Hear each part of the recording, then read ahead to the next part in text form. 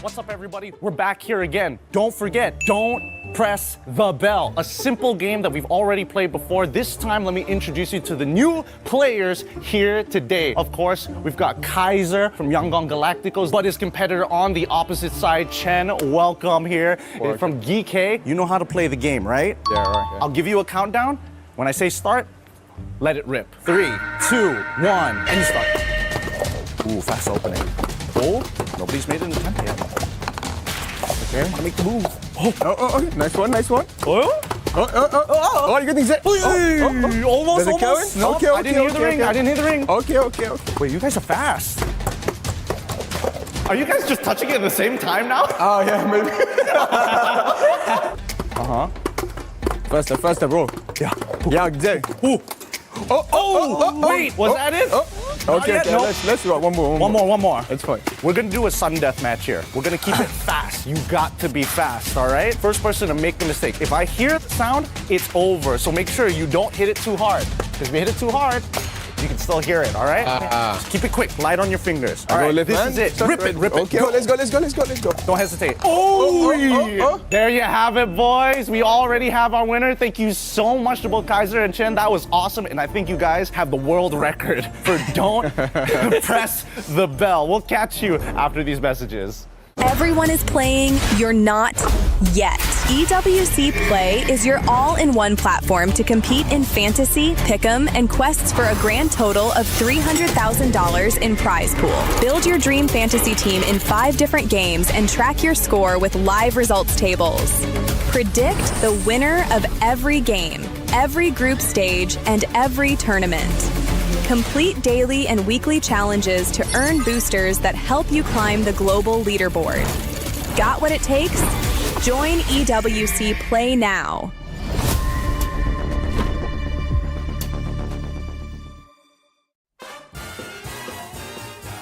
That's for sure Filipino. 100%. Is that my player? Sanford. Is it not easy? It either looks like Ogwen, something like that, or maybe Carl Dizzy. Sanji. Really? What a guess! Nice. Good guess.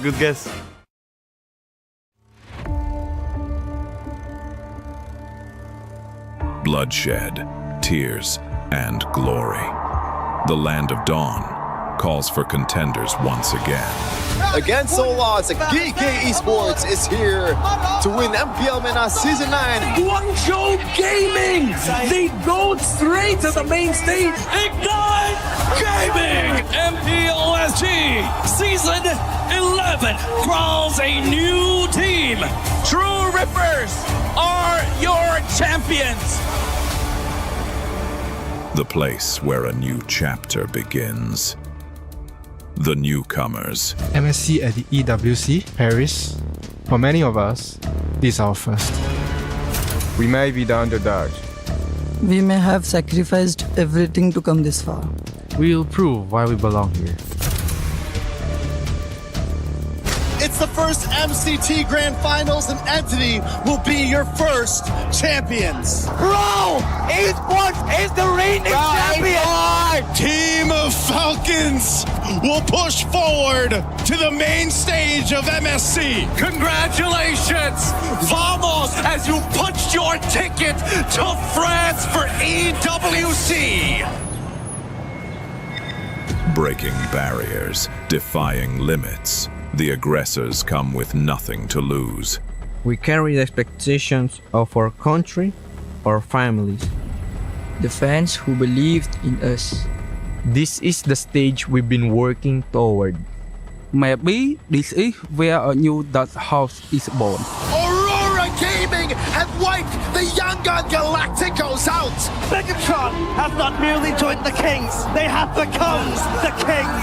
And the Dragons of the North defend their Empire spirit. Challengers of the throne, the Titans stand ready. We have already achieved what many thought was impossible. Whether it's defending our regional title Or taking down the champions of our region. We're here to break curses and set new milestones.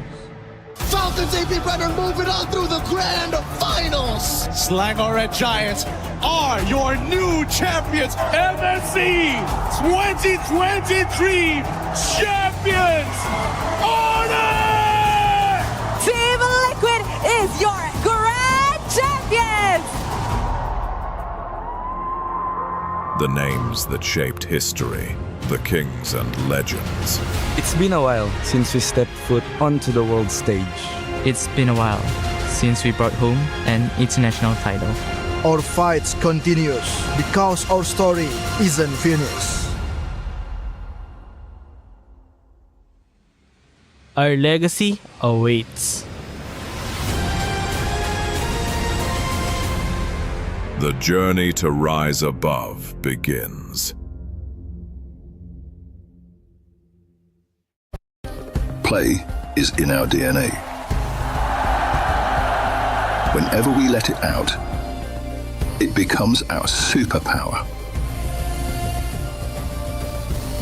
Now imagine an entire city being built to supercharge it. Kadir City, powered by play.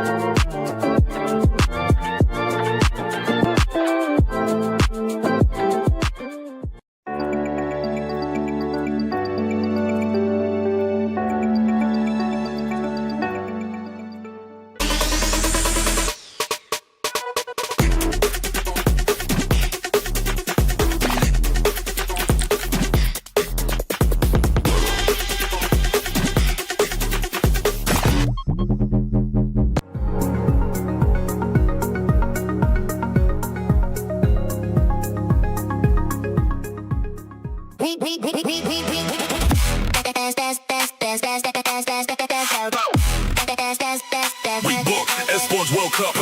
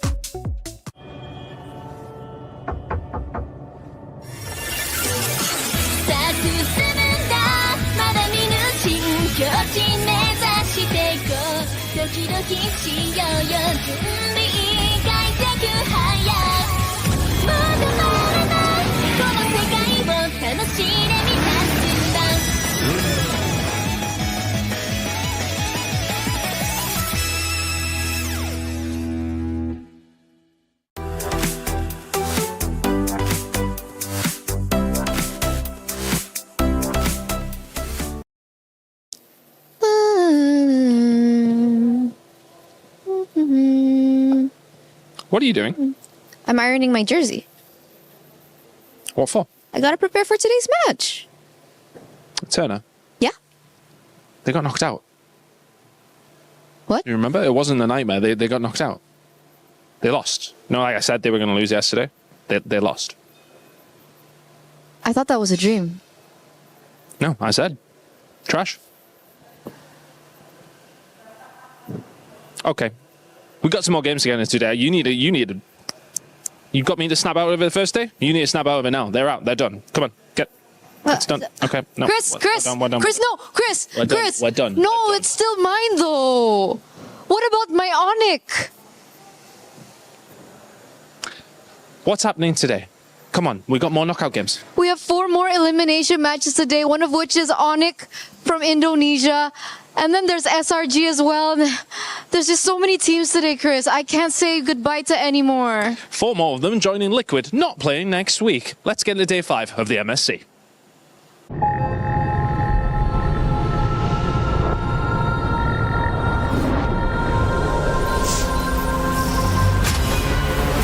In the past, we were always in Asia. This year, we came to Paris. What stories are still left untold? Kami sudah membuktikannya. Tapi ini baru permulaan. Tiada siapa akan ingat siapa nombor 2. We need the win. Bukan sekadar keinginan, tapi tekad. Hindi ang pag-abot-tok ang pinakamahirap. Ang corona ang mahirap ipagtanggol. What happened last year became fuel for us this year. This time, we bring it to fight and finish it. A new lineup, new chemistry, new fire. Once champions, not settling for podium finishes. World champions, defending MSC champions. As the final boss of MLBB, can anyone stop them? Names have been made, stars have risen, but now they need to show the world what it takes to rise above. This time, the world is bigger than ever. Like every year, new challengers step on to the world stage. Some carry the ambitions of 2 continents. Some fight for the pride of home turf. Some have never stopped chasing the throne. So who will finally rise to clinch the title? This is where unresolved stories find their ending. A new shot at glory. One more chance at redemption. We are back. Kali ini, sekali lagi. Bulan atau tidak, Pareho lang ang chance namin. no one is untouchable. Let's fight. Buktikan aku kalau bisa. 2 champions, 1 game. Paris breaks through limitless possibilities. Just south of the River Seine, we welcome you back to Paris, France, where MLBB's MSC at EWC 2026 continues. Our final day of this week, before we take a little bit of a break and get ready for the knockout stages, is upon us. And that means we will be seeing 4 teams, 4 games, especially with 4 teams getting their keys crushed and 4 teams moving on. Of course, I've got 2 men ready to not only hit the gym, but stay in it, even on desk here. Naisu and LaFell to kick off the action. We're going to have a lot of fun. I'm your host, Rain Day. Naisu, how we feeling yesterday? Still getting over the shock? I have to agree here with Eterna, man. I think I woke up this morning too and I had to double check the standings. So I was like, wait, was that a dream yesterday? Did TL really lose? I mean, I was on the casting desk, but yeah, insane games yesterday. And let alone to South America, a region that some people counted out before this entire tournament. I mean, dude, I gotta say, MSC so far, every day has been absolutely amazing. Speaking of amazing, that was an amazing cold opener. Shout outs to Chris as well as Eterna and whoever planned that one. That was very funny. It was Chris. I appreciate you guys. You guys. He's working hard on it. Okay. People, While he works on that, let's hit the SDC rewind of yesterday so we can talk about the games and some of the drama. Sometimes the word is, guys, don't make a drama when it's not necessary. Well, no, it was necessary yesterday. We had some of the most dramatic finishes and some of the giants of MSC, of international MLBB's history, are no longer here. I mean, like, here's the thing. We got a match yesterday where a substitution happened and it actually worked out very well. I mean, like, here's the thing, Naisu, we rarely see substitutions at all, let alone making a game-winning impact. Because of Uni subbing in, Selangor Giants survived to fight another day. Think how many of the top country or regions right now and organizations have been on the edge of their seat just throughout the entirety of MSC so far, and especially yesterday.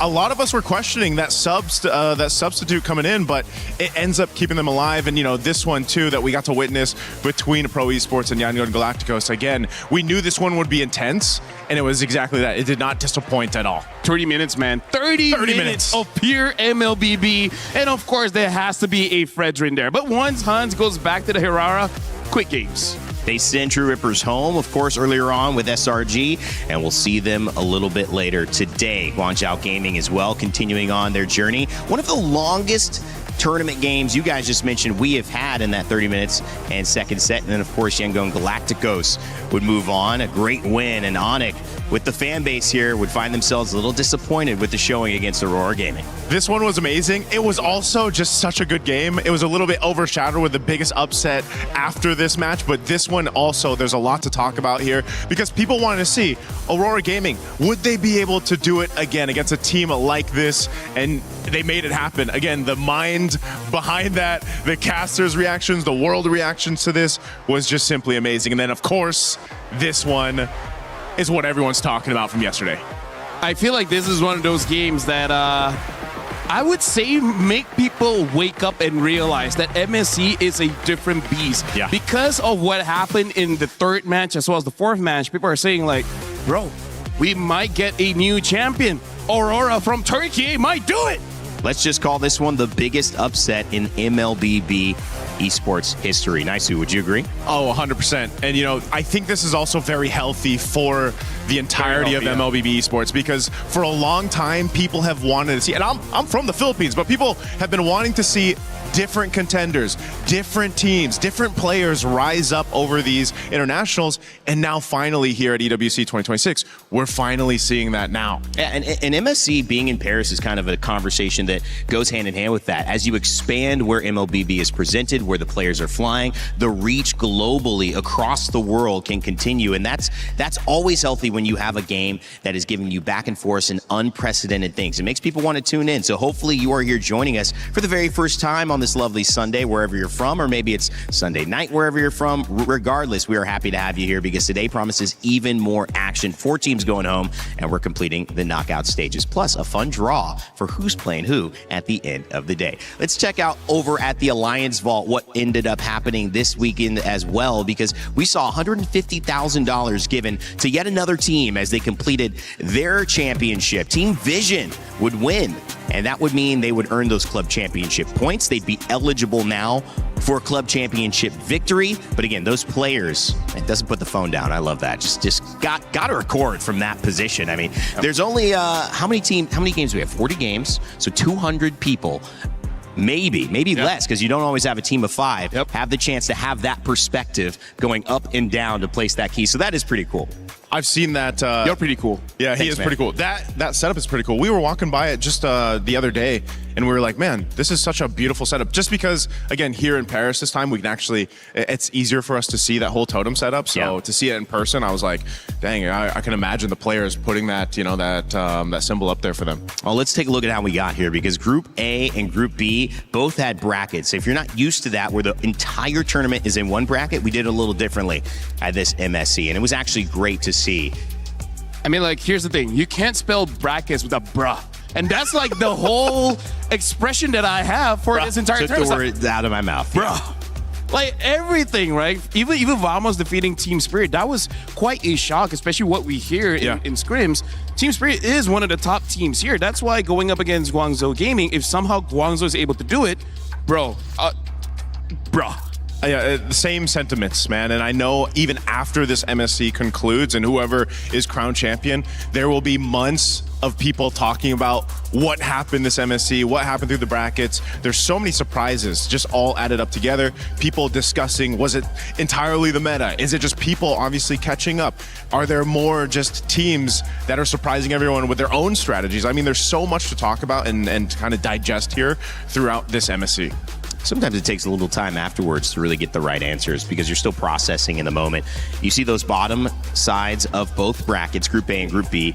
We have not yet gotten an advanced team for the knockout stage from that side of the bracket, which means ONIC and Selangor Red Giants. They will be crushing somebody's key here. One team will go home, which means we have the winners of the previous MSC, previous before this one, so 2 MSCs ago, and the winner of the MSC 3 MSCs ago, both having a chance to go out alongside Team Liquid PH, which would mean 2 of our 3 overall winners no longer here, LaFell. I mean, like, here's the thing. When Selangor Giants plays, we also have to see what's going to be the starting lineup, right? Because with Sakai's, unfortunately, they struggle a little bit. When Uni came in, he even said in the interview, it was an easy win. I don't know what's the big deal.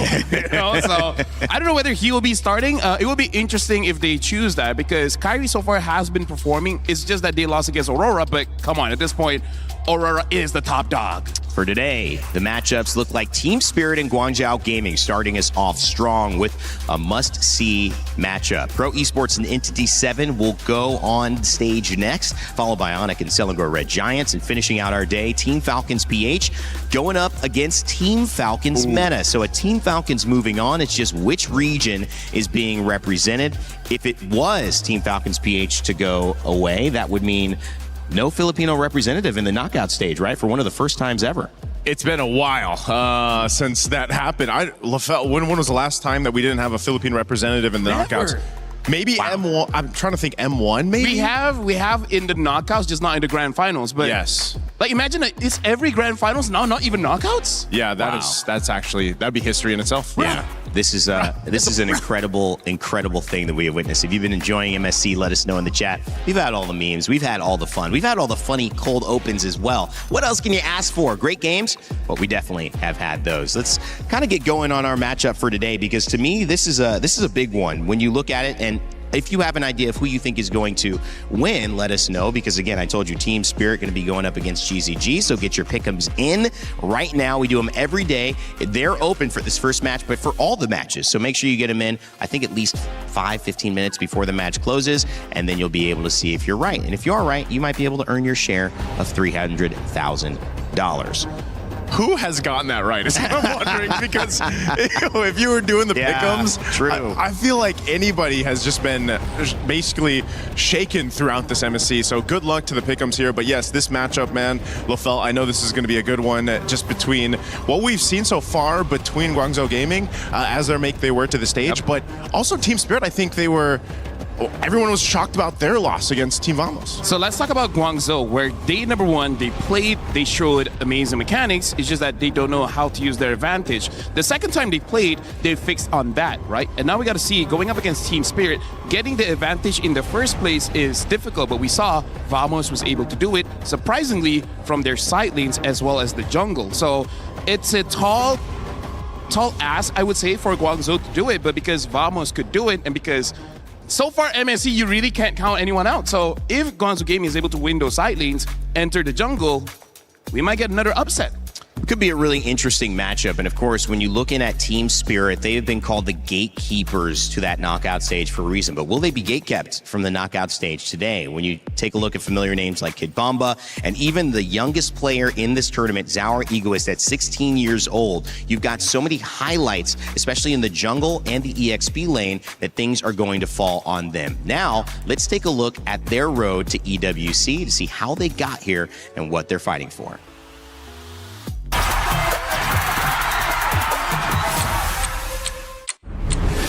Team still winning, how can I flop? On the rise and I just can't drop. I joined Team Spirit in the very first season and in MCC, and then we won 5 seasons in a row. Bridges burn, tables turn, highs and lows, gotta figure it out.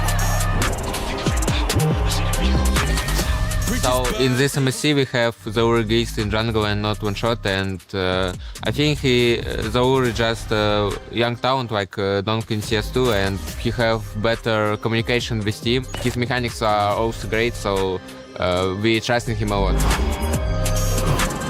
It's not that we didn't want to work with him earlier, it's just that it so happened that everything came this way and he's only in the team now. But obviously the good thing about him is that he's 16 and obviously very talented, so I have high hopes for him. It's really going to come down on how he's going to feel in the game. For ONIC Philippines, and a heartbreak for Team Spirit when they had the lead. I mean, if you've been watching MSC up to this point, you know that even if you have a 7, 8, 10,000 gold lead, the game can still turn around. It's very sad to lose like that, especially in the last game where we had a 10k gold lead, and then the rest of the world, we have been known as a team that's more concentrated on their micro, more on fighting. We tilt, we choke, that's the opinion of the other teams.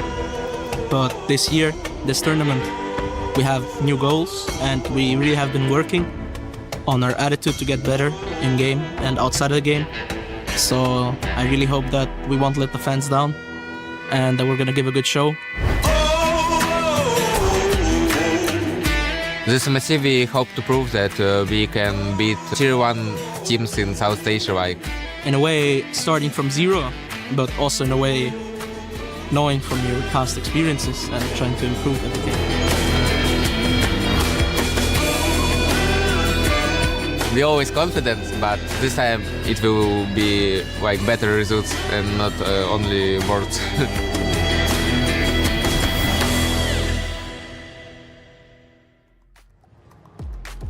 Well, key still in hand and still alive at MSC. Better results hoped from Kid Bomba and the rest of Team Spirit. Is this the day that they get them?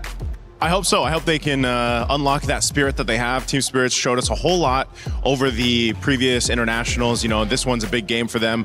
We have to go ahead and focus too on what they need to change. I think the side lanes right now is where a lot of focus for the teams are for the draft, because someone like Kid Bomba is very reminiscent of someone like Sanford in the sense of their play style, what made them so dominant in a certain meta. But they necessarily can't exactly do that now, I feel like, because of this current meta. Because you kind of have to change the way you see the game, right? Before this, they can play selflessly, meaning playing for themselves. But now they got to play for their team, right? So that means that you're going to use a hero that doesn't necessarily win you the lane or anything like that. It's just like, okay, what can I do to help out my jungler? And it's always that, but the priority shifts, right? Before this, you can outplay and then your jungler still going to have a good time. Now, it seems like you got to sacrifice sometimes a little bit too much, and that's just not their playstyle. Where those sacrifices are being made, in the draft and in the team, in the who plays what. We've seen Paquito have impacts, whether he's in a gold lane or whether he's on a comfortable EXP laner, and that could just be the difference. So teams trying to figure out that balance. On the other side of this, you've got Guangzhou Gaming, who are doing their best to represent China. It would be the first time in international history that China's been able to make a knockout stage. If they win this game, but of course, the gatekeepers, Team Spirit, standing by, trying to make sure that May and his squad cannot finish it up. Their road to EWC as well, they're hoping to do something unthinkable.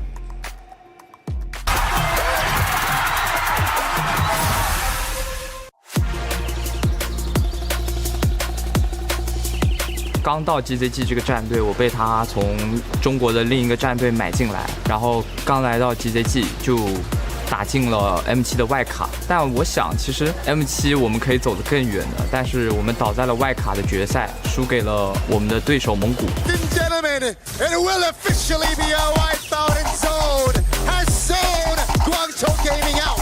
所以这场比赛结束以后，我觉得很可惜，抱着我的教练哭了。 Stop him and the beast rebels at the feet of Guangzhou Gaming. 在 SAL 夺冠的时候，就我忍不住在赛后采访里哭了起来。我很想赢，每次赢了我都很开心。但以往经常了解我的观众知道，就是我哭经常都是输了才哭，但那一次是第一次赢了才哭。我觉得我们做得很好，就是这种情绪在我心里涌出来，对我使我落泪了。我觉得这是给我们训练，就是我们在训练里付出的努力，我们比赛里。 我观看了这次在巴黎开赛的 MWI 女队拿到了8强，其实我有一点难过吧，因为虽然他们拿到了很好的成绩，我本来是开心的，但是我难过的是中国赛区的男队一直都没有很好的成绩，反而是我们的女队先做到了，所以我觉得我们男队需要一点突破的力量。 我希望中国的粉丝能看到的是中国队伍热血的一幕。我觉得我们可以创造以往没能做到的目标，所以我想跟我的队友说，放轻松点打，对面很菜，随便赢了。 Unprecedented, surely, but people are starting to realize they're just one game away. A strong result for China and their men's side in Guangzhou Gaming would prove an accomplished EWC and probably one they would enjoy in the international MLBB scene. We'll find out. The game's about to get started. LaFell, both teams, whether it's representing China or EECA, have a lot that they're fighting for. I mean, like, here's the thing. Even through the video of Road to EWC, we see them that multiple times they've been close. They're always just one game away. I still remember that one. That was a reverse sweep back in the wildcards. Like, even looking at the odds here, Team Spirit 81% are voting for them to win. But we've seen saw the odds yesterday. Hey, man. Seen what has happened so far. Like, for me, I think that Guangzhou is hungry enough because they know how hurt they were when they were close, but it wasn't enough. Yeah, I think for a lot of the teams here, this has been the case, right? They've always wanted to go ahead and prove that they're worth the knockouts, worth a championship even.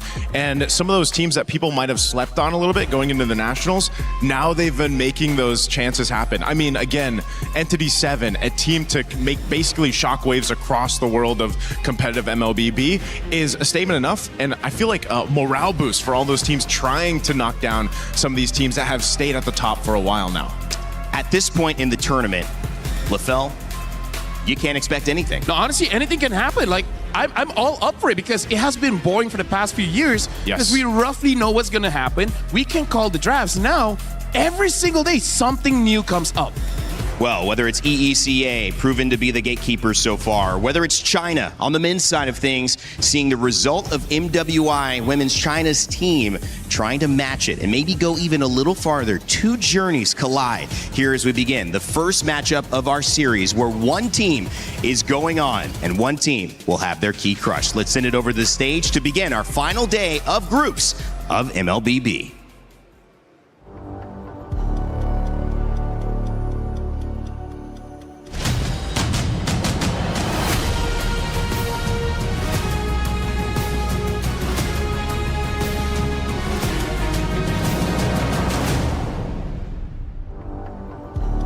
Yes, my friends, you heard it right. It is the last day of group stage here at MLBB MSC 2026. Crazy to think about the amount of surprise results we have had so far in the tournament, and we're only getting through the halfway point. Teams and regions that you would have never expected, dark horse runs that are only just starting, and some teams living up to their names even more than you can imagine. I mean, just look at them. Team Liquid, washed, it just works out. You know what, honestly, talking about MSC this year, it's definitely a roller coaster ride because we have seen so many of the fan favorites fighting for their tournament life. Yesterday, we even sent home the defending champions. You know what, Milosh, this probably might be the year where we actually crown a new region.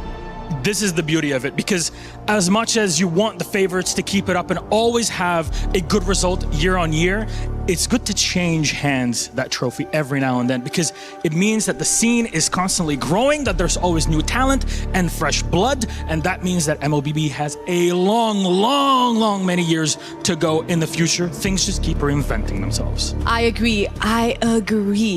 But once again, today we will be seeing 4 best of 3s where 4 teams will end their journey and 4 will continue to the knockout stages. For our first match, join me in welcoming Team Spirit. This is a team that is known to gatekeep the international stages, shattering the dreams and hopes of the opponent in the process. But the surprise that keeps unfolding this MSC has left a question in mind. Can they keep up? Can they keep up? That is the big question on everybody's minds. Team Spirit have impressed so far, but their journey is not yet set in stone. Let's welcome their opponents to see how well they'll be ready for it. Please join me in welcoming Guangzhou Gaming! MSC is made for statements, where halfway through the year, you show off your skills and how much you've grown. From a saber pick in the Big 2-6 to being so close to the knockout stage. You heard it referenced even in our introductory video for Guangzhou. Yes, we had a Chinese team at MWI make the top 8. They're looking to do the same here on the MSC stage, and we're all here for it. Yes, Milosh, this is gonna be one hell of a series because like I mentioned, only one will head to the knockout stages. Boys, you may now place your keys and take your seats. And of course, to our captains, don't forget to meet in the middle for a little handshake, a fist bump, or any sign of respect. What do you do when you got 2 big teams and egos on either side? Well, you go for the respectful handshake and get it rolling. The question for this match is who will continue their journey and who will end it all here. I'm so excited, so let's show it over to the Land of Dawn.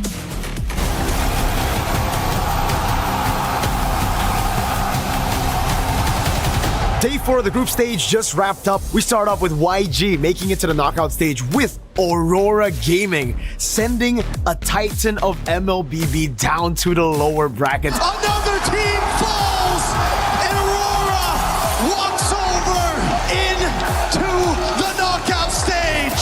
First it was Liquid, now it's ONIC. Melawan Aurora Turki, menurut gua dari game 1 kita kalahnya mungkin Selananya annoying banget loh. Selananya jago, terus kita di press juga terus.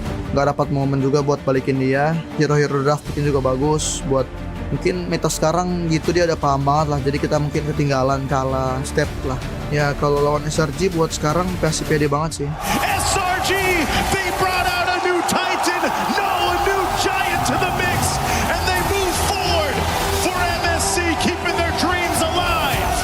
when it comes to fighting ONIC, I think that it's just like another script, you know. It's like similar to 2024 where, and the last match was actually ONIC Indo. They are fighting for the qualification also.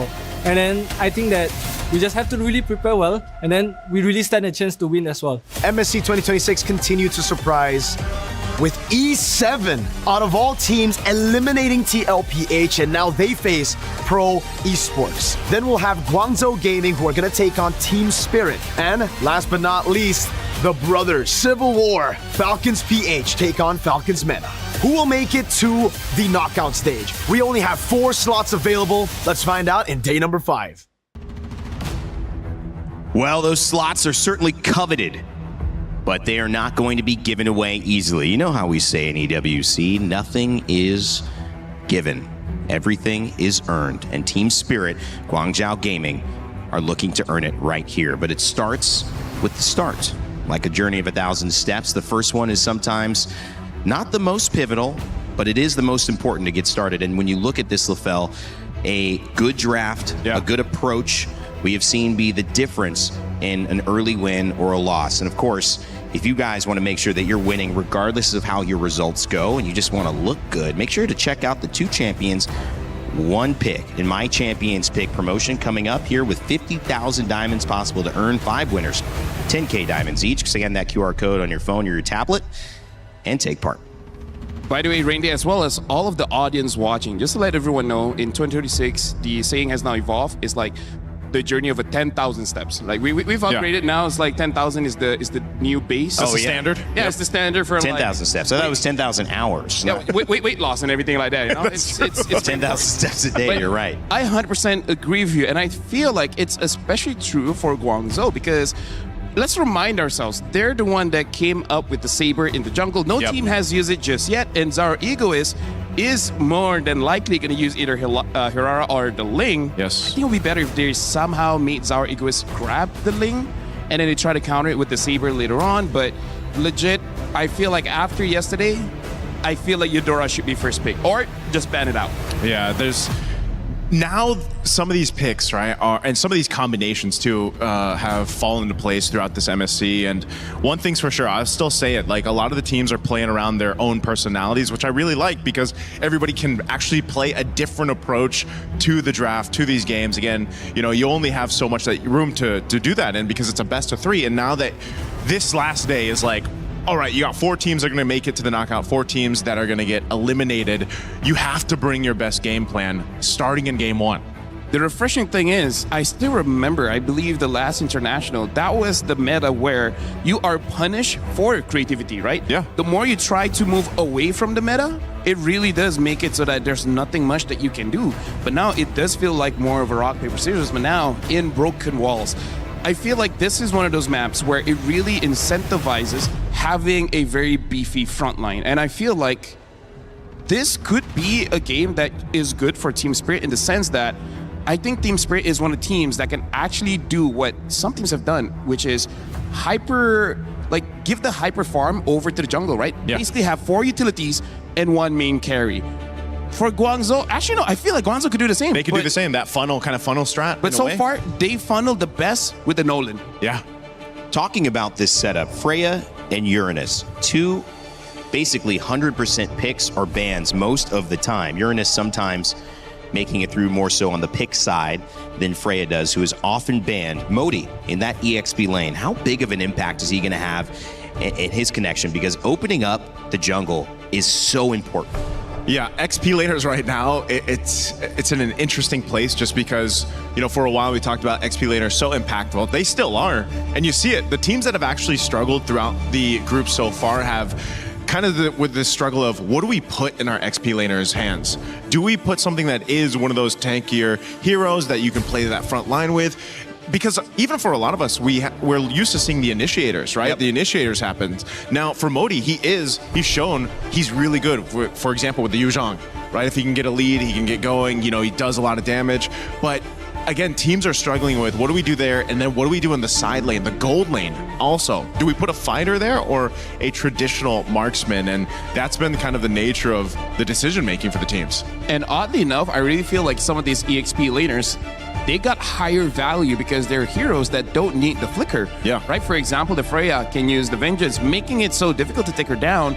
The Uranus can opt for something like a Purify, same as the Esmeralda. Right now, Guangzhou, I honestly don't like this. I would prefer if they pick up the Eudora as well as the Paquito, because Valentina seems like I haven't seen the problem just yet, but I know eventually it will come out, so I'm just going to take the answer right now. Yeah. Also because they banned out the Atlas. Usually the Valentina is an answer to the direct, usually blue side so first they're pick hoping for Atlas. Team Spirit to pick up something like a Belleric so that they also Supposedly so, yeah. I mean, yeah, I have to agree with you on that, Lafell, but again, there could be a method to this already. Again, Paquito himself, that hero alone, you know, has been flexed throughout the groups already, and there's the Belleric, that's going to be the answer. Belleric and the Esmeralda. So this already first 3 picks for Team Spirit. Really strong, really good. I mean, even if you break it down to the statistics, Herrera's win rate is still like, what, 70+%?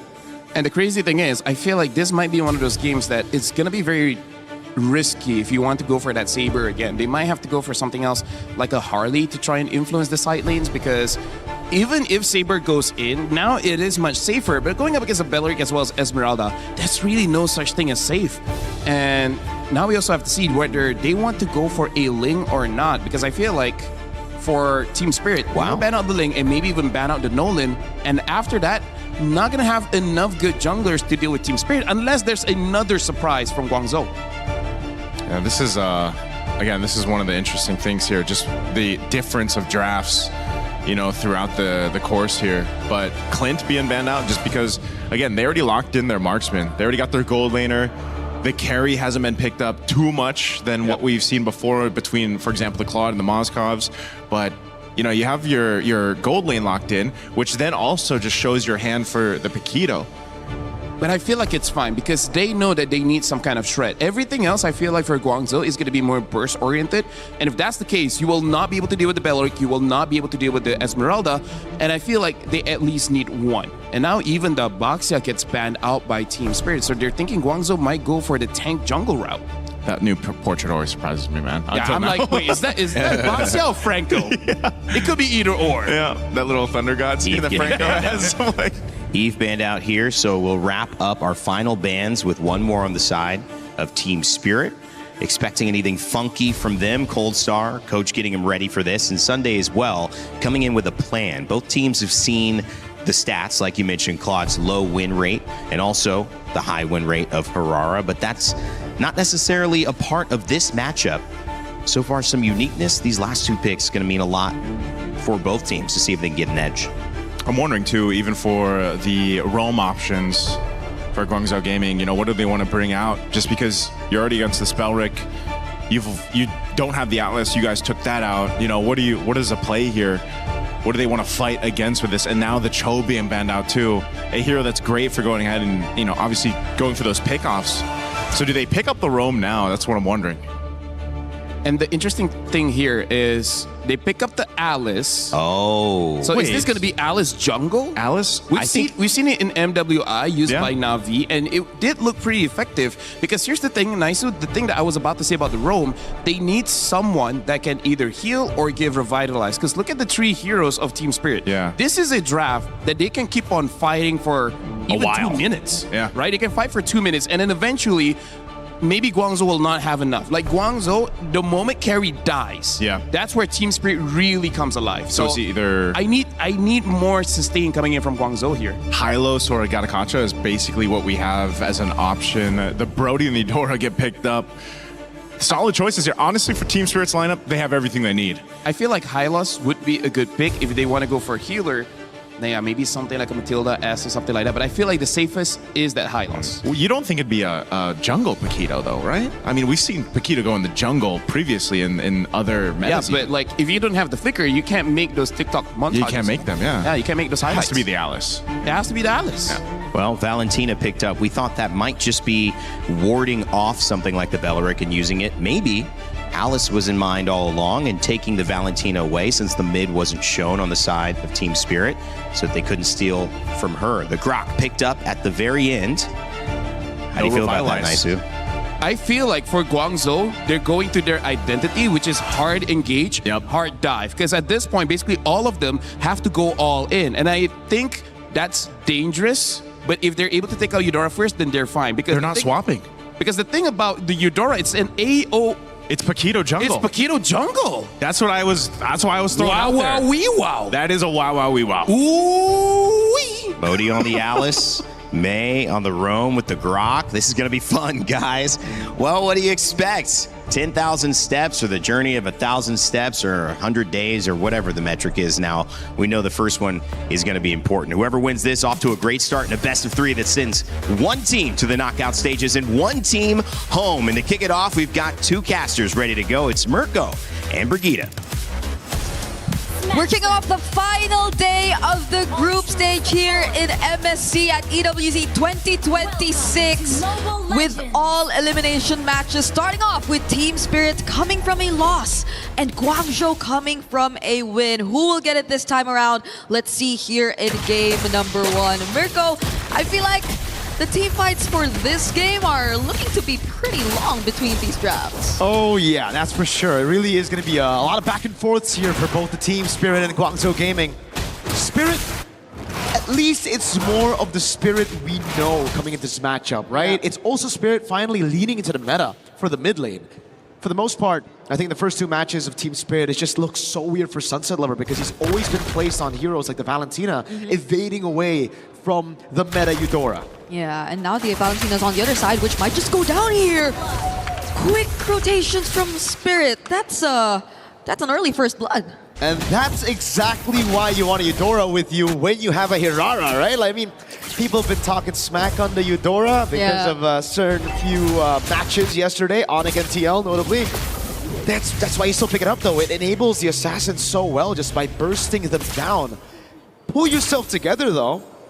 That's a bit new, the Master Assassin for Sai, and Hiko's actually taking a Festival of Blood on the Brody instead of trying to bully the laner on the Brody. All right. Yeah. Interesting.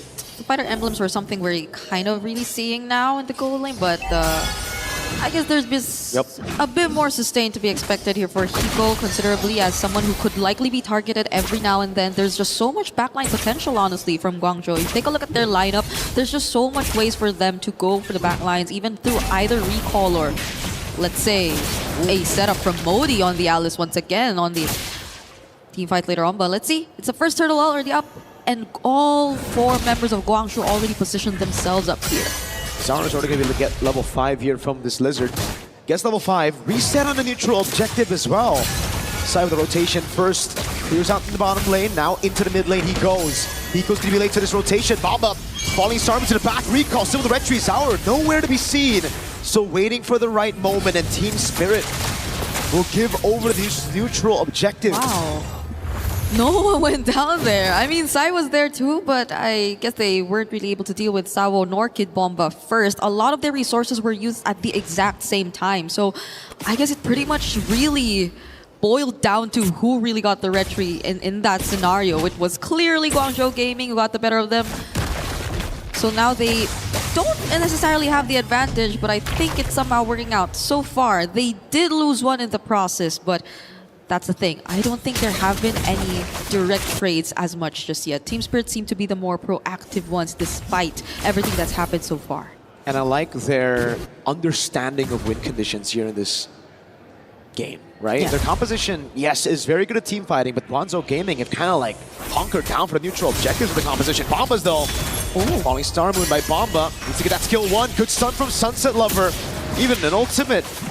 Zauer already using a dash. Won't go in on Exig. Knows there's a lot more lockdown that Guangzhou Gaming can provide. And again, for Team Spirit, it's all about just understanding the win condition and taking a chill pill. Not going too crazy. Building upon their already winning lanes and waiting for their mid-game power spike to hit. Yeah, and they have really great use of their resources as well, despite them occasionally having to use it defensively.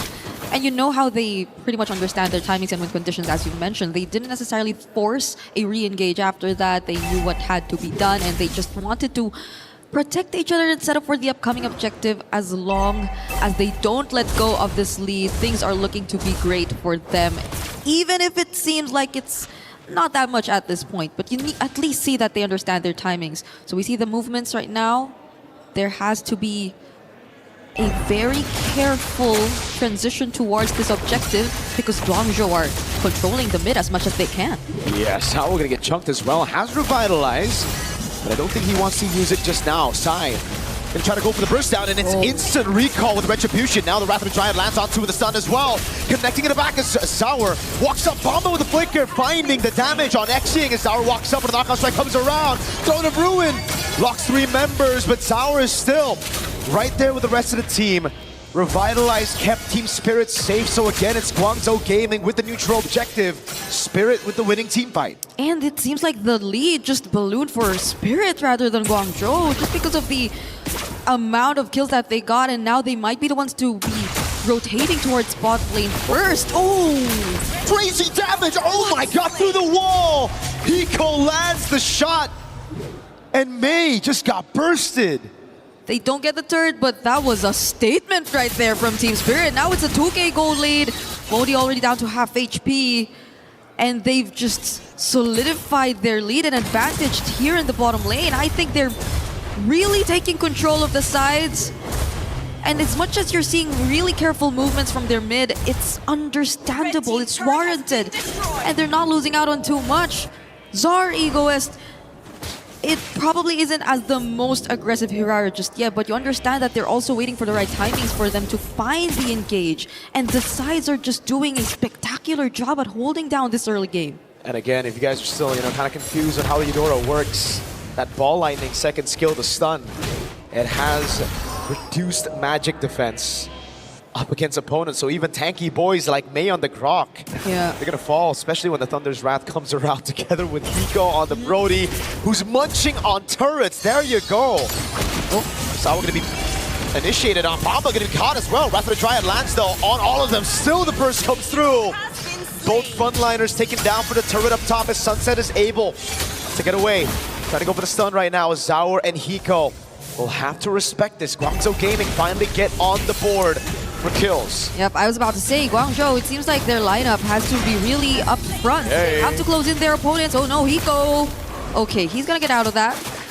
But at least for Guangzhou, every single time, that can be a problem for them, but that can also be something they take advantage of. The fact that they are very melee, they have to go in. If you see them synced up, then I think when they fight on their terms, everything works out. But when Team Spirit actually make use of these combos, you see the Eudora, you see the Hirara, the burst potential is there alongside even Hiko, then that kind of changes the tempo. Oh, hold on. You see the instant respect there. Sunset did not have the Thunder's Wrath up. Now it's back, but earlier it wasn't. Xing had to respect Zaur Egoist and Sunset Lover straight up with a flicker. And again, for Spirit, it's all about utilizing the space that they made with this composition through these individual lanes. Guangzhou Gaming, they've gotten a few picks here and there. They got the neutral objective, all 3 of the neutral objectives, but they're just not able to convert on any of the structural objectives, and that's why Team Spirit are the ones still controlling the map. They're the ones holding these positions. I feel like they do get the wins in the objectives. They start things off. They're the ones who actually engage against Team Spirit. But what happens after that is the question. They're not able to sustain or fight for long, as opposed to what we were expecting from them. Oh, hold on, Kid Bomba though. Flickers out of the barrier. That's gonna be the Ball Lightning. Now a Sunset Lover has to flicker out of Throne of Ruin. Sawo trying to look for the taunt now. Walks up onto Modi. Hiko's right there as well to put some stacks down on Modi. But it's a slow game that Spirit want to play, and Guangzhou Gaming can't really force the issue, at least not right now. They're so careful. Spirit are just like so patient about this. But Guangzhou Gaming have baited out 2 big battle spells, right? Yeah. Sunset and Kid Bomba, they're very vulnerable to that instant engage now. That can be an opening. We're seeing the first Lord spawn here in this game. It's Spirit actually starting it out with Kid Bomba once again. Wow. Just trying to get the information. Yep. But that's not where Guangzhou are trying to come from. They will actually find a bit of their way through. Modi already taking hold of that bush as well alongside Mei here in the right mid. But I think it's still tough for Recall. Recall has to have other people to tank either the crowd control or the burst damage that'll come from Team Spirit before he could just freely go in. And speaking of burst... Whoa, the taunt lands as well. Bomba trying to capitalize on the ball lightning. Magic reduce. Oh, Samo in the bush. Finds the Wrath of the Dryad. Chrono Ruin and the Flicker now coming down as Xing is able to walk up, and now he's going to get caught as well. By the stun, by the stack side with the pickup out to Sour Ego is Mexico. Finds a trade in exchange. It's a 1-for-1 jungle for Rome. Guangzhou Gaming walking out with the winning trade. And that's the sacrifice they were looking for. Mei had to tank the burst damage, and that's when Guangzhou, alongside Modi and even Xing with the IMU Wrath of Dryad, decided to go in. Going for the re-engage against Team Spirit, and we're taking a look at it right now in the replay. That was a great two-man setup provided to us by Modi, but the follow-up from Xing, I feel, was really what made a big difference. And now Recall's free to take the objective. Uh-oh. Thunder's Wrath comes down. Guangzhou Gaming, they get the neutral objective and they back away instantly. Team Spirit are just getting outplayed around these team fights. I'd like to think that the way they bursted down Mei was probably to them an opening, because you take down one of the front lines, but it didn't work out the way they expected it to. Now it's a tier 1 potentially falling down to the hands of Guangzhou Gaming. Spirit are not even able to defend it up close. It's just Sawo and Kid Bomba standing in front of them. There's just too much threat of backline. Although Modi doesn't have the flicker, but they'll just have to give up on this tier 1. Team Spirit's structural advantage gone with one Lord. Guangzhou Gaming with a sweep on the tier 1s. Down below, mid, and up above, all gone, as Guangzhou Gaming will look to capitalize on his Lord advantage a bit more with the tier 2 up top. Xing, Bloodwings, Recall. With a bit of poke on Sawo, Bomba. Just 2 on the Falling Star Moon. Baits out the Wrath of the Dryad as well, as Mei is going to be able to look for the airborne now on Bomba. Sawo with the pick. Sour Ego is with the iframe. Sawo going to be taken very low, bursted out. Now it's Hiko's torn apart memory. Over, now it's Sour walking up as well. Hiko on the board with the stacks on the Sky Piercer. Sour walks up, but he cannot chase. Guangzhou Gaming instantly with the retreat after losing their XP. Sunset doesn't have the Thunder's Wrath. They lost out on so much turrets. Guangzhou Gaming, the way that they've been playing this, at this point we don't really see any lead between the two teams anymore. They've closed out the gap that's been existing, and we're looking at the replay just now.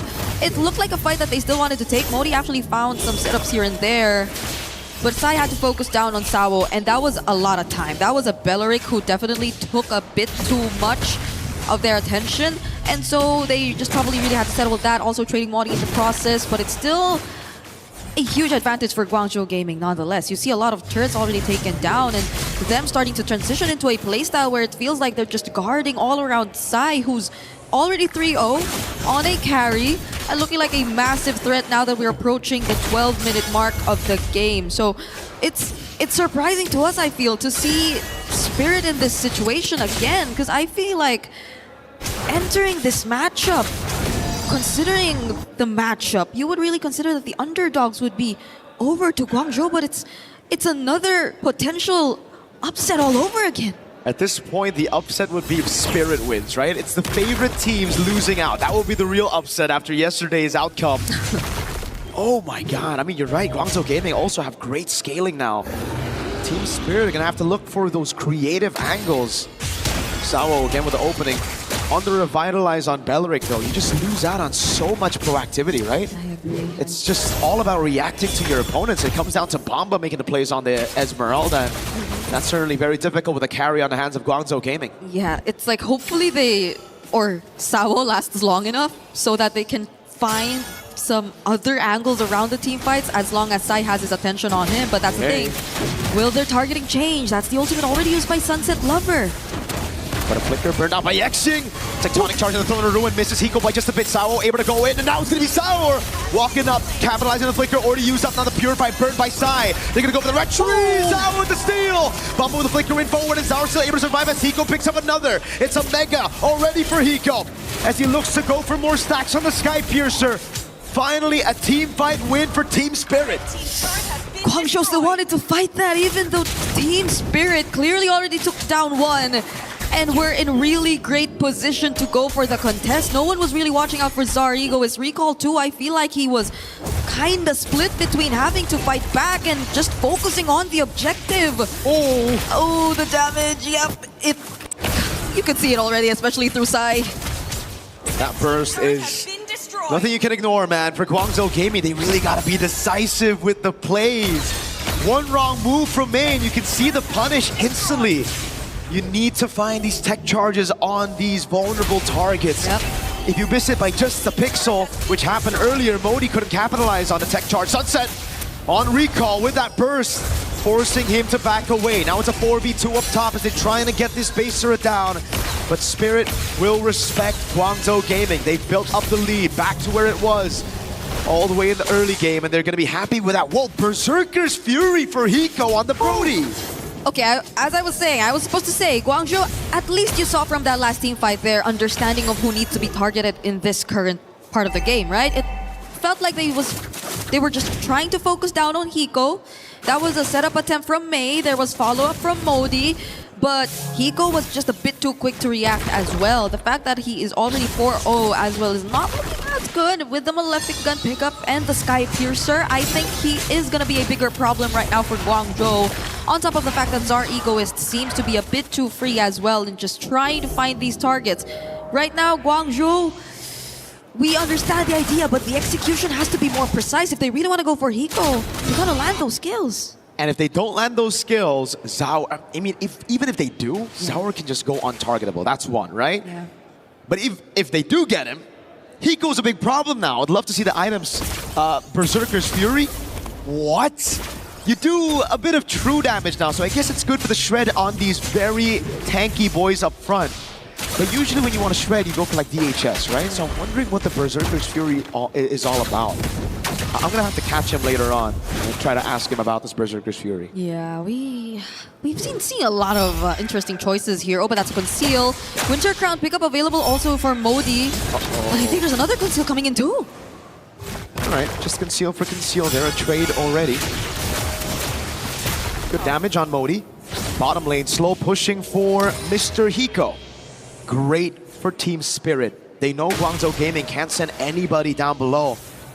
They're gonna have to stick, and that means this base turret will be the next forced error for Team Spirit against Guangzhou. Okay, at least Xing has the Wrath of Dryad again, but they have to layer their skills really, really well. You see the buffs already on Sai. You understand what they're trying to play around, but it's a burst from Guangzhou. You wanna go straight for it. Thrown a Ruin, lands on nobody. Wrath of the Drive from Sawo. Now it's a stun and the Sky Piercer goes through. He bursts him down. Recall with a Retry Witness. Now Sawo walks up and he dodges away from the untargetable already. Sawo enemies of it all. Sunset walking out. Hiko with a jump again. With a double already. Jumps on site and gets bursted down. Oh my goodness. Before he gets shut down, he finds the last hit with a fadeaway. Recall all alone against two. Zar with the chase is Recall. Gets into the bush. Zar with the chase again. He doesn't have the stacks, but he's going to be able to walk up with a killing spree again. It's Sunset with a walk. Sour gets the killing spree. And they get rid of the last member of Guangzhou Gaming. Oh my goodness. I think we have to see that team fight one more time.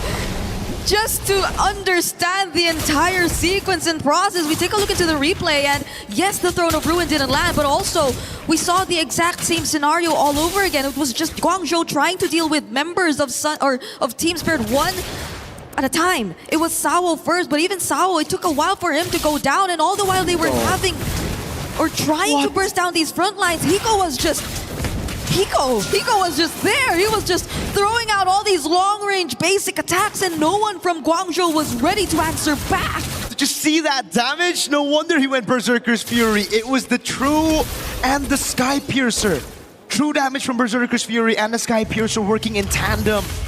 Executing Sai with a quarter of health with one basic attack.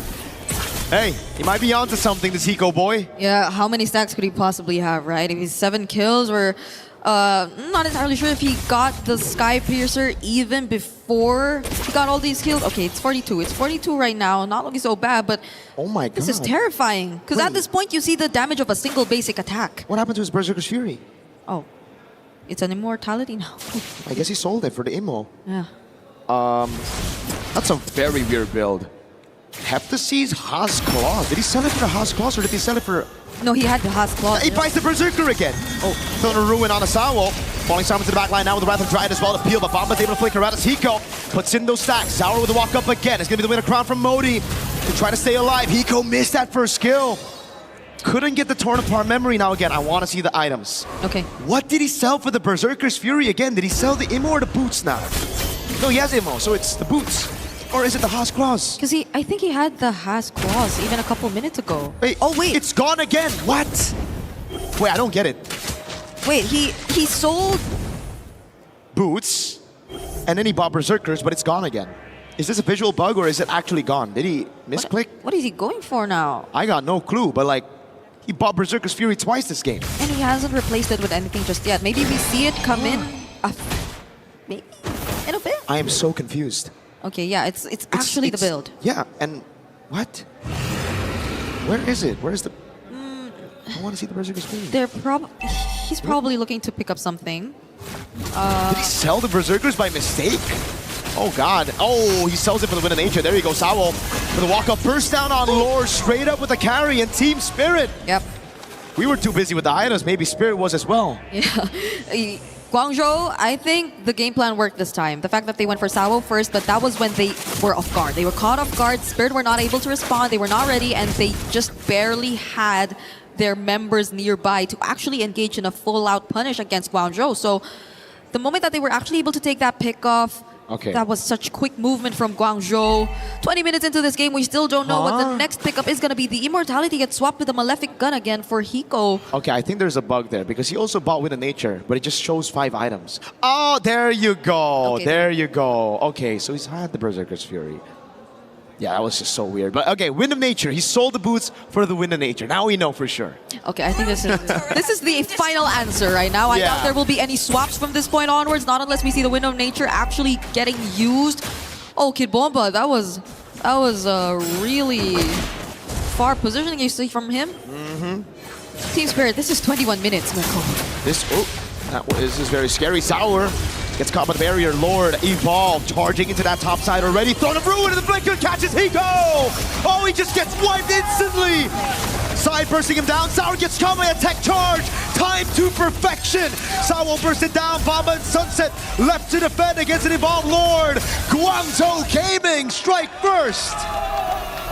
Such precise targeting and focus onto Hiko when it mattered the most. Modi on that Alice with the setup. And the follow-up to Guangzhou. For the longest time, it seemed like they were always just after Sawo, but in that last moment, in that crucial game-ending siege, they got the target they needed to find the most. And Hiko, without the immortality, he had it earlier, but without it now, he was just a much easier target to take down, and we're not entirely sure if Guangzhou were aware of the fact that he didn't have the immortality at the time, but it was such a smart and quick decision that you get to see from Guangzhou Gaming as they secure game number 1. A fantastic game number 1. Again, just capitalizing on these vulnerable backliners. The Eudora and the Brody worked well in the early game to get structures, to get a snowball, but that one big team fight set them back so far. And it gave Guangzhou Gaming the right opportunity to scale up to where the Alice and the carry could just carry through. And again, Modi. We've been seeing him on the Yuzong carrying through these group stage matches, now on the Alice as well, catching Hiko.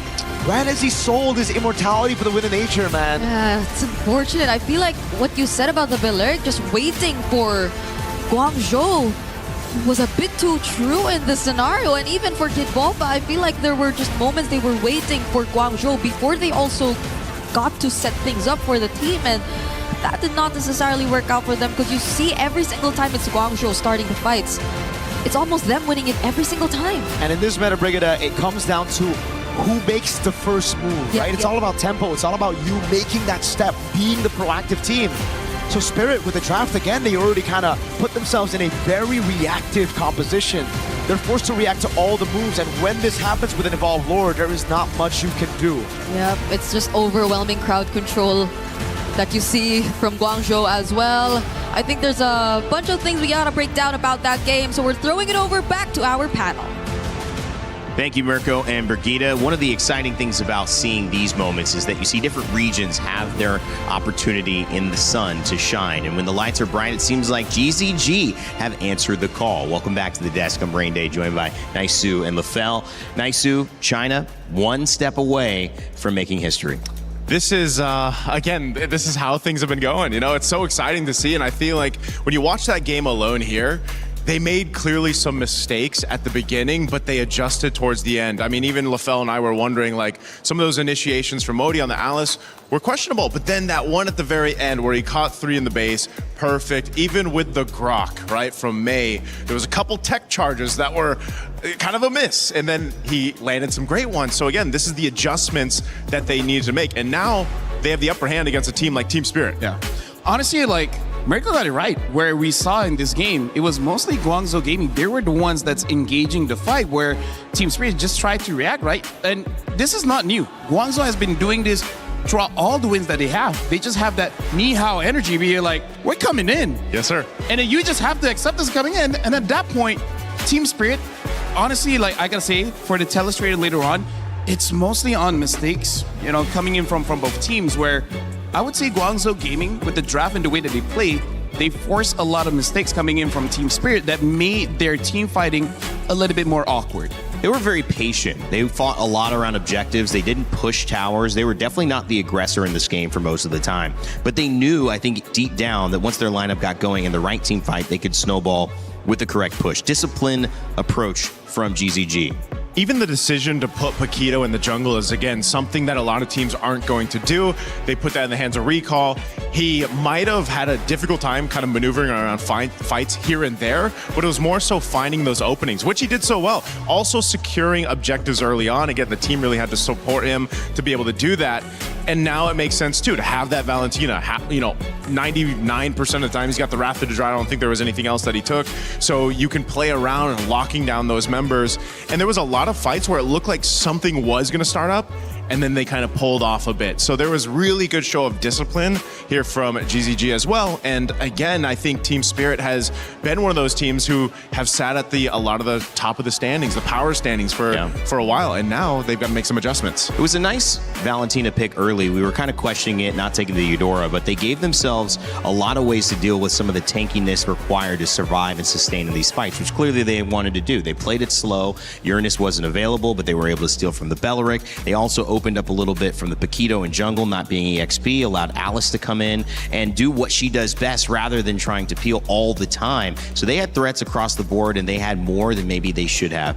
Lefel, you took a look at some of the mistakes maybe Team Spirit made, but also some of the ways GZG were able to accomplish that. Break it down for us. Yeah, honestly, like, we got to look at the drafts first. Should I stand? Yeah, let's stand. It's okay. Not too high. Not too high. Yeah, they had to raise the camera for him, man. Yep.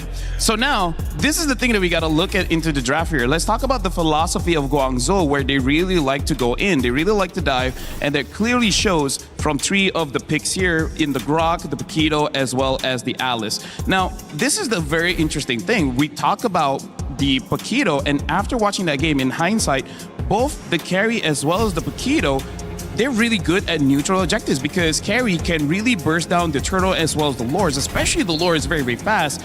And when you're going up against a Harara, so far we don't have the stats right now, but she has, I would say, one of the highest retry secures when it comes to MSC for now. A lot of base damage, making sure that the turtle is secured. And I feel like the Paquito is just something that they use as an answer to potentially fight against that. Now, we got to talk about how both teams want to play. They want a team fight. They want to clump up. And that actually should have helped out Team Spirit, as we're going to be looking at the first clip here, where this is the first instance of them fighting together. And as we saw, this is what Team Guangzhou Gaming want to do. They want to be able to actually secure all of these objectives. They want to be able to have good macro control and then have a good engage and then win the fight off of there. But look at what happened when the Eudora starts to be involved in the fight here. Look at we're going to see the amount of stun, which is, I believe 2 people got stunned here, and then the amount of burst damage. This is level 6 Eudora with not one item just yet, or just one item, and you can see the burst damage is a lot. Now, unfortunately, that's probably one of the only times that Team Spirit was able to win a fight where they're able to have a good AoE stoppage and then follow up with the damage. But then after that, it honestly went downhill. Because we're going to be looking at fights here where this is the awkward thing that I do want to say. Looking at how Modi as well as me engaged, that's huge AoE. And look at how spread Team Spirit is, or they're going to be after this engage. And that's a good thing. You want to spread, you don't want to get caught everyone together. But then they have a draft that they can potentially delete one person with the Eudora as well as the Brody, but because they're separated, that becomes quite a bit awkward. As we see the fight go in, boom, bang, they split by top and bottom, and then Sao is like, okay, do I go to the top side or do I go to the bottom side to protect you guys? And we're gonna be continuing with the other clips here. This is where I would say Guangzhou also has to slow down just a little bit because they get a little bit too excited. And again, we see the potential, Eudora and Brody, quite a lot of bursts. They go in, someone overextends, stun, and then burst, get the kill. It's just unfortunate that this happened throughout the game, where Team Spirit is just waiting for Guangzhou to go in, which makes sense, but I feel like upcoming, maybe don't rely on that. I feel like Beleric should have used the flicker in this situation because with the Brody having a 7-1-1 KDA, with the Harara also waiting for someone to start the fight, I feel like just that one change could have helped out, because look at this. This is a mistake coming in from Guangzhou. They dive in a little bit too deep, and then eventually Team Spirit was able to capitalize. But imagine if you had a flicker on the Beleric, you could have flickered in and actually catch quite a lot of people here coming in from Guangzhou, and then after that getting the Lord, and potentially could have ended the game. That is a really good point as well. Naisu, any comments on that? Or just, actually, the comment I want is how hard is it really? Because Brigitte says it's very difficult. You know, I'll tell you this. You got a lot of weight on that arm, a lot of muscle, man. It's a lot to hold up. Hey, that's a couple minutes. That's an endurance test. I think like this is an endurance test for Team Spirit. Yeah. I have to agree with Lafel too. I feel like when it was in the draft and you saw, because we were throwing out some roamers that have Revitalize as well, Gatakacha and Hylos. As soon as that wasn't picked up, I feel like they could have just maybe switched that Revitalize on the Beleric and just taken up the flicker, because you now don't have to fight Revitalize for Revitalize. And so, yes, Lafel, as we mentioned, that flicker initiation would have helped so much, because it also alleviates some of the pressure on Kid Bomba to always be the one, because once he jumps in, he's just shredded down by the carry. It's interesting you guys are talking about not having the flicker on the Paquito as well in the jungle. So both of these kind of mainstays, whether it was Sao or Paquito, trying to capitalize on space or create space for their team, were going with different actives that did not allow them to do what they normally did. So it was kind of like, who can play this strategy of ours the best? And I think that Recall, to me, seemed like the most impactful player, because he was so patient with how he decided to go in. And when he did go in, he made sure to have an impact. That impact comes from allowing your gold laner to scale up the way that happens for CY.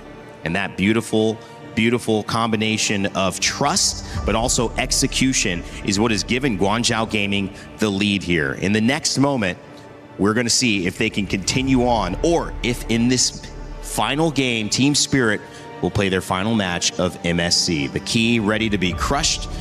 Guangzhou Gaming ready to make history for China as they have their chance to jump into the top 8.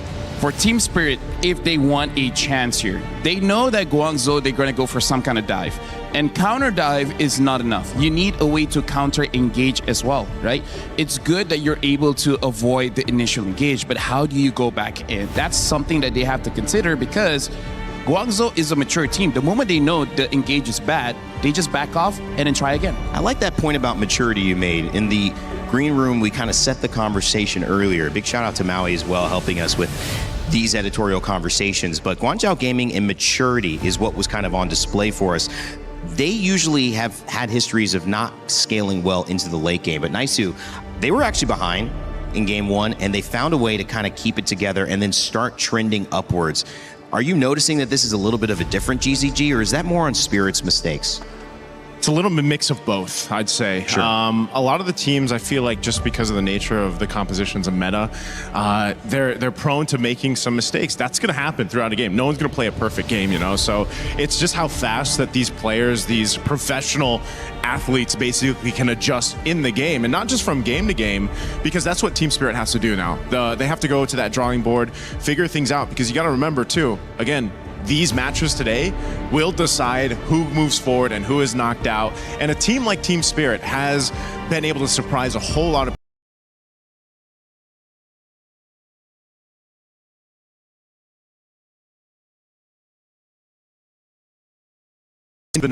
from their region, and they're one game away from making that happen. Got some fans in the crowd as well. I love the early fans. Sometimes, you know, it's tough to wake up early. I get it, morning coffee, your caffeine choice. But at the end of the day, if you're here, you might be able to witness something special and say, I saw China make it to top 8 for the first time in MLBB history.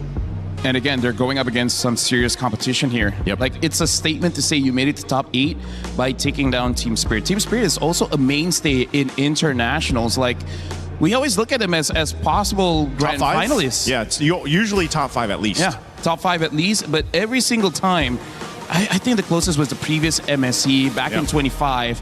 They were defeated by ONIC Philippines, and that was close. They already had a 10K gold lead, so they should have went even further. But now, hey, c'est la vie, Team Spirit, they just make sure they get the Paquito early, and then the Valentina again, and this time with the Harara. So just a quick swap of the first picks. Yeah, I like this though. You know, we kind of questioned that Valentina in the previous game, but Guangzhou Gaming has pretty much proven that they're just comfortable with it. I mean, you can go ahead, take these quality ultimates from your opposing team, and obviously makes them kind of second guess what they're going to bring up. Because you're already locked in the Paquito too, which now it makes me wonder, like, where exactly? Paquito jungle, maybe? They might be like, we might do this too. We might flex it on you. Yeah. Paquito goal and use the Ling. That's what I'm thinking, because Hiko has played that gold lane Paquito. You can grab the Ling just for that classic matchup we're used to seeing. We'll see if they end up flexing it or not. So the Eudora and the Cho will get picked up. Again, Cho was banned previous game. This allows you to go for those pickoffs with the Eudora really well. These should be, just those two heroes alone should be an automatic kill almost. This should already be fighting fire with fire, because if Guangzhou wants to go in, Team Spirit can do the same thing, right? Exactly. There's a lot of forward momentum coming in, and now Guangzhou, they reply with the Moskov. So he's going to be supporting his team in case someone dives a little bit too deep. He can push them away. So I'm liking the opening draft coming in from Team Spirit as well as Guangzhou. Quite a lot of interaction between the two.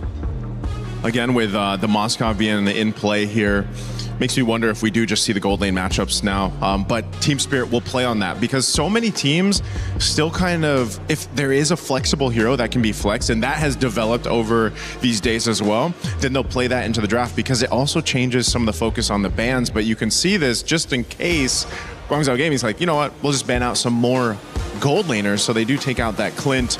Again, the Moskov is so deadly just because of the mere fact that he can pretty much just stay in his lane, push it, farm up, do his thing, play the off map, and then join the fights if the SOD lands. Crazy enough, that was the strength of the character, but not the strength in game 1 of GZG. They grouped up and they committed to that group up. Obviously playing the lineup well. We'll see if maybe swapping over to the Moskov allows them to be as effective as the Uranus expand.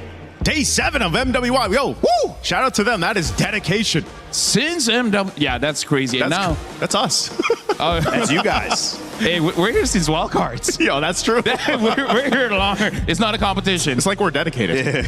It's like we love the game or something. Anyways, yeah, the Uranus gets banned out as well as the Esmeralda here. Good ban on the Esmeralda, because right now for Guangzhou, they don't have a proper front line yet. So what else is there, at least in the EXP? I mean, like, I guess they can pick up the Alice again. Oh, the Belleric, yes, it's still open. And you can technically flex that if you want. Rarely do we see Belleric being in 4th pick though, right? Yeah. Usually the first 3. I think that's because the Valentina kind of worked against that. And I think they warded off, so it's like, why prioritize that? And I think it's been smart. I do have to say, though, right now the draft does look a bit difficult for the Cho to actually get a good kick in. But, hey, you know what? If you're here in MSC, you should be able to do it. Right? I think anything's Pick a target and then grab it. Ling's still available, but is like the hype on Ling fallen? I mean, so much. Obviously, Paquito's going to most likely jungle here, or actually EXP here, right? Yeah. And so Harley picked up. Well, this will tell us if it's going gold or not. So it's going to be EXP Barrett's, and then it's going to be that gold lane Paquito. That's why I was saying, you know, he's 3 roles basically that you can see the Paquito go to. So that's the game plan here for Team Spirit. They really want to burst a member down, get an upper hand in terms of numbers. Maybe we'll see Paquito mid.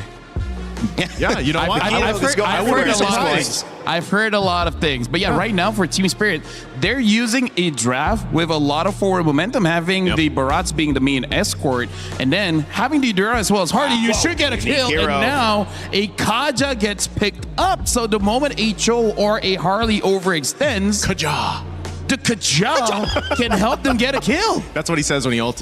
When he has divine judgments. Kaja. Dude, they're digging deep into the pockets here. Another unique hero for MSC. I can't wait to get an official count on what that is. We're aiming towards 90. We still got like a week to go, so plenty of time. I hope by the time we get to the knockouts, which is just in a few days away, we still have unique hero picks come through, because it's just been so fun to go through these drafts in this meta. It is a blast being here watching MSC live in Paris, France. For those of you watching online, let us know, who are you leaning towards? You might have favored Team Spirit, but now Guangzhou Gaming's in the lead with one more game to go potentially. China could be moving on to the knockout stage for the very first time. And to kick off game 2, let's send it back over to Mirko and Brigitte. Thank you very much, Rain Day. And indeed, we have a lot of surprises to break down here as we head into game number 2 between Team Spirit and Guangzhou. I'm looking forward to hear Mirko say the Kaja later on. No. You're not? They got it wrong. Kaja doesn't do Kaja when he ults. He does a... It's a whip. Okay. And I hear you do the Barrett's ult all the time too, so maybe we're expecting God, it could be... Yep, too. Could be... And... That's a lot. But it's surprisingly actually Hiko on the Paquito this time. So we thought it was a jungler all along, but they do decide to flex it eventually here. Could we expect like maybe better synergy across the board though? Because this is looking like a Cho Eudora, yes. I don't know. Right now, it's looking very TLPH. I'm gonna be honest with you. The composition of Team Spirit, putting Bomba on a Barats, it's like putting Sanford on a Barats. You know, it's like, I don't want to see that. Okay, so they have to make this work. At least that's what we're getting from now. And we take a look at the emblems too before we move on to this game. It's been a while since we've seen a Kaja, so I think it's still very usual. See the support emblems come through, the additional speed and the Brave Smite. Pretty much same across the board, I feel, for majority of our heroes this time. Oh, whoa. Also putting Hiko on a Paquito. It's like putting Paquito on Teddy. Oh, okay. You're still talking about that, yeah. I mean, it's the same side lanes as yesterday. It's crazy, actually. It does feel kind of the same. And I feel like TS are also in a sort of same position wherein you're just really expecting a bit more from them, but it's been a struggle ever since game number 1 to just coordinate. I think like it's weird to see Spirit in this kind of position, but hopefully they work things out this time.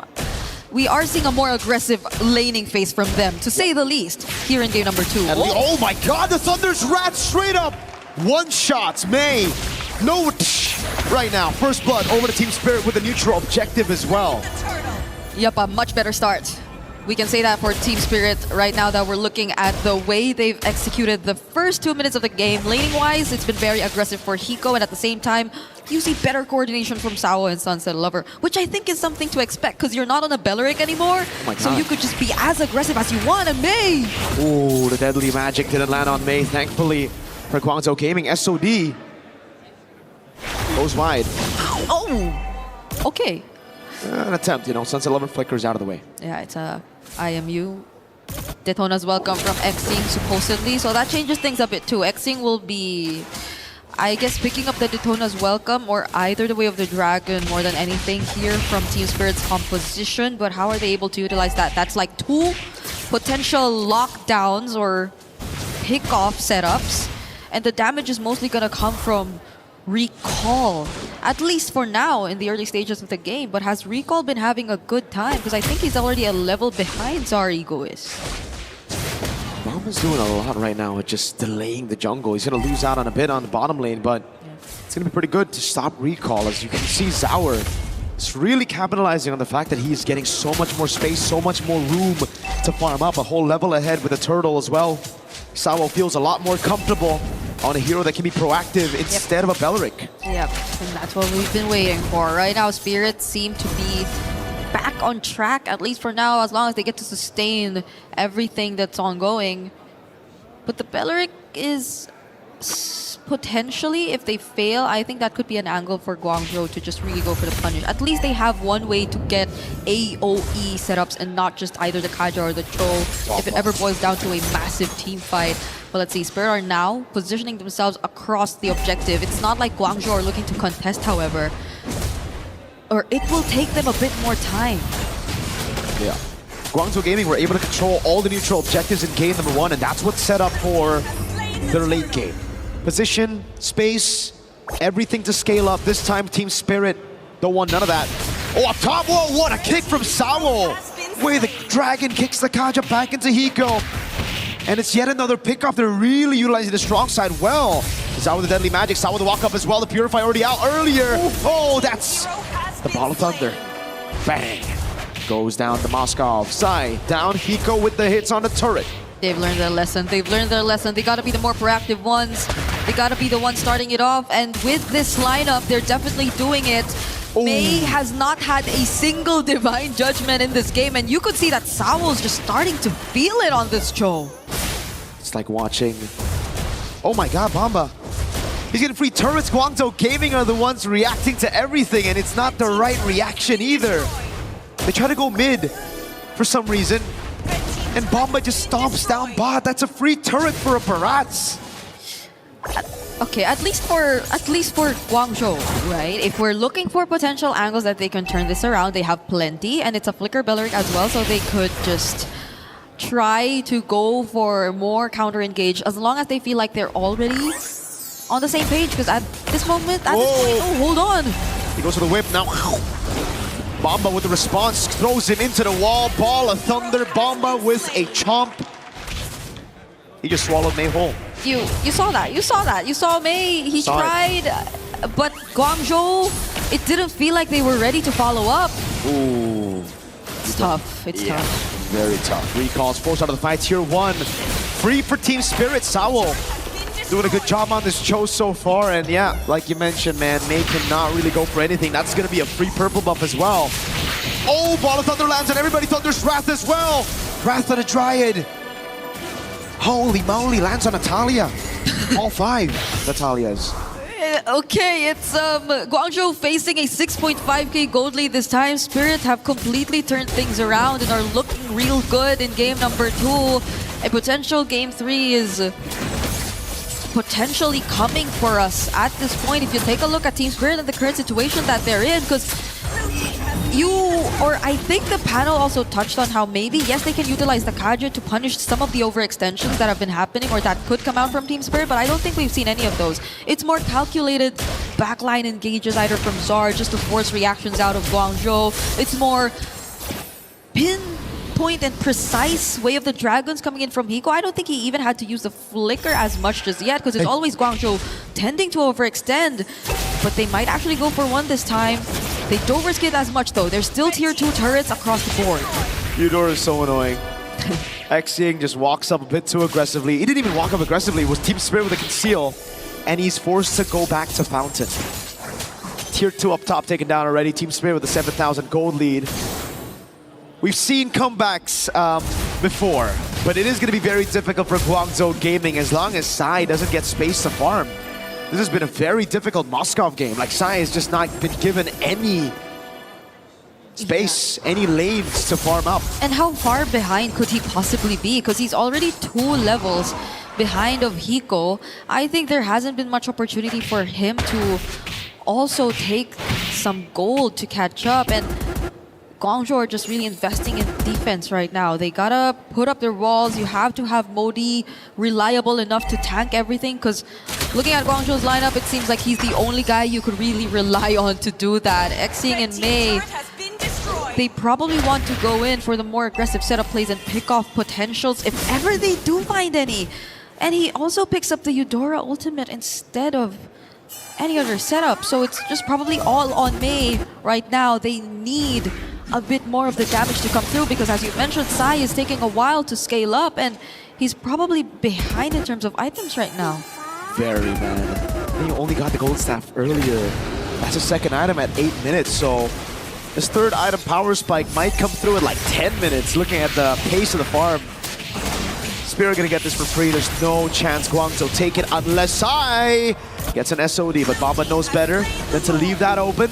He's able to body block for Team Spirit. Zaur also still with the retreat, just in case. I remember a crazy steal from Oheb last year against ONIC, also in the group stage.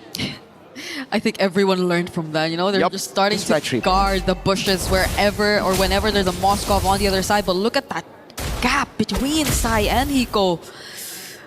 It's oh my god, 7 to 4.8k. It's the same gap for Zaur and Recall. Oh yeah. The gold leads are placed where it's best. Even a 2,000 gold lead between the mid laners. Oh god. Xing would just be tickling Bamba whenever he goes for damage. At least they still have holy shields, but I think they're all gonna pop even before the Lord gets to approach the base. They've made enough room for them to utilize the Lord to its fullest potential, and Team Spirit, they're looking to take down a base turret right now. Sawo goes in! Uh-oh, Purify out already though. He's gonna get him down into the wall. Raptor to drive from Modi. Taunts everybody with a big whip as well, but it's not gonna take anybody down except, oh! A chomp, Purify out from Sai. Oh my goodness! What is that damage, my guy? Recall pulled back into the cards! No. The Poker Trick Sunset Lover again with the lightning. Modi stun, he gets away. Now it's Hiko and the rest of the team pulling it out. Zaur with the walk up again with the Poker Trick, as that's gonna be the knockout strike from Hiko to lock Modi down. Zaur can't get the damage to take Modi out aside. Lands the SOD. 10-minute game for Spirit to equalize.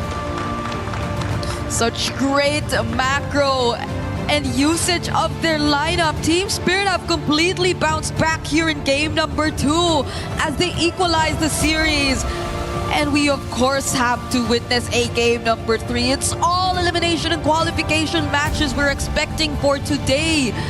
And they're just one step away from all making it to knockouts. They're doing what they can. They're fighting until the very end. But Guangzhou, so many questions left in that fight. It did not look like the same Guangzhou we saw in game number 1. There was just very minimal proactivity, but at the same time, even if they wanted to go for more proactive plays, they get punished every single time. The Kaja play was read out here by Team Spirit. And every time the Kaja got the Divine Judgment, it was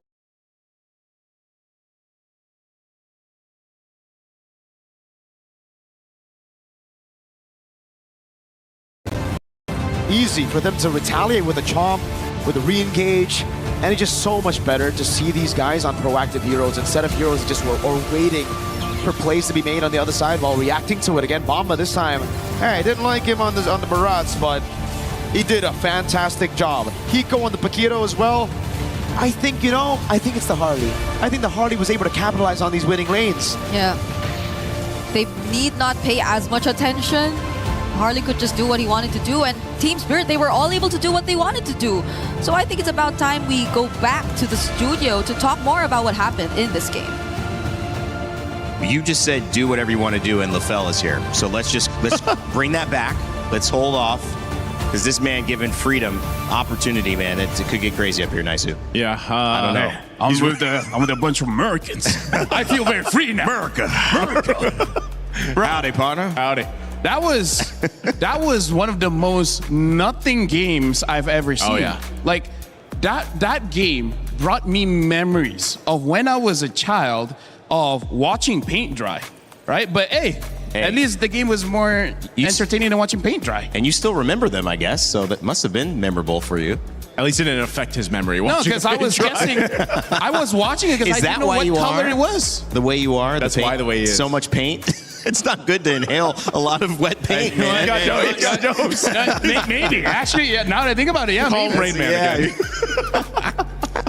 Guys, that was a big stomp. The average game for both of them lasts around 17 minutes for Team Spirit, about 15 minutes for Guangzhou Gaming. That one was under 12, about 11 or so. So a very fast game. Astam, what went right for Team Spirit there, Naisu? Just about anything they wanted to, man. I mean, under the 5-minute mark, they were already pushing Guangzhou Gaming behind their tier 2 turret. Guangzhou's just like, yes. There you go. Take this chair. Oh, take this mic. Yeah, go ahead. Like, Spirit could do anything. Guangzhou didn't do anything to stop them. I told you. All right, here we go. Fergita, why'd you give him freedom? Why'd you give him freedom up here? He's acting crazy. You want my You're not here to telestrate? stop Grab him. the telestrate. You know what? I could telestrate. That would be a funny segment, wouldn't it? See how I do? Yeah, that would be pretty funny. You do have something to break down, though. We also have some post-game stats as well, so maybe you'll hit the post-game first. Yes, and I do. we'll do a little telestrator later, Sure. just to see how it went. I think the big thing stands out. I mean, you see Hiko having a great game there. Everybody had a great game. look at Sour all the Egoist as well zeros. on the Harley. Look at all the zeros. 0 turrets, Zero turtles, 0 Lord, 2 orange buff, and 3 purple buff. Like, talk about not playing the game. That's why LaFell is illustrating just how it felt in that game, because they got Team Spirit took everything that they wanted to. I mean, they had to dig down and get that spirit going, and man, did they do it with this lineup. Because again, you don't see this kind of, I mean, this was a very one-sided game. I mean, this was a stomp for that. I mean, you could see the reactions there too. So we asked them, like, what adjustments would they have to make? They made all the adjustments, Rain Day. Yeah, and it actually felt like the Mozkov, and I'm gonna dive in my thought on that, because they played so well, so grouped, so focused on objectives. Head to head, they win 66.7% of the objectives against Team Spirit, and to go 8-0 on Turtles in this one, I mean, that's pretty ridiculous when you consider their normal style of play, which to me felt like they weren't able to get. The way Moscow excels is not necessarily grouping up, but the way GZG excel is grouping up. How can they fix that, LaFell? What did you see going wrong? Because you've got your telestrator. I want you. You know how the game goes so wrong that even Rain Day made an accurate analysis. Like, bro, why'd you play like that? That's not how you play Moscow. It's like, It's his fifth day, you know? Yeah, we're gonna be looking at the telestrator. You want to stand? You want to stand? You're not gonna do. No, you stand down, sir.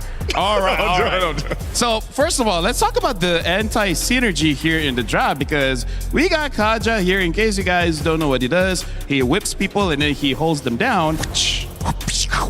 And then you're hoping for someone to kill the other person, right? But the question is, he doesn't have early burst. She kind of has the pens, and then she also kind of depends. Like, I would say that Guangzhou's biggest problem here is, I would say, mismatch of what each of the heroes want to do. Yep. And Belleric EXP is okay. The only problem is it's slow. So speaking of it slow, let's look at what happened in the game of 20 seconds of nothing happens, right? Look at the minimap and look at how basically clumped up they are. We can see that the Belleric's coming and is like, oh, maybe I should protect that. Never mind. But then, it's gone anyways, right? For us, got that one, so let's go to mid. And let's not do anything. And then it's just, that's like the entire game. They're like, let's all group up together in case something wild happens. And nothing happened. I know what it is. It happens. Barrett's is a herbivore. Barrett's is a herbivore. Say it like an American. Herbivore. Barrett's is a herbivore. Barrett's is a herbivore. America. Fireworks. July 4th. Don't get him started.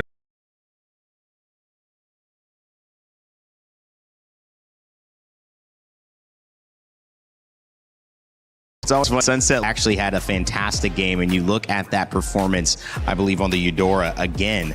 The first game, it felt like they were surviving the Eudora. Their team was able to go around it, ignore it, maybe work and find a way to still have a win with GZG. But this game, 2-0, it was no chance for Valentina to catch up on the opposite side of things. Sunset Lovers' control in this game, it needs to be dealt with, I think, at this point. And you have to consider, do we ban it or do we take it away? You take it. Take it. You can't spell Eudora without raw. She's strong, bruh. Yeah. And also, there's do in her name. He worked so at it. do pick it up, because Fusroda. Fusroda. That's what I was talking to someone who hadn't played Skyrim, man. It's like, come on. That's a part of the vernacular. You got to know that. She has great crowd control, great damage. She even looks like a decent person. Why wouldn't you pick it up? They have to do it now. Ban it or ban it out. Or ban it out. Ban it out. Yeah. We've seen teams handle it that way. Just ban her out. Well, that's a good question, because Guangzhou Gaming now faced with a conversation that is going to lean them one way or the other, a little bit like this or that. In fact, speaking of that game, we had Guangzhou Gaming make a few decisions that might split the team a little bit earlier this week.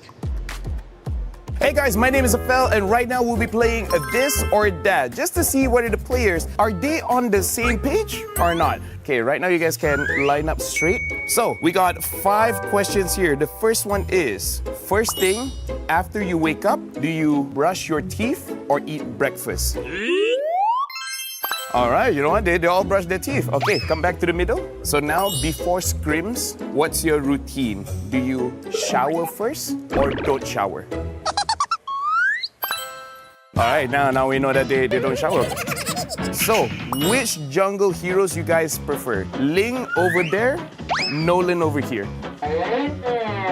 Only one person likes the Ling. So for this one, how do they like to warm up before a game? Playing rank or playing training mode? Oh, I thought more people would play rank, okay? And now, the last one. Who would you like to go on a holiday with? Either CY or Ming? Huh? Now we know who's friends with CY and who's friends with me. All right, looks like Guangzhou Gaming, they're all good. They are in sync, so no penalties for them. So thank you very much, guys. Good luck for your game, and we'll see you guys next time. Sweaty scrims. That's okay, though. You know, at the end of the day, you're going to sweat in scrims. So if you shower before, you're still going to have to shower afterwards. I like the logic. I mean, some people, they might wash away the mojo. They might. That's true. They might wash away the mojo. Yeah. It's a different vibe. Might be more relaxed, too. Different vibe, but then what was that also? They don't like, they do ranked or training mode? Oh, training mode. Yeah, what's up with I've, that? I've always warmed up in rank. I mean, first game of the day is ranked. Maybe that's why we're just casters. Maybe. You got a point. That's it. I'm just saying. That's it. We're good, but not that good. You know what I'm saying? Know what I'm saying? Listen. I know what I'm saying? How about when you play ranked? Here's the question: is it before bed? Is it at night? Do you get it first thing of the day? It's 24/7 rain day. 24/7. Wow.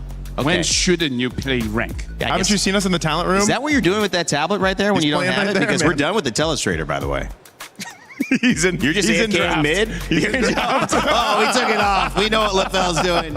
You gave him too much control, Brigida. We told you not to do it. At this point, though, we have everything that we need because this game is absolutely unpredictable. Going to draft for the third and final time between China and EECA.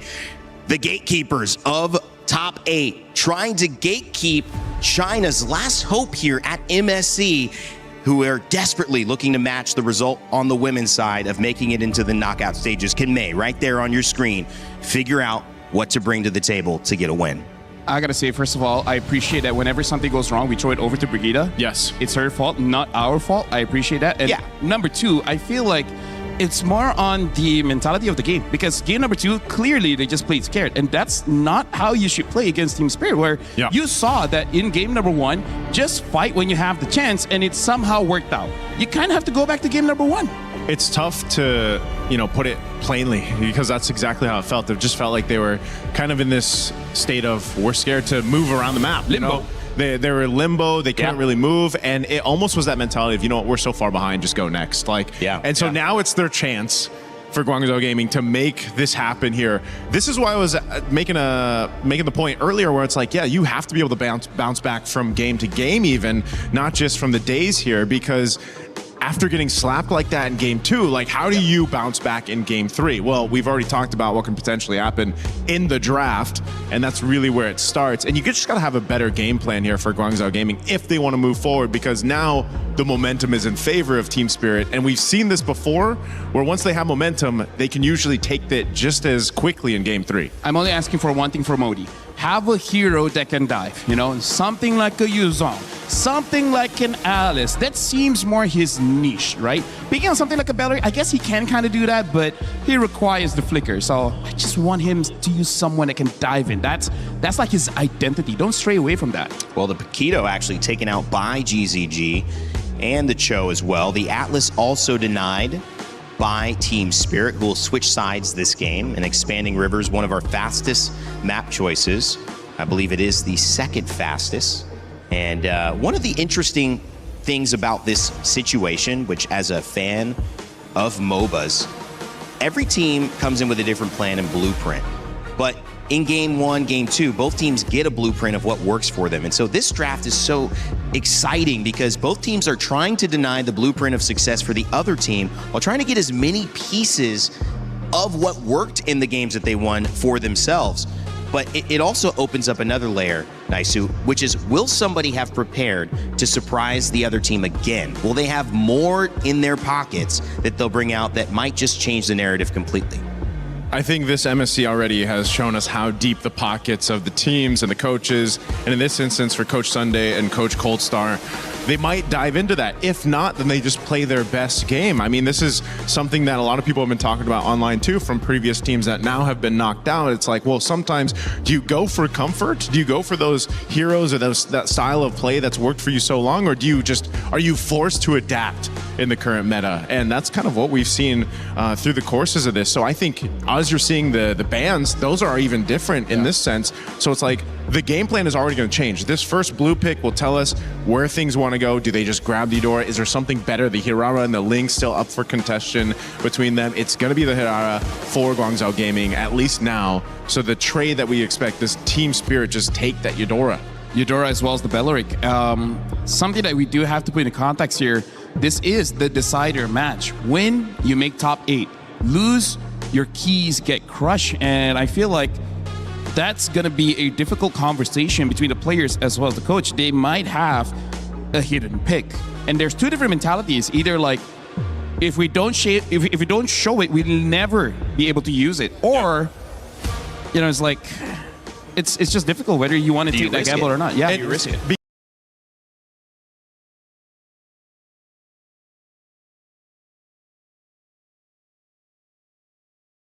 The answer, Spirit Barretts, they pick it up. And I think this is actually good news for Guangzhou Gaming because it opens the Belleric for them, which I feel they had their best performance on. And then the Barat's also a good performance here, but was it so good because Guangzhou Gaming was not playing their game? And I feel like that might be something that enabled the Barats earlier on. It is a fast one. Oof. But there's the Uranus also, which is available at this point, which they hadn't seen, and the Lilia. I'm slightly worried for this Lilia here. Yeah, you're going to get comboed and instant black shoes. And you're going up against a Fanny. Yep. I mean, let's talk about this. Lilia is very aggressive. She does a lot of damage because level 1, she already has her combo. But the problem is her HP is so low, and the burst coming in from Eudora as well as Fanny, they don't need any items to really take her out of the fight. Like, even if she doesn't die, she's going to be so low that she can't do anything. So that, personally for me, is a very risky pick. And now with the Fanny being present, I gotta say, Team Spirit opened up this draft very strong. Yeah, not only that, but also just having this Uranus for Guangzhou Gaming. It's not like you can stop the Fanny from cabling through, you know, or deal with the Barretts, or obviously the lock-on stuns that come in with the Eudora. We've already seen it too. Eudora with one item is already scary to deal with. What more, 2, 3, you know, and you scale up like that for Team Spirit. And this is something that, again, the Lilia doesn't really solve. Yes, maybe you can go ahead and help clear some of the waves. You do a pretty good amount of early game damage too, but based off these first 3 picks for Guangzhou Gaming, you have to be able to go ahead and scale up quickly for them because the Fanny can almost match that. And if not, if the Fanny's delayed, we've all seen Fannies just result to what we usually see with Mozgovs. Go somewhere else across the map, push that, put map pressure there. And my goodness, game 2 showed us that if map pressure is a problem for Guangzhou Gaming, they seem to not know how to solve that. It's also kind of a cool indication of where the hero comfort is because we're seeing some picks we're not familiar with. It's possible it's a region difference. It could be a player difference. Marcel, one of the only games he's left open and not banned and not picked. Both junglers already picked on both sides, so we won't see him. Yeah, which is like a surprise. He's got a 100% win rate. Yeah, honestly, I even forgot about the Marcel. But yeah, Team Spirit can pick it up after this. Yeah. But honestly, gentlemen, looking at both teams' drafts, the best way to say it, and literally go big or go home. Yeah. Because these are the drafts that you can win it super, super early, and now the Marcel gets picked up. Good call. I gotta say, Team Spirit, they can honestly like get the inhibitors by 11 minutes. Yeah. So where's that going? Marcel? Yeah. He's going Rome. Yeah. Wow. Yeah, going Rome. There's I don't think we've seen him flex anywhere else, but you know, he's the most, I would say the most annoying to deal with. Golden Road, right? Yeah, he's kind of like a mosquito, man. And it's tough to deal with. Matilda and Brody, though. So, I don't know, man. Looking at this Guangzhou Gaming draft. Go big or go home. Win all the lanes, push it, and try to end it by 12. Does the Matilda help solve the macro problem, though? I think it helps either the Uranus or Herard. They're going to go in so deep, and then that's going to be your backup option. But I don't know. Like, really, for Guangzhou, it looks like all gas, no brakes. I mean, are these not some of the four most prioritized picks in the entire tournament so far on the side of Team Spirit? So far, and then a Granger to cap it all off to go in the hands of Hiko here. So playing range for range in the gold lane, but a lot of mobility for both lineups here across the map. And, you know, we've seen it before, though. Marcel's golden hour can either work for you or against you. I gotta say, both teams want to go fast. Both teams put a lot of risk in this kind of draft. So this is one of those What do we games. think? It's all about mechanics, man. Mechanics. I gotta go with Team Spirit here, Team Spirit, you like the draft. Marcel available, 100% win rate. You with Team Spirit as well? I love Marcel. I gotta go with Spirit as well. Literally. So Guangzhou will probably win it. 100% pick ban, 100% win rate. Guangzhou Gaming let Marcel through to Team Spirit. Do they know something we don't? Because if they win, they're in the knockout stage for the first time in China's history in Mobile Legends Bang Bang. If not, it is Team Spirit gatekeeping once again. Let's send it back to your casters, Mirko and Brigitte, for our final game of Series 1. Go big or go home, as mentioned here by our studio, is the game plan and is what is reflected based on this Game 3 draft from both sides. Both are favoring Team Spirit though. Mirko, would you say that you're also on the same page? Honestly, if you look at the draft, if you look at the prio, it makes a lot of sense. You know, the Granger for the strong side as well, that outrange against the Brody. The Fanny on the hands of Sour Egoist as well. But Guangzhou Gaming, this time around, it really feels like they're just trying to capitalize on the mistakes of Team Spirit. And it doesn't look bad. The Uranus against the Barats. The Barats picked up, I think, way too early as well. It did well in the previous game, but I guess we'll just find out here as Guangzhou Gaming will have mid-prio for the most part with this Lilia. Okay, hold on. Saw? But the cables forces out the Revitalize. Yeah. All good. So, we did say it's looking like Guangzhou kind of capitalizing on Spirit and the draft, trying to react to it a bit more, but we're hopefully just seeing that in terms of the draft, because I don't think it'll pay off to be as passive when it comes to the game, and you're seeing it even in the gold lane matchup. Both gold laners so upfront and aggressive in terms of the laning. Yep. But it is Hiko who has to burn the Flicker first, so that's a massive advantage for Guangzhou Gaming as they look to dive past this front to back that Team Spirit wanted to play with. Recall with the rotation up top already, waiting in that bush. And Guangzhou Gaming have set up a brilliant freeze. Hiko's gonna be forced to lose out on a few minions here. Wow. Or maybe even die, right? Like, yeah.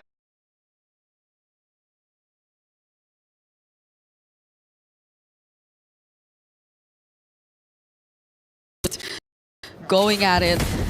And so we leave them for now as we take a look at how this first hurdle is going to pan out. You see Guangzhou taking a hold of it, Recall starting it off, but there's still Sao, there's still a threat of a Marcel, but there is no golden hour just yet.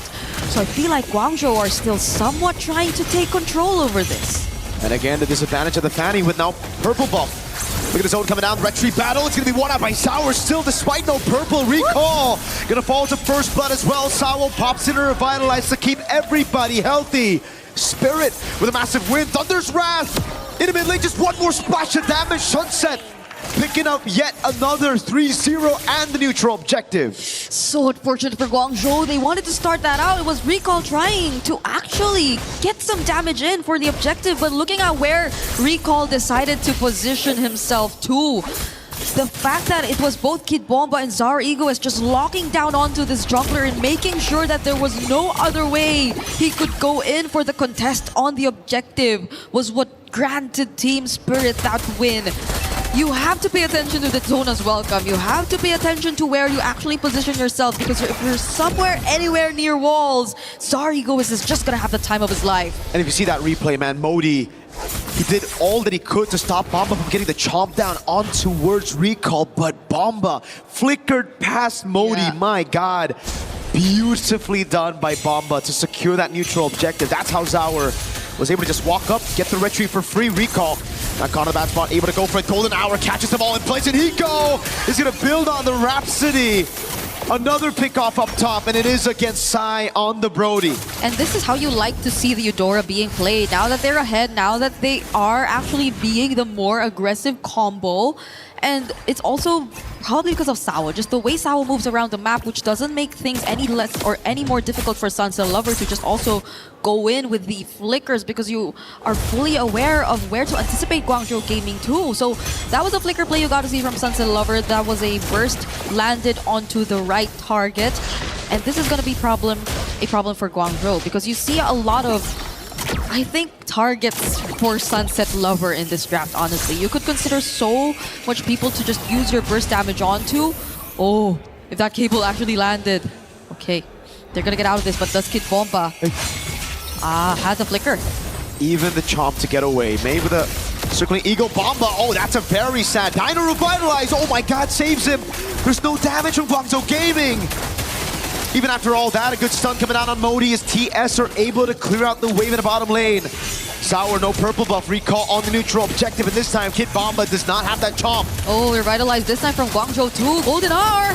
Great delay. Now the red tree. Sour try to steal, but recall stays patient on the red tree. Waits for Zaur to show it, and now it's Guangzhou on the board on the neutral objectives. Okay, at least if they weren't able to get anything down that engage in the bottom lane, they were able to convert it into something. The fact that they at least had to send one member of Spirit back and they weren't really prepared to take on that objective was already a win in itself for Guangzhou. Kid Bomba, did he get anything from that? We got the Purify out of Xing, but that's about it now as the torn apart memory comes around, but the double flicker goes for Sunset and Hiko to get away. The dinosaur won't have a good time there. Gun down, taken out. Modi doing a good job again, gaining this map control and giving the space for Sai to pick up a turret. I guess that maxed out time on the channeling maybe allowed for a bit more room for Guangzhou to really set up for that fight, which they are really taking advantage of this time, eh? Even gets bursted down, but they're just really looking to steal away this orange objective. There's a conceal from TS though.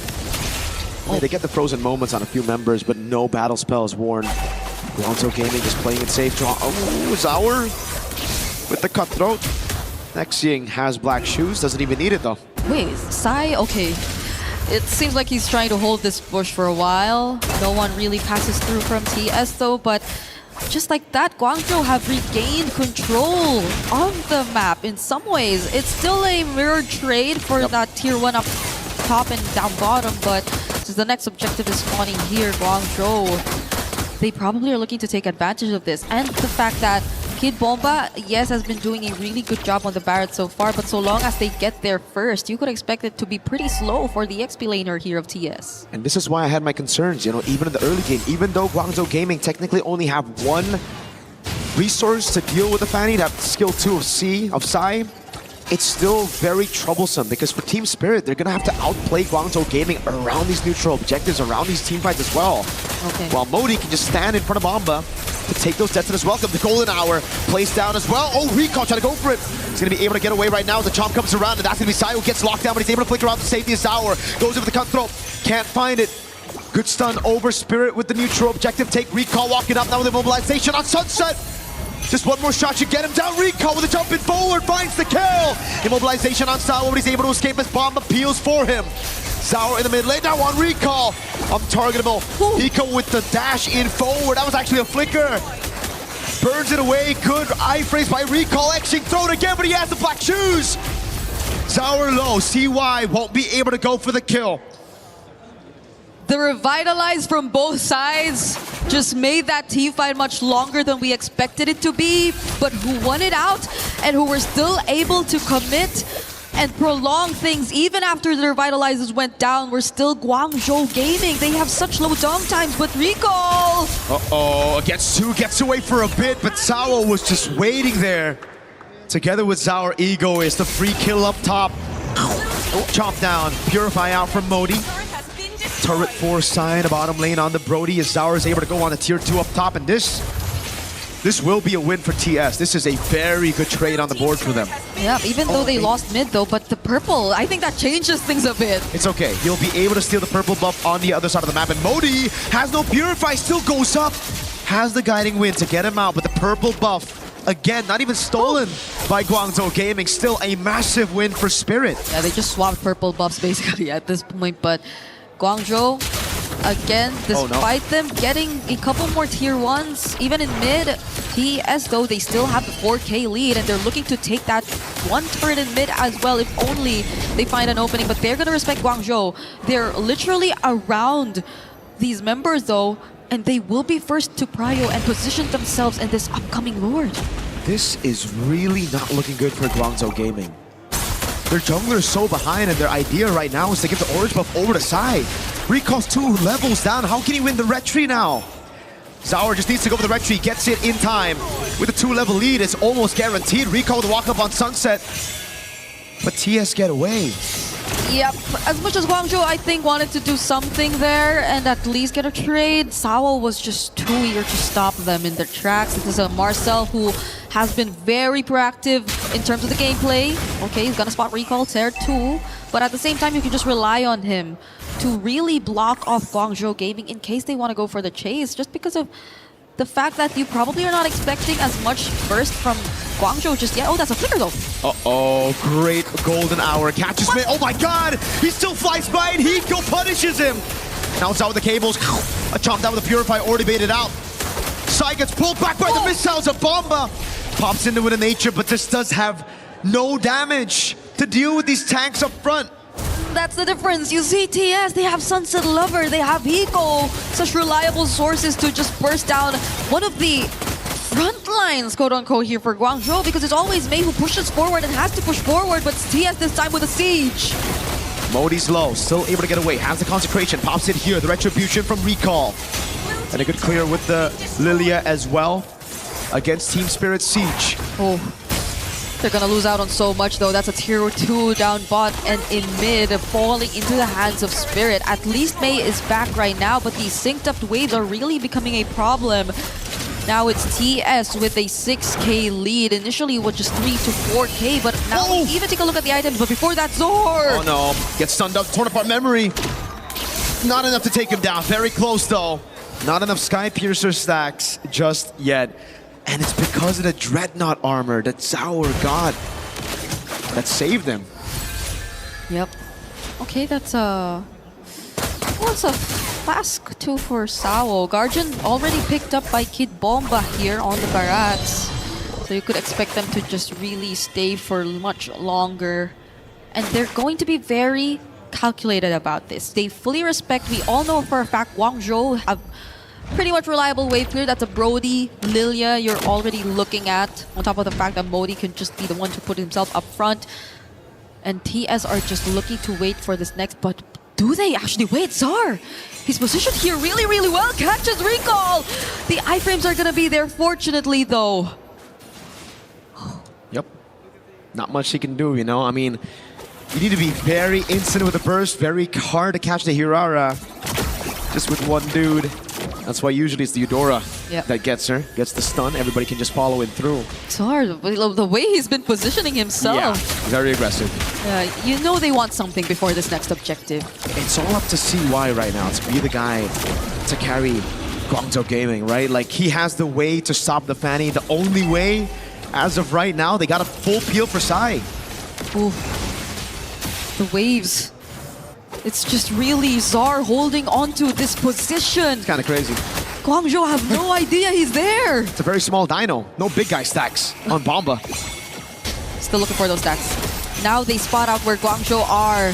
They fully reveal the information and Zar, he's just waiting. Sao reveals just much more info. Oh man, great golden hour, catches Sai. Oh, Modi gets bursted down, straight up. The consecration already baited earlier. Now Exing can't even use the black shoes. Gets cut-throated down to the ground as Recall goes into the bottom lane. And Spirit don't even want to go for the Lord. They want to go for top 8. They want to qualify to the knockout stage. What a play from Spirit. Could this be it? Recall goes in. Oh no, but he gets bursted.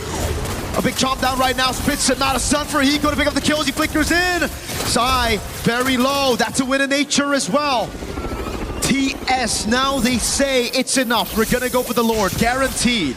Yep, Moni's back. Exing, he'll be back too. There will be much more reliable wave clear for Guangzhou, and TS are gonna play it safe, but that was such a great plan coming in from TS. They knew they had enough burst, so if they had to deal with a target from Guangzhou one at a time, they had enough damage to do so. Now Sunset Lover even picking the Divine Glaive will make things all the more difficult for Guangzhou, for them to go up against Spirit in this scenario. As we take a look at that, yep, it is going to be the Divine Glaive, the Lightning Truncheon as well. So you have to be very careful. Even Modi earlier on, you saw how they were able to deal with him only with the Oracle as his somewhat of a defense item for magic damage. Now there's really starting to play the kind of game we're expecting from Spirit. They have a Lord marching up top, but it's Czar. Again, possibly looking for an entry from the opposite side. So for Guangzhou, it's all about how they react to this. It's not the Evolve Lord just yet. They actually still have a shot at defending this with Lilia. But it gets very difficult knowing there's an 8.7k gold lead and a few stacks already on Hiko. Modi caught in the Thunder's Wrath. Black Shoes used very early on. Lord up top, going to be able to take the turret down already as that's going to be Spirit with a priority on the bot side as well. Both side lane base turrets have fallen. Such a great tool to create space. Golden R lay down perfectly just so Spirit get that base turret. So now they're looking to take out even this last one in mid. The damage from Hiko too is already no joke. Sao catches one. Bomba's just trying to zone right there, and he does well. Circling Eagle, now the retaliation on Bomba. He doesn't have the flicker. Torn apart memory takes him down, and Sour is able to cable out of there. 1 for 3. 1 kill for 3 base turrets. Spirit will take that any day of the week. Yep, 15 minutes in, they finally exposed the base here for Guangzhou Gaming. Though they do show some signs of life, it takes a bit of time before they actually go in. They need to ensure that there is actually a target that will easily be within reach, but they're really pushing forward this time though. Guangzhou want to somehow equalize the map as we're taking a look at it right now. But you gotta pay attention to Zar and how they protect Sai. That's for sure. Double Sky Piercer? Wait, Sour, oh my god, brother. You're playing with fire, bro. Just dashes into a Brody, Mathilda, and Hirara. What do you think about this double Sky Piercer? They're going up against... Hey, they steal the purple, but they don't go to their own purple, man. Bus. Okay, at this point, the kills are pretty much spread between Recall and Sai, yes, but... Wait, what's the point of stealing the purple if you're gonna leave the purple for TS? Yeah. They were... TS are just too quick. You gotta explain this to me, Big. Or maybe the panel needs to explain this to me. The panel will have the Telestrator to do that for us. Some of these games, I feel like I need to be streaming, man. Rain Day will have the Telestrator to do that for us. Yeah, okay, please. Now they will not have that... LaFell, please, Telestrator on that moment. Yep, Yes. Yep, yep, you can highlight that. Okay, so we have a Lord now. It is still going to be Zar on the opposite side dealing with the waves first. And TS, I don't think they'll have as much problems with this. They have to still pay attention to the burst. Sao with the conceal. With the waves, though, Sour can just end the game. If Guangzhou Gaming want to take this fight, and now they're going to have to fight 4v5. Recall, oh, he goes in. Gets the untargetable golden hour, isolates him for the rest of the team. Hiko! Flicker in, a shot to the face, and that was Modi. All alone, the circling eagle used to get away. Modi dodging away from the bullets. Call him Neo the way he's dodging from those shots. Sign of Bush, torn apart memory! Maybe if they didn't get double Sky Pierce. Nah, actually, it doesn't even matter. So close, Sunset Lover. At least they got the flicker down, but that's about it. They've only gotten battle spells out from TS. I feel like Hiko even uses aggressively. And now with the Lord and an exposed base, Guangzhou Gaming, they only have so much to rely on. Xing and Sai will have to go for the defense of their lives. And Kid Bomba has a flicker too. Who knows if he actually finds another surprise Daytona's welcome. At this point, Spirit's gotta drop the ball for them to lose this game. Guangzhou Gaming, they have the clear. But it's going to be delayed by Spirit. Sawa with a golden hour onto the Lord right now as the waves come crashing down. Modi gets away with the guiding wind. That's instant cutthroat on Xing. Again, not given the time to use the black shoes. A big chop down coming in, and Bomba spits him out, gets a two-man stun. The rest of the team capitalizing. He goes unstoppable, and Team Spirit confirmed their slot in the knockout stage. It's a reverse sweep to get into top 8. Team Spirit make it through and get past that lower bracket after falling to Vamos earlier this week. And Guangzhou Gaming will unfortunately have to end their journey here, but what a fight did they show us here up against Spirit. It was so close for them to make history once more. But the experience, you just see Team Spirit eventually coming out on top. It's just so sad to see after that great game one for Guangzhou Gaming. Even our panel, well, one of our panelists, Mr. LaFell, said it's that Nihao energy because they're always the ones kind of like walking up and saying, yo, hello. But here it was more Tai Chen energy, bro. It's goodbye. Like, I mean, they were just chilling, reacting, going in randomly, double Sky Pierce. Yeah, because if you look at the post-item or post-game stats, which our studio will also talk about later, it is confirmed they stuck with the double Sky Piercer up until the very end, but we saw it with 2 kills, 1 kill each. It stayed the same, and now we have to talk to our winners. Another team making it into the knockouts as we throw it over to the stage.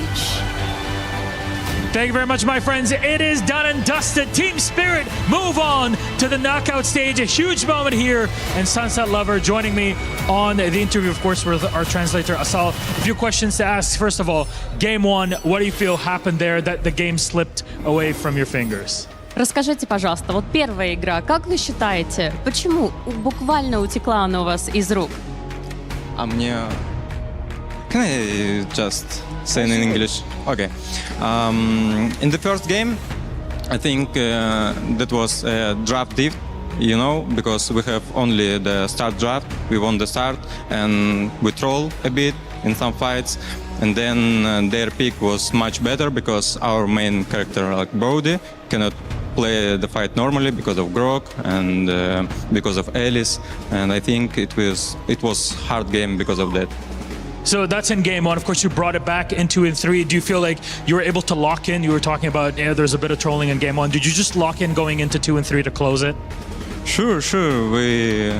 We do our best on the game 2. We also won the start. Our draft was much better, you know, and we was so confident in that draft, so we just stomped them. And how are you able to choose things together? Is this with your coach also who's kind of helping you out, making sure that you have the proper draft for every game as a reaction? What's again? Is it mostly all you together that are selecting what sort of draft you're going with, or is it more your coach that also is feeding in info for it, countering what your opponents have? The main drafter is Kid Bomba, and coach and Savo also helping him a lot, and all of us can just a little bit help with our roles, you know, like Kid Bomba asking me, for example, Sunset, what do you think about this match and that draft, and etc.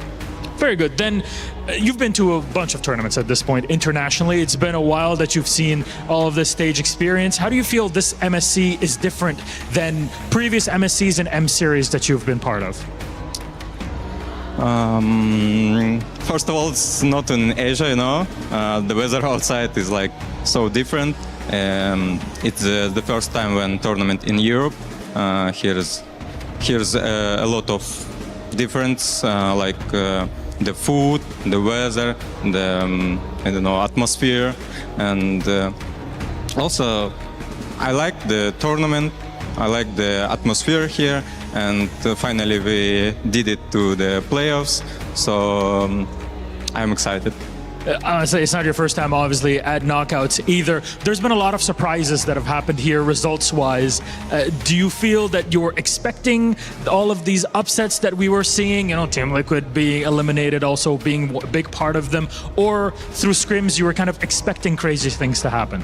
We didn't expect that Team Liquid will just lose to everyone, but we can understood that it's not Team Liquid meta, you know, there is Assassins most of all, and Carl Tizzy is more tank jungler, so I thought Team Liquid will be like top 4 maximum, you know, but it was so unexpected that they lost.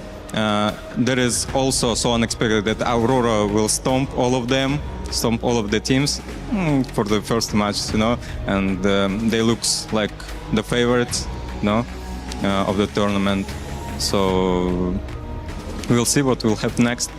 It's the beauty of MSC. You never know what you get out of it. One more time then, Team Spirit victorious. Thank you very much, Sunset Lover, for joining me. We'll bring out the rest of the team because, as we said at the start of today, it's all about crushing keys. You guys move on to knockouts, and I will ask you to join me over here. Spasiba, my friends. Come on over. Come on over. We're going to open up our wall for the first time of today. 4 matches, 4 eliminations, and 4 players or 4 teams advancing. Join us in here. It's time to crush Guangzhou Gaming's key. Does any one of you want to do it? Zarigo, you ready? Yeah. Oh yeah, there you go. All yours. It only makes sense that quite possibly one of the best junglers MLBB has ever seen is ready to go. And he'll be the one to crush Guangzhou Gaming's hopes. Keep it going, my friend. I know he's so used to putting pedal on the metal in the game, and here it all goes down. Team Secret to the knockout stage. Going hard in the paint no matter the moment. And this is what happens when you get eliminated from MSC at the Esports World Cup. You get smashed to bits. And that's the lesson to be learned. Team Spirit advance. And there's a lot to break down. I know telestrations are set and ready for this one. So please, my friends on the panel, all yours. Well, the hope of China crushed in that moment, metaphorically and also in this set. The gatekeepers of Team Spirit do it yet again and gatekeep another region trying to make it to the knockout stage for the first time while Spirit go through. But it was so much more than that. It was a tactical masterclass. It was also a showcase of the young talent, Zauer Egoist, Sunset Lovers, comfort in mid with the Eudora 3 times in a row, Naisu. There were so many things that went right for Team Spirit that, yes, GZG disappointed, but it's really what Team Spirit brought to the table, showing that they proved to be in that knockout stage. I like hearing that from Sunset Lover too, you know, that when it comes to the draft, Kid Bomba's the one really helping them kind of make those decisions. And it's one of those cases where it's like, if it's not broke, don't fix it. Eudora 3 games in a row. We saw Kid Bomba play the Barretts a couple times now too. And the game plan for them was really standard. I mean, even, yes, Zauer Egoist to pick up a Fanny like this. Mind you, he got a couple kills plus the first turtle without even the purple buff. So there was just really good execution from a team like this for Team Spirit. This is something, again, that we expected. I would have been surprised still, though, if it was Guangzhou Gaming to send them out of the tournament, but you saw the key crush there, man. That felt like there was intention. That was brutal. That was a brutal key crush. Yeah. I mean, like, speaking of brutal, this is basically reliving the nightmare for Guangzhou, because this is basically the same situation where they're 1 game away and they got match point. Yeah. And then got reverse swept. So this is 2 times now where they almost went to top 8 and then get reverse swept like that. Well, one of the interesting parts about these 2 regions coming up is you get to see these different styles. And he mentioned Aurora Gaming, which suddenly became the favorites after their performance of constant wins and constant meta shifts. One of the things they pioneered is the Eudora. That was given 3 times over to Sunset Lover. You would probably not see that in a matchup with Team Spirit and Aurora Gaming given to anybody 3 times in a row, if they could help it. And of course, that was just one of the many things that showed up in these drafts. Naisu. Also, you called it, Rain Day, the Marcel. You know, the Marcel, you mentioned that in the draft, and I think that was also really a good decision to go ahead and bring it up, just because, again, you were able to go ahead and obviously use his snapshot that's built in that kit. The golden hours that we usually saw from Sawa were pretty on point too, whether that was to kind of zone out the members of Guangzhou Gaming or even to stall out, like the Lord pushing himself. You know, you can kind of hold in there, but then you can line things up. We saw that with the stun with the Eudora, the Rhapsody shots with the Granger in the hands of Hiko. There were so many ways for them to kind of choose the way they wanted to approach a team fight, and that's what Marcel kind of lets you do. Plus, just kind of having that sustainability with the Revitalize that he built in is another way that this composition from Team Spirit worked really well. So alongside Coach Coldstar and then, of course, Kid Bomba, great draft. But also, we got to say that Guangzhou Gaming, unfortunately, that draft has a lot of exploitable holes there, right? Having the Lilia is pretty strong early game, but as we said, basically three heroes have a lot of bursts that made it so that the Lilia cannot be a part of the game. So that's already making it into a 4v5. And without your mid helping out, both your EXP as well as your roamers can't really stay in front for a long time because there's no damage threat to the people that's threatening the front line. So I think that they were very ambitious with the draft, trying to make it so that they can win early, they can have a heavy push, which we saw-ish, but also even the items, nicely, right? The cast was talking about it. 2 early Sky Piercers. 2 Sky Piercers. That is very greedy. Usually we only see 1 in a team. If you have 2, the problem is the Sky Piercer gives 0 value unless you get 3 or more kills. So before that, it's just a wasted slot. And because of that, we see Brody did not have enough damage, right? He was like defense. He was like defense Brody. Yep. Yeah. One of the things I love about the comments that we just saw were actually the mention of the atmosphere in Paris, the fact that it's Europe, it's different food, it's different weather, and Sunset Lever and Team Spirit will be moving on. The team that will have to find their way back home will be Guangzhou Gaming. And instead of LaFell doing a breakdown of what went wrong, we decided we'd just do an exit interview with May. Right now we're here with team captain May. May, could you walk us through what happened in that match? 那么现在呢，我们可以看到我们团队的队长 May， 请告诉我们在这次比赛当中发生了什么事情呢？我们觉得就是还是实力不足吧，没有办法抵抗对面出招的方式。I think we still didn't do well enough, and we are still a bit weaker compared to the other team and counter against their tactics. Okay, so was it because of the gameplay? Was it comms issues? Was it the meta maybe that didn't suit them? 那觉得可能会是什么原因呢？是因为这个现场的一些技巧呢？是因为最新的一个这些版本呢？这些有效的战术呢？还是哪些方面呢？我们觉得版本变动对我们队伍的改变很大，因为来到 EWC 赛场，马上就经历了一个很大的版本变动，使得我们之前练的阵容都没有办法有效。I think, in fact, the meta change had a big impact on our team. Since we came here and we realized that we have to try to adjust our team and try to adjust our tactics, so that will take a time to get used to that. Understood, very understood. But how did it feel to go so close, come so close to the knockouts? 是的，那么我们非常理解您的状况，但是这个比赛非常激烈，就是几乎都快要赢了。您现在的感受如何呢？就是感觉还是比较失落吧，因为还是没有进到8强。我觉得，这是中国赛区离8强最近的一次吧。Yes, actually, I'm a bit disappointed because we are getting so close to get into the to win this knockout stage. This is the closest time we come this far, so it's a pity. But it's only going up from here. May, that was a wonderful performance nevertheless. So what's next for you and your team? 但是呢，我们并不会止步于此。那么我们相信您刚才所做的表现呢，也是非常棒的。在未来呢，有什么打算呢？我觉得未来就继续征战好下一个国内的联赛还有世界赛吧，争取在世界赛上把中国赛区和东亚赛区的内容展现出来。Well, we will go back and continue practicing. Hopefully, in the future, in the next game and matches, we can show our ability. Hopefully, we can be in a better position next time. Obviously, yes. And we are waiting. Once again, May, thank you. Do you have any messages to anyone back at home? 是的，我们肯定会也是期待着您有如此的。那对于您的这个粉丝或者是国内的任何的战友呢，这样来有没有什么想对他们讲的？还是感谢大家能一直支持我们，然后也对我们抱有期望的队伍说声抱歉，因为这次我们没有能做好。Well, first, thank you very much indeed for all the fans who supported us. And I do feel sorry. So for this match, we didn't reach your expectations. I'm sorry about that. Next time, hopefully, we can be the winner. We can't wait to see you again. Thank you so much for your journey here at MSC. We're going to throw it over back to you guys.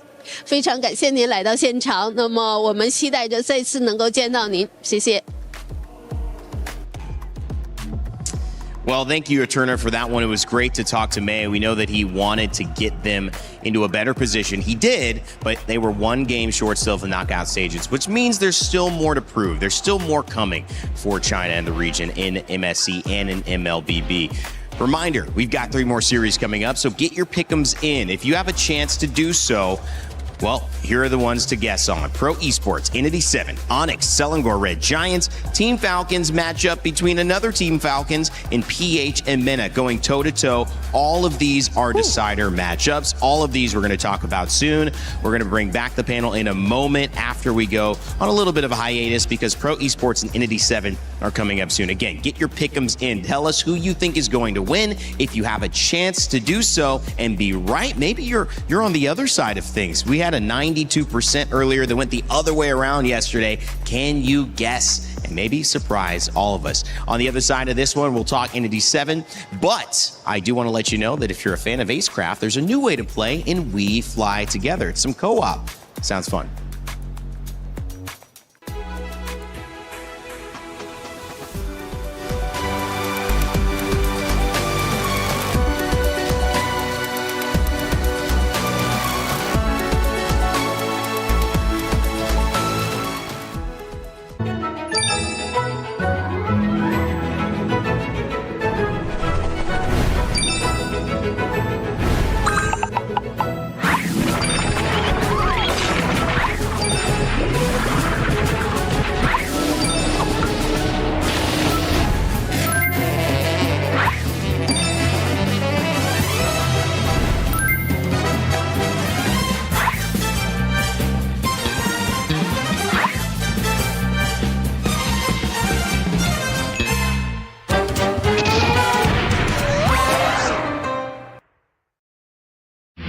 A lot of people are haunted by their past. I'm inspired by it. They're not just playing for themselves, they're really playing for their entire family. They have defeated their demons. They have crushed the curse. He thinks he can come in here and play my game. Let's go. He knows nothing. Let's go! Tyler, one, you're done. Raw energy. Half and blow the house down.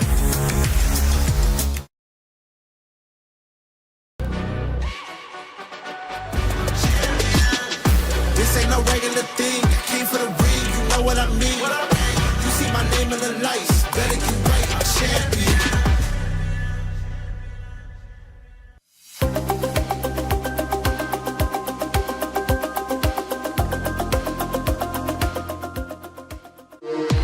We were there. For every click, every clutch, every respawn. We were there for the years of grind. And we're here. Now, the proud founding partner of EWC, powering the biggest event in gaming, shoulder to shoulder with the world's best, making history. Greatness deserves a stage. Lenovo Legion, reach your impossible.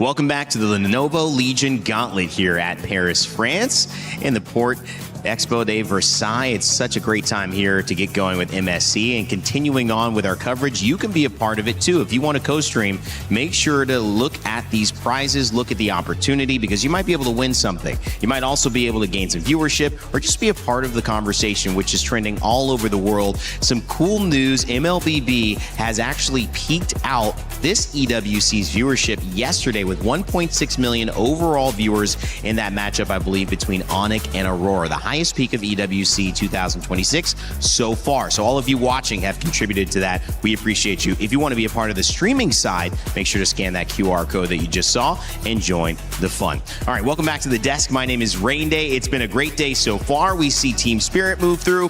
Guangzhou Gaming go home. I'm with Naisu and LaFell, and it's time to now start talking about a matchup that everyone wants to see.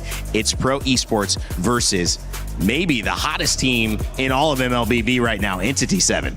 Yeah, man, I would have said, Pro Esports definitely was one of the teams to surprise everybody, but I think Entity 7 last night took the mantle and just showed it to the whole world, because You're going into this matchup now after defeating an opponent like PH last night, the defending champions of last year's EWC 2026 MSC, and you ride into this matchup. You have all the confidence in the world now to go against a team like Pro Esports. I think, I don't know, people are still talking right now about that matchup last night. I mean, I gotta tell you, Randy, like so far, the clash of the champion breakers here, both have really showed up against the MSC champions. Or is it really just the MSC champions not rising to the occasion? Yeah. That's an interesting question. You could look at it as maybe there wasn't a grasp of the meta. The very first question I asked about Team Liquid PH, which many people have seen, is actually, is it that the utility jungle is the more comfortable way to approach this than the assassin meta jungle? And it seems like, the meta was, I think, maybe not understood by Liquid, but also I got to give props to Entity 7 for capturing a win after having a pretty disappointing result and showcase in their first game as well. Yeah, just again, what they were able to showcase in last night's match against TL was amazing. Pro Esports too. I think most people, the first big play that they really were taken by for MSC was, again, Coily, what he was able to do on the Hirara early on of MSC. And just, Pro Esports, again, are one of the teams that just seem to have adapted really well to this just fight meta.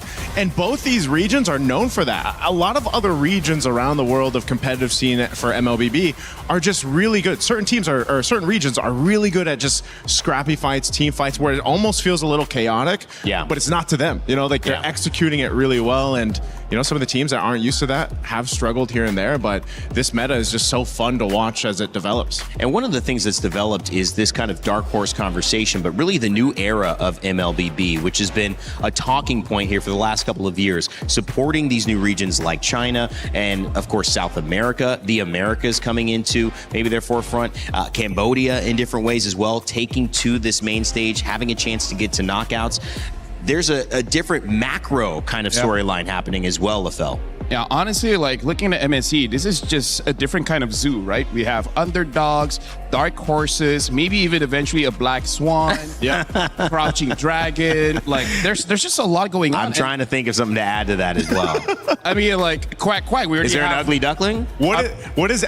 We asked this on the caster desk last night. What is Entity 7? Are they literally just an entity? Oh, dang. So what? That makes sense. What kicked down the cavalry, man? What was it? An entity? They're haunting a lot of people. 7 of them? 7. I mean, like, here's the thing. I really feel like we also got to talk about how this is very emotionally charged for a lot of the players, and sometimes that can actually, I would say, screw over their game plan, because sometimes they want to be aggressive, but then emotions start to come up because, again, you see your keys. You know your keys again. In fact, even my boy,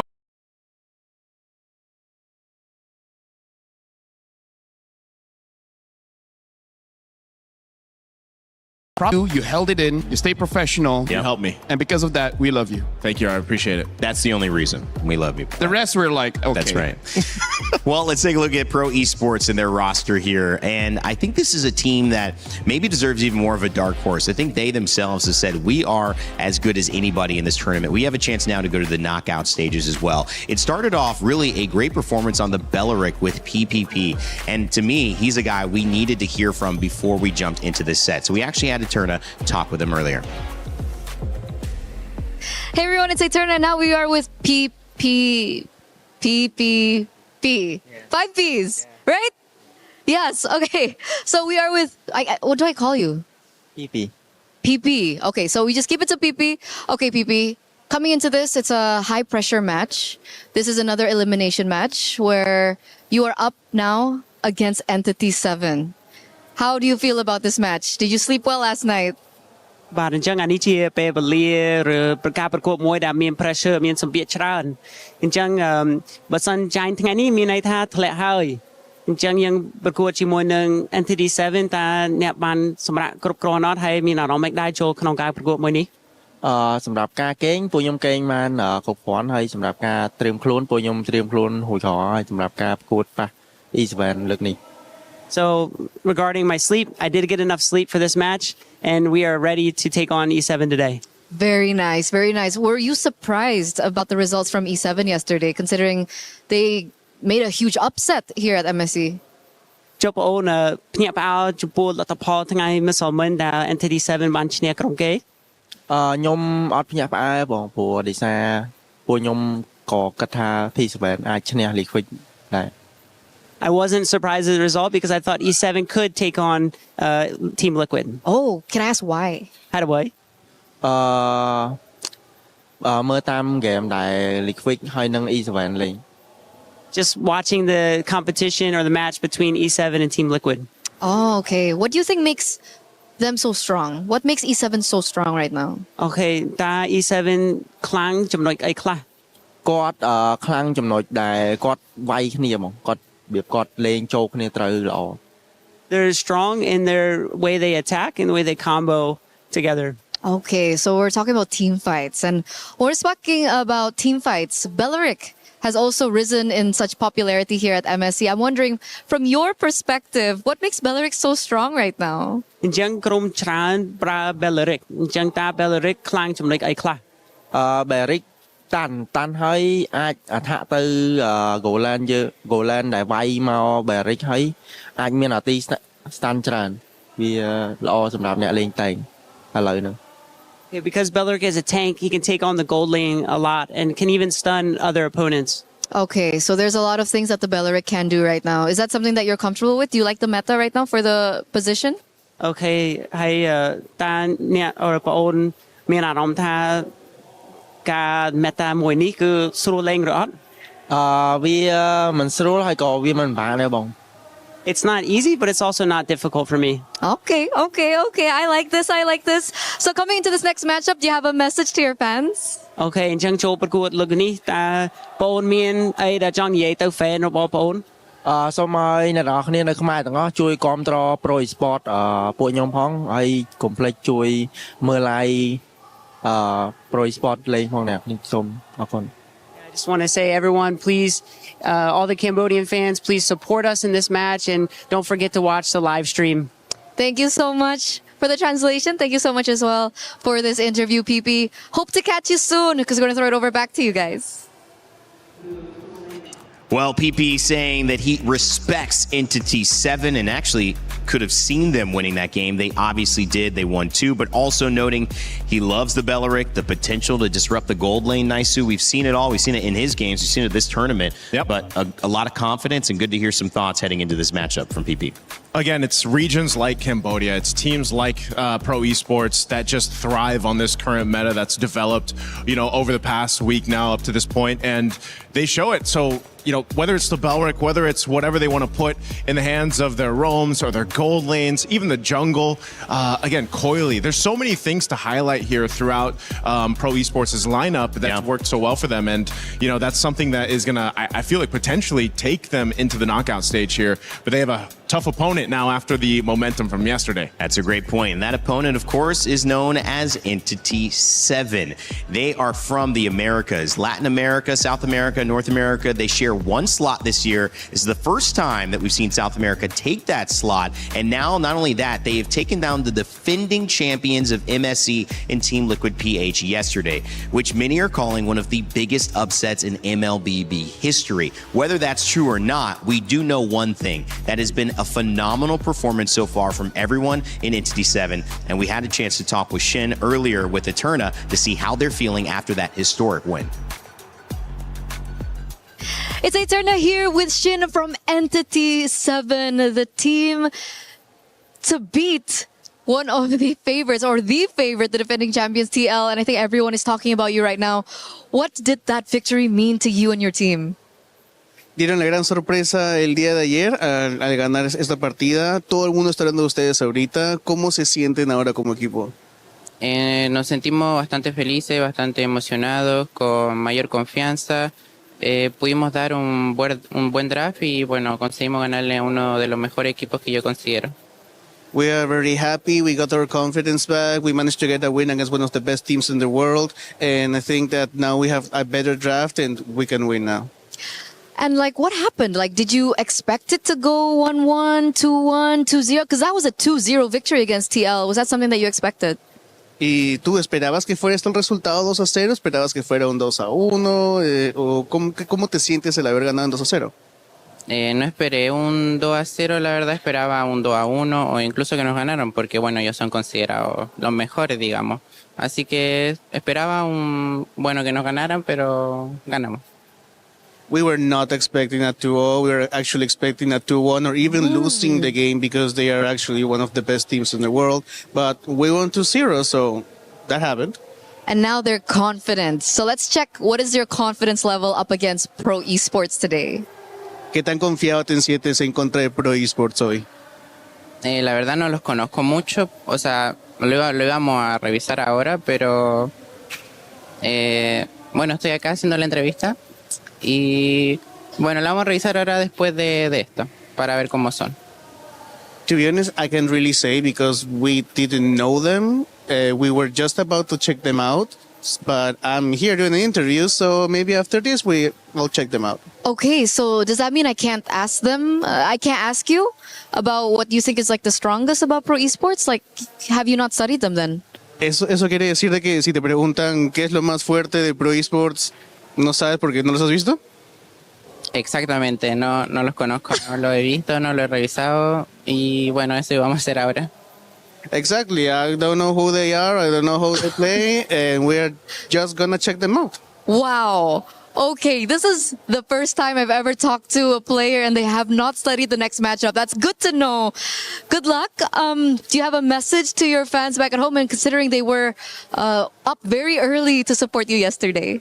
¿Tienes algún mensaje para tus fans, ya que se despertaron temprano para ver tu partida ayer? Sí, que nos sigan apoyando, ganemos o perdamos. Bueno, la fe es lo último que se pierde, así que gane el mejor equipo. Yes, please continue supporting us. The faith is the last thing you lose. Please continue supporting us even if we lose or if we win. And thank you. We will always support you. Thank you so much, Shin from NDD7. Thank you so much for the translation. Who's going to throw it over back to you guys. Wow, great to hear from Shin. I mean, that was kind of playing on a knife's edge, but in a way that maybe we didn't expect. No prep, but staying present. Hey. And LaFell, I mean, hey, something's working. I mean, like, if I beat TL, I'm like, who cares? I didn't know them. I don't know who's next. I don't know who I am. We didn't text. Who are you, man? You know what? Hey, they came in no pressure. No pressure. No pressure. And no expectation. And also 32% say they're going to win. Well, how can you not have a little bit more than that? They just took down Team Liquid PH. You got to know that there's something to the tank. Can you continue? But against Pro Esports, that's not going to be the easiest thing in the world, guys. Some quick early thoughts before we head into the draft. I mean, this is looking to be a really good matchup. Man, it is. It's going to be tough to call this one, especially again after what Entity 7 showed us. I have no idea because Pro Esports definitely looks good too. I mean, like, for me, as long as they're able to get a good draft for Coily, it's going to be great. That Yusichin didn't work out. Everything else looks good. Well, Cambodia and South America continue their run. One of these regions is going on to the knockout stage. In a moment, we'll find out who. Oof. We started off the last day of groups with a reverse sweep. 2-1, to the side of Team Spirit going up against Guangzhou.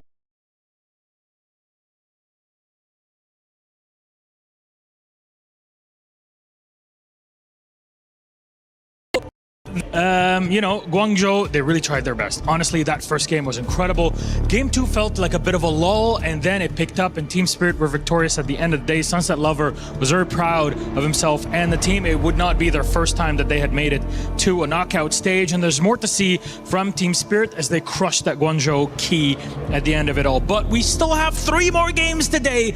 Best of 3s.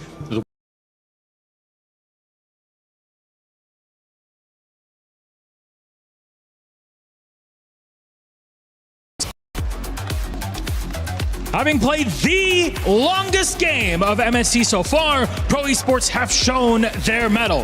The pressure is on their shoulders to send Cambodia back into the knockout stage after an almost 2-year drought since MSC 24. They have what it takes. Can they apply it in practice today in this matchup of champion breakers? You know what, Milosh? This is gonna be a very spicy one because Pro Esports will be going up against Entity 7. Yesterday, they shook the world of Mobile Legends by eliminating the defending champions.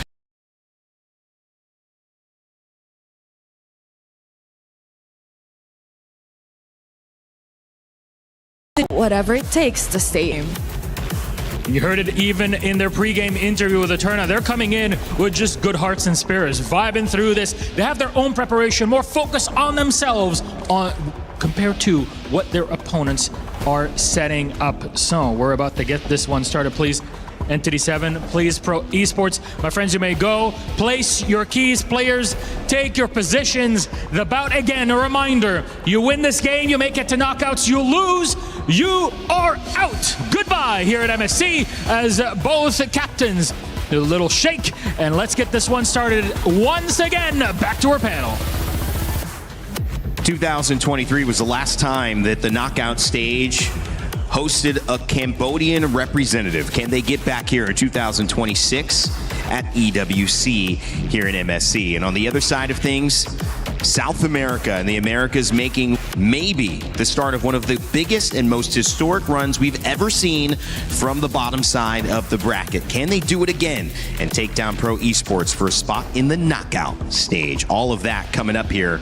And of course, Lafell, Naisu, I mean, so much has been determined by the draft, not only in this meta, but also so many great moments could be determined by your participation in Rhino Day. A new interactive, happy effect. I wouldn't dare start this very important series without mentioning it, because of course, what's more important than spamming some emotes in game? That's the best. That and the recalls. Recall, yeah. I was about to say, yeah. Rhino Day, get those emotes. The third one is all chat easy. Yes. Yeah. After easy. like a 30-minute game. 30-minute game. All easy. And I gotta say, this one is gonna be very difficult to call. Like, I feel like even if we try to go for a coin toss, the coin will just stand in the middle. Yeah. It would refuse to show heads or tails, because even they're like, well, Entities haven't defeated TL. Call it. What was that? You gotta call it. You gotta call it. Call it. Oh, I was like, was that you, Lafell? Like, oh, what are we playing for? Come on, man. A little No Country for Old Men. This is tough to call it, man. Come on. I'm calling it. You stand. Oh, here we go. Hey, B-men. I'm calling it. What do you call it? That's pretty good. Heads. Heads. That was Who's what? on heads? Famous scene. Come on, man. Good question. I have no idea, because we've seen Pro where I would say where they fall short if the game goes extra long, where it does seem like they get a little bit desperate on trying to end the game early, and then it just doesn't work out. Yeah. And also the drive of the Yisun Shin, where they go for hyper, where everyone else's utility is only Coily, which on paper it sounds like a good idea, but maybe just a different hero. If we had to break it down, like draft-wise, as we look at what map we're going to be playing for Game 1, the Eudora was a main point of contention for a lot of these teams, where they just go ahead and grab it, like we just saw with Team Spirit utilize that with Sunset Lover 3 times in a row. So expect that to be one of the big trades here. Obviously junglers too, but you know, with this, again, hide on bush. If I recall correctly, he is the only one that has been with Entity 7 all the way back in their appearance of the wild card in 2024 at the very first EWC, you know, and now they have this mix from the Latam region, from Amber, and they've made it all work together. It's kind of like these pieces of the puzzle that all came together, where, you know, we've seen Doom struggle even in that gold lane, but then the adjustments that they made when he played against Teddy was all that they needed to do. So you can't really count out either of these teams, because over the course of their matches that we've seen now, they've just adapted so well. I know Shin and Hide on Bush have gotten some conversation. I want to point out Doom. I think he's been great as well. I think he's a big part of why Entity 7 was able to win. I've been seeing so many focused conversations, as they should be, on the jungle and the EXP lane, but the gold laner, when playing well, is that extra win condition that opens things up for you.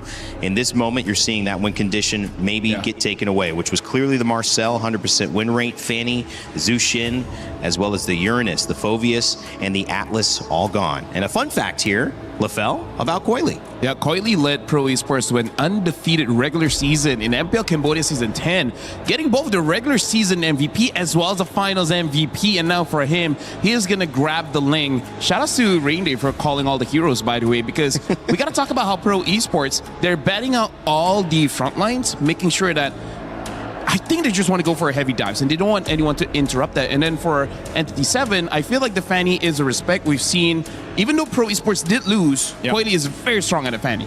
Yeah, Coily, again, you know, one of the... Eudora pick, let's go. I'm just expecting it to be the Eudora. And then Belric?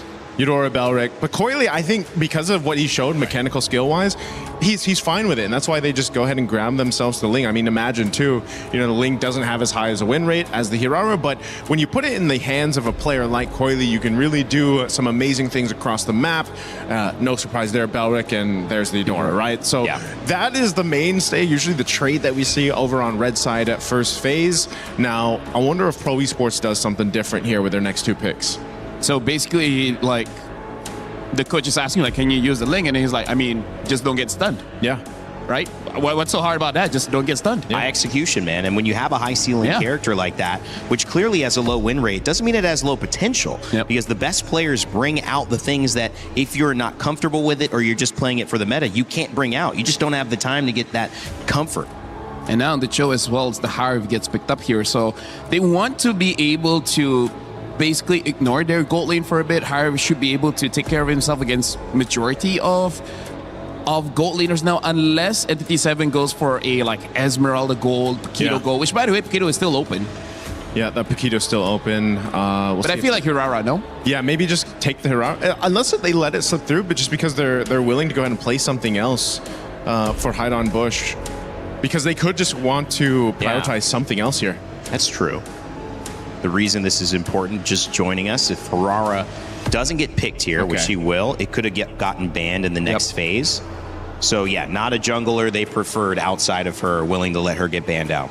Yeah, for now, Entity 7, they have a strong opening, especially because they already have the counters towards Pro. Right now, I feel like when it comes to the Cho as well as the Harv, we have to see what the matchup is. And the Cho, I just think that Entity 7 might build a draft that's not easy for the Cho to get a kick. For example, if Entity 7 is able to get up like a Barats, yeah, I think it's going to be hard for this Cho to really do much. So maybe they ban it out, you know, for Pro Esports. They want to ban one of those tankier options out. You already got a Belric to deal with. You don't want to deal with a Belric plus the Barretts. But this is, like, from Pro Esports, for these two picks, too, it's so Kozin and Coily, right? The different type of KK connection, but this time for Pro Esports, they're very adapt and to these heroes. The Kozin, especially on the Harith, back when he was playing in the Philippines, was one of his best hero picks. Still is. Same thing when you look at, you know, Filipino junglers playing the Lings, the Fannies. That's why when those Fannies come up, it's like, man, these guys can just put on a showcase of mechanics. So they'll ban out the Freya, the Uranus. Look at all these XP lane options that are being focused on. I feel like we missed the Freya going through. I mean, that has been definitely a first pick for a lot of teams if she's available. I was thinking whether she would be picked up here. It's just that I would say it's only good for Pro Esports because they're already having a draft that wants to dive in. When it comes to Entity 7, they don't really need that. And now, not a EXP ban, they ban out the Brody instead. And now the Esmeralda has been picked up. And because there's a Harv there, we still don't know whether this Esmeralda goes gold or EXP.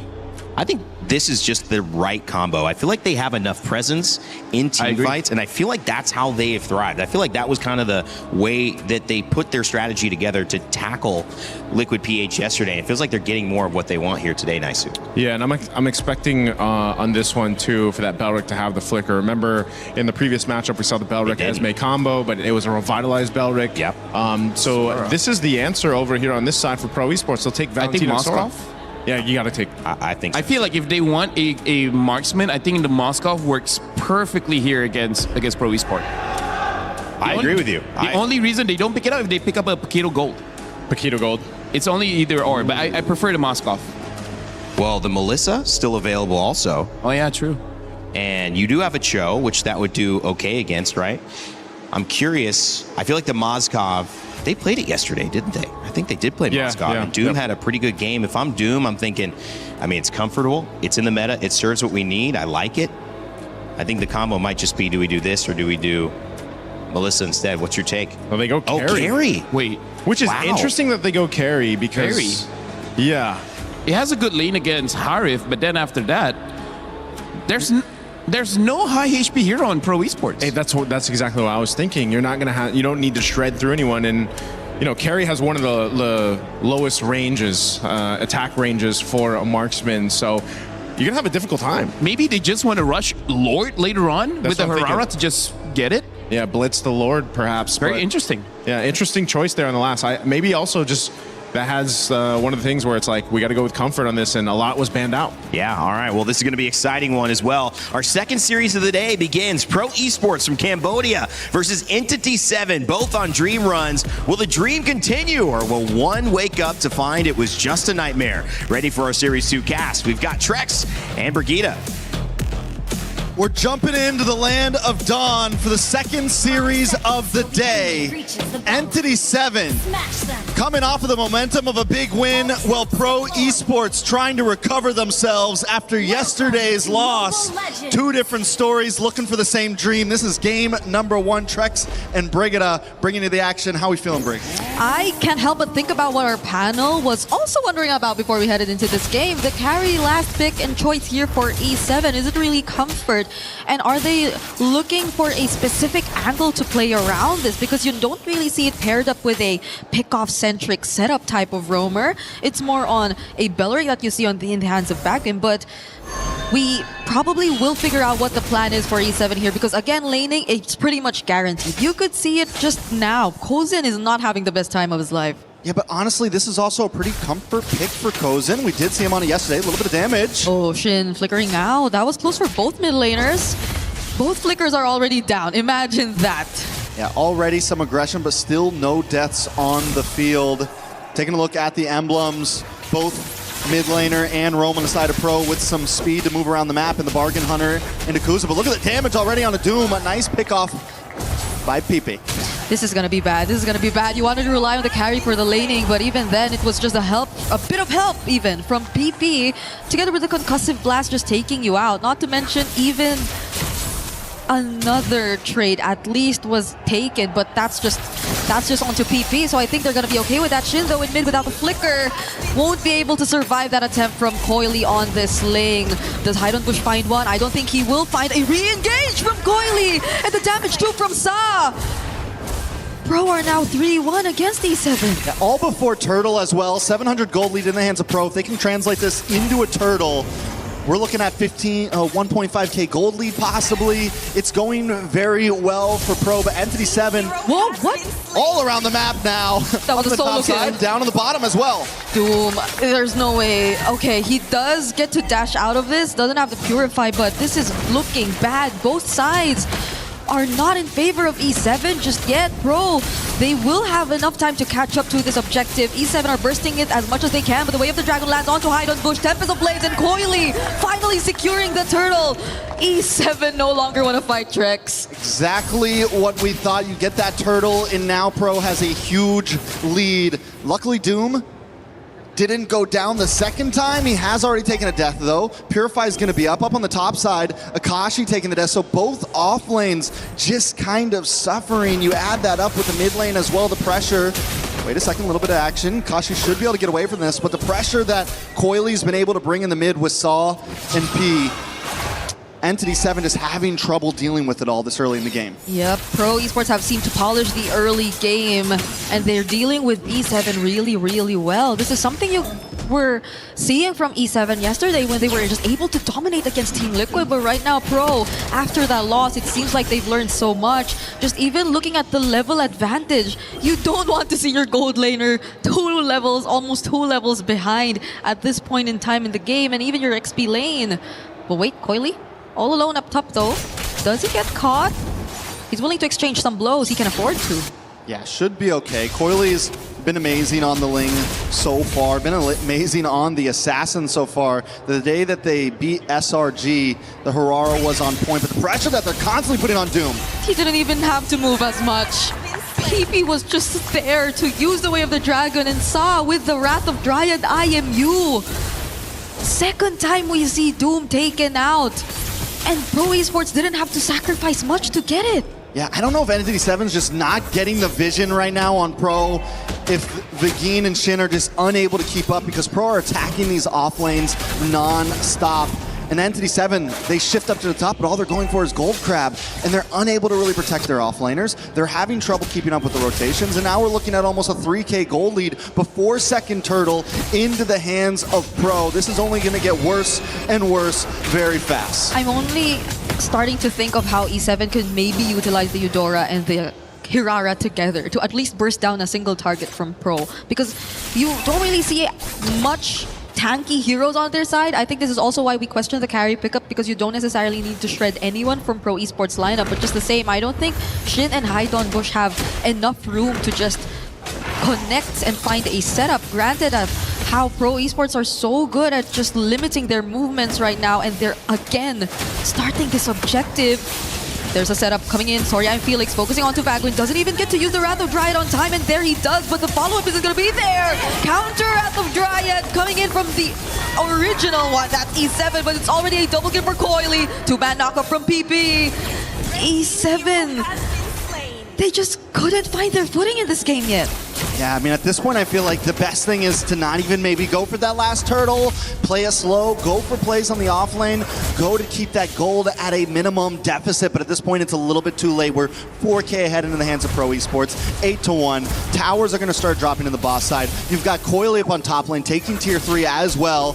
Haidon Bush is going to just have to watch. They are going to go for the 1v1 up top, but I don't think that's a good idea for Haidon Bush. Okay, Coily doesn't have the Tempest of Blades, fortunately, for ES7. So Haidon Bush will be able to get out of that. I think there won't be any chase, but here in mid, you see Akashi trying to hold down the front, Coily trying to catch up as well. Vaguin goes in, does have the Wrath of Dryad, but it's actually the backlines that Coily's after. He finds both Shin and Doom at the same time. Kuzin taking care of the rest, and it's almost a complete wipeout for Pro. These are not fights that E7 should be going for right now. It'd be one thing if it was Vagine who had taken 3 or 4 deaths. It'd be one thing if it was anyone other than your offlaners. Doom unable to output any damage, Akashi just getting shredded down immediately, and while that's happening, Vagine tries to make that engage, and Coily shows up and just completely destroys the back line.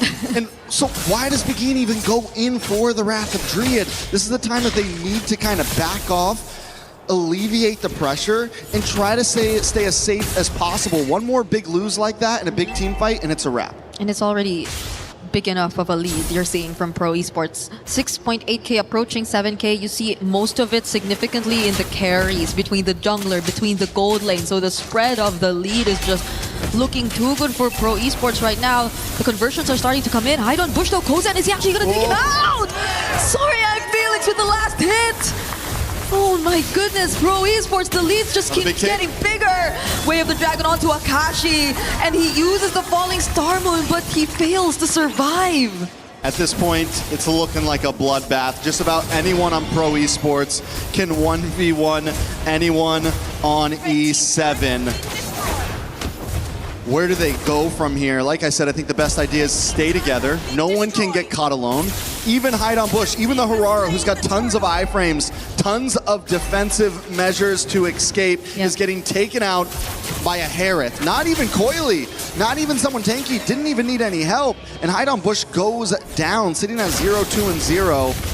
E7 has to play it safer. They've only ever taken out one member from Pro. It's only PP. So as much as I also want to see them try and play the macro, it's just going to be too tough. So playing it slow, I agree, might be one of the ways to go until they feel like they can't afford to engage in a fight. Because not even Akashi could just tank the damage. You see him falling down even to Sorya and Felix one-on-one, and now there's another way of the Dragon landing onto Vaguin. There goes the Wrath of Dryad and the Falling Star Moon. This might just be a counter engage coming in from E7. But the clapback, the answer and response from Sorya and Felix and Kuzen, it's a triple. It's only Akashi and Doom left, but look at Coily getting back.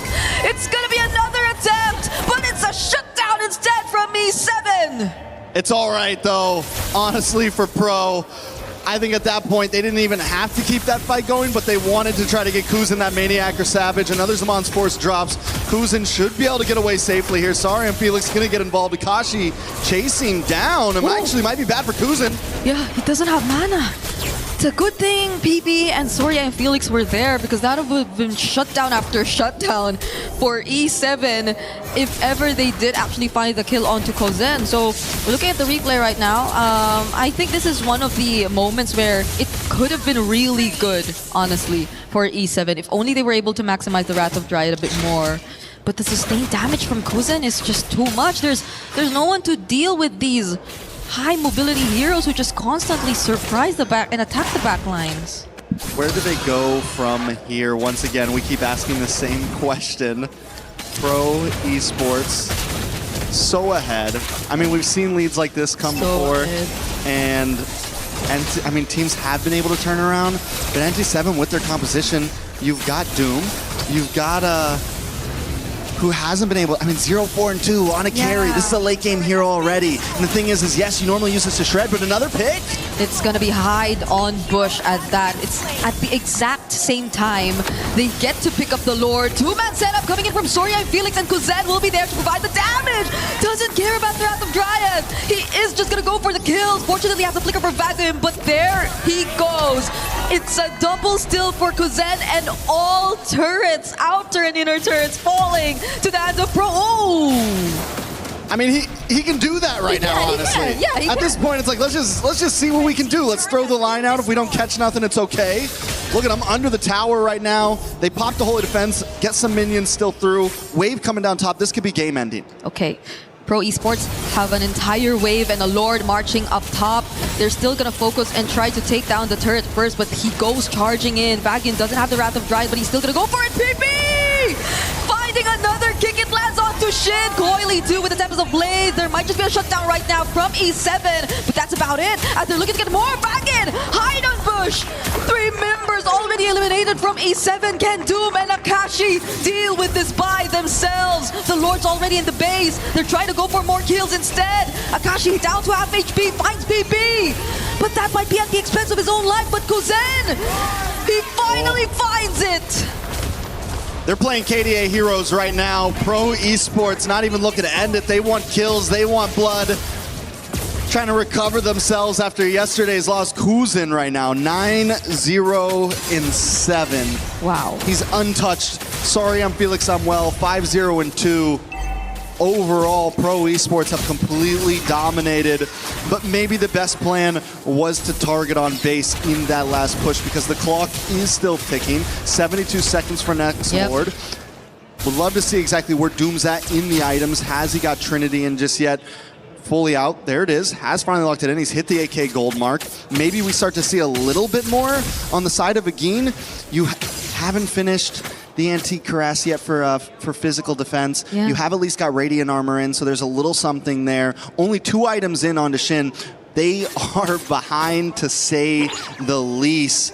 And yeah, you have some damage output from Hide on Bush, but the thing is Hide on Bush can't last, can't actually get in there. And every time you do get past, Sar and Felix catches you, or Saw steals the Wrath of the Dryad and catches you, and it's the same thing for Akasi trying to come in to absorb the damage. I feel bad for both Hide on Bush and Doom. Really, you want to find these creative angles. Oh, Coily actually tried to take down that base turret all by himself without a wave. Could have been a possibility, but there was fortunately quick response from E7, but it doesn't change the fact that Pro are still ahead. And going back, Hide on Bush, aside from the fact that there's so much catching up to do, I agree, it's just so tough for him to go in. You have to anticipate so much punish. Soria and Felix, Sa.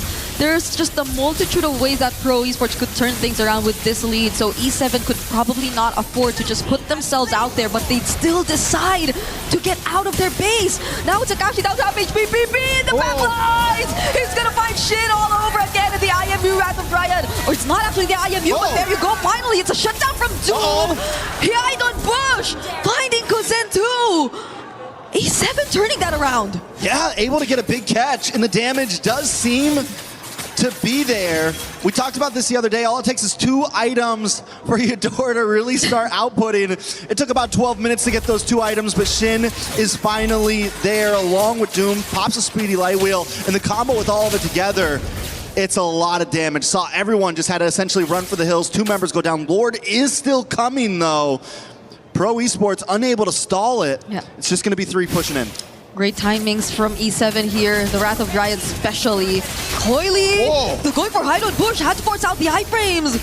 There's just so much damage already from each basic attack that you get to see from Coily, but just because Kuzen and Sorya and Felix aren't here, E7 defend and live for a bit more longer in this game. All right, so Entity 7 able to defend, but they still have no inhibitors, have only taken one structure away from Pro Esports, and Pro Esports are hungry for the end. PP wanted to go for something there. I think it took a bit too long. E7 too were just really grouped up together, so I don't think it would have been easy for him to find a target. On top of the fact that Pro Esports, they're not all ready for the engage just yet. So E7, again, defending. They're taking it slow. Bit by bit, we're getting there. We saw Doom on the 8K gold mark earlier. Now he is actually complete. Yeah. All it took was a couple minutes, a couple kills, a little bit of gold between the teams, some shutdowns, and he now has the Rose Gold in. Be prepared to see some item swapping. This is big for Doom. This is big for Entity 7. Oh, it's Shin all over again. They really want to go for Shin. First Wrath of Dryad, final use here by Vacuum, but gets knocked up by the Tempest of Blades as well. And Kuzen on the other side trying to take down Akashi will be able to do so as Doom falls to the hands of Coily. Bush goes in. He finds a trade, but it's just going to be Coil. Is it enough? There's a wave coming in mid and top. Hide on Bush and Akashi will be here to defend, but Kuzen is just going to set his eyes on the base. Salmon forced to end things, but they clear out the minions. Another potential outplay from E7. And can they do this? Kuzen finding Akashi does eventually get the kill, but the minions have spawn tracks. 5 seconds for Shin. Kuzen drops him on Force. Hide on Bush with the iframes. They're still to defend. Kuzen just wants free shots. Hide on Bush, the stun. Shin doesn't actually land it. Finally gets the burst. And now E7 defend once more. Entity 7. Like I said, the momentums from yesterday's game still hold strong as they hold strong for their life in just game number 1. A beautiful defense, honestly. Hide on Bush all alone. Able to get some nice iframes. Defend. Akashi also gets back to the base. Pro Esports felt like they had it, but now Entity 7 working on the Lord. This is something our panelists mentioned this back in. Flicker! Wrath of Dryad! Coily is down! Can they finally get this objective? Yes, they do! E7 are turning things around. Hide on Bush finds a double, and Sa is all alone here. That's not your base, but he's being cased! That's not your base. It's looking reminiscent of yesterday's game where Pro Esports had the lead and just couldn't finish it. Entity 7 right now, you know, we gotta say, they got that dog in them right now. And they are ready to push this game to the limits, pushing Pro Esports to the limits. It's 30 kills on the side of Pro Esports. What if that was the plan all along? You know, we need to suffer a bit. Yes. But we get to a point where we just get to rely on builds character. Yeah, you build character, you know, and this is something E7 have been building for 17 minutes now, Trex. It's the villain arc right now. You gotta go through pain sometimes to be ready for the big battle, and Coily can no longer win the 1v1 against Hide on Bush. That changes things significantly in this game. E7, they still have the Lord, but will be dealt with by Pro. Sorya and Felix doesn't find the setup there. And E7 are looking to disengage. Coily doesn't get access to his purple buff too. Imagine that, E7 are suddenly the ones in control. That 10k gold lead is nowhere to be found. No, we are officially in late game now. Maxed items all around. Immortality has been picked up by Doom along with the Rose Gold. This is what I was talking about when we talk about the item swapping, and this is where a carry becomes extremely dangerous. Late game carry, probably one of the most vicious marksmans you can go up against. Once you have the capability to start hopping around with items, the amount of damage, it's just so hard to pick off. You add that up with the Purify instead of going for the Flicker, it's a problem. How does Pro Esports catch that? Now, they've been able to find some moments, but the problem is before they were going for Shin, before they were going for Hide on Bush, but I think they need to change their priority on where these Way of the Dragons are going to be landing. where these Wrath the Dryads with the IMU that's stolen are going to be landing. They have to be a lot more careful about how they approach these fights if Pro Esports wants to win out. Yeah, because I feel like the fact that they always go for Shin is just so Coily could freely go and dive in, right? But even if he gets to do that, I don't think Pro are able to handle the damage that you're seeing from Doom anymore, like just by themselves, like without them allocating the right amount of crowd control just so Doom doesn't get to cast the speedy light wheels efficiently every now and then. So there might need to be, yes, I agree, a bit of change in terms of targeting for Pro here, but can they find Doom? This isn't the best KDA you're going to see on a carry, but we're in a different timeline now. We're 19 minutes into this game. I feel like this would barely matter, but ooh, that's a lot more defense items getting picked up. I think Doom has the Immortality and both the Athena's shield in his build, if I'm not mistaken. Yeah. Picked up Athena's shield. Okay. Gets rid. Or wait. So that's no, because you get some shield from the Athena shield. So it's you sell Athena's, you go into Rose Gold, you pick up Rose Gold, you go into Immortality, you pick up Winter Crown. Oh, okay. I'm guessing. I don't know. Oh, it's a lot of buy and sells, but who gets this retry? It's Fagin! Not even a retry holder. Doom finding the last hit on the objective, and now it's a disengage for E7. They don't want any trades. A lot of resources wasted on Akashi there. And that helps Entity 7 secure this Lord, enhanced Lord at that. They need to try to sync up these waves as much as possible. They may not be able to end here, but they can at least take inhibitors. Pro Esports on the other hand, this is what I was talking about. They have to think about a lot harder on how they do these fights for the 1v1. Okay, hide on bush. Might just go for the outplay here. Coily no longer has the test himself. Blaze Shin! Flickering in, can he make it? He doesn't catch Coily. Also gets to pick up the Immortality just in time. Whew. Collect it, prepare ourselves. Because the Lord is making his way downtown. Yes. PP, can he find something here? Okay. There's the Lord. Kuzen still has Zaman Force, and they pretty much will have enough time to deal with this Lord, at least for now. E7 are not able to maximize it enough to take down a turret, and they're going for shit! Winter Crown play, falling Starfall, but still gets knocked up and caught by the way of the dragon into the Wrath of Dryad of Sa. Doom finds Coily though. Torian Felix with a set. Kuzen with his Ammon Force finds a double, and it's another Immortality pop for Doom. 3 members are down for E7. A beautiful catch by Pro Esports, but minions are on the base. They have to go back to defend. It's only 2 members up with 40-second death counters on Entity 7. Hinakashi and Hide on Bush do what they did a few minutes ago and defend the base, but Hide on Bush is going for the steals, trying to disrupt the waves right now. Big kick. He gets caught. He does still have some iframes left and a couple dashes, so he will escape. But that just means he's the only one left right now. Pro Esports, they're making their way to the base 12 seconds before Shin makes it. They've got a cannon minion. Can it be enough to close? Hide on Bush is making the big sprint back to the base. He's got an Immortality. Okay, the Immortality's popped though. Kuzen with his Ammon for Shin going in. Do they have enough defense? They actually get to buy a bit more time. Immortality's pop for PP Pro. They gotta get back. It just keeps happening. I don't know if it's luck. I don't know if it's chance. I don't know if it's pure skill at this point. Entity 7 just keeps on hanging on. We're 23 minutes in. Another Lord on the map. Akashi's up in 17 seconds. And it's a 5v5 once again. Pro Esports trying to make their way to this Lord. Do they burst it down? Hide on Bush picks up a purple buff. It's down to the wire once again. Yeah, Shin has to be very particular of his positioning this time. Lord already below half HP. Vagin getting bursted down. Both Wrath of Dryads already committed. Idol Bush going in! But it's still Coily who finds the objective. It's a shutdown towards Idol Bush, and Pro have seemed to find the perfect engage against E7. Akashi, the only one left. When in doubt, Sorry I'm Felix continues to get those big sets for the team. Pro Esports are not letting letting this get to another 30-minute game. They're ending it right here. 1-0 against Entity 7.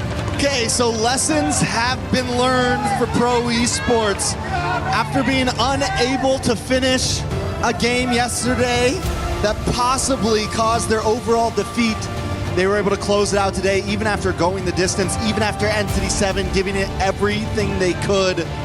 Pro Esports collect themselves and make the plays that matter to close things out.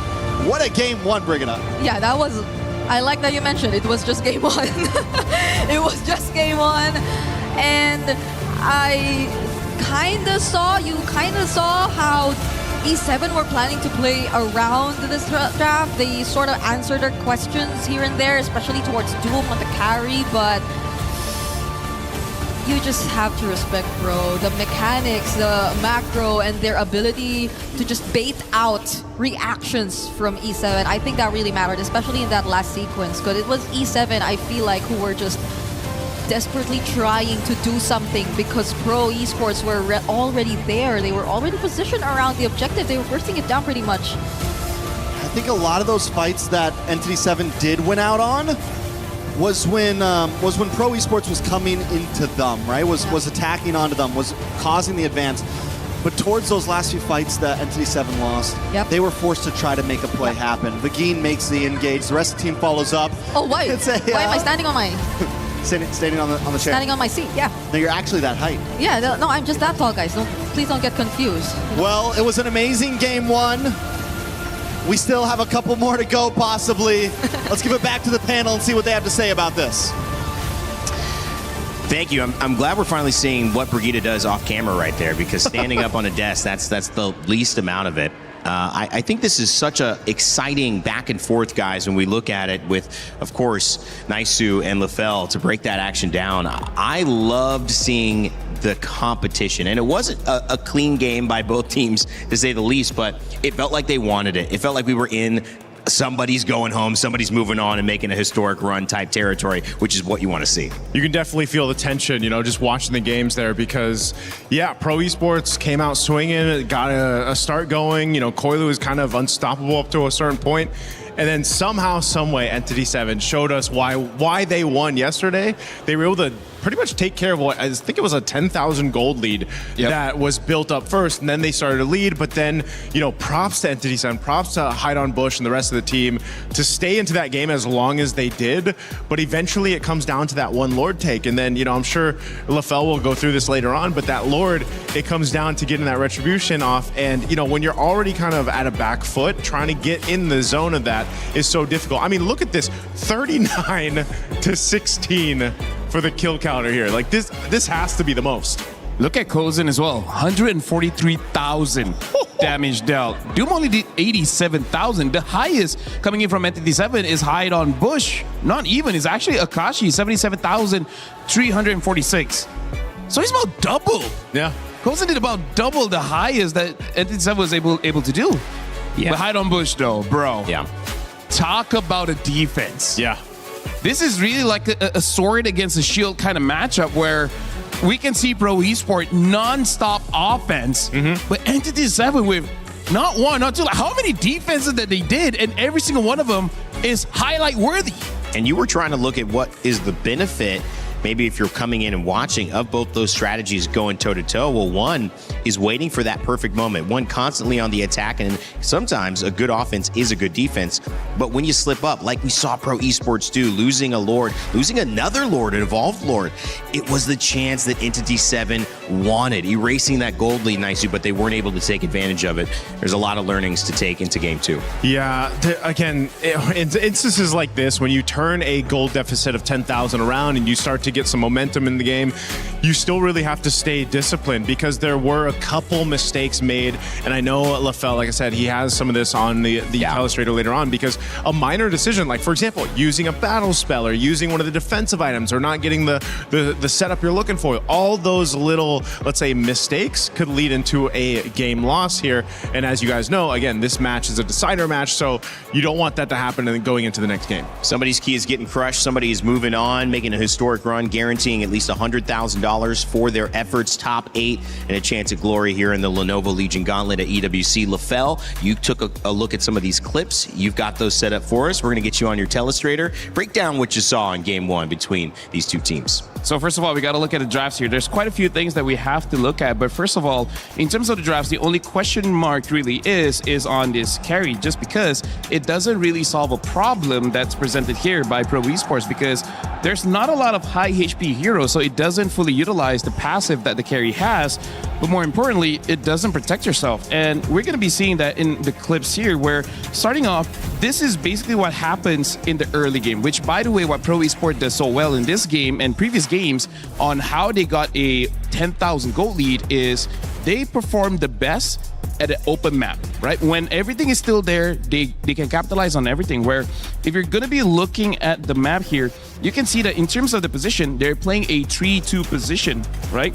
So 3 at the top and then 2 at the bottom, because one of the reasons that they understood is that Doom made a crucial mistake where this is basically like the safe place for you to be as a gold laner, and multiple times Doom actually stays in this area, which, yes, he wins the lane, but you're going up against a Ling. Ling moves very fast in the game, and we can see here that's basically how it keeps going on. See, Doom moves forward again, gets ganked. I'm only showing this clip, but it happens multiple times as we see in the game. I feel like the first 3 to 4 ganks are all in the gold lane, so that is something that could have been remedied if they pick up something like a Moskov, because Moskov can basically protect himself. He doesn't need any rotation.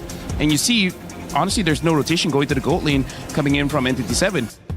And this also shows why I would say the best win condition for Pro Esports is just to play outside of the base. Once you get inside the base, it does become quite difficult, because if we look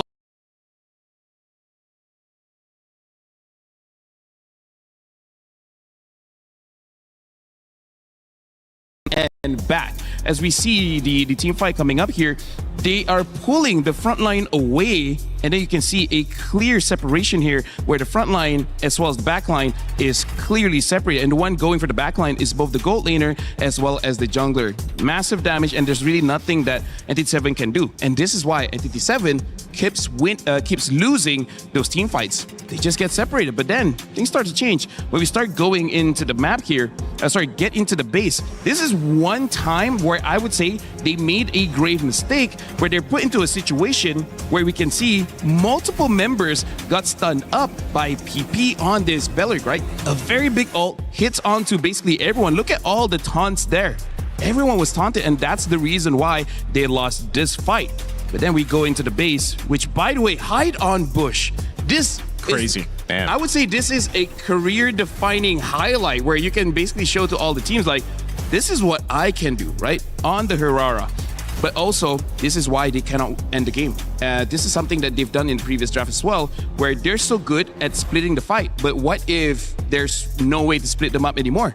They're always going to be clumped up, and you're going to make a mistake. So I feel like that's something that they have to look forward to, where you can play at open map perfectly. Right. But once you're inside the base, what's the next step? We see that the Joe try to kick someone else to separate them, but sometimes it's not that easy. Yeah, and it feels like, I mean, I'd rather be, if I were, and if maybe you guys let us know in the chat as well, I would probably rather be Pro Esports in that situation, where I have all the energy, all the momentum, the gold lead early on, everyone's doing well, and the only issue is how do we get through to that final portion of the base. I feel like it's a scary type of situation that we saw Entity 7 put themselves in, and the Moskov did come into our attention in the draft.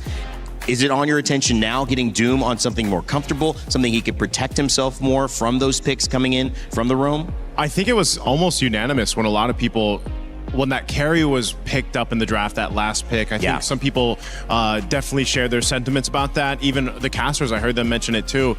And it is one of those things where, again, in late game, and we saw this late game get to that point where, yeah, the carry can shred even through the Lord, right? But yes, maybe something like the Moskov where you have a little more space to work with. You can play the long game if you want to, stay on the other side of the map, join the fights with SOD. You know you're up against a matchup like that where Kozin gets his Harith. Again, this Harith is Kozin's probably one of his best picks that he has in the gold lane, and you saw just how they played that. So Moskov might be one of them, but I think even for Entity 7, they really need to get the ball rolling in their favor early on, because I feel like that's where they're able to go ahead and build up. also, when you do get a lead, you got to make sure that you're very disciplined, because something that we were not able to clip just because it happened so fast, but once they got a lead, we saw Coily on that lane trying to run away, and then Shin tries to stun him, even expanding that flicker. That is one of those situations where if you can catch him, you could have ended the game. But he couldn't, and then that's just an avenue that Pro Esports saw. Like, hey, he doesn't have a flicker. We can go in, and then we can start holding the map again. And that's how crucial battle spell timings are, especially in that type of game where that information is enough to say, you know what, now we're going to go take out Shin or whoever burned that flicker. That's an automatic kill for us. That's an automatic advantage in a team fight. It all comes down to this one for Entity 7, who's representing the Americas. From South America, the last time they had graced a main stage like this, from my understanding, is M4 with RRQ Acura. And that was in 2023. They've been rebuilding in that region ever since. This is the result of that. Can Entity 7 find a way to clamber back and get into this matchup again? Pro Esports looked the better. They got the win. One more game for them, and they're through to the knockouts. I feel like one thing that they can do to slow the game down is to have one person to basically track where Coily is, because in that game, he was perfectly free, right? Whenever he goes to the goal lane, great point, no one stops him. Whenever he wants to go for those objectives, no one stops him. When he goes to, kill the mid as well as the goal lane, no one stopped him. You need one person to keep track of that guy. Well, like, when you have a character who's so mobile, that's one thing. But when you have a team that's so committed to grouping up, I mean, it's even making that mobility even more effective, because no one's going to go chase him down. They don't want to play like that. Yeah, that's one of the things, though, especially with a Ling, right? Like, it's like you want to keep track of him and keep tabs on him, but at the same time, like, Lings can't just allows him to be everywhere he needs to be, and then you put him in hands like a specialist like Coily. Even more so is it a difficult task to deal with, and that's so this time we might see some different things. Entity 7 is going to be on that blue side for that first pick. You know what? It could have been clipped when during the draft we're like, yeah, just don't get stunned. And look at how many times he got stunned. Not much. Not much. Only like once or twice. High ceiling, Coily proving he just really is that good. One of the junglers we've been keeping an eye on. Pro Esports looking to use his expertise and ability going into the next stage. Hainan Bush has been getting a lot of conversation on the LATAM side. The man of many hats. Hainan Bush does it all for his squad, leading as the jungler, captain, shot caller, and taking on coaching and analytical duties whenever needed. That's a lot of responsibility. That sounds underpaid. Hey, we don't know his salaries, by the way. If they go forward to the knockout stage, you know. Hey, that's a big salary. That's a big salary, but give it up to Hainan Bush again. Like I said, he is one of the mainstay members from Entity 7. Very, very experienced player. Has even now just showcasing a lot of what they're capable of doing. So, to know that he's also shot calling and doing all this too, that's kind of is a huge statement for himself and the team. Well, we asked what they would do about Coily's Ling. They ban it. They don't want to deal with it. The Harara also banned as well in response, alongside the mainstays, Freya and Marcel. Fanny and Valentina, which they didn't like, maybe a soft counter to the Belleric, which they enjoy playing, but this time it opens up an even stronger pick, the Atlas first, which could mean a Eudora response here on the side. And I wonder if they want to pick up a Nolan early, because Nolan is filling the spot of what a Ling wants to do, a Harara wants to do. Because I feel like if you have to go for a Yeast and Shin, then, I don't know, there's just too much counters now. I like how just by simply panning out the Ling and the Hirara, it already changes the course of the draft, and then it'll change, obviously in the game too. Atlas being picked up, and they took care of the Valentina, so you don't have to worry about a Fatal Links being stolen by Pro Esports. If you're Entity 7, you can build on that. But this does leave open now quite a few options to take right on the swing. So you still have the Belleric available. You can go ahead and, what else? A power play move. What else is in the mid that you would actually go for here now that you have that? Or do you just go ahead and secure something else? I feel like it is fine to delay it just a little bit, which, by the way, honestly, very good opener coming in from Entity 7, because banning on the Fanny as well as the Ling and then the Valentina, that proves to be, I feel like that's a good way to open up going up against Pro Esports. Just that if they do win and the Pro Esport lose, Pro Esport can take that first pick again and then deny them of this strat. Anyways, when it comes to the mid, I really feel like it heavily depends on what your jungler is going to be. For example, if you're going to pick up a utility jungler, let's say Fredrin and Akai or whatever, you need a mid with a little bit more range to back him up whenever he does go for those neutral takes. But then if you're using something with damage, like a Nolan, maybe even a Harley, you need a mid that can set it up. So that's why we see Valentina's still being okay, even though it's a mid-range, not long range, but you got crowd control and you got some amount of burst damage, making it easier for those assassins to actually get the kill. So I really feel like it's dependent on what the jungler is going to be.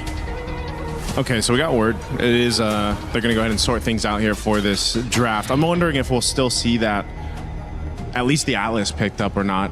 Probably same bands I'm expecting, but what was that one combo we saw? Was it just yesterday where the Nolan was picked up and that amount of bursts that they had? Because Nolan's only been picked up, what, literally twice, I think it is so far? One of them was from Guangzhou Recall, using the Nolan. Yeah. Even in a game that they lost, the burst from Nolan is insane because the buffs make it so that the Nolan can basically spam his abilities, making it very hard to catch, but also just does quite a lot of damage. And now the Uranus as well as the Zushin picked up. And I feel like this is kind of a deny, saying that if you want to go for a tank jungle, hey, good luck. This is already different, right? Uranus, Jushin going over on those first picks for red side here for Pro Esports. Now for Entity 7, you already got yourself an Atlas. You know that you can play around the setup potential. You know that too. You're gonna have to get through some purifies, but you can take your jungler now, hold on to it. Maybe the mid lane option as well, just so you don't get things banned out, because you already have to deal with the Jushin. I would say Eve is not a bad pick, yeah. Because in terms of damage junglers, now it's like all the niche ones, like the Nolan, maybe even the Saber, Hanzo. Oh, Gwyn. Oh, totally forgot about the Gwyn. Gwyn as well as the Moskov gets picked up here, which Entity 7 for now has a lot of crowd control. Yeah, there's the YSS you mentioned too. So YSS being picked up. Again, this hero does not have a great win rate. A great win rate. Is it only one game? One game win? One game win. Yeah. One game win right now for the YSS so far. That was with Aurora, no? Yes. Yeah. Yesterday. Moskov, though, picked up. We wanted to see that adjustment. They've made it. Also taking out 2 of the picks that were used on the side of Pro Esports last game in the Valentina and the Ling, adding Guinevere to the rounding of that first 3. YSS, will this be another bit of drama that continues? Because if they have this and it loses again, goes to about 1-7 in this tournament, and you gotta start saying, guys, we need another option. The YSS is just, I mean, most teams have either just gone with it or they go with a double fighter in the side lanes to try to make that work. But you can already see some of the focus again on XP options for Entity 7 to be picked up here. So I feel like Entity 7's got to ban out that Paquito. Yeah. Right, Paquito is, I think, will win Pro Esports draft. Because right now, this Isun Shin is not a bad pick because it's not going up against the Ling, it's not going up against Aurora, and it's not going up against the Claude, right? So for now, in terms of the dive, it's just the Guinevere. And at that point, kind of the same thing as before, just don't get stunned, right? And I feel like there's not enough threats here. Pro Esports, if they pick up the Paquito here, I think it will really make Entity 7 difficult to finish up their draft. Yeah, Paquito open. It's going to be a Harith, though. So, again, this is his pick. This is Kozen's, one of his favorite, if not the favorite hero that he's got. You just saw an amazing game performance here from the previous match in game 1, so you might as well go ahead and get it. This is, so for this YSS, you still set it up, but you also can lean towards the Harith power spike later on if you have to. I feel like either Eve or Gort might be okay here because there's not too many dives go in. So I feel like either Eve or Gort should be fine. And yeah, I feel like the Harith has so much kill potential even after first item. So again, that's just Pro Esports playing their map. As long as the map is open, we're going to split the front and the back, and they're able to do something with it. We have a technical pause here. We're continuing on this draft. The importance of where we stand cannot be understated. Shin, Haidan Bush, Akashi picked for their team, obviously just in name right now. Not necessarily what they're going to be playing. The Moskov instead is going to be going up against the Harith. The Isun Shin, the Zushin, and the Uranus were left off of the ban list this time around, and Pro Esports will grab. As you see, sorry, I'm Felix on your camera. He said in response to, why is your name Sorry I'm Felix? Well, just because when I go at you and I take you down, I want to say sorry for my actions, but then I want to introduce myself as well, Naisu, which is polite. Yeah, I like how he, he picked up the Sora in the previous game. You don't see Sora too often anymore, man, but, he played it near perfectly, and a lot of the initiations that he had or the setups that he had, you kind of remind yourself like, oh yeah, Sora, still a threat when it is picked up, but, again, these XP options that are left on the table are important here. Yeah, I feel like we just don't see enough Soras just because in lane, some of these very tanky boys like the Barats, Alice, even the Uranus, kind of makes the Sora feel a bit annoying to play. But hey, once you avoid or overcome that obstacle, everything becomes fine. So now when it comes to the draft, looking back into it, I'm not 100% on Entity 7's draft for now. What do you think about Barats? Barats? What do you think about it? It's available. And I feel like it could... Wait, he wasn't banned. Oh, yeah. I don't know, because right now for Entity 7, kind of like the same as the first game, their draft doesn't answer the problem, and that's kind of a problem in itself. Even if they do pick up the Barats here, I don't necessarily feel like it solves a problem, because then the Zushin as well as the Hari, if they both can have Purify, and catching the Yisun Shin is going to be nigh impossible. So I think it's okay in lane. It's just that after that, I'm not so sure. Okay. There's the Paquito you were looking to see. What rounds this out? I'm thinking Eve is okay. Yeah. If not Eve, Gord. I was going to say Eve or Gord. Gord has really taken a sit down, too. Yeah, he's picked up. He's, teams have kind of figured out how to play against him, but obviously you still have so much threat with his ultimate, the little bit of stuns. I feel like Hylos is fine. Yeah, Hylos could work here. You help with that slow or the speed up for your team. And even the stuns too. So this is, again, playing around your YSS, but this is a bit of a different game plan just because even if the YSS can't scale up the way you're looking for, then you lean towards the Harith. The Jushin too, even with that nerf, again, she's still a threat. It's almost like that, the Sora to an extent where it's like, oh yeah, there's still a lot of utility that's available here to set things up for your favor on the team fight. And the answer is going to be the Gatokacha. So a good, sturdy lineup to go ahead and protect your members here if you're pro esports. Yeah, I feel like they pick up the Gatot here just because the main threat is going to be the Moskov as well as the Paquito, and his passive works really well going up against physical damage dealers. So we'll see how it turns out for now. Pro Esport does seem to have a pretty good draft. It's only like, can the Yisun Shin work out? Well, we'll have to wait and see, guys. Not waiting too long, though, because Game 2 is right around the corner. Yisun Shin's been a topic of conversation here at MSC. Over 5 days of play here on the Lenovo Legion Gauntlet. He's gone 1-6 so far. Will it be 1-7? Or will it be 2-6 and start to turn things around? It's Game 2. Maybe that's a little bit of a sneak peek of what's going to go down. We got Trex and Brigida on the call. Let's see if Pro Esports can move themselves into the knockout stage. We're jumping back in. It's match point for Pro Esports, but if we take anything from game number 1, it's that Entity 7 will push them to their limits.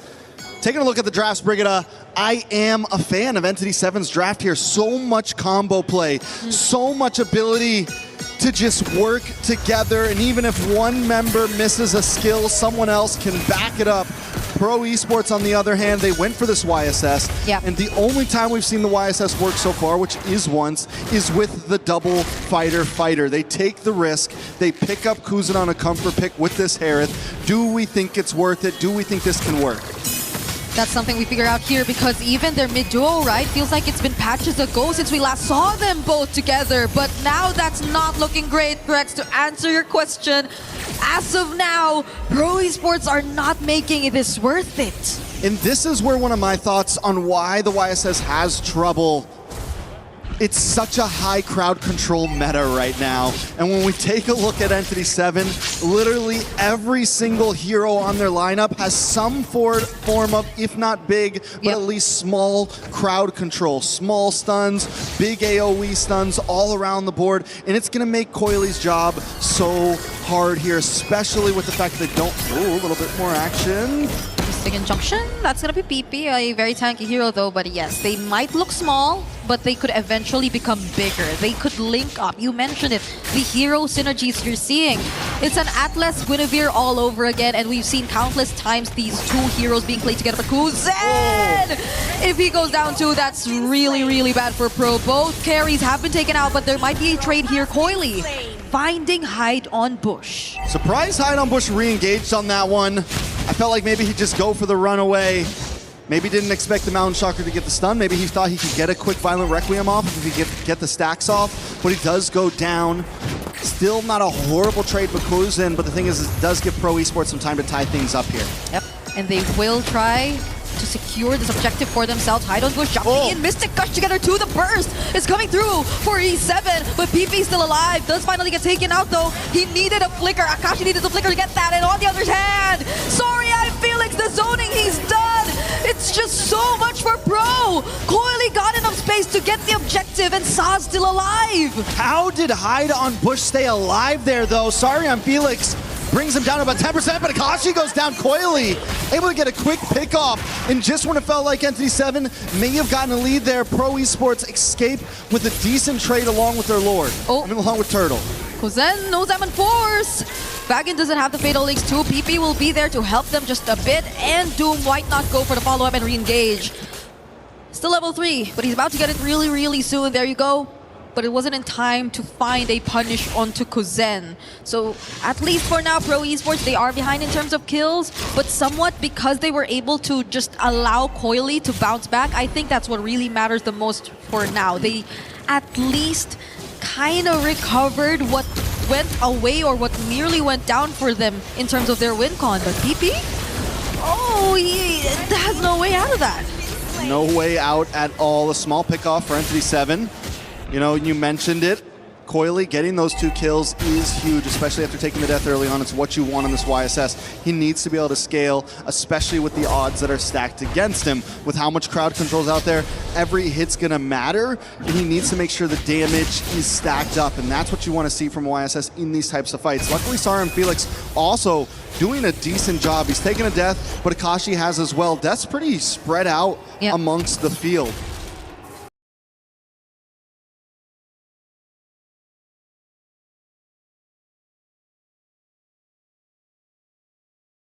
Pay attention to, you kinda are put in a spot when it comes to using your phraseless.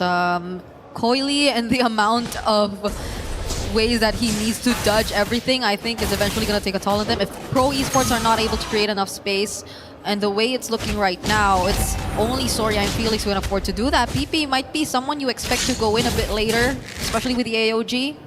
But you see right now, they're both holding the turtle. Both mid duos will show up. Akashi does get that Hunter Strike in right before this fight. Might be able to do a little more damage, a little more speed. Oh, Kuzen.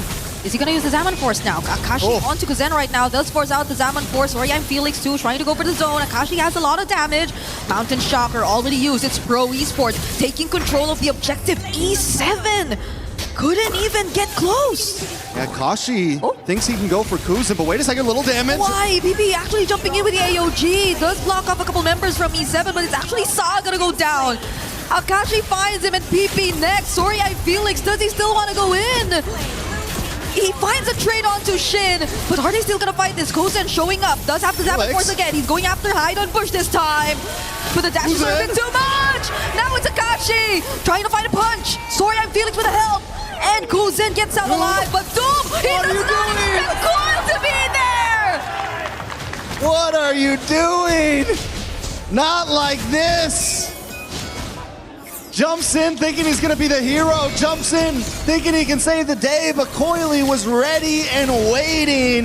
The back and forth of that last fight, and I mean, let's be honest, both teams made some mistakes. Both teams threw some bodies in when they shouldn't have. On the boss side, Doom gets 1v2'd. Sara and Felix makes his way up to try to help out, and honestly, this is not a bad play. Look at the amount of damage Sara and Felix is able to output. Gets the kill onto Shin, and at this point, E7 has to back off, but Koizen's not done yet. He's under the tower, and the fight should have ended there. Once Koizen backs off and Akashi's back off, but for some reason, Doom felt like he could be the hero. We gotta see Doom Moskov last night, or Doom carry game 1, who was very particular and cautious of his positioning, because he's getting caught a lot more often than we expected him to be on this Moskov so far in this game. Kuzen, another Zaman Force already used, and hide on Bush. He is no longer afraid to deal with him. Even without the Purify, Kuzen was just ready to take that fight on. So we're seeing another turtle in just 4 seconds. E7 have yet to take a single one over to their side. Can they actually make it and position themselves around it this time? Yeah, it's definitely important for Entity 7 to maybe try to gain some ground here. They're down about 3k gold though, so if they lose another big fight, it could look very similar to game number 1. So honestly, smartest move at this point, just give it up, look for play elsewhere. Doom is on top side, gonna be able to farm, take advantage of that, maybe get a tower somewhere on the map. But Coily already on his way back up along with Saw, and Doom doesn't know they're coming.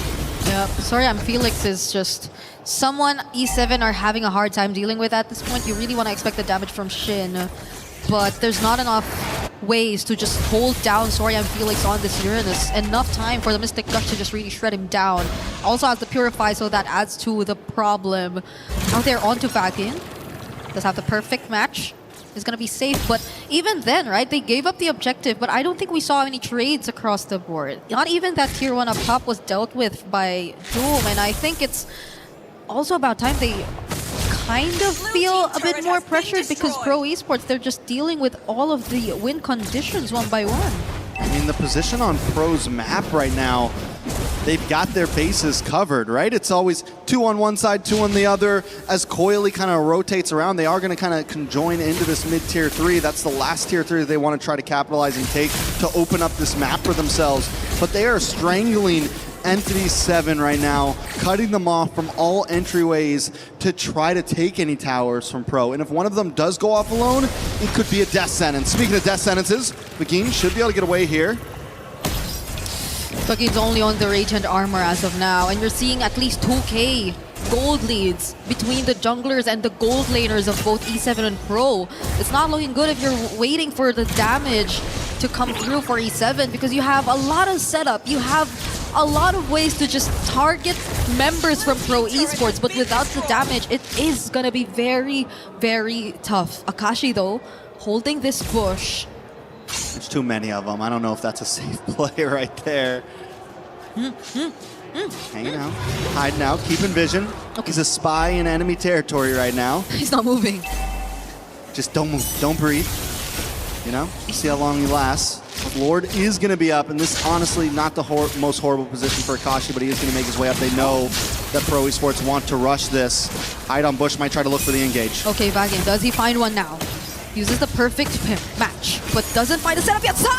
Going with the Crimson Pico, they just want to lock onto Akashi, and they find a mega kill for Coily there. Kozen now with the Diamond Force, does force out the Purify using the Fatal Links, but they don't get to capture him. And now it's going to be Soria and Felix targeted, but with the Purify out, he's still going to be okay. AOG in for PP. They're going to set up with a trade. Spatial Migration onto 2. SOD! But can Doom make a difference? That's a stun from Shin, but Pro already got what they want. It's just the Lord.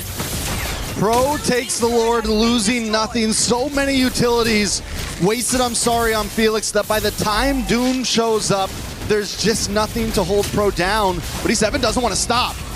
Okay, concentration. No Purify. E7 probably wanted to go for him, but it's still a Uranus. He can still make it out alive. Now E7 have to deal with another Lord Siege incoming for Pro. This is nothing new to them, though. But the wave clear, I guess it can be handled. It's a Moskov and a Gord in their hands either way. Yeah, they definitely have opportunity to defend against this Lord push. Pro Esport, the major objective is definitely take these tier 2s and try to maybe get one inhibitor. Holy Defense is up on that top lane, so not a whole lot. They may not be able to get that, but a second wave in coming after, if Pro looks for the re-engage, or if Entity 7 makes a big mistake and comes too far out, that could be the advantage that Pro's looking for here. Okay, Mountain Shocker in, Doom gets caught, Mystic Gush forced out too from Shin, and now they're already gonna take out all turrets except for the base turrets here for E7. This is a lot of control going over to Pro Esports alongside the Holy Shields too. So I think they will be very happy with what they've been able to take, at least with this first Lord. Yeah, they get the tier 2s, they don't break through, which means Entity 7 has a little more life to spare. They still need to play it safe, because if there's a big team wipe, trying to contest a Lord, or you get caught off guard, then Pro can definitely end things. But if they play it safe for another few minutes, which we've seen them do before, Yeah. they can even survive another Lord push, honestly, as long as they don't mess this up. Like you mentioned, they have great siege potential. They can hang out in the base, they have the magic push, they have Doom who can shred, and they have Akashi who can defend anyone who tries to jump in. So the possibilities are there. Taking a look at the items, taking a look at the gold spread, Kuzin once again is so far ahead of Doom. It's been 2 games in a row where Doom locks in his 3rd item so late in the game. And yes, we're going to start to see that shred, but by now it feels a little bit too late, because even Sarian Felix so ahead of his opponent in the XP lane. It's just problems all around the board for Entity 7. Yeah, I think they'll have to wait for a moment where they could just really rely on sheer damage to deal with Pro. Because at this point, if they just really want to go for the setups, the captures, I think these 3 Purify spells you're seeing on the side of Pro will not make it easy for E7 to pull off a combo like that, unless they find ways to force it out and actually target on specific members of Pro. But that's the thing, the damage is spread out. It's really, really well spread out, and now Sorya and Felix tanking a majority of the damage, already forced to use the Consecration, but in exchange, why was Vagin there all alone? There was no follow-up, no one nearby from E7, even if he wanted to go for the setup on Kuzen. Well, Vagin was looking for Koizen. Everyone else focused on Asarion Felix once again. Entity 7 shouldn't even be starting fights right now. I get it, maybe look for a pickoff, but don't force anything at all. Let Pro Esports come to you. That's where your advantage is going to be. Let them dive into you, back up, and look for the re-engage. You have the crowd control to do that. I guess it was also a desperate attempt. They really wanted to at least get something right, because we were failing to see trades from E7 ever since Pro Esports were able to bounce back. Ever since Coily was able to find those 2 kills, which made that kill towards Coily in the first minute of the game almost insignificant already. So it's Pro Esports with an almost 9k gold lead. Very, very similar to what happened in game number 1, Trex. But does Pro find an easier way to close it out this time? They have a lot of tools to engage. They have Sorya and Felix, they have an AOG, and even a Crimson Beacon from Sa, so they could just catch them by surprise. But the question is, they have to calculate it well enough. And will they be able to do so now against E7? Alright, so Entity 7 just has to hold strong under these towers as Pro makes their engage. Nice Mount Shocker.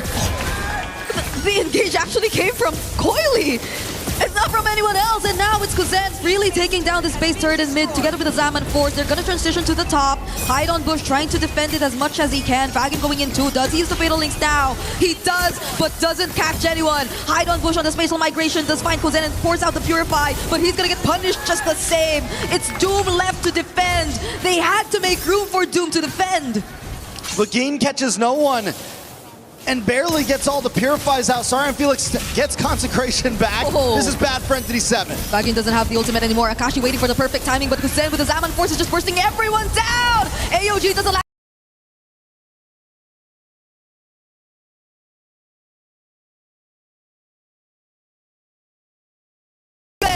Are pushing them out. SOD doesn't connect. Flying Clouds from Akashi. Where does he want to go? Sorya and Felix being shredded down. Consecration! They finally find a target and take down one. They got to go back to the base though. There are minions down. They finally put another kill on the board after multiple minutes. We're back to a 15+ minute game, Brigida. Entity 7 somehow still surviving. We did predict that since they had all inhibitors up, the defense was possible. It definitely could have been cleaner, maybe not lose all 3, but Entity 7 is once again in this position that they were in game number 1. Once again, they need to not make the mistake of jumping in. Don't force it. Be careful if you do. Okay. Hide on Bush nearly caught someone there, but that's just all gonna be for this tier 1 in mid. And yes, E7, how are they able to do this every single time? In every single game that you see them. Even if they don't get a hold of the early game, they just find a way to at least push the game to a much later time.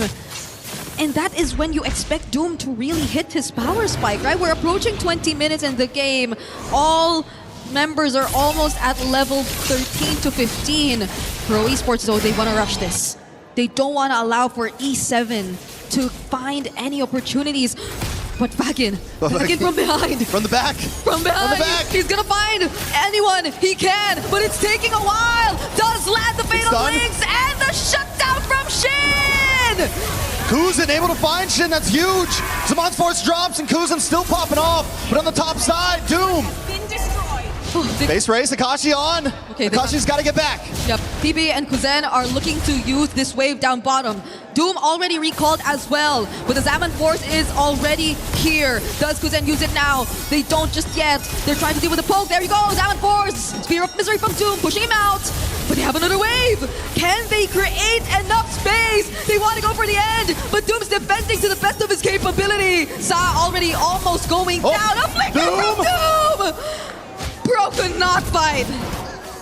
Pro, maybe look for the re-engage. No, they didn't go for the Lord. They wasted their time trying to come into the base, and now Entity 7 is on the chase. SOD onto Kuzin. Oh, Doom wants to go behind the kill on Kuzen. Purify forced out as Vagin lands the fatal links, and now it's PP who's looking to go down. Coily finds a Mountain Shocker onto Vagin, but a flicker from Akashi! He finds Kuzen, but he goes down too! Now Doom continues to push forward as Entity 7. This might be the time to back off. You got your target. You finally killed Kuzin, but at what cost? Akashi goes down. This is reminiscent of the previous match before as Entity 7 tries to rush the Lord. It's hide on Bush versus Coily once again. Okay, Consecrations. Brian Felix already using it as well. He's being shredded down by Doom right now. Coily still alive though. It's a concealed play from PP. The knock up onto Bagdad, and there goes the taunt. It's on to hide on Bush. He has the spatial migration out of here, but it's Coily, and there's Doom with the SOD, finding Idol Bush first. AOG doesn't land onto anyone. It's Doom making things possible all by himself, but can he? He's being chased. He's being chased. It's a 1v4 right now. Doom against the world, getting free hits. Can they stop him? Sorry, Felix, you're starting to feel the damage. Doom though, he's surviving, but not for long. It's finally a pickup by Pro, and they have the Lord marching in mid. Shin now also getting cornered. The Magic Gush to find Coily. Salmon Force from Kuzen doesn't make it, but it's enough. Shin cannot defend this all alone. Akashi, it's all on you, but they don't care. They just need the minions. Pro Esports make their way to knockouts and sweep Entity 7-2-0. It was quite the roller coaster for Pro Esports. From an amazing victory on day one to taking a loss and getting sent down to the lower bracket to two grueling games against Entity 7. They finally secure their spot in the top 8. They finally secure their spot in the knockout stages. It's unfortunate you saw a bit of disconnect here and there. Entity 7, they definitely wanted to do different things across the map, and they tried as much as they could, but the synergy just didn't work out for them in terms of their heroes. And what we once thought was a really good start was just turned around immediately by Coily, finding all the kills in the early game, allowing him to get back almost immediately. This is one of the instances you see a Yi Sun-shin work, and Pro Esports have done a great job at showing us how. I mean, Entity 7 as well, you're right. This is a perfect example of a team that off pure will and force can try to go the distance. They took down TLPH yesterday, and today they did everything they could to hang on in this series. Sadly, Pro Esports was able to keep it together for them, but for all the Cambodian fans out there, they're going to be moving forward, and for all the fans out there, we got an interview ready for you on the stage now. Take it away, Rose. Pro Esports officially heads to the knockout stages after eliminating Entity 7 in a clean sweep. And right now on stage, we actually have Kuzen for a little bit of a post-match interview, who said he's more nervous for this interview than the game that he played just now. How are you, Kuzen? Okay lang po. I'm good. He's a little jittery. He's shaking a little bit. Now, Kuzan, let's talk about game one. Come here closer. I won't bite. Don't worry. Let's talk about game one. Game one, you guys had such an amazing lead, and you even broke records by getting 18 kills. But you guys almost also lost that game. What happened in that game? Feel ko po dahil sa mahirap din po kasi yung parang kamus po namin kasi magkakaiba po kami ng mga language, parang kaya nangyayari po talaga yung mga ganun sa amin. Kaya parang sa susunod na lang po parang i-review na lang po namin yung mga game namin para maayos yung mga ganun. So he said actually in game one, he felt that it was more towards the comm difficulties that they experienced in game, as most of the players actually speak in different languages, which means that during critical moments, it's very hard for them to actually coordinate and organize their thoughts. And Kuzen, you are going further and further from me. Let's not go too far. It's getting harder. So how did you guys manage to keep composure knowing that you guys almost lost such a big lead? Sa akin po parang inano ko po yung sarili ko na di po ako pwede mawala sa laro kasi ganun na po yung nangyayari sa game. Kaya parang positive na lang po buong game. Parang hindi ko na po iniisip parang reset lang po talaga.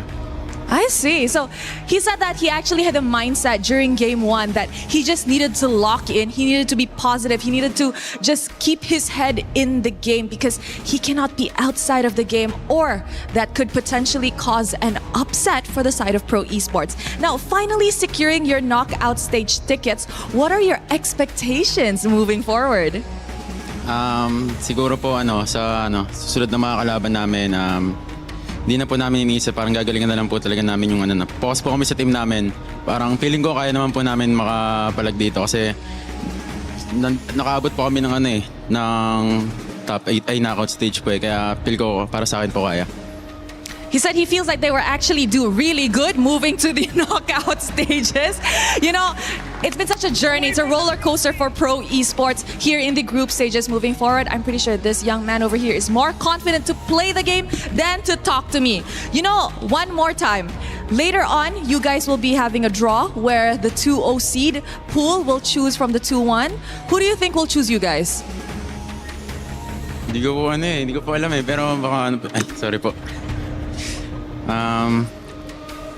Baka Vamos po yata. Vamos po. Or Yangon. Hindi ko po alam Why do you think Vamos is gonna pick you guys? Baka po, isipin din nila kami na yung pinaka pwedeng makatapat po nila ganun. Pero tingnan lang po natin parang He said he thinks that Vamos actually might choose them, but we'll see later on. Do you have a message for Vamos if they do pick you guys later? Sa Vamos, wala naman ba parang good luck na lang. Galingan na lang natin lahat.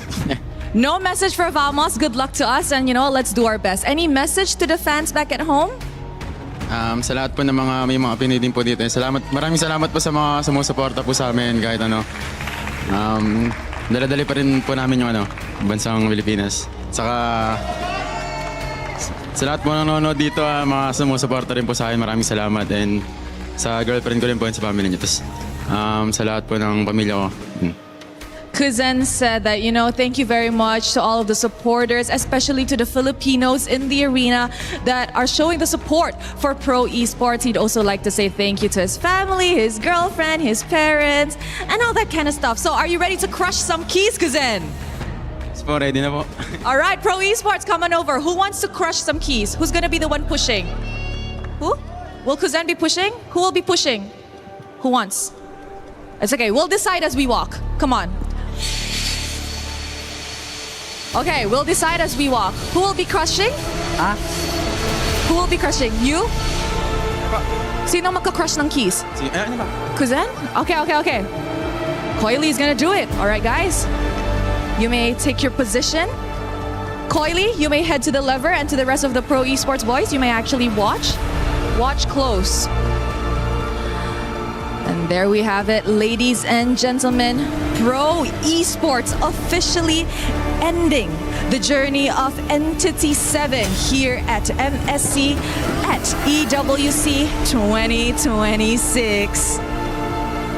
All right, let us see the key and show it to the camera. Wow, such an amazing journey for Entity 7. Let's throw it over to the desk to break down what happened in this series.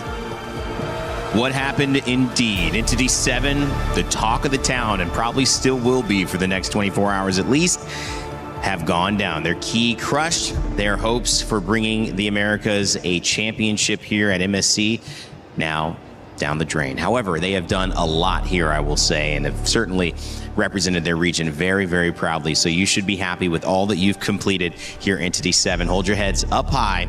And like Eternal likes to say, we'll be waiting. We'll be waiting for the next iteration. Rain Day and Naisu, and of course LaFell back on the desk, guys. What do we say after this one? It was a 2-0 from Pro Esports and Entity 7. Key crushed.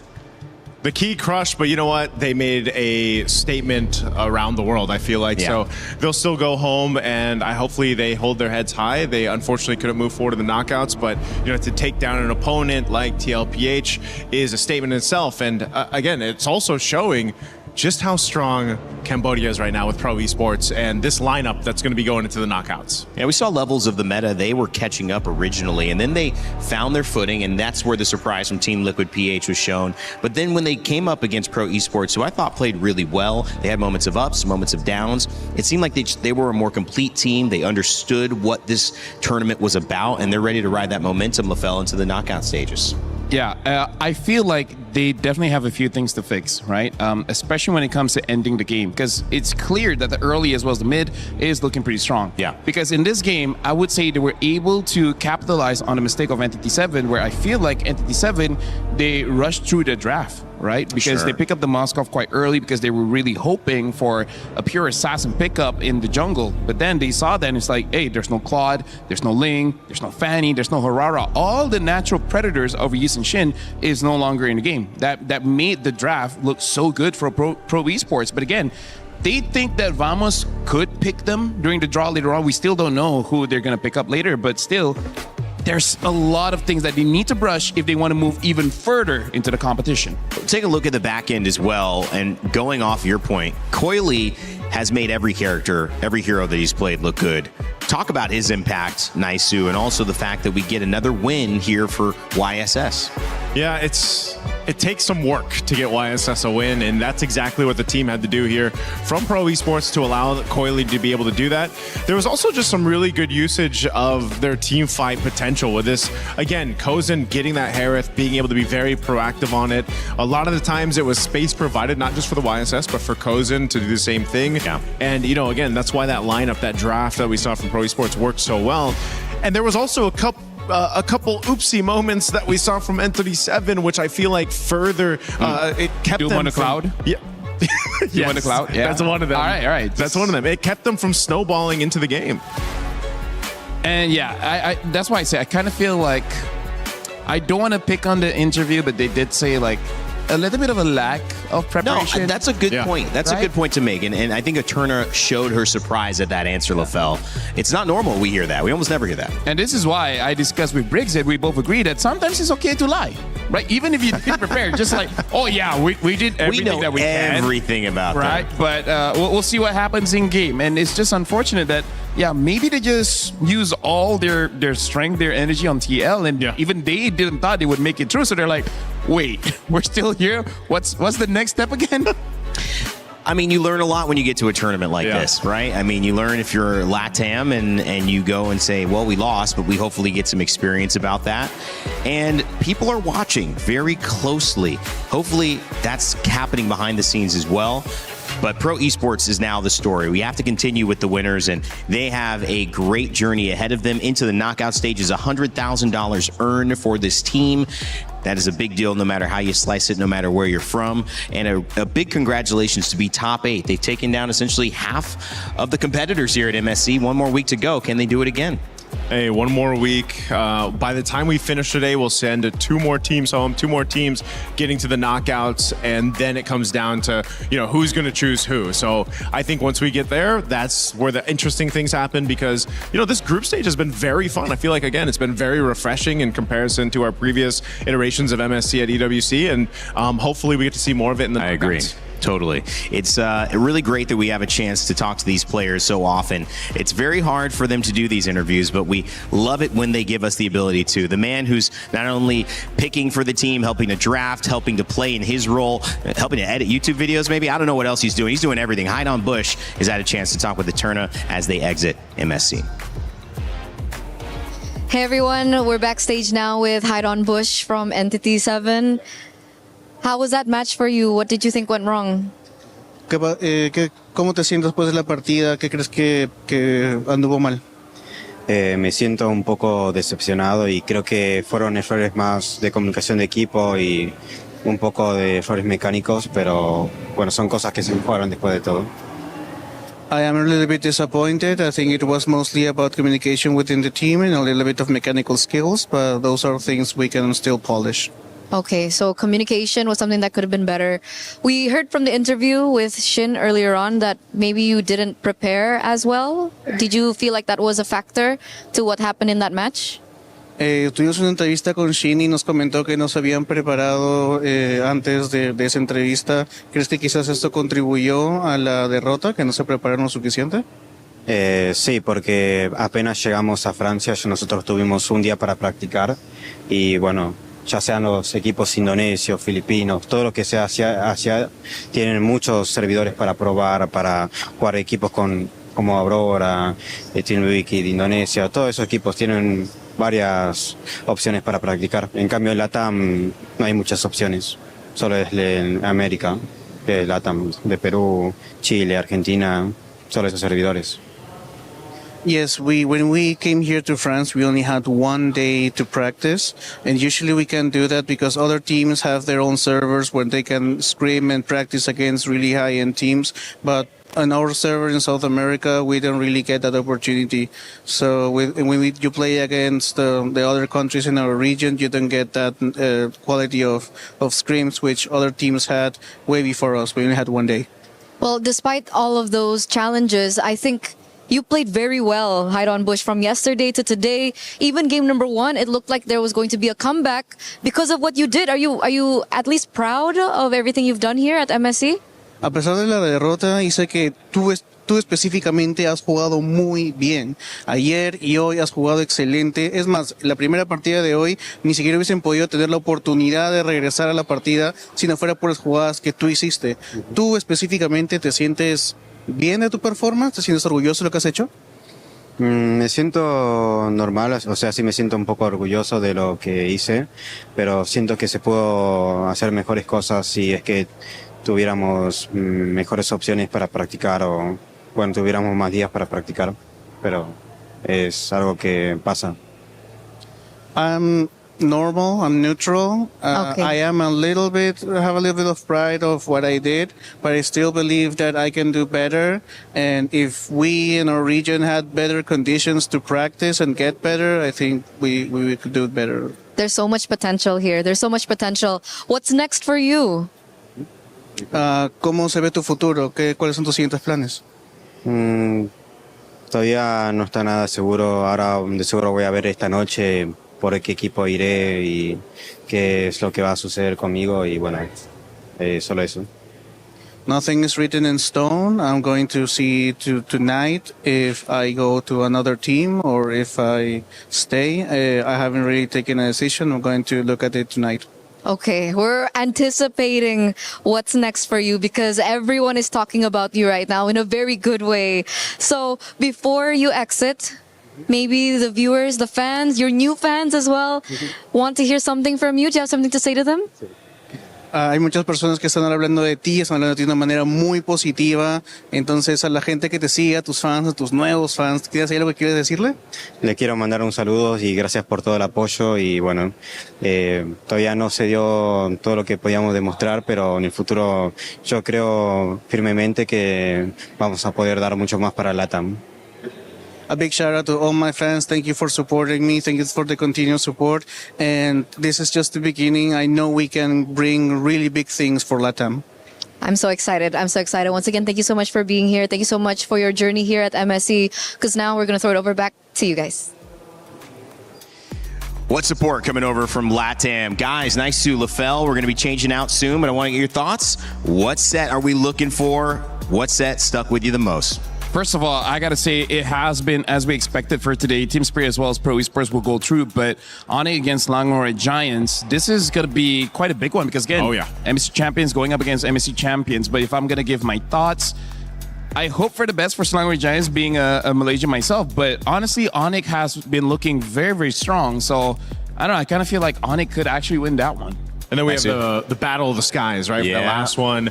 I'm going to have to go, and it's going to be tough, but obviously they're the last remaining team for Team Falcons Philippines to represent the Philippines. And as much as I love the MENA team too, I know they're, this civil war that they have going on, but I hope we have a good match. We get 3 games, but I got to lean towards Falcons PH. All right. Well, thank you, boys, for your analysis as well. I have a really, really good analysis. Clip this.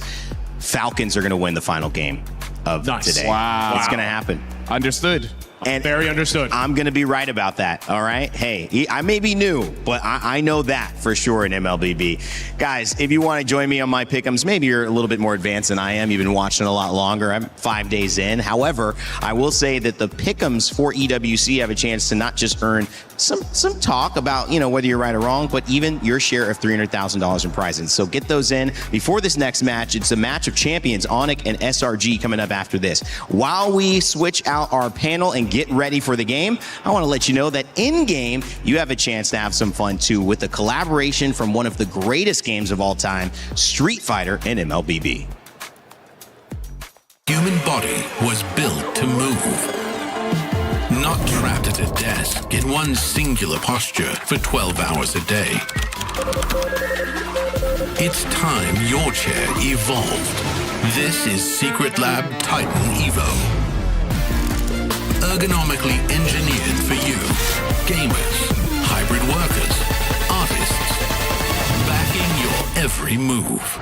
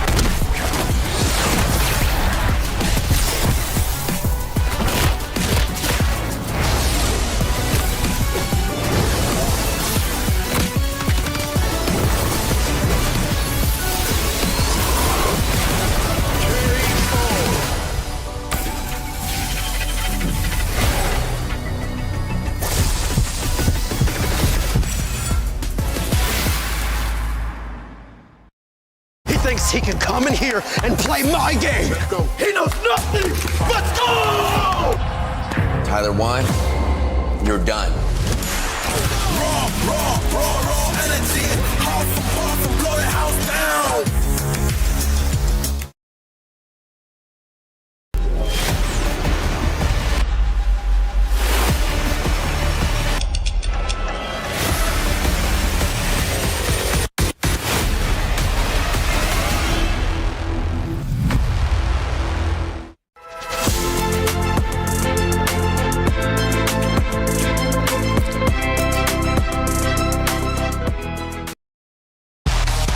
The Mid-Season Cup at EWC makes its 3rd appearance, and for the first time in MLBB history, the prestigious stage arrives in Paris on European soil. Awaiting the 25 teams from 15 regional qualifiers is a monumental $3 million prize pool and crucial club championship points. MSC opens with the group stage, where 15 qualified teams and 1 team from the wildcard qualifier will be split into 2 groups of 8. Both groups will compete in a double elimination bracket, where 2 wins secure a spot in the knockout stage, while 2 losses send teams home. The top 4 teams from each group will advance to the knockout stage. More unforgiving than ever, the knockout stage puts everything on the line. In this single elimination bracket, teams will clash in a best-of-5 series throughout the quarterfinals and semifinals. For those denied a place in the grand finals, one final battle remains, a chance to secure a podium finish and claim an additional $100,000 in the third-place match. Here, one moment can change everything. One mistake ends the dream, one clutch play creates a legend, and at the end of it all, 2 teams remain. One final series in a best-of-7, all for the grand prize of $1 million. One chance to rise above the rest. Who will become legendary? Who will prove unstoppable? 2 champions, 1 game. This is MSC at EWC 2026.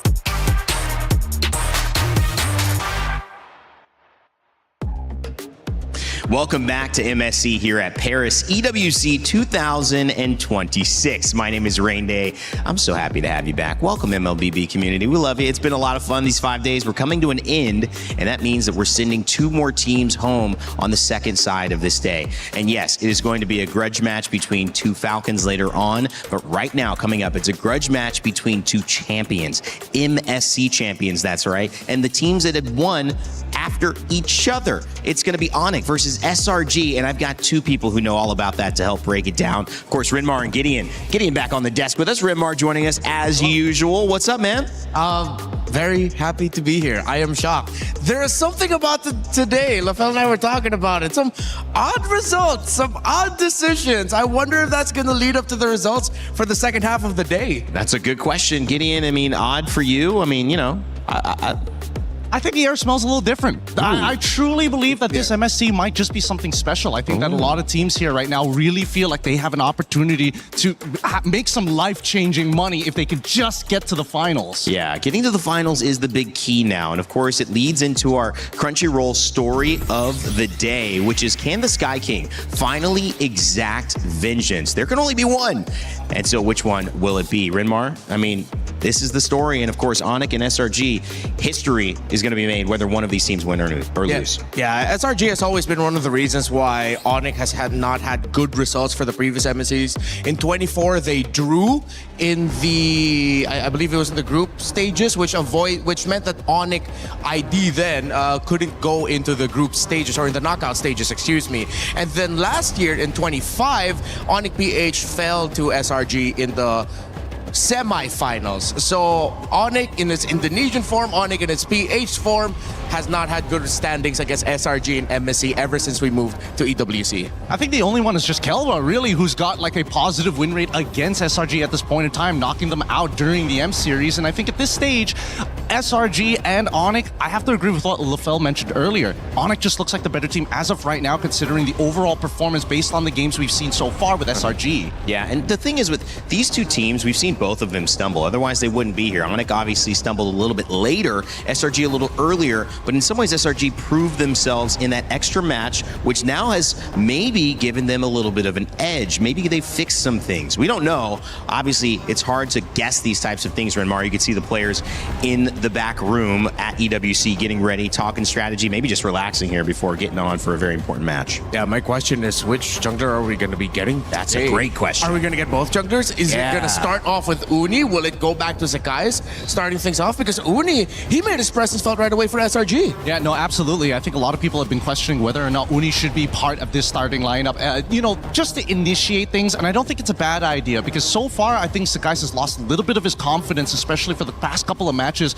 It's not about bad decisions. It's just, I pressed the button too fast, I got nervous, and I reacted too slowly to it. Uni, on the opposite side, is actually able to not only play mechanically, but I think more importantly, brings a shot-calling element, alleviating some of the pressure from the IGL cram. And maybe just some confidence as well. And especially after you do a moment like that, I think you just find yourself feeling that you can get the job done. But against this team of ONIC, it's going to be difficult. You talk about the gold standard in Kelroy. You see Sands, Kiboy, Kairi. Well, we have so many different players who can make a moment and make it theirs that SRG is going to just have to play their game, because it may not be possible to stop ONIC playing theirs. We had a chance to sit down with Loopy earlier on to talk about how he was feeling coming into this match. 8:30 here, and now we are with Lutfi from ONIC. ONIC, welcome. Hello. Earlier, he was a little bit nervous about his Indonesian, so he will try his best to do it in English, and then I will help translate in case he needs it. Okay. But, Lutfi, first question.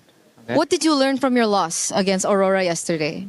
I think gameplay. Gameplay. Yeah. What about gameplay? Was it your gameplay that was lacking? What was wrong with your gameplay? Apa yang salah sama gameplay kamu? Mungkin kemarin kita banyak mistake lah. He feels like they made a lot of mistakes. What kind of mistakes are you talking about? Was it comms? Was it execution? Was it draft? Banyak ya, mungkin bisa eksekusi, bisa draftnya mungkin kurang pas. He said there are a lot. I don't think Lutfi's giving me anything here. Anything specific, Lutfi? Ada yang spesifik nggak? Nggak ada sih ya, mungkin gameplay kita lagi kurang bagus lah kemarin lah. Mungkin kita bisa adjust di hari ini. Okay, so he mentioned that it's the gameplay that was still lacking yesterday, but he's trying to repair it today. But what do you think about SRG? Because this is going to be your next matchup. SRG, a lot of people are saying that SRG aren't as strong here at MSC. Do you agree with that? Menurut aku ya, dia mungkin perlu adaptasi sih, mungkin kayak ada gameplay mungkin gara-gara PES juga kan dia butuh adaptasi lagi, tapi menurut aku cukup strong juga sekarang SRG. Okay, Lutfi says that SRG are still strong, but it looks like they're still adapting to the meta, and probably it's because of the patch. Is that the same issue that you've been having as well with ONIC? Ya mungkin. Maybe. That's what he said, maybe. He's really not giving me anything.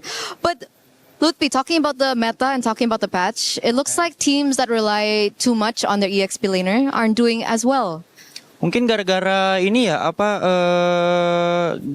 sekarang kan banyak kayak XP tebel-tebel gitu ya mungkin ya. Jadi kayak kalau misal XP-nya agak susah mungkin ya gamenya bakal ketutup. Soalnya Assassin kan rada susah kan kalau yang pakai sekarang yang damage gitu XP ya. Jadi harus banyakin main XP badan. He thinks that in this current meta, that the EXP laners are required to utilize heroes that are a lot more tanky compared to damage because of the new assassins that have been showing in the meta in the jungle. So he thinks for EXP laners, they need to get used to playing heroes that are a little bit more tanky. But are you used to it? Sorry? Are you used to it? Kamu udah bisa pakai EXP lane kayak gitu? Bisa. He can. So it's not going to be a problem for you? Apa tuh? Akan jadi masalah nggak buat kamu? Oh, enggak sama sekali. No, it won't be a problem. What's going to be your problem up against SRG? Apa yang bikin SRG kuat yang mungkin bisa jadi problem untuk Lutfi? Ya mungkin kalau dia bisa di-share nggak ya? Mungkin kalau mereka perang sih ya, mereka lumayan jago lah kalau lagi perang gitu, perang gede gitu. So he mentions that the team fights may be the problem there later on up against SRG. Do you have a message to SRG before your match? Ada pesan nggak untuk SRG sebelum match kamu? Good luck bang. Good luck aja. Untuk fans-fans kamu, banyak loh fans-fans kamu. Ya dukung kita terus. Support them always. Thank you so much, Lutfi, for this interview, and good luck for your next match. We're going to throw it over back to you guys. Well, the conversation and the translation there, thank you, Eterna, for that. It was great to hear from Lutfi talking about EXP, getting a little tankier and having a little bit more responsibility in this assassin meta. But on the flip side of it, they're going up against SRG, the Malaysian 5-time MPL champions, looking to go back into the grand finals yet again. And obviously, when you see this squad, Cram, Sakai, Stormy, Yumes, Innocent, there's one person who's missing. It's Uni. And he won the last game. And actually, Eterna talked with him. I'm now with Uni, the super sub from SRG. Uni, hello. You caught us by surprise yesterday. Were you surprised as well that you came in last minute? Yeah, of course I'm surprised as well because I expect to be played yesterday. Yeah, so yeah, surprise. Surprised. How did it feel? Were you suddenly like nervous? Like who came in to call you? My both coach came to me and then said that I might be player next game, so just be ready. And then I play. And then I play. And then you played very, very well. Did you enjoy your performance yesterday? Yeah, of course. I'm enjoying with my performance yesterday because maybe not too good, but yeah, still enough for my team. Still enough for your team. And since you're here with me, does that mean you're going to be playing again? Maybe. Maybe. But if you were to be called in today, are you prepared? Yeah, of course. I'm always prepared. Yeah. Always prepared. How do you stay prepared? I don't know. Being at sub, sometimes you just need to always be ready, because you don't know what will happen on the future, right? So just be ready always. Is it challenging for you being in that mindset always? Sometimes, but we cannot choose, right? We don't have a choice. So Okay. basically, we just be ready. We're very proud of you, by the way. Very, very Thank proud. you. And let's say you are going to be the starting lineup. You're up against Kyrie. I think a lot of people are talking about Kyrie. Everyone knows Kyrie at this Yeah. stage. How is that for you? Mentally taxing? Are you okay with that? Is there anything specific that you have prepared up against Kyrie? If you ask me, I didn't think so much about it. I just play with my team and focus with my team. I didn't care which enemy I facing off. Yeah. All I just go through with my team. That's amazing. Is that mentality from yourself, or did someone help you bring Yes, that mentality from out? myself, from From yourself? Yeah. Wow. Okay. Thank you so much for this interview. But before I let you go, just in case you are going to be playing, because we don't know yet, Yeah, right? We don't know. No one knows. Do you have a message to your opponents? Do you have a message for ONIC? My message for ONIC, good luck. Yeah, good luck. Just good luck. Just good luck. May the best team win. Yes. Thank you so much, Uni, for this interview. It's been an honor, and we're going to throw it over back to you guys. All right. Well, Felix says, sorry, I'm Felix. He says, good luck. I'm Uni. We'll figure out which one is the better entrance, the better hello. And will Uni even be playing Rinmar? That's the question, but he felt like he was. Yeah, I have a feeling this might actually be really pressuring on Sakai's even more. Because imagine if ever, SRG loses game number 1 and it's not a good result. Right. Are they going to stick with Sakai's in? Are they going to bring Uni in for game 2? And then will that continue on to game 3? There's so many things you have to think about now for SRG, especially in the junglers. I think what it really boils down to is whether or not Sakai has the confidence to, nail the mechanics. I think a lot of the decision and in-game shot calling will still boil down to Yums and as well as Cram. So I can't necessarily say, yes, Skies technically was the underperforming one and Uni has to come in, but there's a lot of outside factors that Uni brings from outside of the game that really alleviates that pressure. But I'm really looking at the mid lanes here. I think that's going to be the game changers. 82% say that ONIC is going to take this win, and obviously you can understand that SRG have had a history of maybe playing the people in front of ONIC in big moments, but this SRG has looked like they finally are susceptible. They were one game away from going out, and then all of a sudden, Uni swapped in. If they're in that type of position, Rinmar could be tough. Yeah, we're gonna get Yums and Stormy versus Kiboy and Sans, Kari versus Sakai's, maybe Uni. The matchups are gonna be crazy. We haven't even talked about Killer versus Innocent. We're gonna get that too. It's gonna be amazing, that gold lane. Will it be a fighter that goes in there, or will it be a marksman battle between two gold laners who love to throw down? Well, speaking of throw it over to the stage and get our Series 3 of the day ready to go. Very much so. Series 3 of the day is finally upon us. We went through the champion breakers. At the end of the day, Entity 7, their run ends here at MSC, but it's pro esports to continue. However, from that on, we move on to the big champions battle. And a reminder, we are still in group stage knockouts, and we're getting games just like our next one. Ooh, match 3. This one is a rivalry that dates all the way back to a few years ago. This is gonna be the deciding factor if we're gonna have 2 Indonesian representatives or 2 Malaysian representatives in the knockout stages. I won't say if there's a preference to one side or the other. I just want to see some damn good MLBB. Speaking of which, let's bring out our teams. First up, it's none other than ONIC!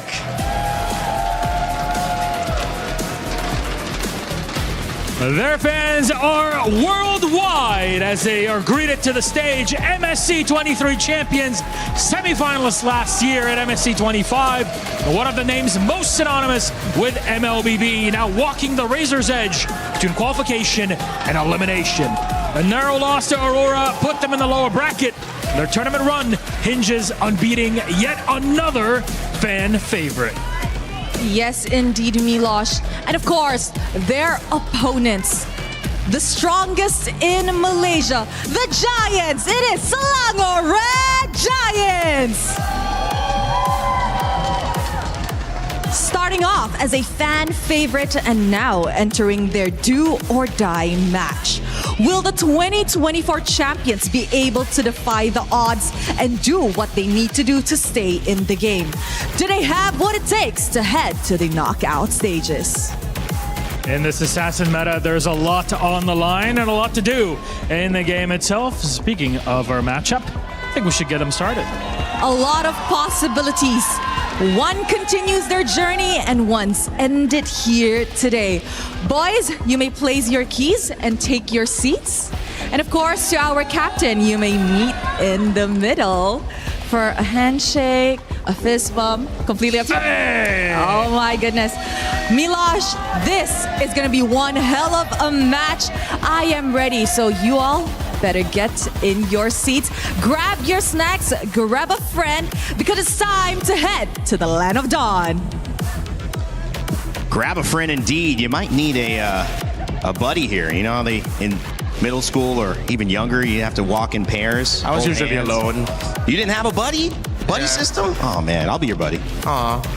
Too late for that though. What, am I 30 years too late? Yeah, 30 years too late. But It's hey, okay. it's never too late for new friends. Thank you, buddy. I got you. Thank you, man. Thank you. What is happening here? we had a busy top of show, but guys, I mean, expand a little bit more after we let everyone know my champions pick is available. You can pick your dual champions and win 50,000 diamonds. The event sadly ends on July 27th, so you can go ahead and scan that QR code on your phone or your tablet.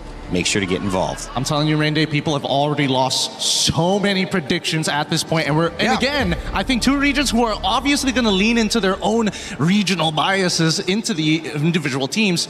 It's going to be an entire part of the world just cut off, just like that. Yeah, in game I lost. I don't know how much amount of guess coins today.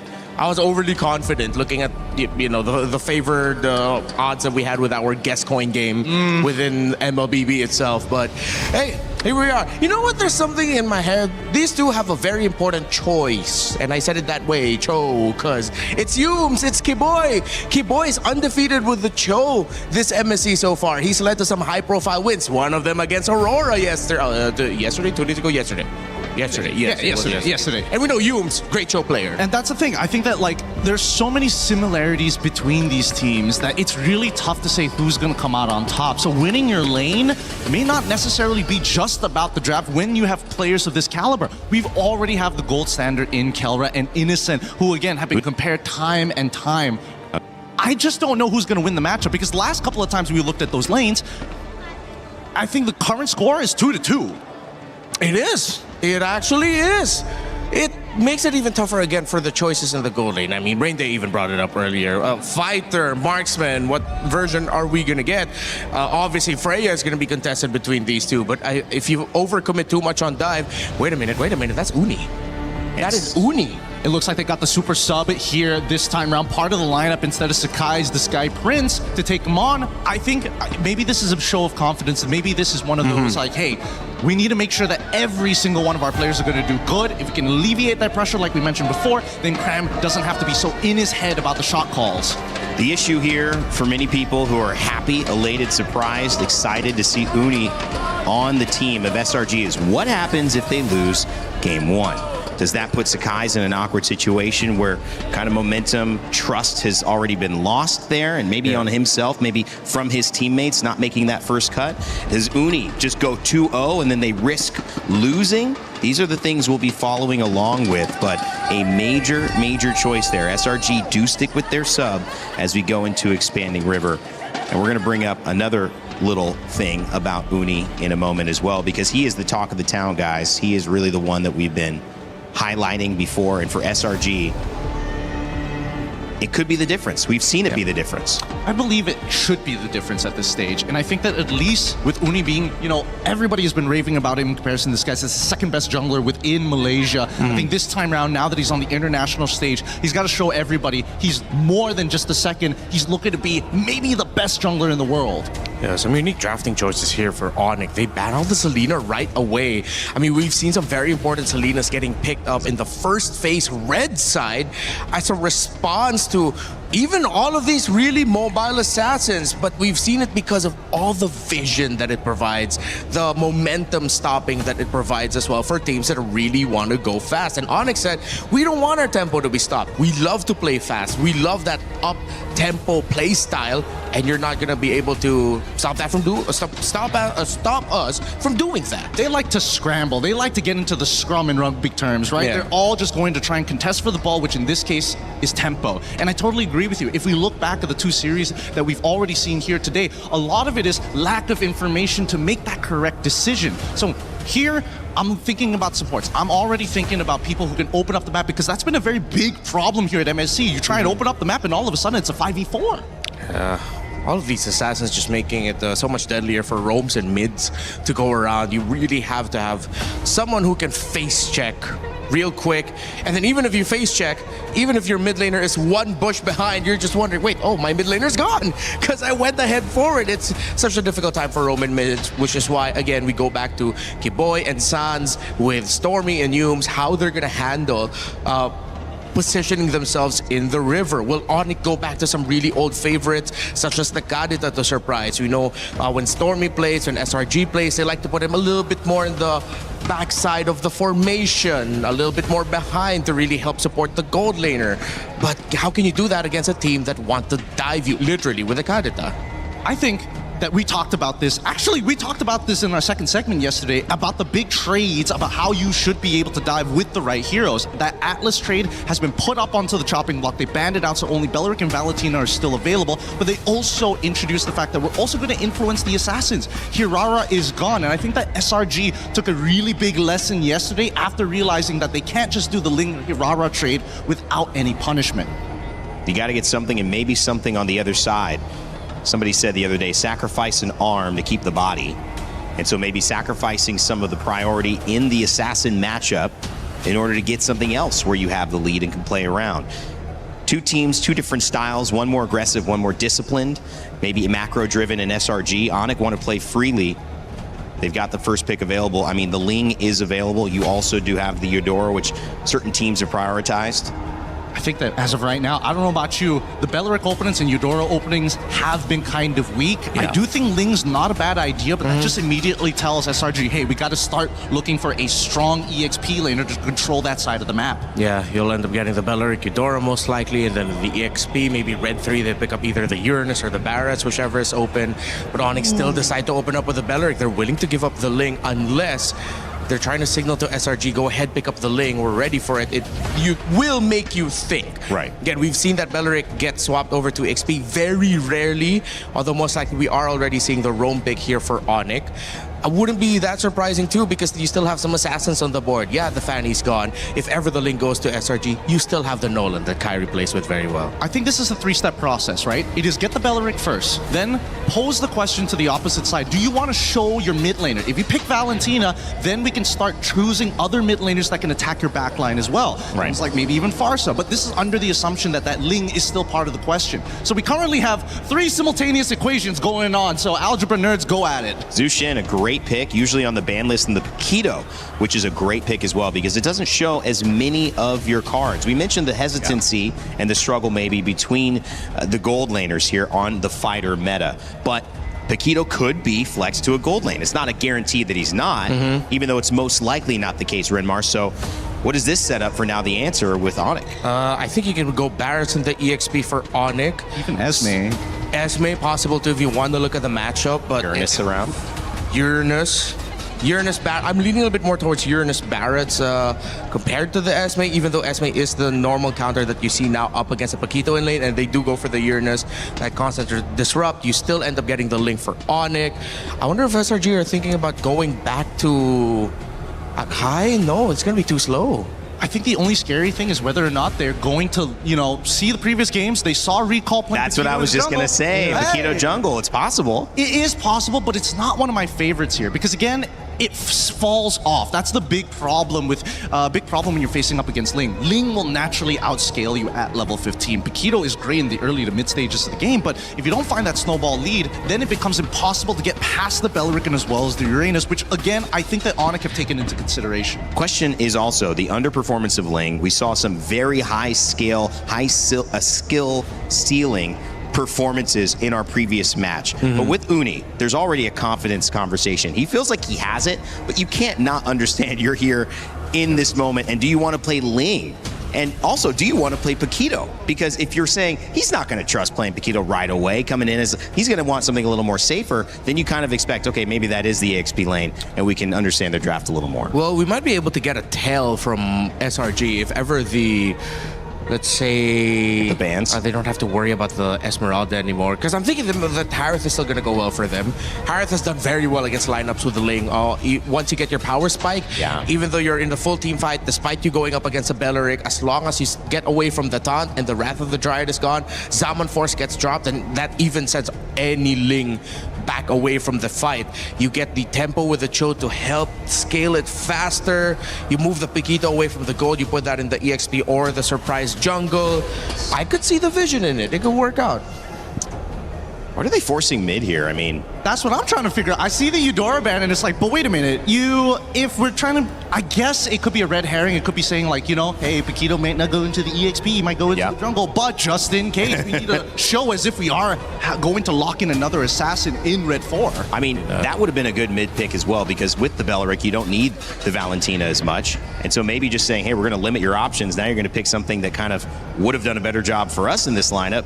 You're a little weaker as a result of that. This might actually be a jungle Paquito, because if you look at the Cho and the Juicing together, they're not a combo. But if you put the Paquito in the jungle, then you get the combo of the pick off and then burst it down right away. As much as you use Cho as a means to just get that little crowd control, a lot of its value really comes from the fact that you could -1 someone right away. But that's on the assumption that you minus someone with a full damage build. And most of the time, and right now, I think they have lack of damage. They have no form of scaling. They have a great form of peel, great form of catch, but if he's building like War Axe nonsense like that and not second into Malefic Roar, I don't know. I don't see it happening. I mean, you look at a great gold laner there, and you see this team fight, you see the in and out and the pick-off potential from Ling. I mean, ONIC are looking very strong, very traditional in some ways, but very hard to beat. Oh, this is good. This is good. Mid lane bans on the side of SRG, and should be a Melissa ban for the side of ONIC, right? Melissa's not been played at all today. Banned, I think, once, maybe in our first set, but surprisingly not seen very often getting. What do you think that is? Because it's not a Melissa ban either. Just not worried she's coming out. I think because they have potential answers to it, they can maybe try and get the resources out of it in a different, seemingly a different way. Because keep in mind, if you do end up picking Melissa, I think Sans is going to go for like Yi Farsa type nonsense. Yeah, exactly. With the Valentina banned out, you can return to the E Farsa. And if ever SRG are thinking about going back to the tanks, if they show it now, tanks in the jungle, excuse me, if they show that now, then it's an easy Eve or Farsa pickup for ONIC. It's really up to you which one you think will mesh better with the lineup. If it's the Melissa, Ixia, anything like that, then the lack of dive maybe is what's going to hurt ONIC. We did hear last time that the Melissa pickup from Yangon Galacticos was a mispick, and they didn't mean to pick up the Melissa, but it worked out well for them. But we go back to a possibility that we posed very early in the draft, and it is still going to be the Harith for SRG. And yeah, it made sense with the Cho getting picked up, with them showing the Paquito, Juicing in the mid, it means that the Harith will be well supported. I'm thinking about this. Is there a possibility of Leomord here if Farsa shows? I think that as of right now, they don't mind artillery mages because they've already got a couple of answers right here. If it's Farsa, for sure, they've got the Paquito to kind of disrupt that. They've also got the Cho to disrupt Aurora! As well. Aurora, a very interesting option. Very good for disengages as well. On top of re-engaging with some strong AoE from the Beleric, that is a natural wombo combo. Yeah, and that will make that Harith struggle really badly in team fights. Well, I mean, it just means that Innocent will have to really watch his timing even more. I like this mid. One of my most played heroes in my limited experience. It is very good. But I lean towards having a little fun bias there on ONIC. The question is, do you like the Claude still? Is that enough? Claude versus Harith. Harith has been performing really well today. Hey, it's a classic. Yeah, it's a classic matchup. Seems like we've gone back a little bit in terms of, or we've limited a little bit the craziness of the meta that we've seen so far. And they go for the Hilda. Huh? Interesting. Okay, so their entire lineup mainly is going to be focusing, like, utilizing this Hilda to be able to kind of, you know, double up on certain things. But it does mean that we have confirmation that Uni is actually going into the jungle with this Paquito. Yeah. And now the early game is a lot harder because as much as Paquito is strong in that early game, with the added addition of Armor Shred from Hilda, they could set up some potential gank angles. Yeah, and real quick, besides the roam mid, I'm just looking how the Uranus and the Hilda will be handling the lane and making their presence felt. Whoever has more presence will win it for the team. Well, Paquito jungle. What a spicy way to kick things off. The one time we've seen it, it's actually won here at MSC. And of course, when you look at this battle and that trophy in the middle, both of these teams have lifted it. It's the Battle of Champions, but only one can go through. It's SRG versus ONIC for this third series of the day. And we've got Mirko and Trex ready to call the action. Fellas? Thank you so much, guys. We're jumping into the land of dawn. My name's Trex, and this is Mirko. We're going to be doing the live action on this game. We got two Titans ahead of us, Mirko. It's ONIC up against SRG in a tournament life match. Someone's going home. Someone's moving on to the knockout stage. Typical emblems, mostly all around. A little bit of tenacity, though, onto Stormy, just in case the defense, for the possible aggression that could come from Kyrie and the rest of the team. But the big surprise pick here, and also surprise sub that we got to see yesterday, Uni, and he's already starting things off with the Paquito jungle. What am I looking for here? I'm looking for quick aggression, right? You have the Cho, you have something that wants to play quickly around the map, you have someone that's gonna have a huge power spike on this Paquito around level 3, level 4. If they can make some off-lane play and possibly get some decent ganks, maybe onto Kelra, maybe onto Loopy, maybe an invade onto Kyrie, that could be the win condition for SRG here. Absolutely, man. I think that's exactly what they're gonna try to play around. Cram already with the Master Assassin on the hill that goes from XP down below to try to deny Kyrie a farm. They will be able to get a camp away from Kai. On the link with Uni. Walking up on the Paquito, taking the golem away. They'll still be able to get level 4 though, going up to the Lizard after the purple buff. And killing spree as well on Uni here, right? Yep. So we're looking for big fights. We're looking for a lot of damage.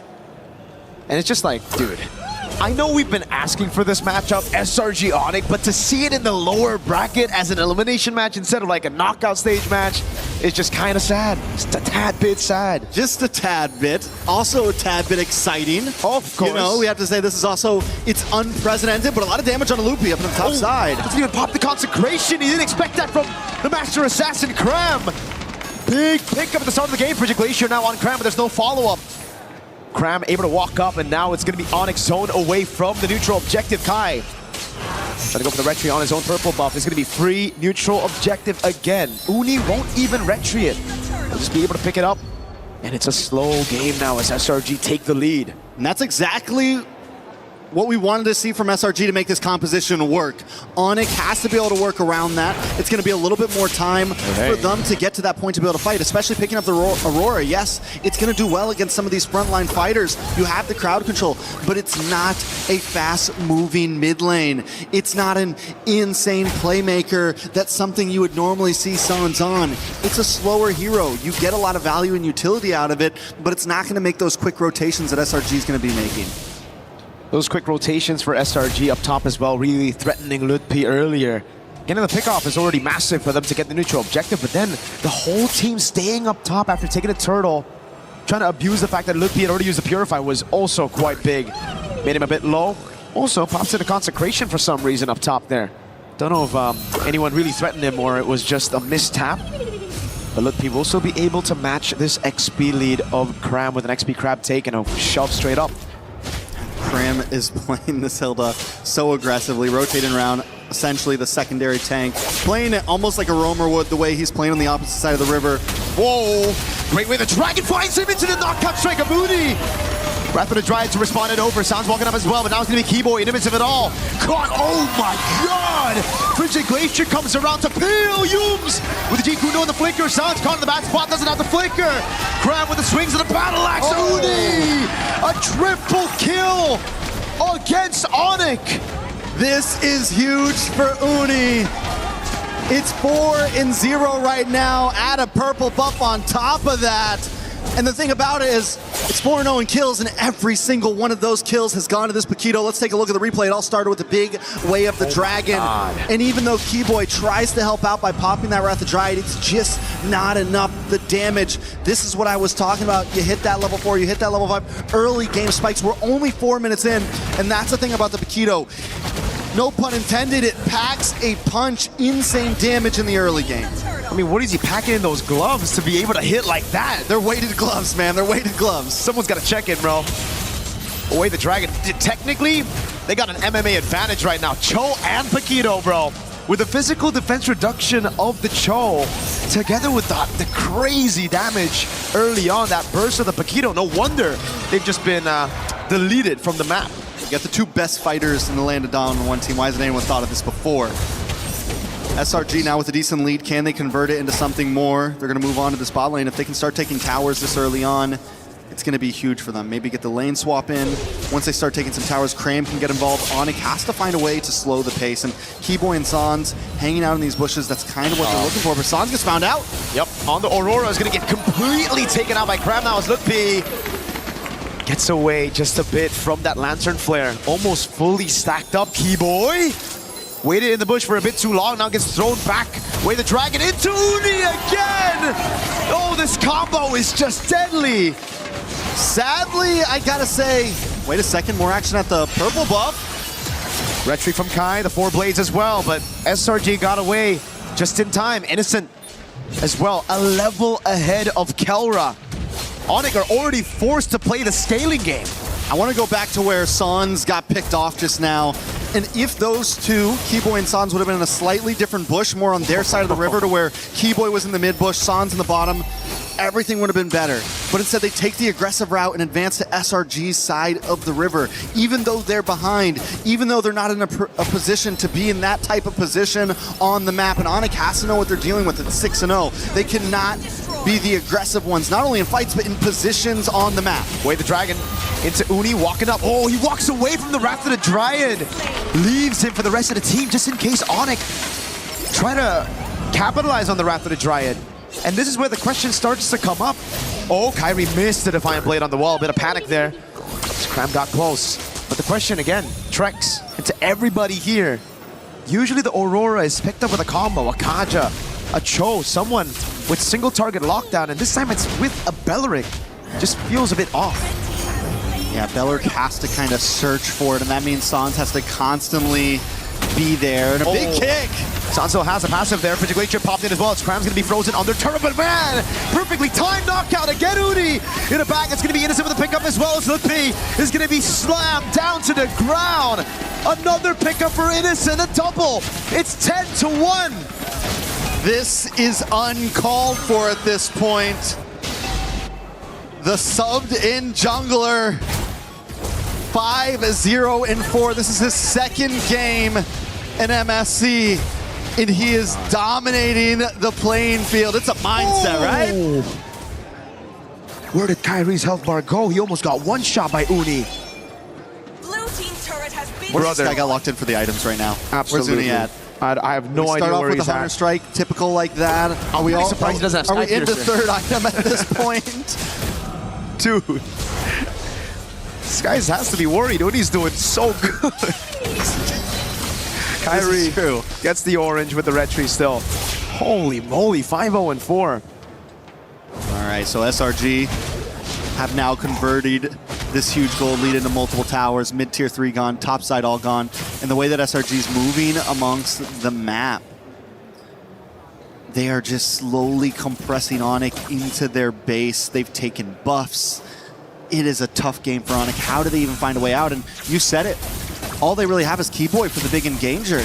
And for him to really get a surprise engage off, it has to be a flicker. Even Lutpi, this far behind with the amount of damage that SRG has, he can't harass the way you want to on a Uranus. And in the past, yes, Uranus could still do it at maybe 0-2, could still do it at a 6k gold deficit, but we've been seeing how much trouble Uranus has been having in the meta currently when you fall behind like this. So it's going to be a while, if ever, that ONIC can really come online and re-engage these fights. They're going to have to let SRG come to them and look for the counterattack.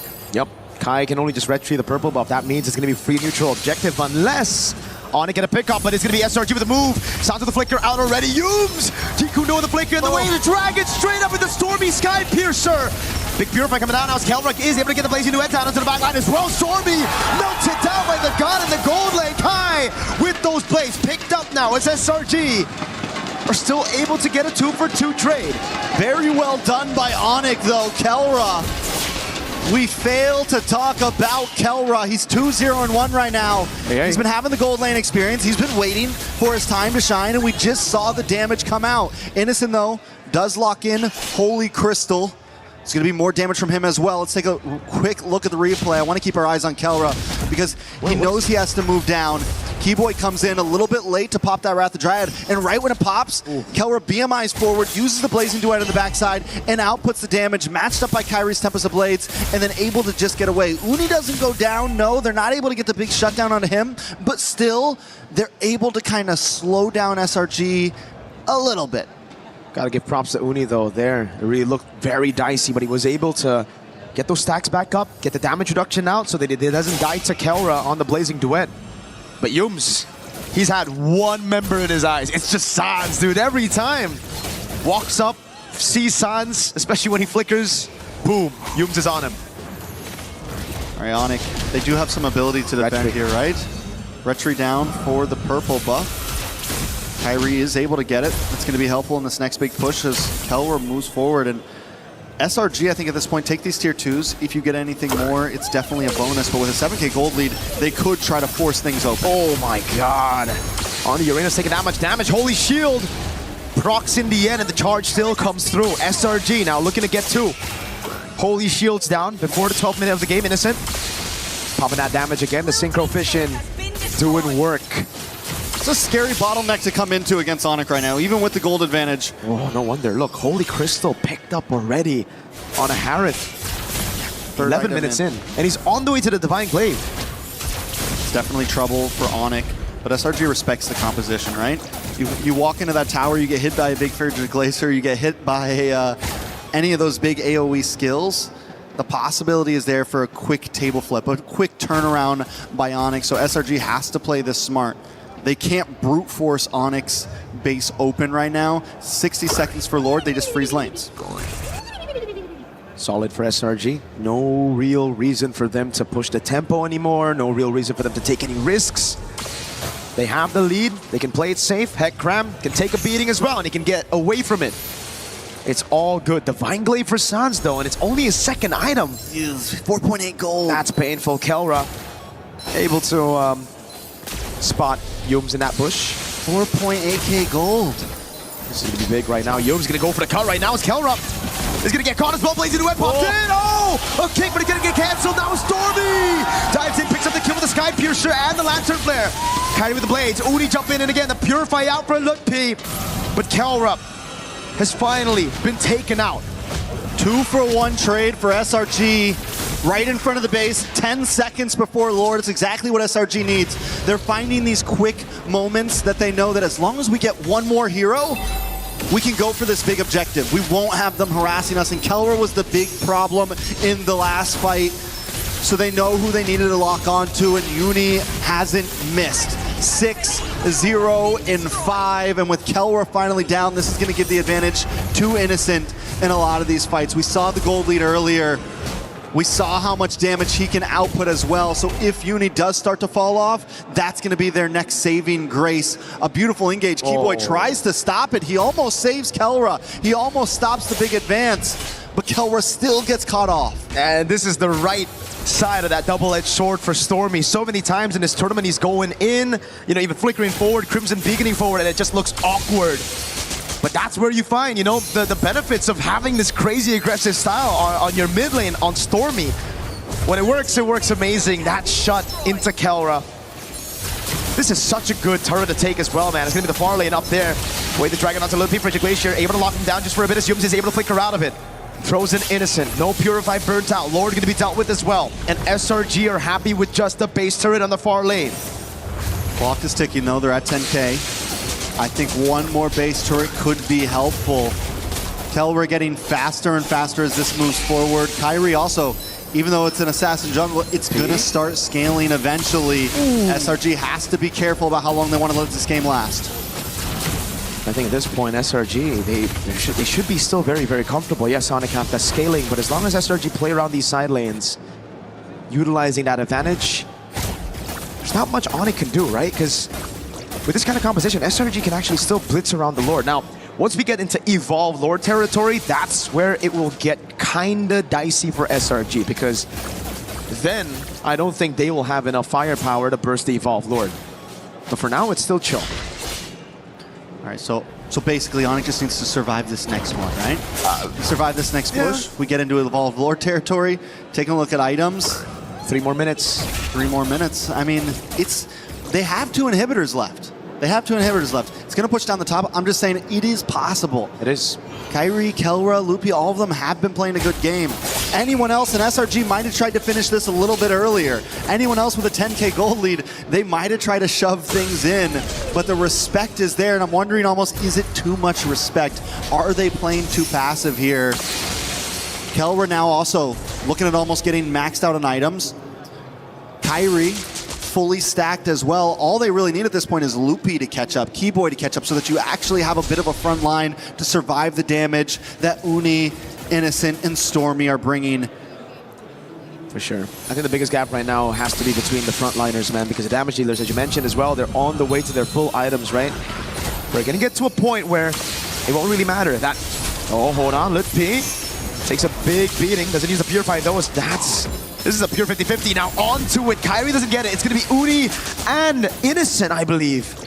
Kyrie wasn't able to get his hands on it, and without a purple buff, this will just be another free neutral objective, and then it's going to build from there, Trex. SRG, they're playing a safe game because they know as long as they're able to build these small wins, get those neutral objectives, and then transition them into structures, in the end, it's going to be very, very difficult. He saved his retry. I'm wondering if the reason why is because Kyrie wants to try to go for the steal here. Maybe. They want to debate out the retry so that he wouldn't have it to try to contest. ONIC is keeping a close play. Look at Yums right now. Cram as well in the back. Jikundo and out the way to Dragon, but it goes into a different angle. In the back to Mikaela with a crown as well. He's going to be caught in top spot right now. Makai finds Innocent in the fight. Now he goes for the damage. It's only picks up that godlike as he takes Kelra down. Both gold laners out of the fight. This is huge for ONIC right now. Kyrie, and this is what I meant. They hold on to it. Yes, we don't get the purple, but as long as we can dry, as long as we can hold things out a little bit, they do have a chance. The problem is that long lane. SRG's okay with playing it slow. Wow, SRG's okay with chilling it out. The engage comes in. Kelwer gets a good chunk of damage, and Keyboy plus Kyrie on the bot side freeze Innocent, stop him, and Kyrie's able to get the kill. And in that moment, SRG knows they have to back off. They don't want to play the long fight. You gotta give props to ONIC, man. They layered their skills very well. The Wrath of the Dryad baited out the Purify. Then we saw the Frigid Glacier. Not the stun, but just the damage. Right as Kyrie jumped off the Finch Poise with his own Defiant Blade to burst Innocent down. So now Innocent, he's also fallen. Both gold laners aren't deathless. The only man who's deathless right now is Uni. Bro, 7-0-5 on a Paquito. Who would have thought? Who would have thunk? Another pick that's, you know, another crazy layer to the meta right now. Something that at first you see it, you doubt it, and SRG is making it work very well right now. But they are having some trouble closing this out. They're finding great position. Yums always in a side bush. Cram always looking for an angle as well. ONIC has to watch out for it. SRG are going to go for the commitment here. They see the Ling. It's insta-commit. No way for ONIC to respond to this. They still want to try, though. Look, be caught again. It's going to be the taunt landing with the Shun boost right there. Udi with the red tree. Keeps it clean. Sounds to the background, waiting for a Frigid Glacier. Plays down as the passive. Going to be procced in the sky. Jumps in on Innocent. Picks up the blades. Picks it up. Waiting to try and appeal again. It's that's going to be Kyrie with the blades. Over and over again. It's Crab in the back, waiting for a position. Signs for Innocent, but SRG got the neutral objective. Kai with the chase now onto Cram. No flicker available. Kelra wants to go with the chase as Keyboy cuts him off. He doesn't have a Wrath of Druid. No, he doesn't. Doesn't land a taunt either. It's not the Evolved Lord yet, so ONIC, I feel, get the win with a mid and a gold traded. But if SRG can stop these three members from recalling, it's going to be massive. The pincers here. Uni comes in. This is going to be bad for ONIC. Oh, watch how stormy he goes. We're trying to disperse the damage. Kyrie able to get the fine blade. His Cram tries to get him down. Wave up top, and the Lord is going to come crashing down, but the mini wave's actually going to spawn in time. Look P there. Kyrie with a Tempest of Blades gets him out. Look P against 3 on this Uranus. All he's got to do is keep him away from the base as ONIC tries to clear this Lord. All he's got to do is buy a little bit more time. The Lord and the minions almost won SRG the game. Look, he falls in the end. No consecration, and now it's Innocent back up in the Lanadon. ONIC with a Hail Mary play there, and SRG responding so cleanly, but it's not over yet. SRG still at the door. They're waiting for another wave to come down. Oh no, Frigid Glacier, the Frozen as well. Innocent jumps over some on for it, but now it's going to Kelra. Going with the lazy new one by Innocent. Takes him Uni! Kyrie's trying to save it, but Uni wants to stop him. Kyrie gets the shutdown, the double, the back and forth. Neither team wanting to give this up. We got a game in our hands.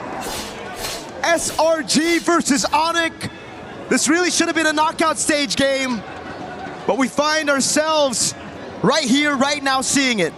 Every time you think it's going one team's way, something else happened. Uni with the immortality, then takes the shower shot by picking up the winner crown, gets the kill, but Kyrie pulls up in the nick of time. Not only is the game back and forth, but every single fight at this point is just tit for tat, punch for punch. And now there's only one. It's just Cram who's deathless on the Hilda. There can only be one. There can only be one. The wise man once said. Mr. Cram on the Hilda. Can you imagine that? The guy's like up in front, always flanking on a master Normally assassin. That's the hero that should be dying the most. You know, that's the one that's like, oh, we just sacrificed the Hilda in the early game. For sure. I mean, not Cram though. Not Cram. Not me. He's built no way. different. 3-0 and 13. All right. 3-0-13 is insane. We're at 20-9. ONIC finally with a grip on this game. It's down to tie game mode. The problem is Lord spawns on boss side, long lane, looking hard for ONIC. Oh, this is going to jump in. Oh, and he's going to burst it down! Straight up, what was that damage? Kai and Kelra together with the combo. Now it's up to Stormy and Uni, Cram and Yums in a 4v5. Uni needs to find an angle in before Kelra shreds this down. Kyrie as well. They got no retry. They gotta play it slow. Kelra jumps with the BMI over on Cram. Now it's Lil P zoning in the backline as Cram tries to run away. BMI back again from Kelra as Lil P tries to stop Uni from getting into this Lord pit. In the backside, a big kick from Yums. Over on Santh, that was the follow-up. Yums goes down to Kelra. ONIC playing this game. Wave up top is good for SRG, but ONIC want to go for the Lord. Wave, wave, wave. Someone's got to go back and someone's got to stay. Oh my God. Because if they lose this Lord, they may not survive the day. Kelra over the blazing duet. Stormy gets out the Crimson Beacon. That's going to be him jumping back again with a nature from Kelra. Santh pops down the Frigid Glacier. It stuns Uni.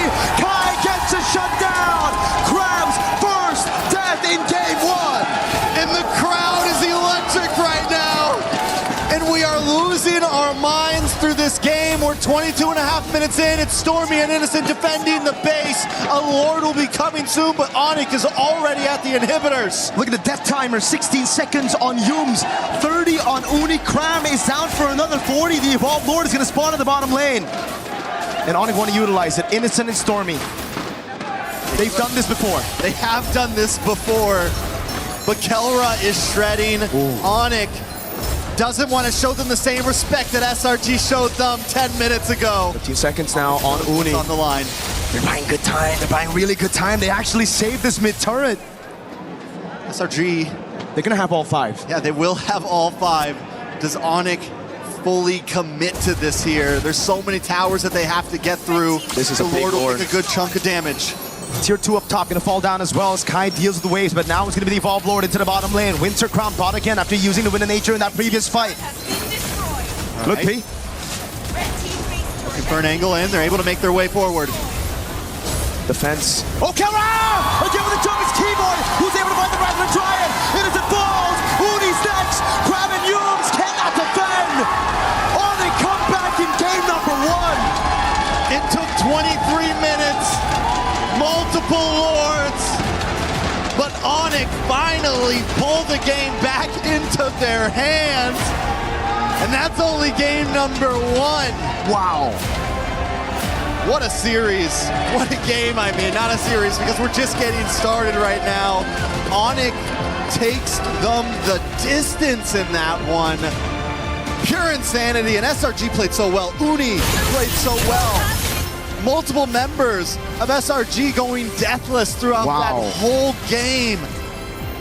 But ONIC, I think, I said it. Yeah, you did. If they buy too much time, I think they need to end this now. SRG being a little too passive. You've got a 10K gold lead, and they let it happen. I think it's a mix as well, right? Like, they were playing passive when they shouldn't. They were playing aggressive when they should be the ones playing passive as well. So many of these skirmishes were a bit too unnecessary with the 10,000 gold lead, having the macro advantage on the map as well. Here as well, right? I mean, the dive over under tier 2, it made for a hell of a highlight for Uni, but it wasn't the right call if you look at the macro decision making. Why dive a tier? Why dive a base turret? Calls were made, plays happened, and SRG takes the first loss in this best of 3. But the possibilities at this point are endless. But Kelra, it took him a little bit of time. The moment we saw that first fight where he got the big blazing duet off up in the top lane, we knew the damage was there once he got his Holy Trinity in. As he collected more items, he didn't even have to be passive about it. He could just jump into 3 or 4 of them and completely shred down Stormy. How we doing, Virgo? Dude, I'm looking at that play again, right? Say hello. I know. Say hello to the people. I know. I just want to look at that play because he's got to go back and let us know about it. Dude, Kelra, I was just like, I don't know what that damage. I think he was fully stacked up. I think that's exactly what it is. He's fully stacked up on both Corrosion, and his Art of Thievery. So that's why it looked like insta burst. It literally just looked like he blew them up and did not shred them down. That's why. That's why I needed to look back. There's definite insanity. Taking a look at some of these stats. We got to go back to Uni, man, because he did have an amazing start of this game. 69,000 damage dealt. But the fact that Kelra ends up doing 127,000 damage. Oh my God. This guy didn't touch anyone for like the first 6 minutes of the game. Bro's 001, I think, for the first 6 minutes of the game. And then he was able to get 2 kills on Stormy. And I think Stormy and Yums, a double up top, right? We get to see the highlights again, and that's where you're going to see the stacks that that he was able to hold on to before that blazing duet. I mean, what a game! Hey, I love the smiles. They're ready at this point, And we saw some reactions as well from the side of SRG during the game. Uni felt comfortable, but you never get too comfortable. I think SRG got too comfortable in that game. And the pressure was on for ONIC, and they thrive off of those types of games. So too. It's not the first time we've seen them make insane comebacks like that, where all it takes is one play. And it felt like when it was needed most, Kyrie and Kelra, and even Keyboy as well, were just working so well together in those fights. You mentioned it during one of the moments where the layering of skills with everybody, from Sans getting involved as well with the Frigid Glacier. I mean, all of it. From back to back to back to back. It was well played. It was fantastic. I mean, when you see the guys who lost and they're laughing, they're smiling, they know it was a good game, right? Like Uni, after a fantastic performance, you saw it right there. Uni was laughing. He's probably like, dang, it's been a while, I'm just happy to be here, yo. I'm just happy to be here. I came in one game, got a game against GK, said it was easy on stage, and then now it's like, I mean, he proved himself, man. He had an amazing game. He's made me an Uni believer.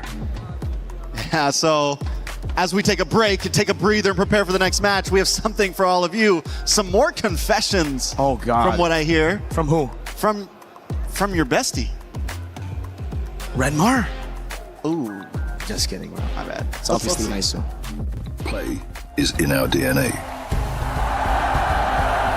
Whenever we let it out, it becomes our superpower.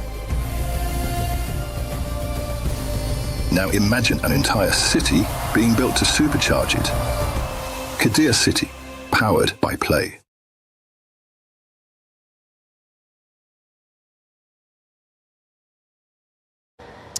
Welcome to a new segment here for the Mid-Season Cup. My name is Chris, of course, and we are doing confessions with Lafel. What am I confessing to? Like, why is this called Confessions? Nice watch, by the way. Thank you. Yeah. What am I? Okay, fine. Why do you want me here? I heard. Okay, what did you hear? That you're Moonton's favorite talent. Do you agree with that? Considering I've won basically all the trophies, I've won multiple Best Talent Awards. That's the Greatest Talent Award, which is basically like international, from everyone, and I won that one. Plus, considering all the jokes that I've did, and I'm still not fired, yeah, it's an accusation that's hard to say no to. I love them too. They're my mama and papa. So that's it. You kind of, Hey, I would blame my other talents. Why are they not loved? Is it me? Let's gaslight them actually instead. That's a good idea. We'll gaslight them instead. Yeah. That's more than fair. I heard you're a big fan of Newton. So what was your favorite Newton's law? The law of motion. And the reason why I like it is because there was a time that we had to prepare for tomorrow's show. But I got very bored. So I spent 3 hours learning physics about how Newton's law of motion really discusses about how sound is created, which TLDR is just a bunch of particles in the air that expand and contract, and a disruption in the air creates the sound. I don't know whether to believe you based on what I just read elsewhere. Apparently you like to come up with things that don't actually make sense. So you could be lying straight in my face. I could be lying, but hey, considering I'm Asian, I'm probably correct. Did you have a smooth travel here, particularly for wildcards? Do I smooth travel? Did you have a smooth travel here? Well, that's a good question, Chris. The Frencher. That's a very good question. So first of all, getting here was already trouble. One of my flights here, I had to fly in twice, by the way. One of my flights here, they give me a ticket 30 minutes before the flight, and my house is 1 hour away. So I had to break a lot of traffic laws just to be able to make it to the airport so that I can check in time and then we can actually go in. And then when I finally arrive, right, to the airport, out of hundreds of people from the plane, they pulled me to the side. When I say they, I mean the police. The police pulled me to the side, and then it's like, okay, I brought all of my documents, showed them, and it's like, okay, you can put them back. I'm like, okay. So what's gonna happen? And they're like, oh, we're just gonna search you. And I'm like, oh, do you do this all the time? And then he was like, oh no, this is takes out his phone, presses a few buttons, and after 1 minute and a half, it's like, random. This is a random search. And then I had to go through all of that, and then he spilled shampoo on my shit. So I'm like, it's been fun so far. It's been fun. The police made me feel like a VIP, where there's two guys in front and 2 guys behind. Escorting you in, yeah. It's escorting me, essentially. Yeah, I felt very much welcome. I have a very long name, by the way. Give me it. Muhammad Amirul Aiman bin Muhammad Kamal. That is quite long. Or you can call me Lafel. Mine is Chris Tun, and that's it. Nice. I met a girl named Zoe. And it's like, anything more? Chilling. That's it? Z first name, O middle, and E at the end. No way.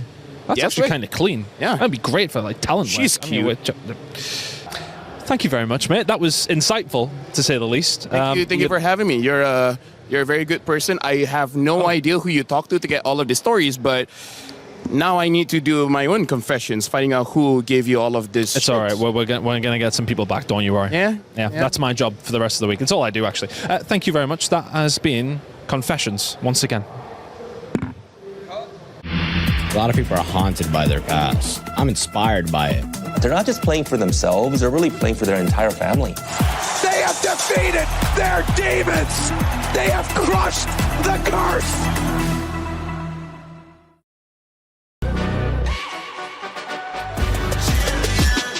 This ain't no regular thing. I came for the ring, you know what I mean.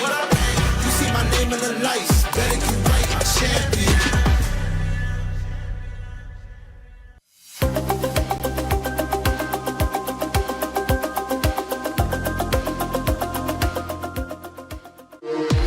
We were there. For every click, every clutch, every respawn. We were there for the years of grind. And we're here. Now. The proud founding partner of EWC. Powering the biggest event in gaming. Shoulder to shoulder with the world's best. Making history. Greatness deserves a stage. Lenovo Legion. Reach your impossible.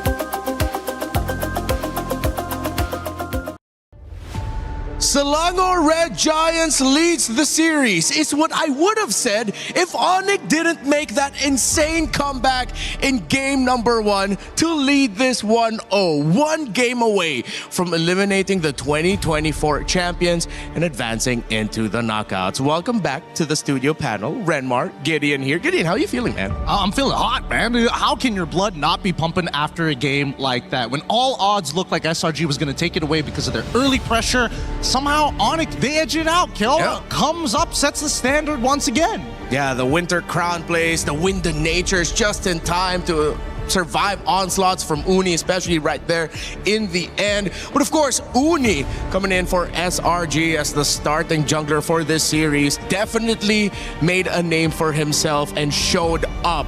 11 plus kills, 1 or 2 deaths, a handful of assists. You cannot doubt that this young man is ready for the stage. Let's look at what map we're going to be going to get. What we are going to get. Oh, Flying Cloud. All right, expect this to be a bloodbath. It's just going to be a lot of fights over and over again. Yeah, and the punishes in the lane might not be as hard as we were hoping to be in the previous matchup, but at least what we have learned from the drafting side, especially if SRG is going to end up back on that red side, is probably to set up that same scenario, right? Yeah. At the end of the day, Sans didn't have the hottest of games, but at the same time, you could tell that Innocent just wasn't 100% accustomed, because how often do you see just a random or just show up? You know, coming into the mid, dropping down the stun, and more importantly, it's a delayed stun. Yeah, it's unfortunate that you could really see the exact moment that it went wrong for Selangor Red Giants. Yes, it wasn't just the little decisions they made leading to the fateful moment wherein it was Innocent holding the Lord and SRG trying to bait a reaction out of ONIC, but it was answered by ONIC and Kyrie on the link perfectly, jumping on the Harith, taking the Harith out, and ONIC playing the long fight to eventually win out game number 1. Good bans here to start it out. We've talked about so many times how the Atlas has impacted this metagame, and the Marcel getting taken out by ONIC, while Jusin, used by SRG in game number 1, will be taken out by them on the blue side. ONIC continues to ban out Salinas. I've yet to see Hirara. I've yet to see a Ling ban for either one of these teams, but I think, most things are pretty similar. Seems like Yeb has decided, the Marcel alongside with the Selena, both of which not to worry about. They've been banned and they just need to breathe. But from SRG's side, I wonder what the opener is going to look like, because I would assume that if Hirara shows, they're going to take it. So what would be then the same response from ONIC? Is it still going to be like, hey, we don't mind Hirara into the link, or do they want to affect it right off the get-go? If Freya's open, one of them has to pick up the Freya for sure. Honestly, I might be a little bit more in the boat that if ever it's available for SRG and you... Honestly, I feel like I don't even need to worry about the Phoveus because you can slot that into the gold. Just pick up the Freya as the first pick. Yeah, and they also have to worry about that Fanny too. So luckily, the Fanny is gone. It's all up for play. Beleric Valentina is still in play, not to mention the Ling as well as the Hirara at this stage of the game. And I think that ONIC needs to make that final choice. It's either they open up the entire thing or they just answer to the Freya, which again has been very terrifying, especially when let through. Let's say if both assassins, top ones in the meta, will be left open by Coach CW and Coach Yeb, Ling and Hirara. Will it be one of those, or will they ban out the Freya and just keep it honest with the Ling-Hirara trade? Last ban, red side for ONIC, taking their sweet time. They ban out the Freya, Ling and Hirara is the active trade. No, and SRG, based on the information that we got yesterday, they like to go for the Hirara here most of the time. And considering that they were playing an early game composition in game number 1, I don't mind them if they do it all over again. Yeah, could work out very well for them. I think if they want to run back wherein Innocent isn't going to be packing someone with basic attacks and they want... Well, I mean, Harith isn't as the non-traditional marksman, if we're looking at like basic attack marksman, then just pick up the Ling. But they did get their win in the previous series against GK with Uni on the Hirara, and it was a very good Hirara performance. They go for the Hirara.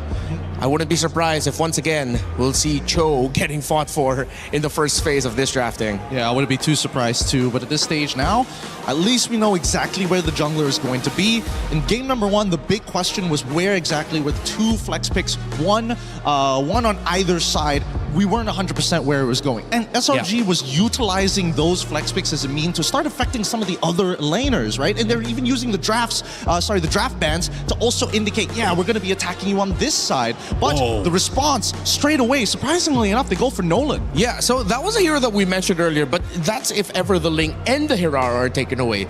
So this was like, it's ONIC trying out, all right, instead of focusing too much on the Ling Hirara trade, why don't we bring up the third option that people and other junglers in MSC have been bringing up in interviews, in quotes? They are honest and pick up the Nolan.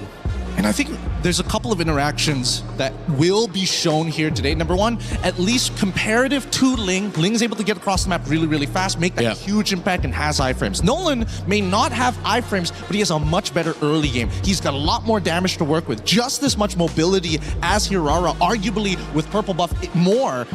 And most importantly, I think it's going to be a difficult 1v1 because Hirara's going to try and lock you down. He's able to dash back out. Yeah, but now we look at SRG. They pick up the Barretts. Obviously going to be going to the EXP lane for this one, so that's an honest pickup. Wouldn't be surprised if ONIC just balance it out and pick up the Uranus themselves. There we go. And then for the gold lane, that's what they're going to be fighting for. Now, you already have strong burst. I think some great sources of basic attacks from ONIC would be good. If SRG don't ban out the carry, wouldn't be the worst pickup in the world for Kelra. But if they really want to play through the AoE and knowing that technically this is going to be somewhat of a front to back, knowing that you have a Barretts that you're up against, maybe his good old favorite in the Beatrix might make a show up. I don't know why I said it like that. I think that it's not a bad idea, especially if that Beleric is going to be able to, pick up a flicker for himself instead of a revitalize. That does give him a lot less pressure in the early stages of the game to kind of walk up and do whatever he wants, especially when you're up against someone like Eudora who can just naturally poke out these tanks in the earlier stages of the game. But coming into the second half, right, the Cho ban, as expected, we were at least expecting one of these teams to affect it, and now SRG side, they got to make the same answers. Are they going to start leaning into, hey, we don't want you to play double fighters, or we're going to target Sans again? Sans pickups, with the juicing gone, he can't Valentina, and yeah, the Valentina might not be the best bet here. They don't have many good ultimates to kind of work with. Will they just end up getting Sans on something like a Lilia? Ooh, that doesn't sound like a bad idea, but we're already seeing that Rafa is going to get banned out early on here. One of the key conditions is the fact that Flying Clouds is the current map play. So you can revive somebody, put them on a Flying Cloud, and they lose 0 EXP in the mid lane. Oh, this is a great ban here. Keyboy did show up with the Badang. We've seen it also in the hands of Finn in Team Vitality.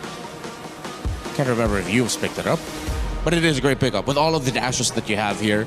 Momentum stopper with ONIC looking to play a much smoother team fight. And it is just very annoying to deal with, especially if you're up against the Barretts. That extra wall brought up by the Badang could be another extra obstacle wherein the missiles of the Barretts could knock in their opponents, and then that's just an extra way for you to get easier stuns. I mean, let's not forget about the anti-CC in that ult, right? That's just a great way to just kind of disengage when Beleric tries to make a flickered Wrath of the Dryad play on you anyways. I do want to see what this last ban is from the side of SRG. Lo Yi is going to be the option. So Lilia, technically, low health pool, the Eudora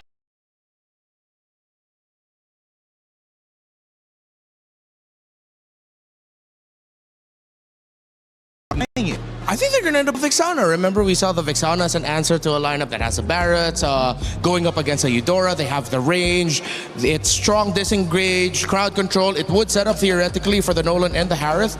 Might be a mid lane Vexana. It's not a bad idea. I think the real question right now is who is going to be the concussive blast user for SRG, because that mid wave, if assuming Vexana is going to be that very last pick, that's going to be like an impossible to contest for. It's just instant clear and you're just dancing around it for 2 or 3 seconds. Yeah, Gatakacha and Hylos both want to pack up the Revitalize, seeing that they're up against the Beleric. Ooh, actually the Hylos doesn't sound that bad. Now that Harith is already available, that glorious pathway just to slow him down from actually retreating. It's not a bad idea. But the Beleric and the, the Barretts and the Hylos. Oh, Kufra. Ooh. Another unique pick.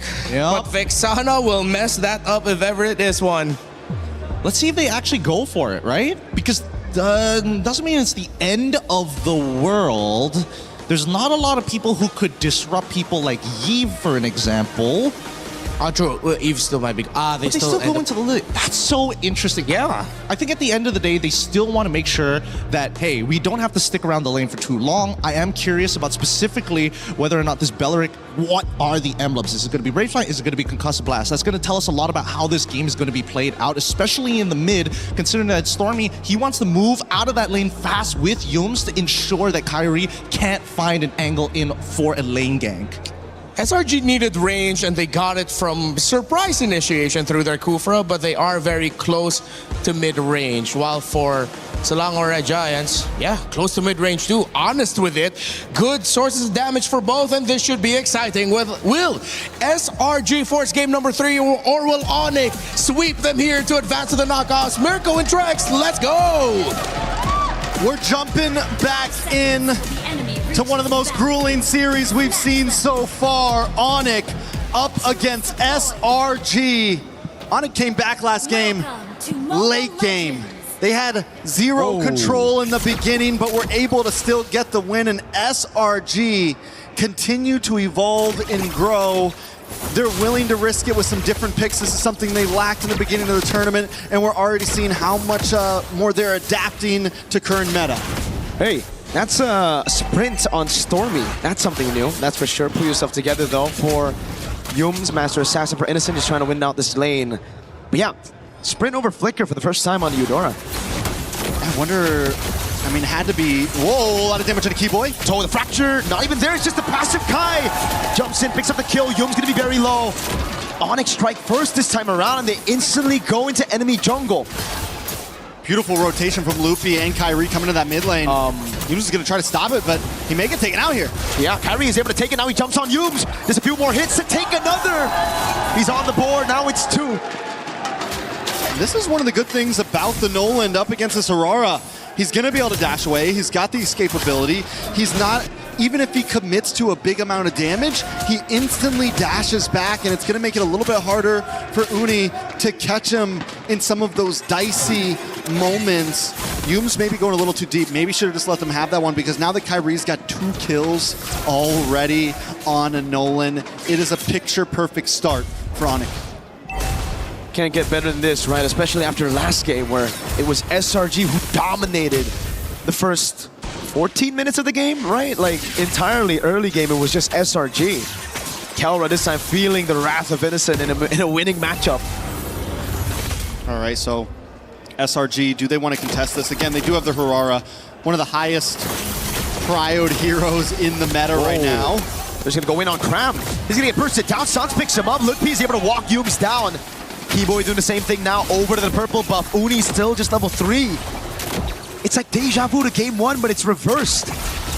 It's ONIC with the control. 2 kills at the start. Neutral objective without even using the retribution. Uni using the retribution on his own purple, just like Kyrie was doing last game. It is a mirror match for sure. Can SRG pull off what ONIC did though? You know, it seems like SRG's a little bit disconnected. Yums first goes in by himself to his own death. This time Cram maybe goes a little bit too deep while Uni's still looking for his purple. The full commit's not there, and 1 or 2 of them are going in and getting caught off. And I think they have to realize that maybe it's not the time, or if we are going to commit, everyone has to be together. Slow for ONIC after this lead, just taking a purple buff, and only now really making that aggressive move. Double immobilization onto Lutpi, but he doesn't care. Keyboy got a position, Flicker after the Triad! Connects on Innocent, he wasn't expecting it, now an all-in on Yums. Under tier 2, a Flicker burnt out already. And Uni has to just watch as it happens. They didn't even want the orange buff. Nope. We're not even going for this orange buff. We're going to lay a trap. We're going to get another kill. We're going to put Kyrie at 3-0-1 and Sans at 1-0-2. Let's get these damage dealers rolling. At this point, Uni's just sitting back and watching. He's trying to farm his own jungle. He's trying, I mean, everyone's just trying not to die at this point, let alone catch a lead. That was one of SRG's fallback plans, right? It's Innocent. If you lose an early game, you can just play around Innocent. The rest of the composition, though, is made for early to mid. Sans has to use the black shoes there. Good move by Cram with the rotation, catching him off guard. But now it's going to take a little bit more to get that plan B sorted out. They're going to have to constantly rotate with Innocent now. Yeah, look at them, literally hovering around him right now. Stormy and Yumes keeping him safe, but possible play in the mid. ONIC going to be pushing SRG back. I don't know if this is a turtle they want to fight for. 2-level advantage on the Retribution for Kyrie. Golem gets reset. Uni still able to secure it. Now looking for level 7. Kai on the purple buff though. This should set him very close to level 9. I'm going to be honest, I don't even know if Cram should be down here at this point. Is this really a fight that they want to take? Innocent, slightly behind, nothing too crazy. Does hit level 7. Oh. Taking a lot of damage. That's why they went for the Lilia, man. Baraz is just going to get shredded down. Has to flicker out. He has the Consecration still. Free Rectory now as Yumes is able to find the Talent Rage on Keyboy, but he doesn't care as Kelra pops into Zaman Force. Lutpi with the Consecration gets away. That is nothing to Lutpi. And this is what I mean, right? They expend so much time on that turtle. They maybe could have got a push on top tier 3. They maybe could have, you know, if Cram would have stayed up there, if someone else would have gone up there, they could have rotated elsewhere and at least made play up on the map. But instead, they spend so much energy on a turtle they never had a chance to get. So now it's the build back up for SRG. They send Innocent to the other side of the map, trying to get him farm. That's all they can do right now. And Uni, like you said, they went in for the skirmish earlier. And against a Nolan, if you lose out there, Nolan's going to be able to rotate around the map much faster than you. So what that means is he's going to take your green camps away. That's why we see such a big lead. 3 whole levels for Kyrie on the Nolan. And again, he goes bot. When the purple buff is up, he knows where Uni is. He's constantly stealing these camps away. And it's going to get really tough for SRG because they have to feed 2. Uni and Innocent. Yeah. It's a lot of mouths to feed when everything's being taken from you. ONIC already at a 4,000 gold lead. A lot of damage on a Loopy though. They're going to go under the tower. Yep. Again with the black shoes, just reacting to the Tyrant's Rage. The taunt lands on Yumes, and that's the damage of the Glooms. Kelra picking up a turret for free as ONIC zone SRG away from that tier. Oh god, is Kai even waiting in these bushes? Again, no chance, no space for Innocent to farm. I mean, look at the bush. It's been the same for Uni too. He's barely able to move around. Early on, getting pushed in on multiple jungle points, and Keyboy's been loving just hanging out in these bushes, waiting for the next target to come along. He is the bush. He is the bush. Keybush. He's a tree. Conceal from Keyboy. Look at the play again. Big chomp down now. He goes in with the flicker as well, but it's only Keyboy's son. First grab down. They're able to get Keyboy, but now it's going to be Kelra with the Zaman Force, popping him down. That's Uni in the back, going for the kill, finding one. And the trade as Kai walks up, but Uni finally a bit of retaliation. Jumps on again, the Purify out, but now he's going to be on cooldown as Lutpi looks for the chase and finds the kill onto Uni. I don't know if taking the death at the end of that was worth it. Finding Kelra at least is a saving grace. But the damage onto Cram, the burst damage of this team right now, with Kyrie being at 4-0 and 3. I mean, it's true. It is very reminiscent of how SRG was doing ONIC last game. But the problem is, I don't think ONIC's going to give him time to breathe. I don't think Ooh, Innocent in a bad spot. He's going to have to flicker out of this, man. There's no way. He might not even flicker. He might just take it. Keyboy with a flicker in the Rapid Dryad. Innocent fed to Kelra. Again, not given space to farm. Yumes, body block from the rest. They feed another over to Kelra. Sometimes you got to just take it, Mirko. Sometimes you got to just accept your fate. Innocent knows there's no escape there. ONIC moving on to the tier 2.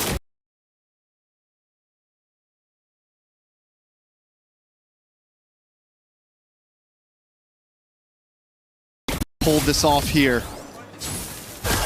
After a grueling game 1 of pushing the limits, it just goes to show ONIC's diversity right now. We can play the long haul. We can dominate in the early game. Just give us the chance right now. What can SRG do? Having the carry just makes this all so much harder too. And the fact we called it out at the beginning, taking a death early on, and now you've got 2 deaths, being unable to farm.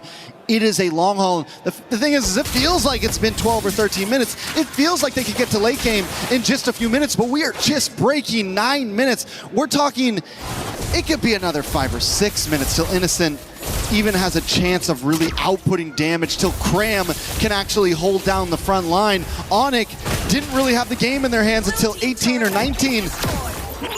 That's a long way away. Can SRG do what ONIC did to them in game number 1? Those are the questions that we need to ask right now. With this kind of composition, it's going to be difficult. They don't have the clear. Holy Shield already down, up top again. Now down below, Lutpi ushers those minion waves in to deal with the Holy Shield. Takes a bit of a beating, but it's all for the orange buff to be taken by Kai, who's 5 levels ahead. Yunes with the rage, but it's going to be responded over by Sons of the Black Shoes. Now as the taunt lands on Kram, and again it's Kelra. Oh! A big chop down thrown again, but he has to purify. Kram low, has to flicker back. And that's 2 big flickers as Kai secures the Lord. They do bide some time though, clearing out the waves, but another wave is coming soon. But SRG doesn't have the greatest comp to defend. Yes, they have the carry to Shred, who has gotten in the Trinity, but still 1.5k gold behind. Taking a look at the jungle, it is a 4.1k gold lead. Uni just got his second item in, just got War Axe in.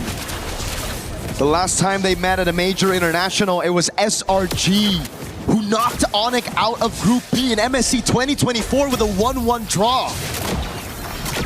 Well, revenge is here. It's in ONIC's grasp. All they got to do is close this out. And last time SRG was a little bit too patient. ONIC is ready to kick in these doors. And, whoa, yeah. Was it a flex or what is it, a misplay? We'll see with the result of the game. Comes down to that. Death's Welcome coming down onto the Uranus now with no winner crown, no problem. Silence deals with him. Wave in the mid lane is good. ONIC gonna look for the slow build up into the siege right now as they go over the top lane. Lutpi holding in the front. Is gonna be Kai with the dash in forward as Kelra jumps in. Again, the fracture lands on Yums. Lord cleared out. Black Shoes comes down. Uni goes down. Keyboy with a rapid drive to the back lane. Is not gonna be innocent with a pickup, but ONIC Clean sweep. Selangor Red Giants to make it a top 8. And they don't just win it, they earn it. After game 1, pushing themselves to the limits, and then to prove they can finish things in style, they win game number 2 in a very quick fashion. You can see the smiles on their faces. Kelra, Keyboy, happy about it, because both of those teams were tested in this group stage. Almost every team in group stage had some rocky games. Nobody was a guarantee. Everything was earned. And ONIC will move forward. 8 for Red Giants. They will unfortunately be the ones eliminated. The key crushed today as well. The revenge was very late. 2024 was when it happened, when SRG knocked ONIC out of groups. It took them 2 whole years to regroup, to relearn, to improve. And fate had it with this matchup. SRG dropped down early by Pro. ONIC dropped down late by Aurora Gaming. Into the last chance for both these teams. It looked good for SRG at the start of game 1. They couldn't close it out. It looked great for ONIC at the start of game 2. They went for the throat. Yeah, they did. They weren't wasting any time. They knew that they had the advantage. They didn't want to make the same mistakes that SRG made, and they were able to pull through.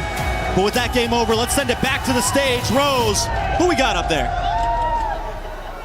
What a series, honestly, guys.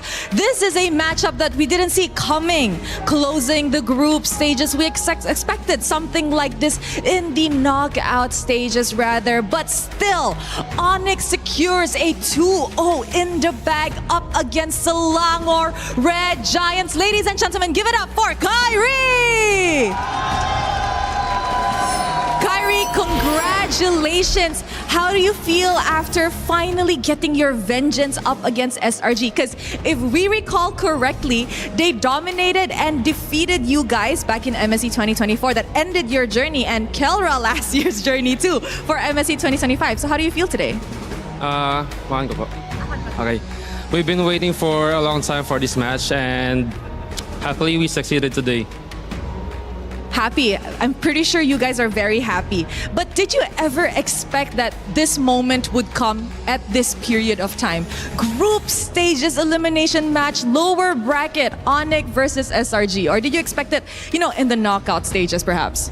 Yeah, we expected to meet the champion teams in the knockout stage. You're the only one left right now. ONIC is the only one left because 2024 champions are gone. 2025 champions are gone. What does this mean? Do you feel like it's coming back to Indonesia? Do you think it's coming back to ONIC? I hope so. That's all I can say. Now let's talk about game one just now, okay, Kyrie? Game one, you guys were shaky. You guys were behind by a lot. You know, how did you guys kept yourself composed to be able to make a comeback to secure the win? We just looked at the enemy's hero, the SRG's hero, and they were using Paquito and Hilda, which are very good at early game, but not that good at the late game. So we just had to be patient. So the plan was technically to let Kelra snowball as much as possible, give him the resources so that when the time comes, it's gonna be him and you versus the world. I think so, yeah. Now, Kai, you guys are heading later to the draws after the last match. Am I right? So you guys will be seated in seed 2 with all the 2-1 teams. The 2-0 teams will be picking. Who do you think will pick you guys today?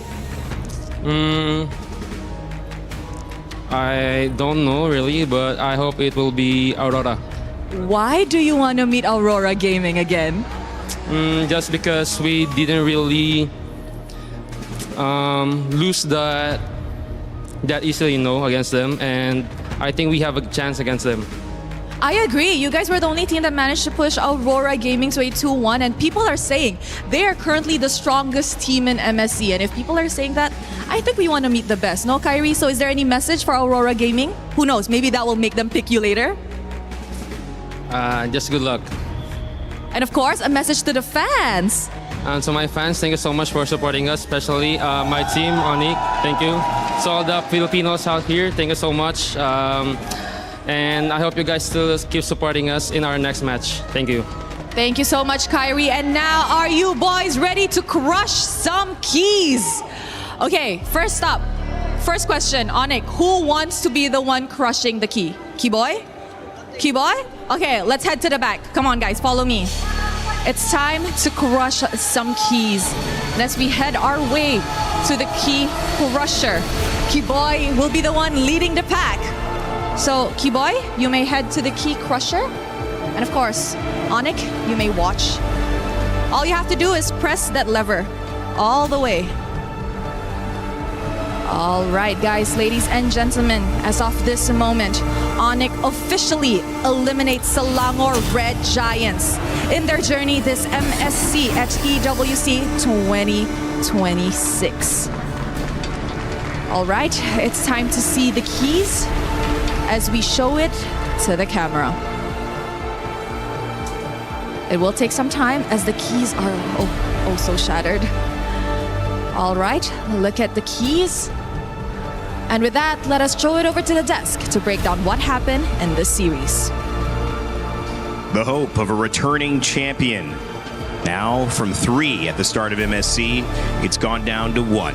With the key crush from SRG, it is just ONIC who remain, who have been your MSC champions here, ready to do it yet again if the tide is right. And they don't mind going up against even the best, or at least people might be calling the best, Aurora Gaming so far in this tournament. I love the shout out. I love the confidence. Pick us. We had a good chance against you. We want to take it again. Rinmar, Gideon, this was a game that went all the way ONIC, but they did it with class. They did it with a style, and they feel very confident, as they should, with a win like that. Yeah, and what I liked about it is it was clean. They are playing against around a Nolan in their jungle. Clean burst. They got that very quick win early in the game, and they didn't stop from there. It's classic ONIC. It really is classic ONIC, and not to mention that just so many things that could have gone wrong in that early stage, especially in that first Litho fight, calling in the Uranus alongside with the Barats. Had it not progressed in that manner, maybe it would have been an entirely different story. Truth be told, I think that so far, ONIC have seemed to adapt it a lot better than SRG, and I think that's what really is why they took the cake here in game number 2. There was also something personal on the line. You could hear it was Kelra, Kyrie, who had their journeys cut short because of SRG. SRG's dominance, not just in Malaysia, but in international tournaments. That was something that they were up against, but it felt like they paid special attention to this matchup, and they were ready for it. Yeah, just look at the numbers there on the carry. 20,000 damage. It felt like he dealt more. But you were mentioning Gideon. It was a Sans game. Yeah, it really was, because again, Sans was probably the biggest person they could have looked to punish here in a lot of the times. And we were discussing whether or not the Vexana would have been a better fit. But unfortunately, I think that Sans, he was mad after game number 1 when he was getting oppressed on this Aurora. Now he decided, you know what? I want to be the oppressor, and I don't care how many super subs you're going to send in. I'm the dominator. Yeah, he wanted to be continuous with it. He wanted to make sure that there's constant pressure coming out from his Lilia, the constant use of the glooms, maximizing it, even using the black shoes at the right time to bait out SRG into going in for some questionable dives at some point, especially for Yums, especially when you're seeing the Lilia, you're thinking, oh, I think I can get the Lilia down here. Oh, wait, no, I've wasted my Tyrant's Revenge and maybe even a Flicker out because the Lilia still has the black shoes. I know he's thinking about using it so that he can force the black shoes out, but sometimes you're just going to have to think it's not worth it. Yeah, it really isn't. And not to mention that once Lilia comes online, it's very easy for her to be like a strong anchor for the team. She sets the battle lines, and then she can just walk away and do whatever she wants, and then come back to reset it again once the team has finally recalibrated and regrouped.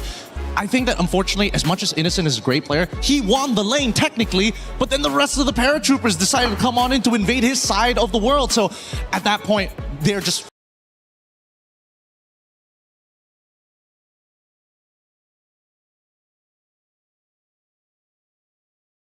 where they were before. And the side of Malaysia and SRG, they're going to have to be content with their 5-time PL champions and championships. And of course, the fact that we now have a chance to do an exit interview, not with any of the players, but with an analyst from SRG as well, to learn a little bit more about what went wrong. Hey, Turner here, and we're backstage with Coach Veki from SRG. Maybe, Coach, you could give us a little bit of information as to what happened in that match against ONIC. I think what happened in the match is, I think that we were very confident going to the game 1. We did not manage to really win that game 1. Going to game 2, I think the adjustment was not the best, because I think we were left behind in the meta as well, because we were trying to adapt. So I think in the game 2, it was just too hard to play. Yeah. After game 1, were the players kind of down? I mean, considering you had a big lead and then you weren't able to close it. When we come to the backstage, I see all my players are still in a good mood. Actually, going to game 2, are still in a good mood. I think when it comes to game 2, I will just say that our strategy did not work. And that was the main reason why we lose in the game 2. Yeah. Okay, so the strategy didn't work out in game number 2 as well. And this is, I don't know if this is a sensitive question or not, but I'm just going to ask. What did you think about the fielding of a new person in the jungle? It was Sakai's before, and then we saw the substitute yesterday for Uni, and then Uni's playing today. What happened there? Because we wanted to play Skies for this tournament, so we started him. Okay. But going through when it comes to here, and then when it comes to practice, when it comes to tournament, things are not really going well. So we tried to field Uni today, and then because Uni, he's also very, I would say very talented. And then I think that yesterday it was the time that we should let him try and see how far we can go. Yeah, then that's where we try to play Uni. But in my perspective, I think both of them are really amazing jungler. Yeah. I agree. And Uni did really well. Yeah. In that last game, well. right? Yeah. So what are you going to tell all your players after this when you get to meet them? When I get to meet them, I'll say that I'm still really proud of how much they have gave. And then there was a lot of discussion. There's like, this team has always been like a big part, like big family for me. So we really care about each other. We really love each other. So I just felt like what I can do is I just have to be better, you know. I just have to be able to lead them better, think about what I can do for them better, and then let's come back from these losses and take it as a huge experience and learning. Yeah. That's what we want to hear. Very excited and anticipating the next international performance from SRG, obviously. But, Coach, I know it's done here for SRG, but obviously there's still another Malaysian representative still fighting for their life here, Vamos. Do you perhaps have a message to Vamos who's still trying to get that trophy? For Vamos, it's great that we have another really good Malaysian representative in this tournament. You guys are really strong. You guys are getting a momentum. And then especially when it comes to Aero, I really see how well you are playing this tournament. You are really a shining bright jungler in our region right now. So let's keep that momentum and then make Malaysia proud. Maybe this time you guys will be the champion for us.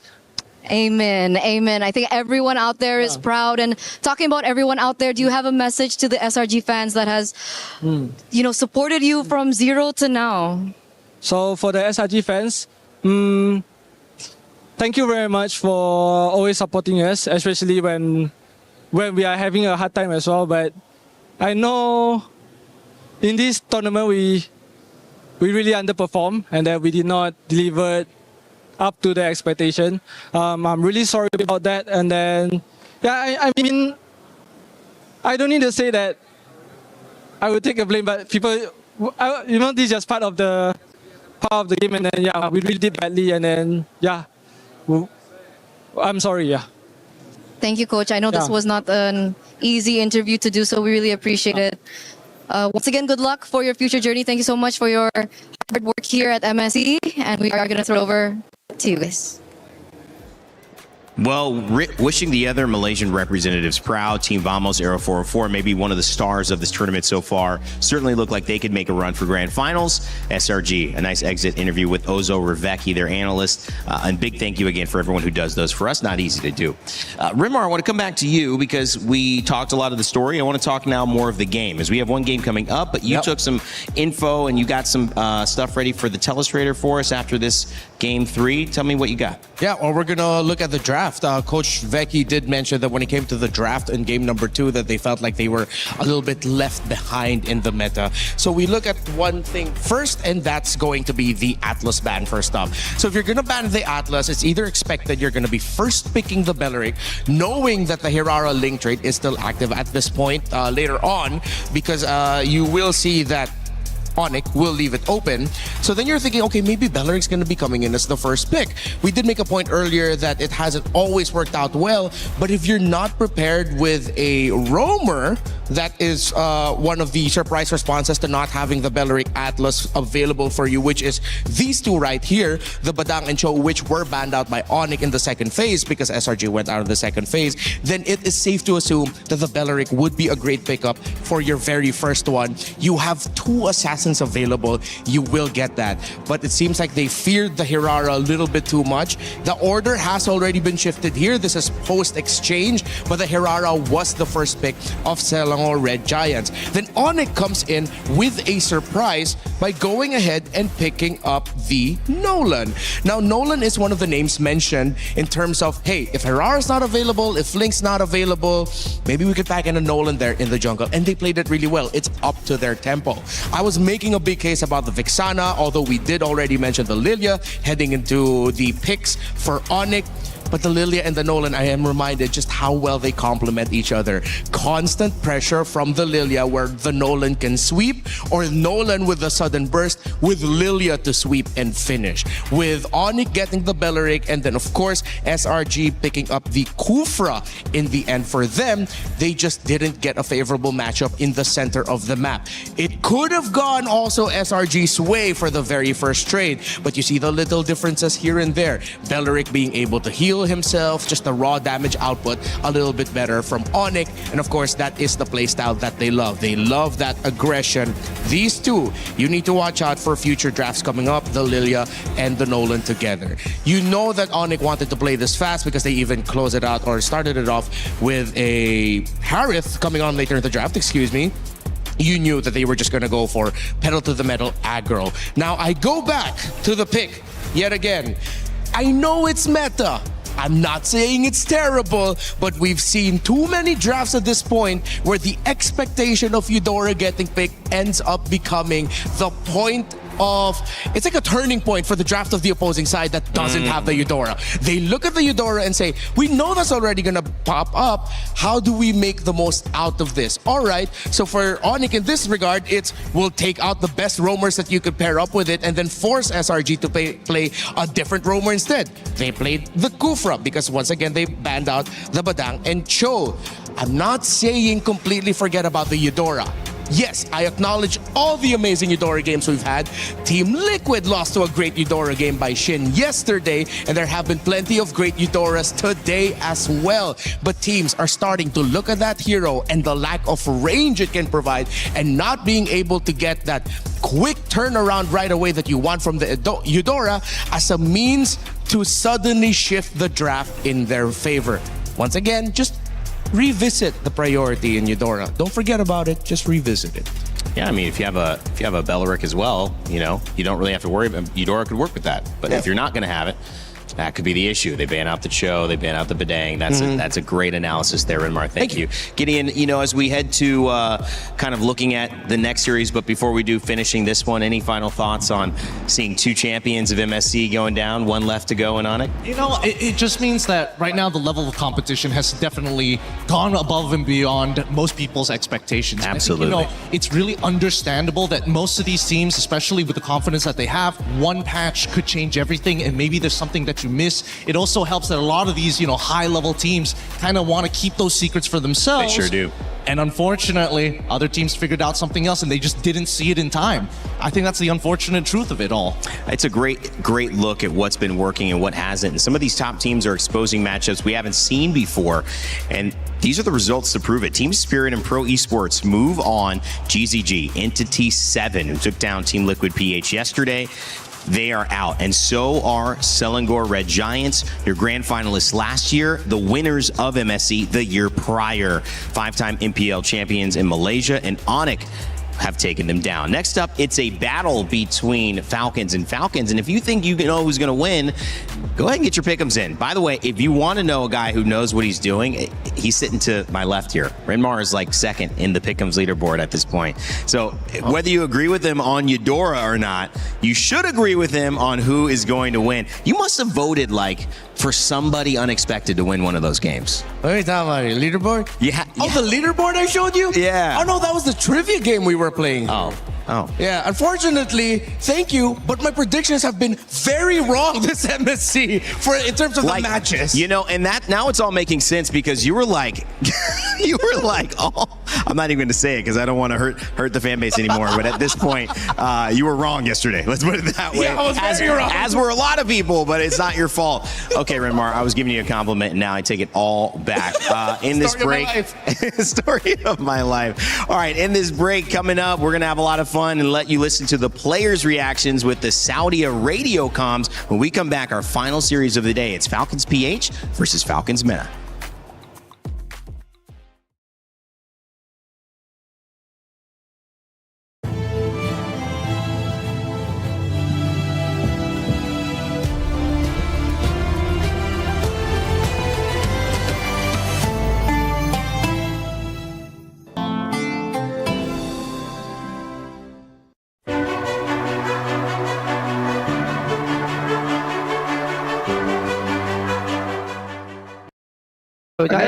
Làm ra được. Nói rằng là đúng rồi. Con này ha. Con này gì vậy? Ra đi. Tí đó. Ôi, tí rồi. Con này nó. Cái gì à? Bố làm gì vậy à? Thì con nó có cái thằng này. Nice. Đi rồi, luôn. Có bao điều chỉ này à? Sao như đây. Fan đi nó phải là đây. Đây lại. Fan đi rồi nào đây. Right, guys? Yeah, we can. But that is Lord, by the way. I think we can defend with my ult, guys. Check me. Oh, can you come? I think we lost. Too much. I just got mid lah. Boleh cek aku tak sini, guys? Boleh sini. Cek aku? Nice. Lo. Aku stand dua. Mati. Komen. No puri lah. Aman banget, bro. Boleh dah? Lagi? Boleh. Siapa tadi belum? Menang dah. Link dia paling ni.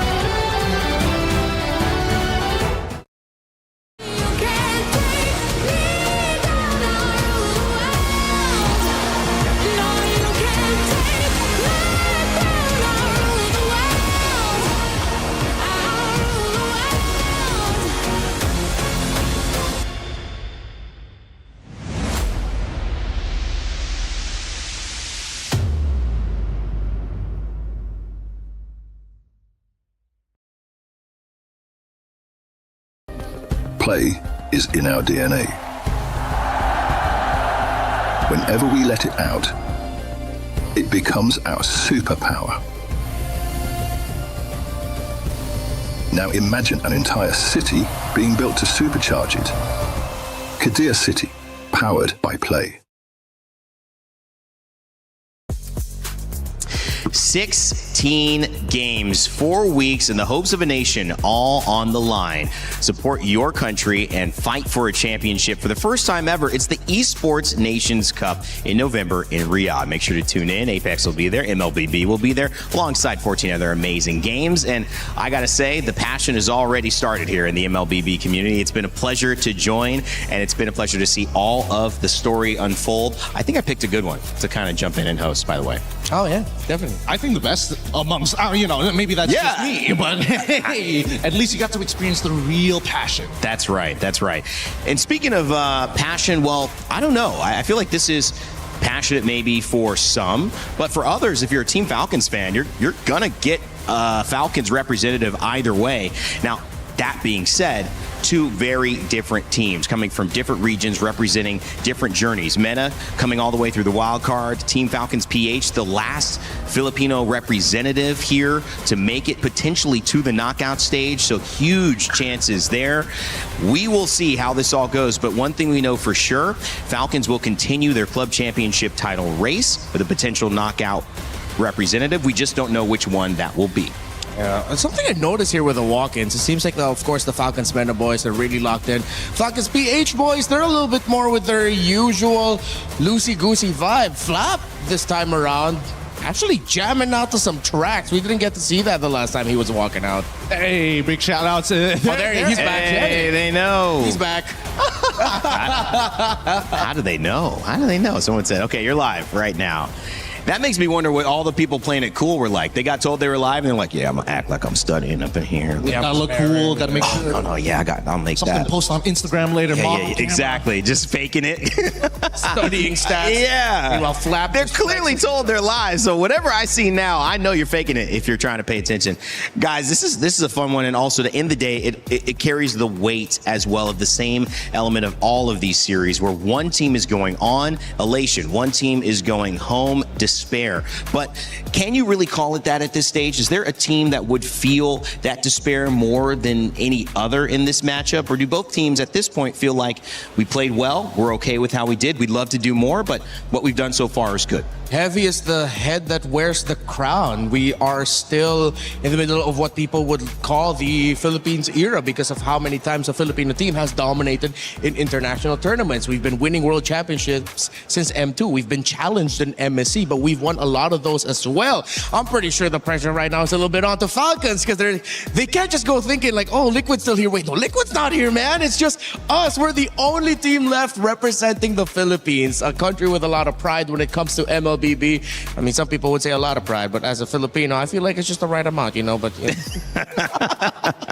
It's a different baseline for everybody. Okay? It is. But understandably so, I think what's really scary is that despite having so much weight on your shoulders, there's still that gnawing thought of like, maybe this patch is not us, you know? Maybe this patch is what makes it so coin flippy. One bad mistake could end up getting us knocked out. And I can't imagine a world where a Filipino representative doesn't make at least top 4. Yeah, and that has been kind of the shift. That's why this has been such an interesting one to jump into. So speaking and introducing that team, Team Falcons PH, representing the Philippines, it has been an up and down journey for Philippines here at MSC. We've obviously seen one of the #1 rated teams in Team Liquid PH go down. This is Philippines' last hope, but it is a good hope because this squad definitely knows how to get the job done. From Haji, Ogwin, Super Marco, Kyle, and Flap, they're all about to take stage. But before they did, we wanted to see how in sync these players were with some other opinions. That's why we asked them a little bit of this or that.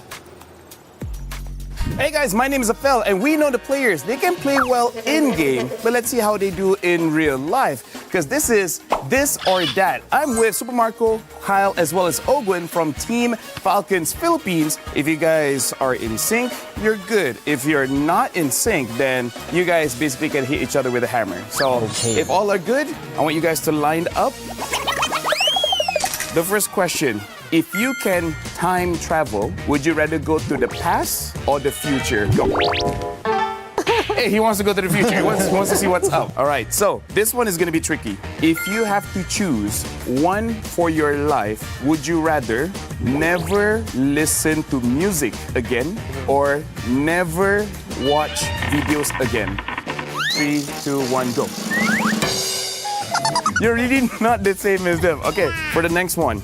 Would you rather give up your phone or give up your bed? Phone or bed? In 3, 2, 1, go. Yeah, I mean, like, come on. Who needs sleep, right? Who needs sleep? We got 2 more. This is Jungle Heroes. In 3, 2, 1, go. Oh, finally, you're the different one. It's better. I agree, Dominic is better. The last one. Say you guys have been caught. 1v5. Who would you trust to save you guys? Flap or Haji? In 3, 2, 1, go. Of course you have to trust Haji, right? Of course. All right, so it looks like it's not super in sync. Have the hammer. Whack your teeth. There you go. This is Team Falcons. I gotta say, all the teams love this one. We'll see you guys next time.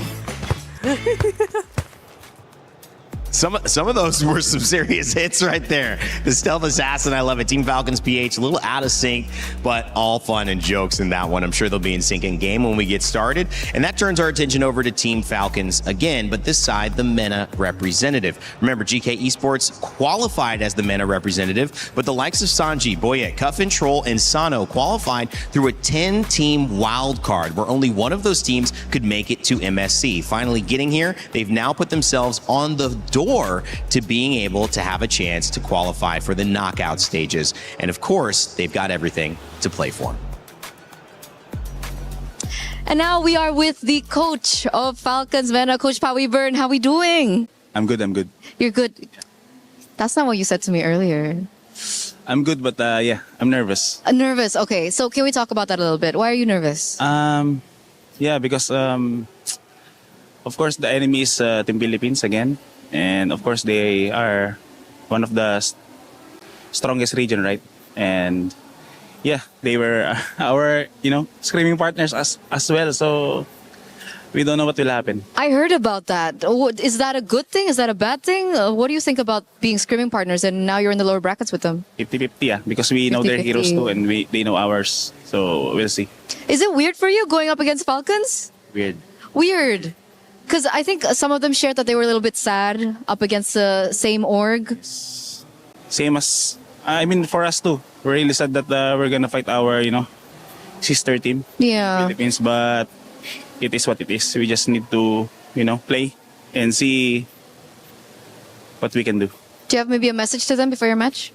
For our Philippine team, good luck and have fun, guys. And I hope we play our very best. Play our very best. So I want to rack your brain a little bit. Like people and legit player, coach, everyone, they're talking about the meta right now. I mean, you played in the wild cards and now you're here. How different is the meta from wild cards to now? It's really different because we're not expecting they will drop a big patch, after that MSC wild card. So it's really big. And then as I think my player said, told you guys that we're not practicing, right? Like we just got here at 19, I think, and then we started practice that day. So we only have like 1 day or 2 days practice to to check the meta if we can play it or not. Yeah, but I think right now we know a little bit. So just we'll see. So it should be okay. Should be okay. So is that your main challenge now? Yes. The meta. What about if I had to ask you about Falcons PH? What's your main challenge up against them? Main challenge? Don't give us jungle tank. Okay, so you don't want to be forced on a jungle tank. So maybe we'll see an assassin showdown. Maybe. All right, Coach, I think that's it from us. Any last words that you want to mention? Thank you for all the fans that supporting us, And now we're gonna fight our sister team. Good luck, and have fun. Thank you so much, and good luck to you. And we're sorry, what? You make me nervous now. What? We're throwing it over back to you guys. Did I just see Eterna lose an interview? Oh, man. That's a rare result. I think that's the second one. All right, so she's like 18-2 now or something. Maybe 28-2. You know, she's probably done at least 30. Yeah, still a solid record. Solid record. A+ still. Eterna. I will say, Powie Burn, I like the hat too. That was a nice little merch plug right there. Falcons. It's all Falcons. So we're talking about it. Obviously, different regions. And when you speak of the MENA region, they have yet to qualify for a knockout stage at an international. Yeah. And this is an opportunity. I mean, 2 games away, Rimar. You look at, that's not that far. Yeah, but it was these boys under a different banner in the M6 World Championship where they were right there. Just they needed that one series win to go into an even deeper stage into the M6 World Championship. It was them also, right? Like with Troll, Saji, Coffin, Sano. I hope for the best for them. I hope for the best for these two. I know it's not easy. It's so hard to kind of encompass how impressive Falcons MENA actually is, because genuinely each one of them has something going on. This is technically a hobby, with the only exception being Boyette here being the full-timer, and the amount of practice that they get in has to be at 100% efficiency, if not at 150%, because clearly they don't get to put as much time as everybody else here in Southeast Asia or across the world, and yet they still grind it out every year to push themselves to the next level. In comparison to, again, Team Falcons PH, they've won titles before. They've gone through the most difficult region possible to be able to get picked up by one of the best orgs in the region. Well, Team Falcons takes the stage on both sides in just a moment. It's PH versus MENA. One searching for the knockout stage to represent their region when we thought we'd have more representatives, and one looking to do it for the very first time and make their region proud. The showdown begins. Well, my friends, the saying goes, one team's victory is another one's defeat. A huge moment as ONIC take down the MSC 24 champions in Selangor Red Giant, knock them out of MSC 26, and well, sadly, break my dear Rose's heart. Yeah, that was a tough one to watch, and it's always tough sending a team home, but it's even tougher knowing them personally in a sense, you know? But the show must go on, because right now, the same org is battling it out to find out who's better, right? It's simple as that, really. It's a big all-out fight for Team Falcons on either side, and I think we're gonna have a bit of a doozy with this one. Oh yeah, this one is gonna be fun. So ladies and gentlemen, join me in welcoming Team Falcons Philippines!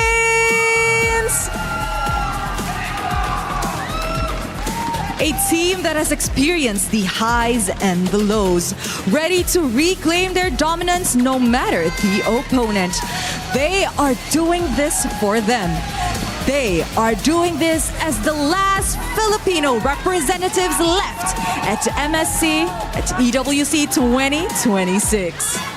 You can tell the regional battles are incredibly important here in MLBB and MSC 26. They are the epitome of competition, though they're not the only region that is fighting for their only representative. Please join me in welcoming Team Falcons MENA! The last MENA representative remaining at MSC 26 joins us on stage for a mirror battle for the ages. After defeating Ignite Gaming and putting in good work versus Vamos, all eyes are on this match that could be historic for their region in Middle East North Africa. Whatever happens today, history will be written. And no matter what happens today, Team Falcons will win. That's a perfect way to put it, Rose. Couldn't have said it better myself. Yeah, so you know what? Teams, you may now take your seats and of course place your keys. And of course, captains, don't forget to meet in the middle. A brother going up against a brother. This will be an interesting match for sure. Either calling it sister or... we got the save at the end of it. That's all we needed. Ooh, this is an exciting match. I think it's going to be a chaotic way to end the group stages. So with that, let us head on over to the Land of Dawn. Well, a wise man once said that the only things certain in life are death, taxes, and Rhino Day. That's right, it's Rhino Day live in the shop. Make sure you grab your new interactive effect. Happy Rhino Day, everybody. Spam those emotes and join us. I've been trying for so long. My wife has been actively telling me, I swear to God, if you propose to me on Rhino Day and I don't get to celebrate it, we're done. And I told her, okay, I'll avoid Rhino Day. Jeez, wow, man. Yeah, I once slept through Rhino Day. Good thing the cameras aren't on me right now, because it wasn't a good time. It may not be a good time, but at the very least, with these emotes, I'm hoping that they may actually use it this time. I mean, they're brother and sister team. They gotta have like a little bit of fun with each other, right? I think you have to take it light. I mean, coming from a situation like this where a lot of your cards are already on the table, there's not too many secrets you're gonna pull out. Anybody who's done something different has done it in the last 7 to 8 days, as you saw, just started playing after they got here on the 19th. It's not even the 27th. I think it just is the 27th. It's going to be an interesting one. These are battles, though, that sometimes you love and can go down to the wire just because of that familiarity, Gideon. It's not even a matter of skill sometimes anymore. It's a matter of you're so comfortable, you know this opponent so well that it's like just the tip of an emotion or a bad play can end up causing the swing in a game. But here's the thing, like, again, brother against brother, sister against sister, brother v sister, doesn't matter. At some point, somebody is gonna start playing dirty. Yeah. And that's when all the secrets start revealing themselves. That's when you see how personal this might actually be. If both sides keep it calm and don't reveal any information, technically, it's good for the Team Falcons as a whole for club championships if they want to get further into the tournament. Yeah, I'm looking forward to seeing the reactions in the bands. You know, those surprise bands, and then suddenly the coach from the opposing side is either going to be angry or just laughing. It's like, haha, yeah, we couldn't get that past them because they knew. Well, Broken Walls will be our map reveal. And I like it too. You're talking about the reactions in the bands. What are our expectations here? Two teams that have fallen down into this position, one to be eliminated, one to go on, but both have struggled in different versions of this tournament that they've been in. What's your take, Gideon, that we're going to see now?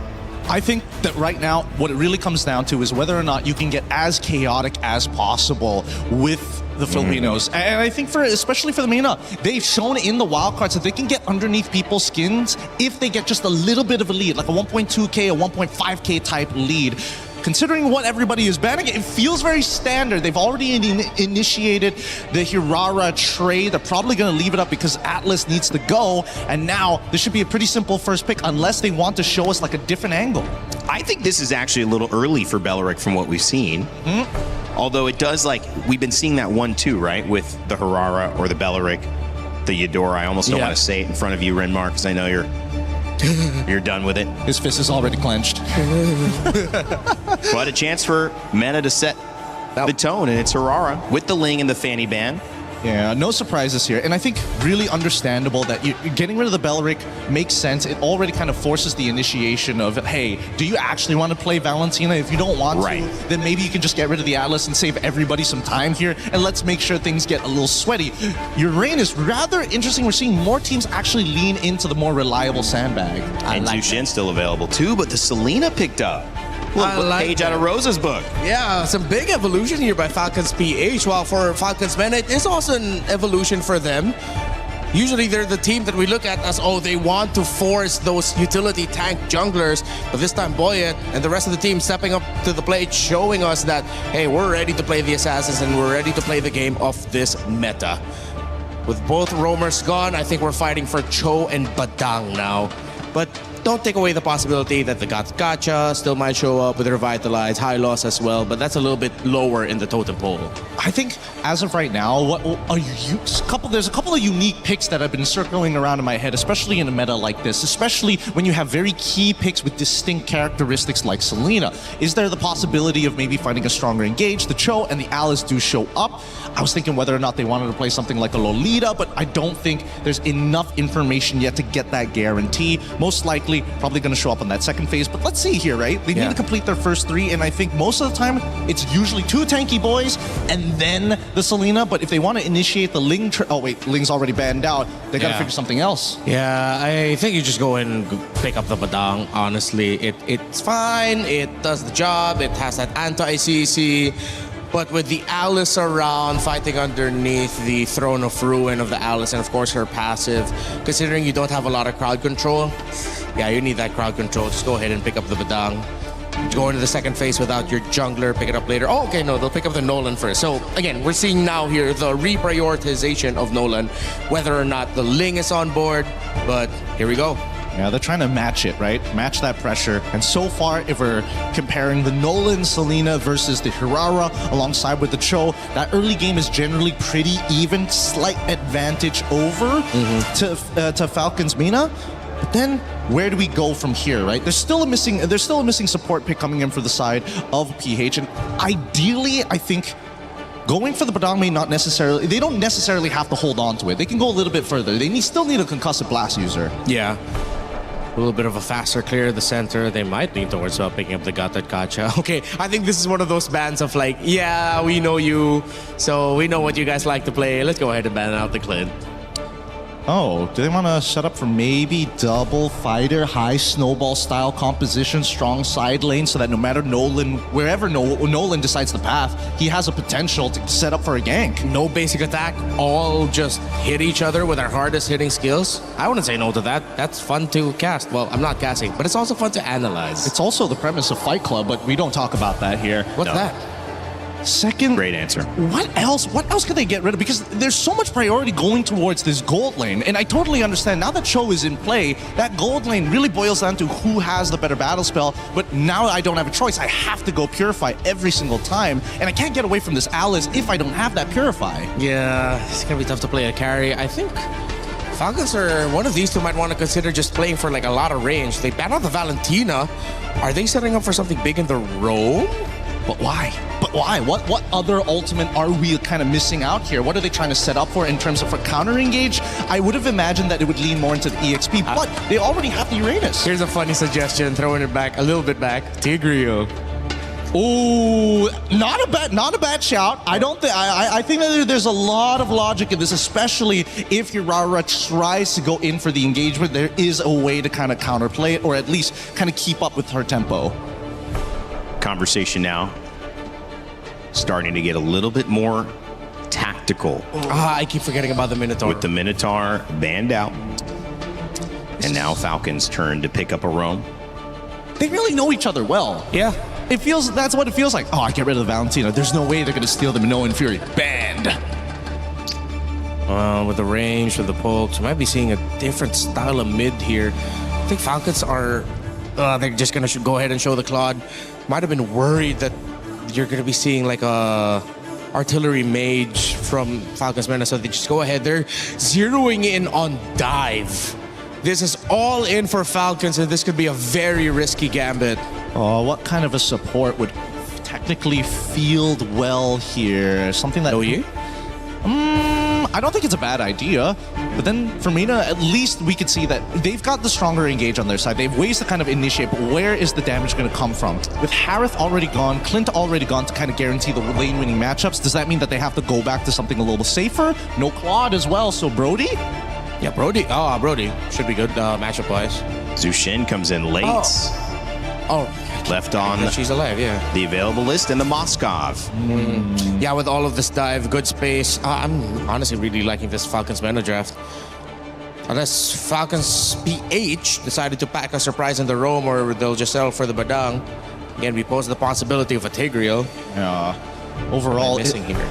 We've seen carries late. Brody, you guys mentioned as well, could come up looking for that pick in the gold lane. Oh, no, Claude's in the gold lane for Claude. Yeah, they've already got the Claude at this stage, and I think that now they're just looking for like a support pick that kind of either leans into their strong lane or something that completely counters like two of their engagement tools. And without the Minotaur, it only really just leaves us with the Tigreal as a means to kind of get away. There's also the lead up, but there's not a lot of projectiles to reflect anyway, so it's kind of not worth it. But Dang feels all right, but at the same time, it's just not enough to kind of maintain that pressure. I like the Gatot. It fulfills all the checkboxes. Clears waves fast in the mid lane. Beautiful. It can support the Selena. Most importantly, disengage. And you have Revitalize with you. All right, well, you see the lineups here. Falcons MENA versus Falcons PH. Guys, any edge either way?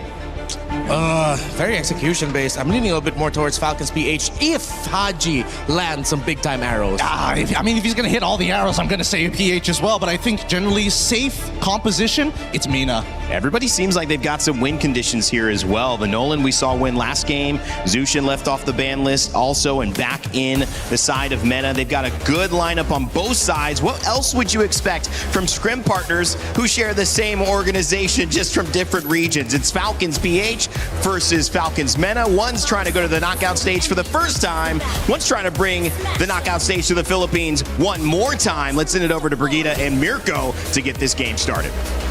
Thank you so much, panel. Welcome to game number 1 in this elimination bout. I know one thing's for sure. Falcons gonna win. Falcons. Falcons, Team Falcons. Yes, that was something Rose mentioned earlier too, and that is the only thing guaranteed, at least heading into this series, where I feel like a lot of eyes are definitely watching out for. Yep. Considering what has been a very unexpected turnaround for the PH representatives already so far here in MSC, there's a huge task and challenge for Falcons PH this time, but just the same, MENA, they've finally been stepping up. And they're just one step away from getting into knockouts right now.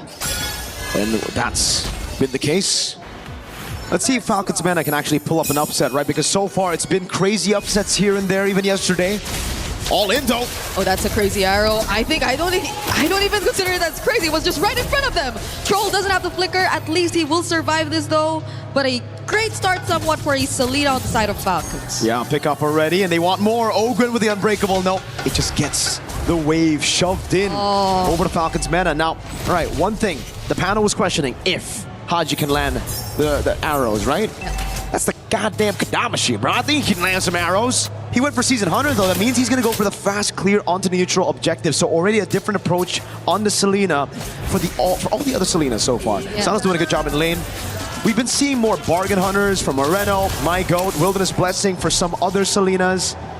But Haji's gone for the normal Season Hunter. Yeah, and I think we've all been wanting to see that KDA machine gameplay, Kadam machine gameplay from Haji, which I feel like hasn't really been the case for Falcons PH so far. Again, when they went up against Vitality, it's really Moreno as the highlight of that match. Now it's Troll already poked down to less than half HP. How do Falcons MENA actually dance around this? That's a good question. Falcons MENA do have a lot of ways to engage, though. Troll and Sanji mainly. Falcons PH are going to be the ones having to kind of react to these engages unless they just start it again and blitz it down, and that seems like it's going to be the case with the Season Hunter. Oh yeah, that is the game plan. Right now, Falcons MENA, 0 trades across the map so far. They aren't able to really get anything out of that. It's just Boyet still farming in his very own jungler, and the way that Falcons PH have been controlling the mid duo has been spectacular. They aren't really enabling Boyet to just go in for any burst nor pickoffs just yet. Yep, it's gonna be slow. Haji! Oh, another arrow onto Coffin. Doesn't use the flicker. There's the knockup of the Lantern Flare. But that's about it. Even Flap coming by as well. These Falcon boys, man, are playing it so macro. Kyle using the space to invade in the jungle. So it's all about building up those small leads for Falcons PH. They might be able to steal this. Oh, the retreat from Kyle!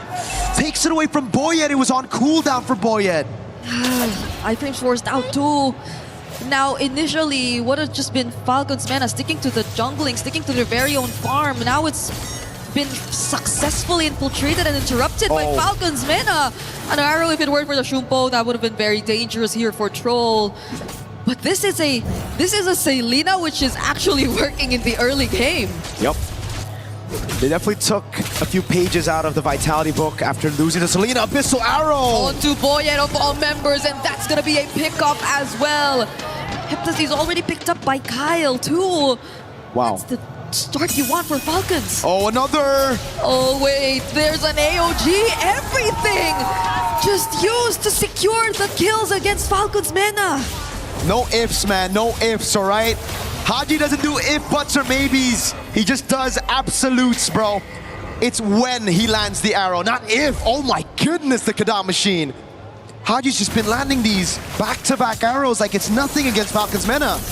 The lead basically is all onto Haji, right? I mean, all because of Haji, sorry. 3,000 goal lead almost at 4 minutes in the game, 3 kills. all with the arrow. Yeah. One on Jusin, one earlier, and now on the turtle. Yep, the Jusin is pretty much dealt with at this point, at least in the early stages of the game, so it'll be a struggle for them to catch back, but that's the Throne of Ruin. It's gonna catch Kyle! We have the Dragon onto him as well as Soti connecting, and Sano makes it to the team fight! Sanji finds the kill, the knockup onto Ogwin. He's still trying to sustain it, but Flap though, he tried to find Boyet there. Another episode of Arrow connecting, Haji will go in again, and an AOG! They still want more! Haji's on a killing spree! Boyet! Okay, knock up onto Ogwin, but Haji finds a double! Again, it's the arrows and Haji keeping them alive. Falcons MENA, wait a second, what happened there? Falcons PH, it looked like they want to blitz, but then it was Falcons MENA just forcing the issue, finding the fight, the Throne of Ruin and the flicker. Caught Kyle off guard, a good Jeet Kundo to follow it up as well, so there's still going to be ways for Falcons MENA to pull off a victory here, and it's through forcing these team fights, and Falcons PH gotta be ready for it. They can't be caught off guard like that. But Falcons PH, they're just so good. They're just so good at managing the man-to-man defense. The members of Falcons MENA individually, you saw how Flap just had his eyes set on Boyet and he was capable of dealing with him all alone, enough to put him at a very low HP. And on the other side, even though they were after Kyle, the arrows from Haji, they're just something Falcons MENA are yet to really find a way around. Every single time a team fight breaks out, these arrows just interrupt so much of what Falcons MENA want to happen. And so it builds up again. Kyle, luckily, bought the Sky Piercer after the death. Flap though will not make Boyet's life easy. Chases him under turret, pops in the consecration as well. Classic Flap on the Uranus. That's been the case for Boyet and Flap for the past 6 minutes. It's always been Flap on Boyet. Troll shows up. Fracture already used. Another episode trap. But Falcons MENA are holding on to this mid turret. But it feels like they haven't been able to move out of it as much. Look at Kyle. Kyle?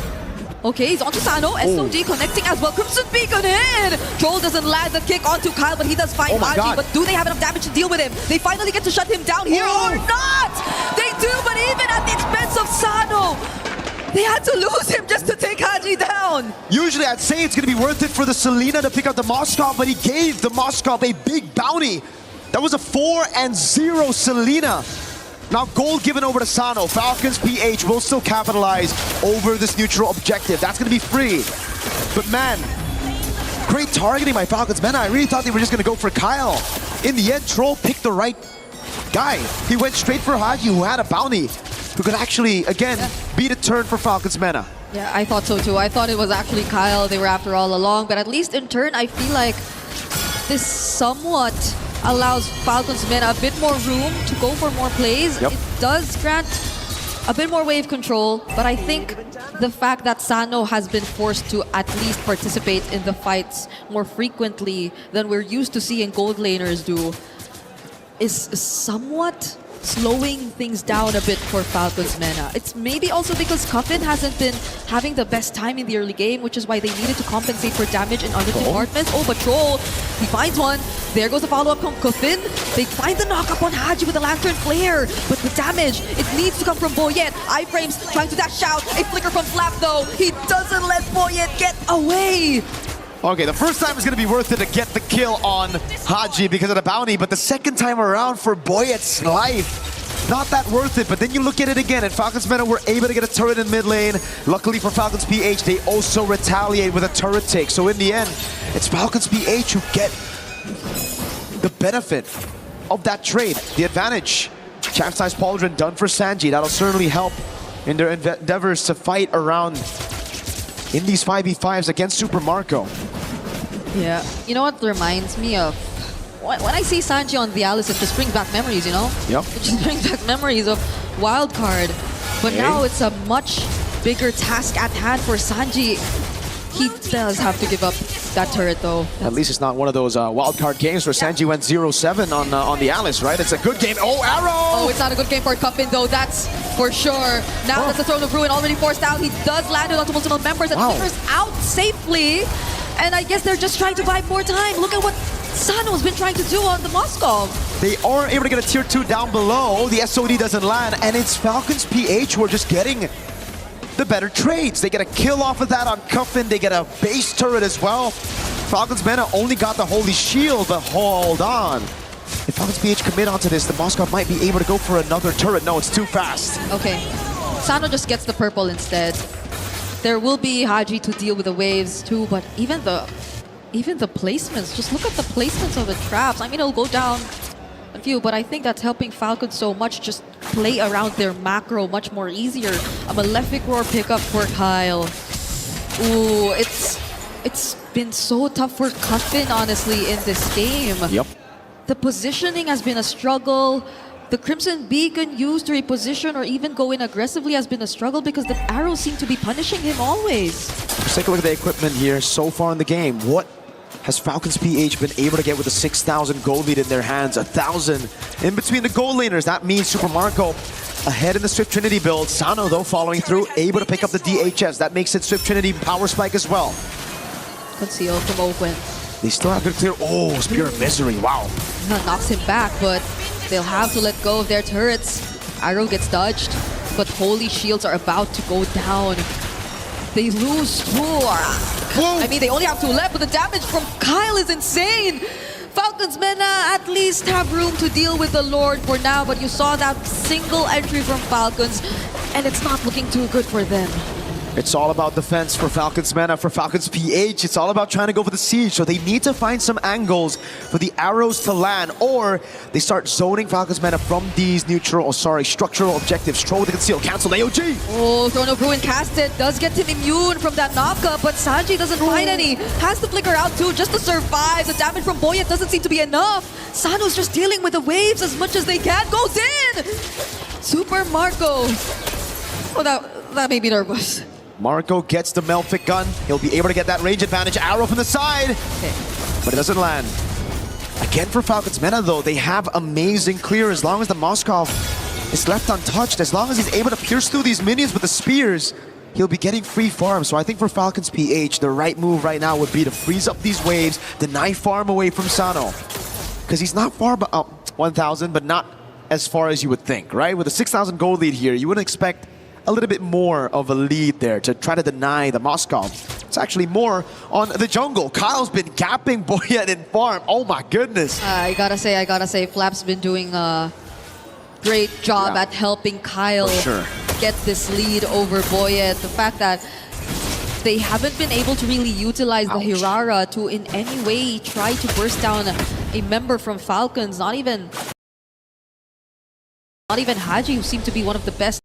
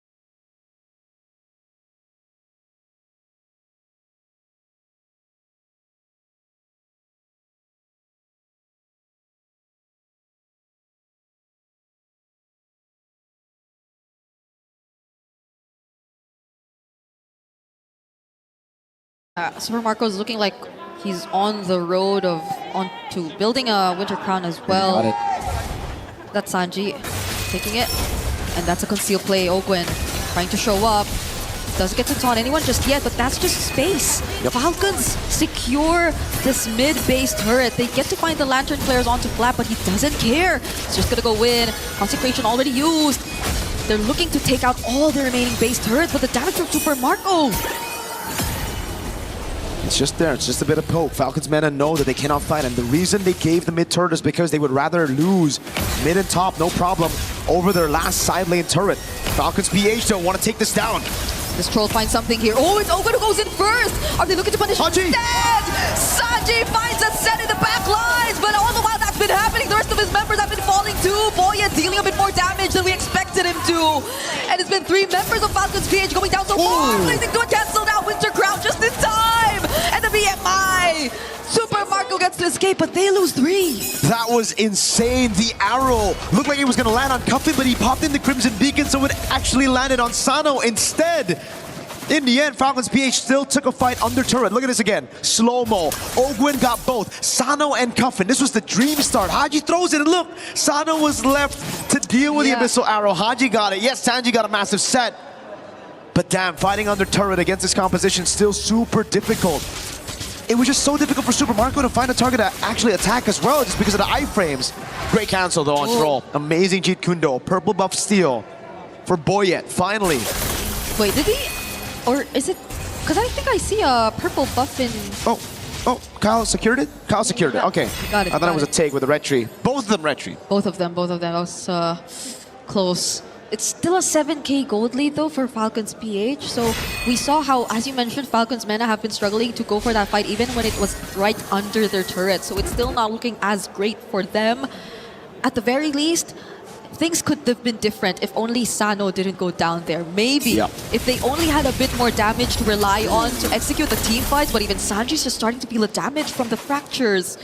Kyle took it away, the orange buff with the retribution. Playing with the timers again, knows that Falcons MENA cannot blitz this Lord, so it's just the retry used by Kyle to constantly suffocate Falcon MENA carries.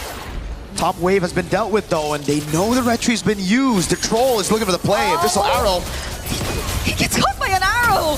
He uses the Way of the Dragon just to push the other members away, but he will not survive. Crimson Beacon out, just so Cuffin lives too. And that's pretty much it. Falcons PH get this guaranteed Lord. Yet again, it's Falcons PH, man, controlling the game. Falcons MENA have only had one neutral objective.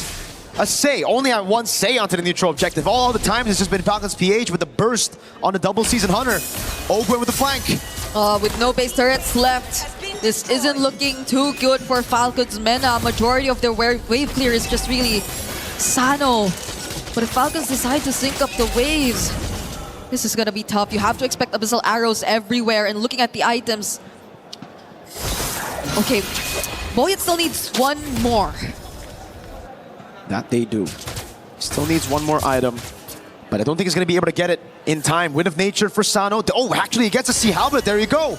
Full items on the damage dealers of Falcons MENA. Okay, just in time for the fracture! Forcing out the Winter Crown from Sanji. Throne of Ruin forced already too. AOG in from Ogwin, but Flap doesn't have the Winter Crown. Does he get punished here? Sano. No! Haji finds another kill! And the fracture just lands on multiple targets! Falcons PH ends game 1 right here! It was a full defense for Falcons MENA the whole game, from start to finish. Falcons PH, though, able to stay consistent, constantly throw in these attacks at the base, sieging it through. And the last one, it looked a bit dicey with those health bars a couple of times. Sano, good positioning, but at the end of the day, that Lord, those members, that front line from Falcons PH, and those dang arrows from Haji were just too much for Falcons MENA to handle. They're gonna have to take the L in game number 1, try to go back to the drawing board. And for Falcons PH, hey, if it ain't broke, don't fix it. The Selena, if it's open again, I want the Kadam machine on it again. It posed a lot of questions for us. We were, and even the panelists, I think, had an if statement, if the arrows actually land, but in this scenario, you said it were only absolute arrows that came in from Haji. Complete control over the map. What? That was not supposed to be a killing trade. This one too. This one was a highlight for Haji. He got the most important person in that team fight, which could have potentially turned things around for Falcons MENA. And man, we were thinking Falcons MENA came out with a better start in the draft, but look at what happened here in game number 1. Well, we'll know exactly what happened from the panel. Let's ask the panel to break down this game number 1 for Falcon versus Falcon. Thank you. It's a battle of the skies, as they said, and it was PH who took the win in this one. Falcons happy about that. You see Kyle and Flap rejoicing in their victory. And guys, Renmar, Gideon back in the stage. Rain Day. It's just been a fun time here at MSC. Again, this one looking good for Philippines, but also just really looking good for the pacing of this game, which is pretty, I mean, I'll let you put the word. What's a word you would use to describe this victory? What's a good word for Haji here? I mean, Mirko already mentioned absolute. Okay, yeah. So I think we can play around that. I'm feeling that. Yeah, absolute. Yeah. It's absolute Haji. It's like a limited edition comic book run, which were just five issues of this bangs, perfect ending. Let's not do that again because that was way too good. I don't see Falcons MENA letting the Salida through ever again. No, absolutely not. Considering that the lineups, I was leaning more into MENA side because it's just easier to execute overall, while Falcons still have to make sure, Falcons PH in this case, has to make certain decisions of how do we actually influence it. We're probably going to be pulling it up on the telestrator in just a little bit, because here, I would imagine there's so many ways that like Falcons PH could have kind of made sure that Falcons MENA, unfortunately in this case, can't walk up safely. And every time they do try to make walk up safely, they are in that firing line. To be honest, the Selena, I mean, has looked good every time she's been picked. Uranus getting higher and higher in terms of prioritization. Obviously, Beleric banned early, but that allowed the Uranus to show what he's done. And I don't know, I'm starting to like the Nolan. This is looking really good. We're starting to get deeper into the evolution of this draft. I know when Falcons MENA go back to the drawing board, they're going to say, we probably can't let this happen. We'll probably target ban. You would expect a potential Selena, but Renmar, I know you've got some telestration lined up for us. I want to hear you lead us into it on the back of these highlights and also talk about what you saw. Yeah, there was something that Gideon mentioned, how dangerous it is to walk up perfect, because the clips I chose actually feed into that idea. And at the same time, as we saw here, I feel like because of how much, dare I say, squishier the heroes are, easier to kill the heroes are in this current metagame. Of course, with the Assassins making a comeback and then the EXP laners being the main sources of just tankiness alongside the roamers, depending or not whether you get a pick off, it is so devastating to lose one that Nolan looks so good in this current metagame. We're going to play this out, and this is an example of what Gideon mentioned of how dangerous it is to step up. Look how far Falcons will continue this push. They're going to be willing to give up the little bit of control they have in the bottom lane just for sheer focus and will to break down the first inhibitor up top.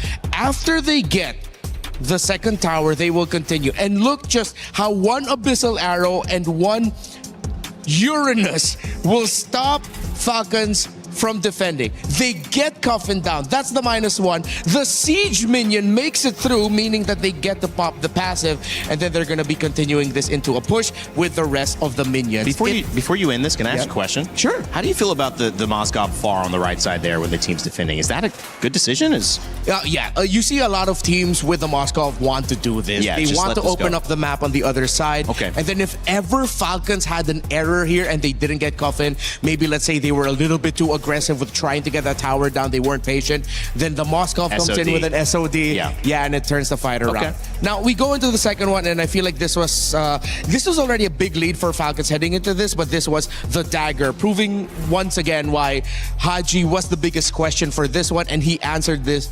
absolutely.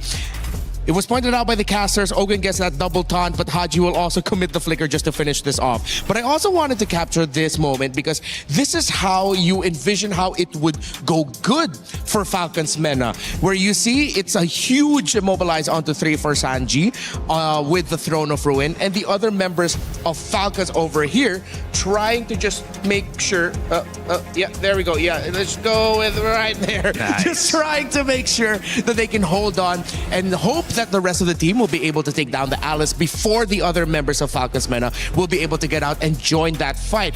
But the problem is, here for Falcons MENA, pointed out by Gideon as well, they were just lacking the firepower, and they needed the help of the turret to do really well with this. But even with the help of the turret, it was still a trade that went very well for Falcons. They lost members, but Kyle and Super Marco were able to get some small wins here and there. They didn't lose themselves. They burned the flicker from the Cho, which would open up options for them for the next 2 minutes. So in the end, that was still a win for Falcons PH, despite Falcons MENA getting some kills. It was just a harsh reality check that they just didn't have enough to be at a good spot.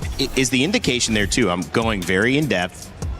Could you bring that back up real quick? I wanted to say something about it. If you can, no problem. No problem. All right. It was a 15 Moskov going against a lot of level 12s, 13s, 14s, but 0 kills. Yeah. So this just indicates that despite the Moskov pushing and trying to get what he's supposed to do, he was still being completely out-farmed by Super Marco. Yeah, and that's the thing, right? Because again, it's about how much actual money is on the map at one time. There's a couple of ways you can get it, from kills, which unfortunately Falcons don't have access to, the lane, or even jungle creeps. And out of those things, Super Marco can hit 2 lanes, 3 lanes at the same time, clear up the enemy jungle while they're doing it. He will always have double the farm, double the money in this particular scenario. And like Renmar mentioned, right? Especially they needed this turret specifically to deal damage because unfortunately for poor Moskov did not have 3 items at that point of time. So that's the only other way. Yeah, it's an interesting point because you look at like where your win conditions are, and it's kind of I don't know, a popcorn term, but it helps to understand what went right, what went wrong, and what has to go right next time around. Obviously, that gold lane matchup really important, and for a character, you know, like Claude to be winning at that high level, and obviously not having a great win rate. To me, I think that seems like they did not do enough in that matchup to really put pressure on him, or at least. What did you think? Was it the entire composition that didn't put enough pressure? I'm going to bring in some favorite basketball terms here. They Come play on, pick man. and pop, man. Hey. Sometimes the pick and pop is a little bit too difficult to stop, especially, I didn't mean for that to rhyme. The pick and pop is tough to stop. Yeah, especially if the defense isn't ready for it. And if you keep getting hit by the arrow, and there was one play there that was just so unashamedly Team Falcons PH, the long stun on the Selena arrow, and they committed the ultimate of the Gatot Kacha just to get that kill onto the juice in as like an extra exclamation point of like, you guys are not going to get the early game you need for your Moskov. It's our Claude's game. Well, but let's also not forget, I mean, it's still talking ball, the screens, the importance of actually having to play, quote-unquote defense, but really just to deny the opponents, because the only way that early game could have gone well for Team Falcons MENA is if Boyet got that lead. He was like somewhat close. He was always like right there on the line, but his influence could never go down to the gold lane. Every single time it occurred, Falcons PH one step ahead, either having traps for vision, more importantly, sending in supports to cover that side. Yeah, and since we're still on basketball, the balls on Team Falcons PH. Come on, man. Like they were honest with it, man. Nolan, Selena, they were just saying, we don't care, man. We're going to be able to execute this. Yeah. You need a lot of bravado to make this work, and they were so confident with it. I love it, man. And Team Falcons PH dunking on Team Falcons MENA just to continue with it. I also got to ask you guys got a basketball go? Because I already know my answer. No, you're not going there? It's MJ. MJ. It's MJ. Mine's his protege, you know, Kobe. Kobe. Kobe, man. Come on, I'm a Kobe guy. I feel you. You got an answer? I don't. You're staying out of it? Too much heat. Too much heat every time we get into a talking ball, man. It's not good. You gotta have a favorite. Hey, I'm from LA, born and raised, so I can have a Laker as my number one, right? You understand what I mean? I love talking a little bit of ball. Also talking about the back and forth between these teams too. One of the interesting things that I think about the squad of Team Falcons MENA and Team Falcons PH is how they're utilizing their drafts and trying to catch each other off guard, and how people are responding to that, because you're already at the second or third layer of the response. And I want to point out the fact that the Beleric was banned early and the Harara was prioritized for the first pick, and it didn't actually get ahead of the Nolan, which was taken later on, which means you set up for a draft to get an advantage, and you didn't get that advantage. And so now do you go back and you ban the Selena, or you take something else away, like the jungle situation, so that you force even a Nolan to potentially get picked up by you and then no other jungle options? Or if they take the Nolan, you have something else to respond to win another lane? I'll drop my opinion on this real quick. I think it's okay for Falcons MENA to just prioritize bans on the Selena. We saw ONIC do it earlier against SRG. We did. Absolutely, but that comes with a couple of conditions here, right? Because last time it was like, oh, I had to be the one to ban out the Beleric, and the opposing side needed to get rid of the Atlas on their end, so they're just gonna have to roll the dice a bit.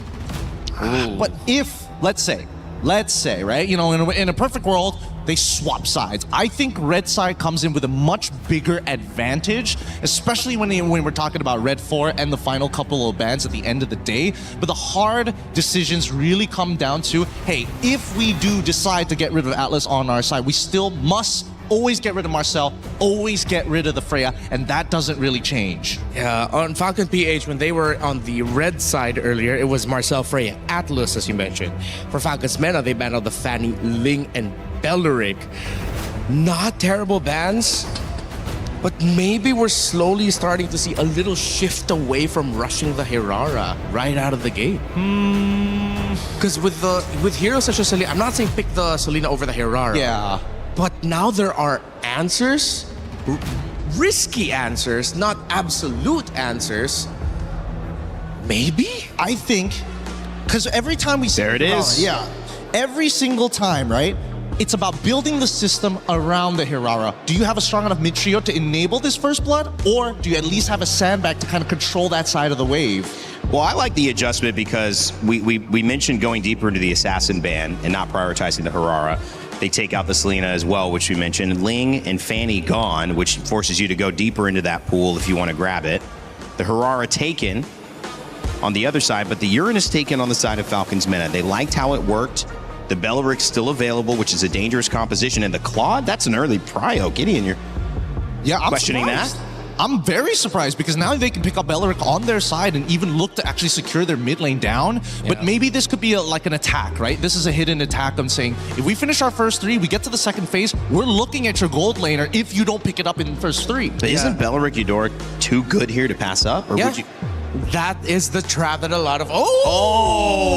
Never mind. Why are we shifting it now? Yeah, why? This is like 3rd level. These teams have done this before to each other, it feels like. I think we don't see their jungler just yet. They might keep the option open I think they need to put the Sakai into the jungle or roam, and then you pick up the Eudora here, as mentioned by Rain Day. Then, whoa. They're going... Hey, this is some beef. I like what I'm seeing. Just because I don't see the Eudora. For that sole purpose. Is it questionable? Absolutely. Man. Because I wish they held on to the flex option instead of showing it right away. I agree, but at the same time, I think they also recognize that, you know what? There's a pretty good chance that Bulletproof Marco is going to do Bulletproof Marco things and try and dominate that side of the lane. So at least let's affect it by forcing him to take a Purify. That's number one. The second thing is, I don't know how they're going to play that early game now, because now that Akai has kind of revealed themselves alongside the Chill, the early game isn't exactly leaning towards Falcons PH on this Herrera, right? Because I would imagine that with Herrera, you want to set up for that level 2, but it's just too much stats. Okay. Wow. They go ahead and pick up the Esmeralda. There's one pick right now that Falcons MENA needs to ban, and that's the Valentina. If the Valentina gets through, this is going to be really tough for Falcons MENA. Yes, Falcons PH won't have the range, but it's Haji. It's his signature hero in MPL Philippines Season 17. He'll have a wealth of options, and he's just going to be looking at 2. Heavy Spin and the Way of the Dragon. Yeah. With just those 2 ultimates, it changes the image of team fights to favor Falcons PH more. This is an interesting one, guys. I mean, I thought a lot of things. Now, who knows what we think? But of course, the Valentina looks like a pretty smart ban. A lot of really good ultimates on the side with control for Falcons MENA. Just showing you a little bit here. The Herrera stolen and the Uranus stolen. So swap there. The Selena no longer involved in a major prioritization in the Claude and the Cho. I think Falcons PH might let the Harith through because they still have an option to play a glue roam if ever. Yeah, Blue Roam is also pretty good. I'm also thinking whether or not they need to get rid of the Lilia at this point, because again, these are very like picks that kind of signal what they think is going to be a problem for their final comp at the end of the day. And the peel is good. Not to mention, I mean, there's still also the Zushin that they could have picked up later on the line, get a nice Queen's Wand, and then still peel off this tanks. So the question is, do you want to peel them, or do you want to be a legitimate threat? If you want to be a legitimate threat, there's still Vixana, there's still Lilia. Some really good choices here for the mid lane. For the gold, I'm pretty sure the Falcons MENA is also thinking about what to give Sano. He has 2 signature picks with his most prolific heroes, Moskov, Bruno. And if you're a Bruno player, that means you also play Brody. So you have 3 picks to choose from, and Falcons needs to be very careful with what they show at Red 4 because that'll make the choice so much easier for Falcons MENA. We don't talk about Bruno in my house. All right. Okay? All right. We're big Encanto fans. My daughter cannot stop singing it. Until now, it's been a while. Hey, look, it is really catchy. It is super catchy. Come on, man. Lin-Manuel Miranda, come on. Looking at these final bans, though, I think this one's a really, really tough choice for MENA.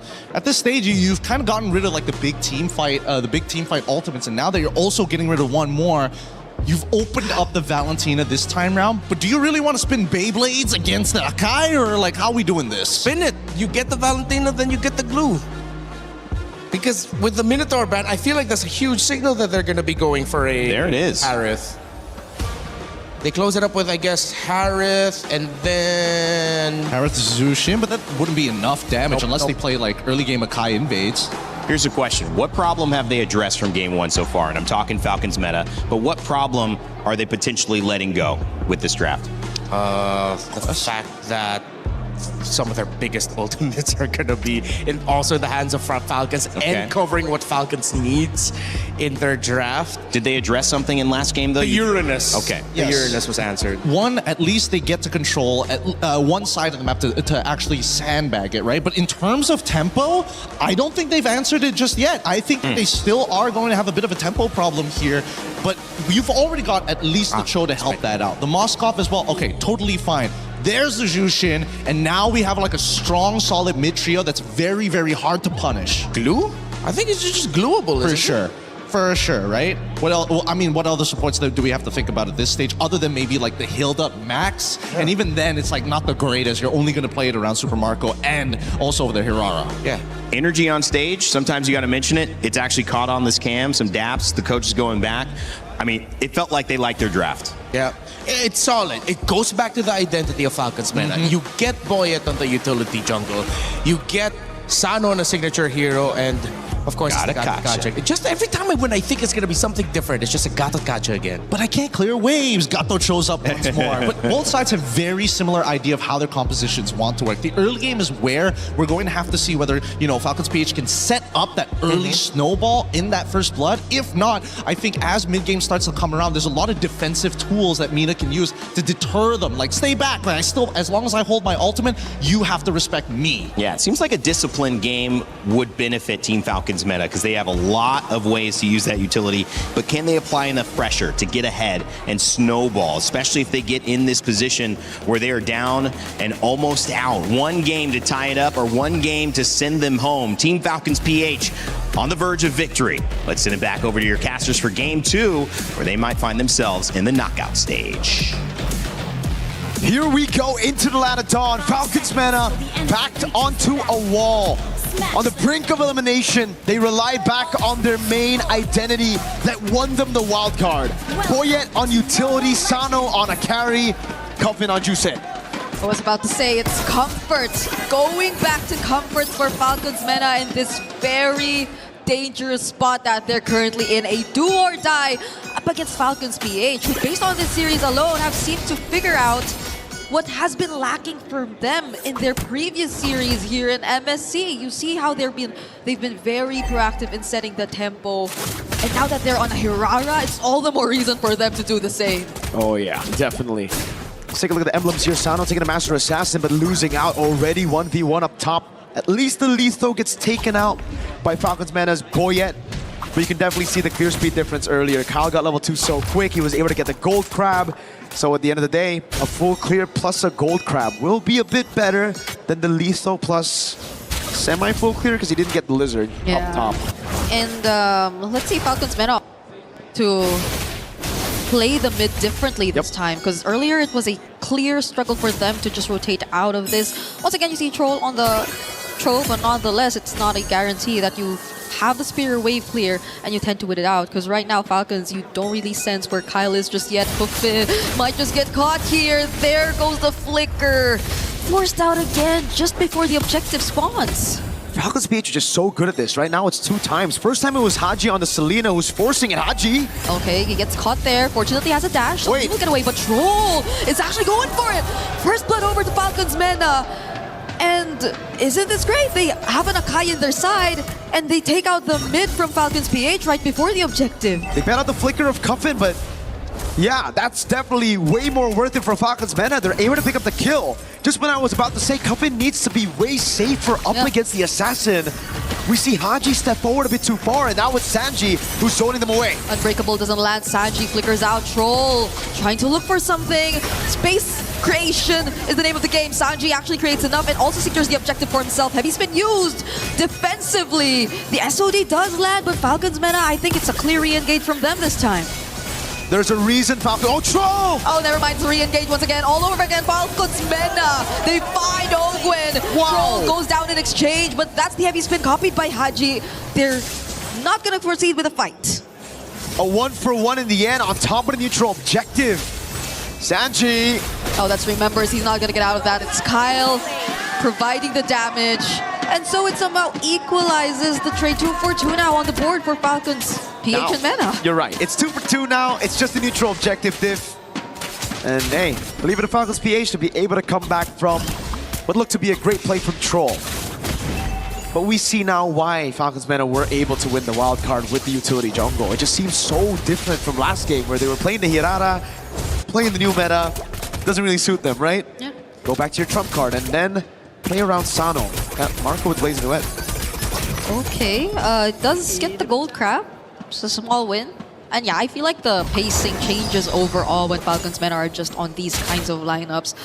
Cuffin and Troll seem to be playing a much more confident game, while it also probably goes hand in hand with the fact that they are up against a matchup which doesn't have as much range and doesn't have as much surprise potential with the Abyssal Arrows just falling all over the place. But Ogun now below half HP, does have the AOG still. Not going to use it just yet though. But that's clear control for Falcons MENA so far here in mid. It's all about mid-prio whenever you have the utility jungle. Same playstyle from the wildcard again. Boyet, every single time after full clear, goes into mid, consistently helps to get that mid-prio to secure these neutral objectives. Down below, it's Flap, who wins out the XP Crab battle, and it just seems like we're setting up for this neutral objective. Great read by Falcons PH though. They know when it comes to the 50-50 around the neutral objectives, it's not going to be good. Yeah. They have to look for a win elsewhere, but they can't look for that trade up top. Sano's playing too safe. They spot Kyle already. They know Kyle's already within the area. Knockups from the Lantern Flare. Troll trying to look for a target. Crimson Beacon in from Cuffin. Ogun already very low. Troll with a 3-man knockup. Sanji too, pretty low. Might have to get away from this. But then Sanji, for the second time around, secures the turtle for Falcons MENA. Flap and Haji trying to chase after Boyet. Heavy spin already committed. And Troll, both Troll and Cuffin just get to protect their jungler from that. Kyle. Oh boy, it's low. Yep, shoot away from it. Conceal coming down now. Ogwin wants to take control over this purple buff. But yes, Sanji secures the neutral objective. Falcons MENA again with the Akai. Pulling a win over the neutral objectives, but that's what it's meant to do, this composition. Yeah. Now we have to go back to the fact that Falcons PH, they can still scale, but so can Falcons MENA. So it basically makes it all even. Falcons MENA getting the neutral objective isn't a way to snowball. Rather, it's a way to stay neutral in the game. Something that they weren't able to do on Assassins. Now, they can play for the scaling on Sano. It's protect Mr. President. As long as Sano continues to farm this way, and Falcons MENA are able to keep the gold lead from staggering out of control, it's a-okay. It's back to Falcons MENA playing their signature game. Yeah, but I think Falcons PH are too good at keeping it really under control. It's not growing into any significant lead just yet. Falcons MENA, they're not able to convert it into any structures, and so we see that the lead is something you don't really get to feel, at least for now in this game. But that's a really high cut for Sanji. There's a response coming out from Falcons PH this time just because of that, and he will go down. That's another kill over to Kyle, or actually the first kill. The second one he's able to get in this game. Let's see, they're able to bait people down into the bottom lane. That means a turret up top. Wait a second. Oh. AOG? Could that have been the plan? Ogun goes in with the AOG, yes, but it's not going to break out into a fight just yet. They have their eyes on Troll, however. He might be the pick-off, but he has the Jeet Kundo. He is going to survive. And no turret for Falcons MENA. Okay. Great defense by Falcons PH, really just keeping that turret from going down, but now it's Boyet up top. Kyle onto the neutral objective first. Same level, it's 9-9. Sanji already using the consecration, trying to get some info. Troll gets revealed here, and Kyle for the first time actually secures the objective away from Falcons MENA. The SOD did land, but I don't think Falcons MENA want to commit to a fight just yet. Nope, not just yet. Not until Sano gets the 3-item power spike. But again, it'll be the same for Marco. Wait a second. Sano will be able to get a turret down below, so that makes it quite okay. Marco, though, obviously always there to get compensation off of these trades, right? Falcons MENA are trying their darn best to get some trades on the map. But Falcons PH always refuse for it to be an equal trade. It's always a kill on top of it, a neutral objective on top of a structure. And that's why they are the ones with the 1,000 gold lead, despite Falcons MENA's hold onto the 2 turtles. Yeah, I wanted to say it looked equal, but then I looked at the gold lead and it's, for some reason, not. Falcons are the ones getting a better hold of this. Look at Marco. Oh, again. Yup. It's all about the macro plays right now, taking the structures around the map. It's the same though for Falcons MENA. They are able to push up top. It was basically broken at top. So low. Just needed one more minion. Little strike down from the Winion. But now it's back to the scaling game. Wait a second, wait the dragon. They find Flap. Do they have damage though? That's a really good AOG from Ogun just to stop them in their tracks. Crimson Beacon out from Cuffin, and now they might have to run away. They wanted to go for Flap, interestingly enough. But the damage again, I think it's a question mark. And again, even in that skirmish that looked like Falcons MENA were the ones being proactive, it was Sano who had to burn the flicker. SOD, Whoa! he actually escapes. Whoa, Sano with that play. Okay, at least they don't hand over more and more advantage to Team Falcons PH.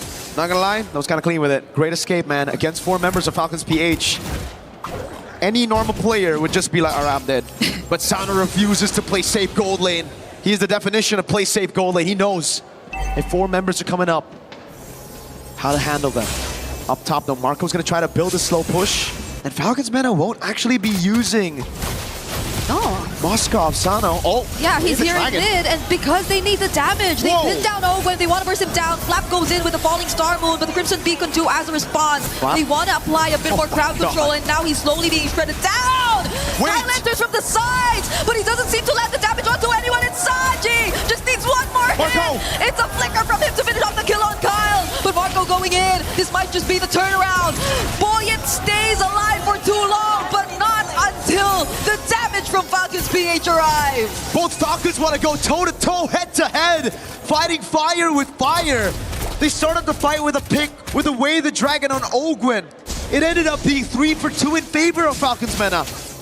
The 2,000 gold lead for Falcons PH now crumbling down to 1.7k, and you see again in the skirmish, Falcons MENA really utilizing that man advantage for a while. Thank God for Haji getting that angle to go for the pin on Sano, because if not, it would have been a bad fight for Falcons PH to take. Marco was just way too late in the skirmish. Again, Selena, Valentina, it just seems like it's Haji who's holding down Ford. Yeah, it looked like a really good entry from Kyle too, but the fact that the damage didn't really land onto anyone was just so unfortunate. Okay, it's different this time, yes.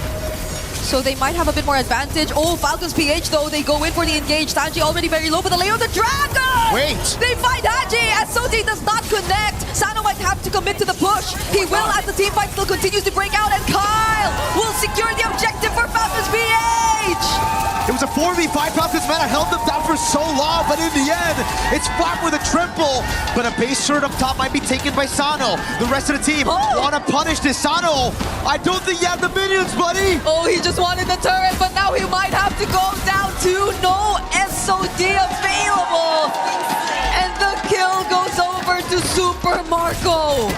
What a crazy sequence of events. They tried to go for the 4v5. Initially, it looked good. They got the pick off on Haji. But they really used everything for it. Even the heavy spin that was supposed to win them out the red tree battles. Again with Kyle, able to stitch out that damage together with the red tree, chaining it. Securing the neutral objective, Sano. I really feel like that was already good. The fact that they were able to get a tier 2, but they wanted more. And in the end, now they might lose a base turret because of it. Yeah, they desperately wanted that because they lost on the objective fight. They wanted something, but now it's Falcons who is trying to set up something with the AOG troll. Finding a target! He finds Kyle! Falcons MENA take down one crucial member. The damage seems to be enough. Blazing do it though as a response from Super Marco. They might want to calculate it a bit.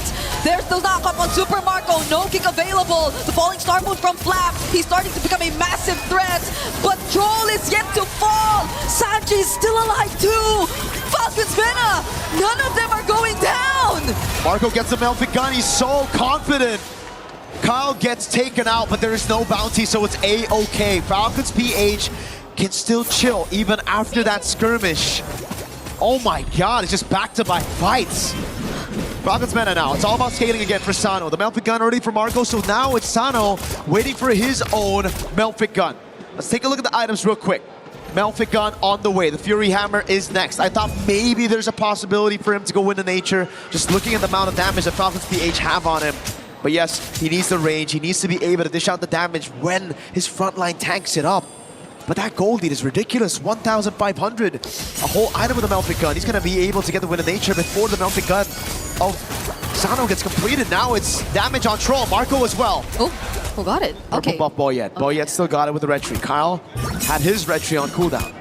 At this point, it's just the mid duo of Falcons MENA who are slightly ahead, and it's not even a significant lead. It's just that they had a bit more advantage, and you saw that, I mean, from the early up until the current point that we're at here in this game, and that's a Sky Piercer on Coffin too, so I guess it's at least successful scaling that you see from Falcons MENA at this point onwards. It's just that maybe the decisions should be something they really take into consideration, especially that one time we saw from Sano earlier on. That cost them a bit too much, and now Falcons PH, they are setting the tempo all over again for this upcoming Lord fight. Sano's in the bottom lane. This is going to be this looks great. Oh, Marco low though. Oh, Boyet, they don't want him to get near. But Boyet's trying his best. Heavy spin, 2 heavy spins! SOD could have made it. Haji goes down though. Falcons PH do get the objective, but Falcons MENA now on the fight. AOG from Ogwen, that might just have been the means to stop Falcons MENA. Super Marco landing the free hits. He finds a double on both Sanji and Boyet. It looked too good for Falcons MENA, but the AOG and now Sano. Can he get away from this? He's still trying to survive, but Kyle will find Troll. Falcons PH played the long game in that skirmish. They got the Lord. It looked great for Falcons MENA as they got one man down straight up. But it wasn't enough in the end. Falcons PH waited for the resources to be spent, to be burnt down. Then they re-engaged. Marco on the claw, that blazing duet, and the clutch factor you have when you have Mr. Bulletproof in your team. It's just ridiculous. Now, Falcons PH are going to be looking for the throw. Okay, that's a blazing duet from Super Marco. Just blasting Sano, and that's one of the most important members you have on your side if you're Team Falcons MENA. It just seems like such a big difference. It's the sides that you're seeing from Falcons PH really making work. Falcons MENA, they had so much promise in the early for their mid, but now it's Kyle on a killing spree against Sanji. Boyet catches multiple members. It's over. But what can they do? Coffin flickers out.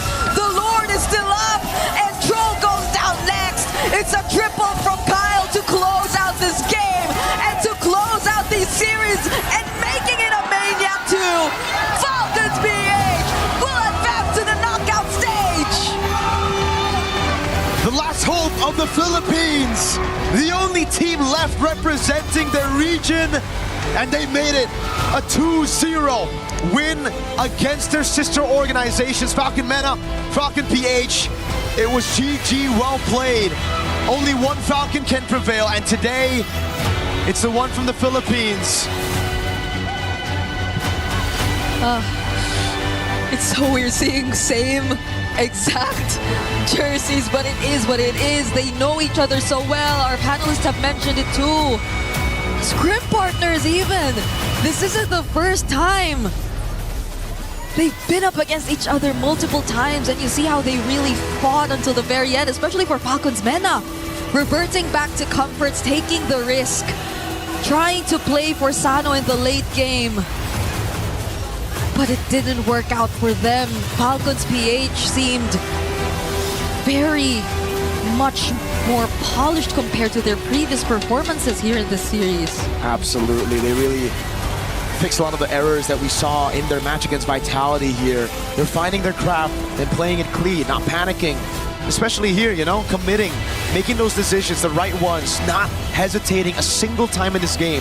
Even though there were some dicey situations that Falcons MENA placed them in, again, it looked really good. It looked like this pickoff was great with Haji down 4v5, but they'd already used all their resources, and Flap and Ogwen, these two were too darn tanky. They were too darn good. At the end of the day, with Sano dead, there was no chance for them to defend. Haji with the constant pins, these heavy spin steals, man. Wow, the Kadam machine. Haji, Kadam machine, Selena, Valentina. He's definitely got it this time. We're gonna throw it over to an interview on stage with Flop. Yes, my friends, we're here with Flop. It's Falcons PH that take the win in advance over their sister team. A few questions. What does it feel like to be back here on the international big stage? we feel really good to be back in international, yes. It's a hell of a moment here, but not only are you coming in and being the only Filipino team that's advancing on in the knockouts, but you're also representing the EWC 2025 Club Champions. What does that mean to you as a person and as a team? I think it means a lot because I need to win this one for my team and my bosses, so... That's an extra bit of pressure on here, but you've got a lot of people that are giving you that energy all the way from home. So is there anything you'd like to say to the camera here to all the Filipino fans out there cheering for you? Maraming salamat sa sumusuporta sa amin. Kami ang last hope. The last hope, there it is, Flap and Falcons PH taking it and advancing on to the knockout stage. But you know what that means. It's time to crush a key. Come on over, my friends. All of Falcons PH, and let's head all the way back. Our final key to be crushed here in the group stage of MSC at EWC 2026. 16 teams are now down to only 8. There's one more to fill in the gap. It has to be a team-on-team kill. But it's Falcons PH, the only and final hope for the Philippines that get to crush, guess what? Team Falcons' own. Whoa, back. There it is. Congratulations, Team Falcons PH. Eliminate Team Falcons MENA and secure their own spot in the knockouts. With that, the key is crushed, the heart is done, and it's one Falcon that'll fly out of the nest.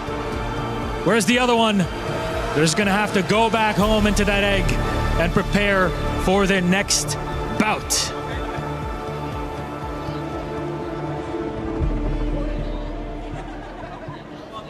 And that is our group stage, but that is only the beginning. Enter the knockout stages. I think it's gonna be so crazy. And you know what? The group stages, it's such a roller coaster. The teams that we were expecting to smooth sail it all the way has unfortunately dropped. We lost the defending champions yesterday. Today we send home the 2024 champions. I honestly cannot believe this is how MSC 2026 is playing out, Milosh. It just means that if you want to compete at the top level in MLBB, you have to constantly be on your toes. It's an important thing here at the Esports World Cup is that everything is earned, right? You cannot just come in and assume that you'll be given the space. No, and that applies the same way to MSC 26. Every single point, every single moment has been earned by our victors. And from here on, we move on to knockouts. But you know what's going to be exciting about these knockouts, Milosh? There's a lot, but yes. One thing that could be a possibility that for the first time in a very, very long time, there is a high chance that we will be crowning a new region as the champions in MSC. And oh boy, I am excited for that.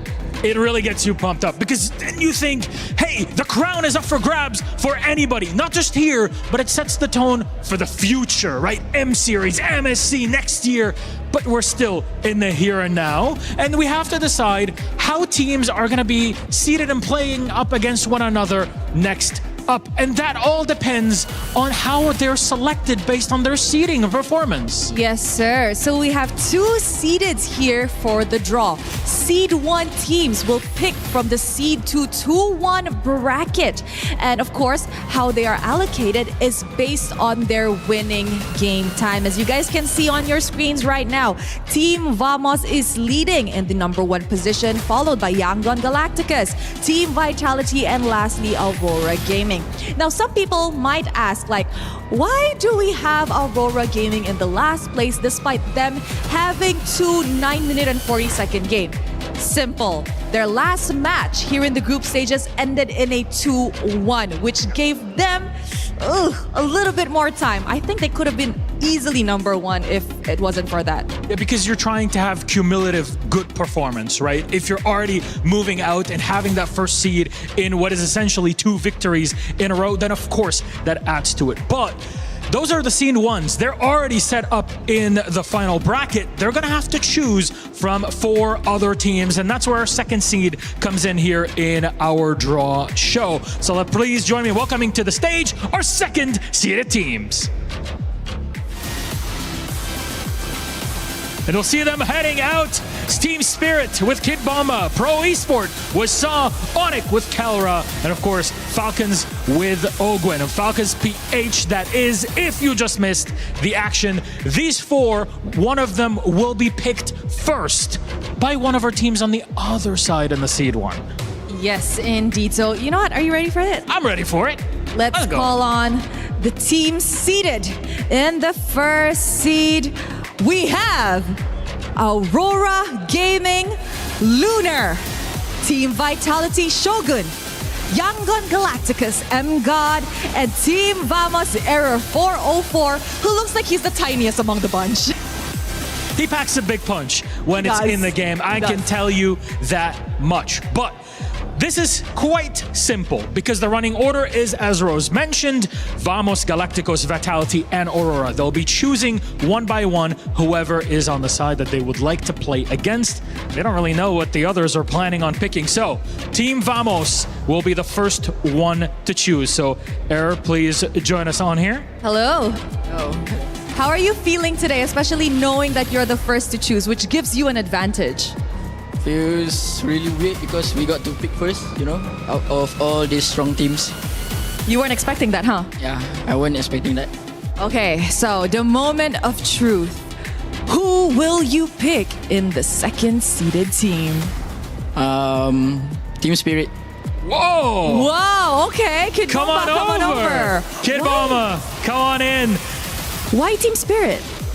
Because I think we are really confident against them. Yeah. That's a lot of confidence. Are you going to let him talk like that?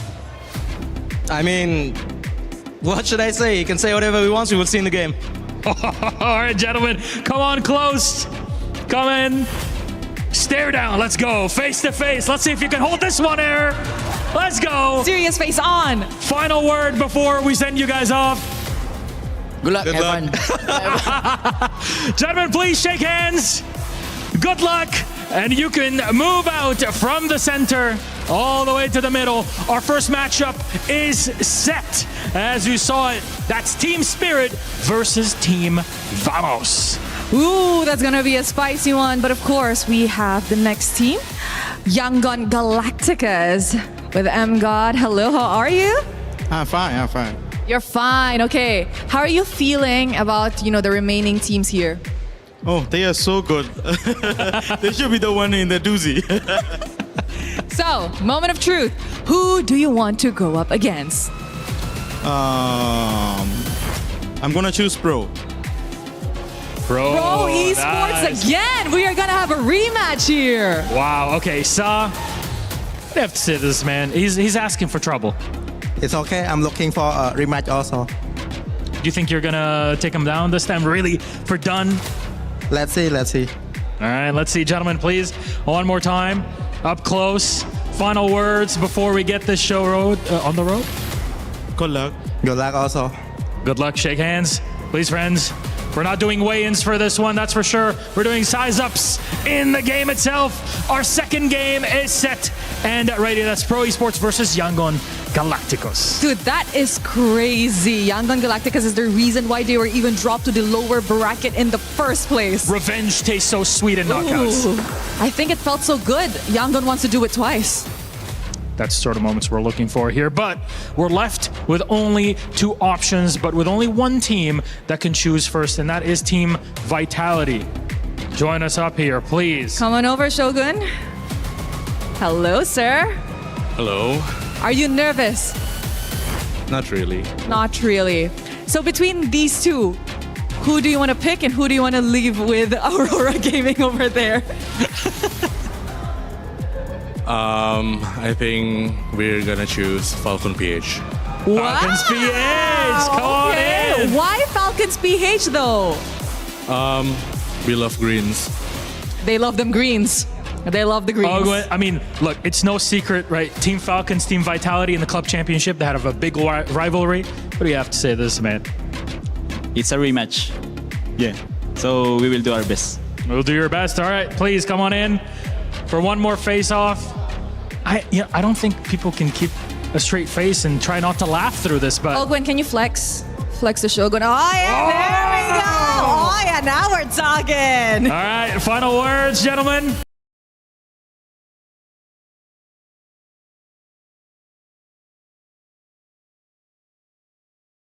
But Falcons versus Vitality, only in the context of MSC is that super cool, but in the context of the Esports World Cup Club Championship, that adds a lot more to it. Overall, just an amazing matchup. And you know what? For the last matchup, come here, Lunar. Come here. Come here, Lunar. Who do you want to meet, Lunar? That's a pretty hard choice for me, but I will go with ONIC. Yeah, so hard. Hardest question of the day. Honestly, did you expect to pick them? If you had the choice, would you pick ONIC? Either if you're first to no, but if you're third, I think yeah. Okay. There's a bit of praise on there. What do you got to say? I'll just take my revenge. Oh, it's all revenge matches in this coming knockouts. What do you got? For our group stage match, you also said revenge. All right, get him close, get him close. Bottom wars, gents. Good luck. Good luck, good luck. Thank you very much, gentlemen. Please, you may leave us on the stage. There's love between all of our teams. That's a big part of the competition. But when we're walking in the server, it is on another level. Yes, but just a reminder to everybody and to all the fans that are watching, the order that we pick the players and the teams today does not determine the final schedule for match day itself. So don't forget to wait for the official announcement. That is it from us on the main stage for the group stages, but of course we have to throw it over to the panel to break down what happened in this series and in this draw. Thank you, Rose and Milos. What an exciting time. Those were some fun head-to-heads. I like that trash talk. They said revenge already, and so now they're finding a way to see if it'll be real this time or if it'll be a little deja vu. I love what we get to see there, and also all of them having a little bit of fun with it as well. Welcome back to the panel. I'm Rainday, Renmar, Gideon, guys, closing out the day. We've got the bracket coming up soon. That will tell, like Rose aptly put in. Actually, it's here now. It's not necessarily the timing of when we'll play these games, but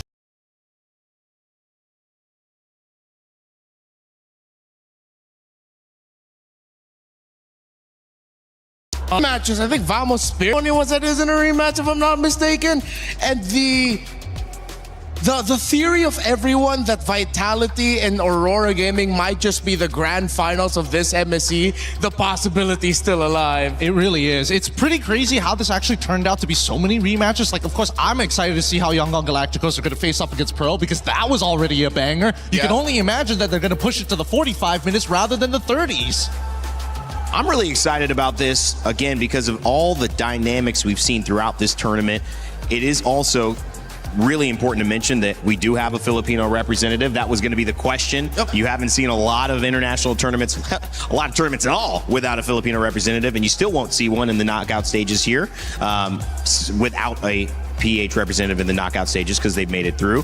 But against a tough opponent, Team Vitality, who a lot of people are thinking could be front runners in taking this all. Yeah, Team Falcons PH, they're gonna have to really do a lot. I mean, we already saw in their game one of their previous meetup here in the group stages, they were taking it to them up until Moreno on that Selena said, no, I'm taking over, when Finn on the Badang said, it's pretty much done for this Fanny, and then the Sana in that game number 2. So it will be a climb for Falcons PH, but I know and I hope that we just get an unforgettable series from that, no matter the result. I mean, let's not forget that there's also club championships on the line as well, right? So again, this could really not only affect the positionings of the overalls, but more importantly, the further they go, the more points they get. The more points they get, maybe they'll get a fat bonus on top of being champions. So I'm just saying, there's more than meets the eye. Gentlemen, I mean, $1 million for the winner. tons of prize money, 100,000 guaranteed at minimum for top 8. Talk to me a little bit about the reset that we're going to go through, a couple of days to practice, to prep, and then get ready for this storm that is about to take over the Land of Dawn. Well, I think knockouts, the first few games we're going to be seeing for every matchup, we're going to start seeing some crazier picks. The theories about the fighters in the mid lane that we haven't seen yet. Nolan coming back up as a priority over the Ling. This draft might just evolve even more. This meta might evolve even more. I think there's still a lot to be said about this meta currently, because not only is it flexible, but it's also about understanding, hey, that those first 3 picks, it's the setup for something later down the line to start hurting either the side lanes or the overall composition. So I feel like we're just scratching the surface. Every day, we've seen a new element to the meta. Now we have 2 days that are going to be happening between the next time we play. Obviously, adjustments are going to occur, but for you watching at home, it must have been a blur. This MSC, and we've seen online, we've seen whether it's Reddit or the communities on Facebook or Instagram, talking about how memorable, how unusual this MSC has been. But the beautiful part is it's unusual for MLBB as well to be here in Paris. It's a fresh look. It's a fresh look for a lot of the esports that have transitioned here as it's been hosted in France, which is an exciting time, but it also means it's a new time. It's a time to pay attention, and it's a time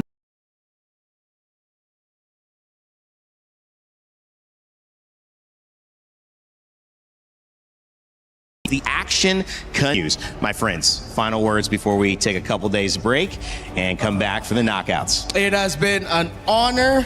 It ain't over yet, and I can't wait for my mind to be blown with the action we're about to see. I hope we break more records here. I hope we maintain the most viewed esports, because so far, I mean, newer viewers can understand you don't need to know much about the game to see how exciting it is, especially with players of this caliber. Renmark, Gideon, great job today, guys. It's been a pleasure hosting this with you. I'll continue to be there next week after some much-needed rest. For everybody who's watching, everyone a part of the MLBB community, we appreciate you. We love you. Congratulations representing your teams, rooting for the players that you love. That's the passion. We love to see it. We accept it. We appreciate it. And we hope you bring it next week, because knockouts are upon us. $1 million on the line and a chance to lift a trophy on the Lenovo Legion Gauntlet. My name's been Rain Day, and as always, my friends, never give up, never stop gaming. We'll leave you with the SDC recap and say goodnight from Paris.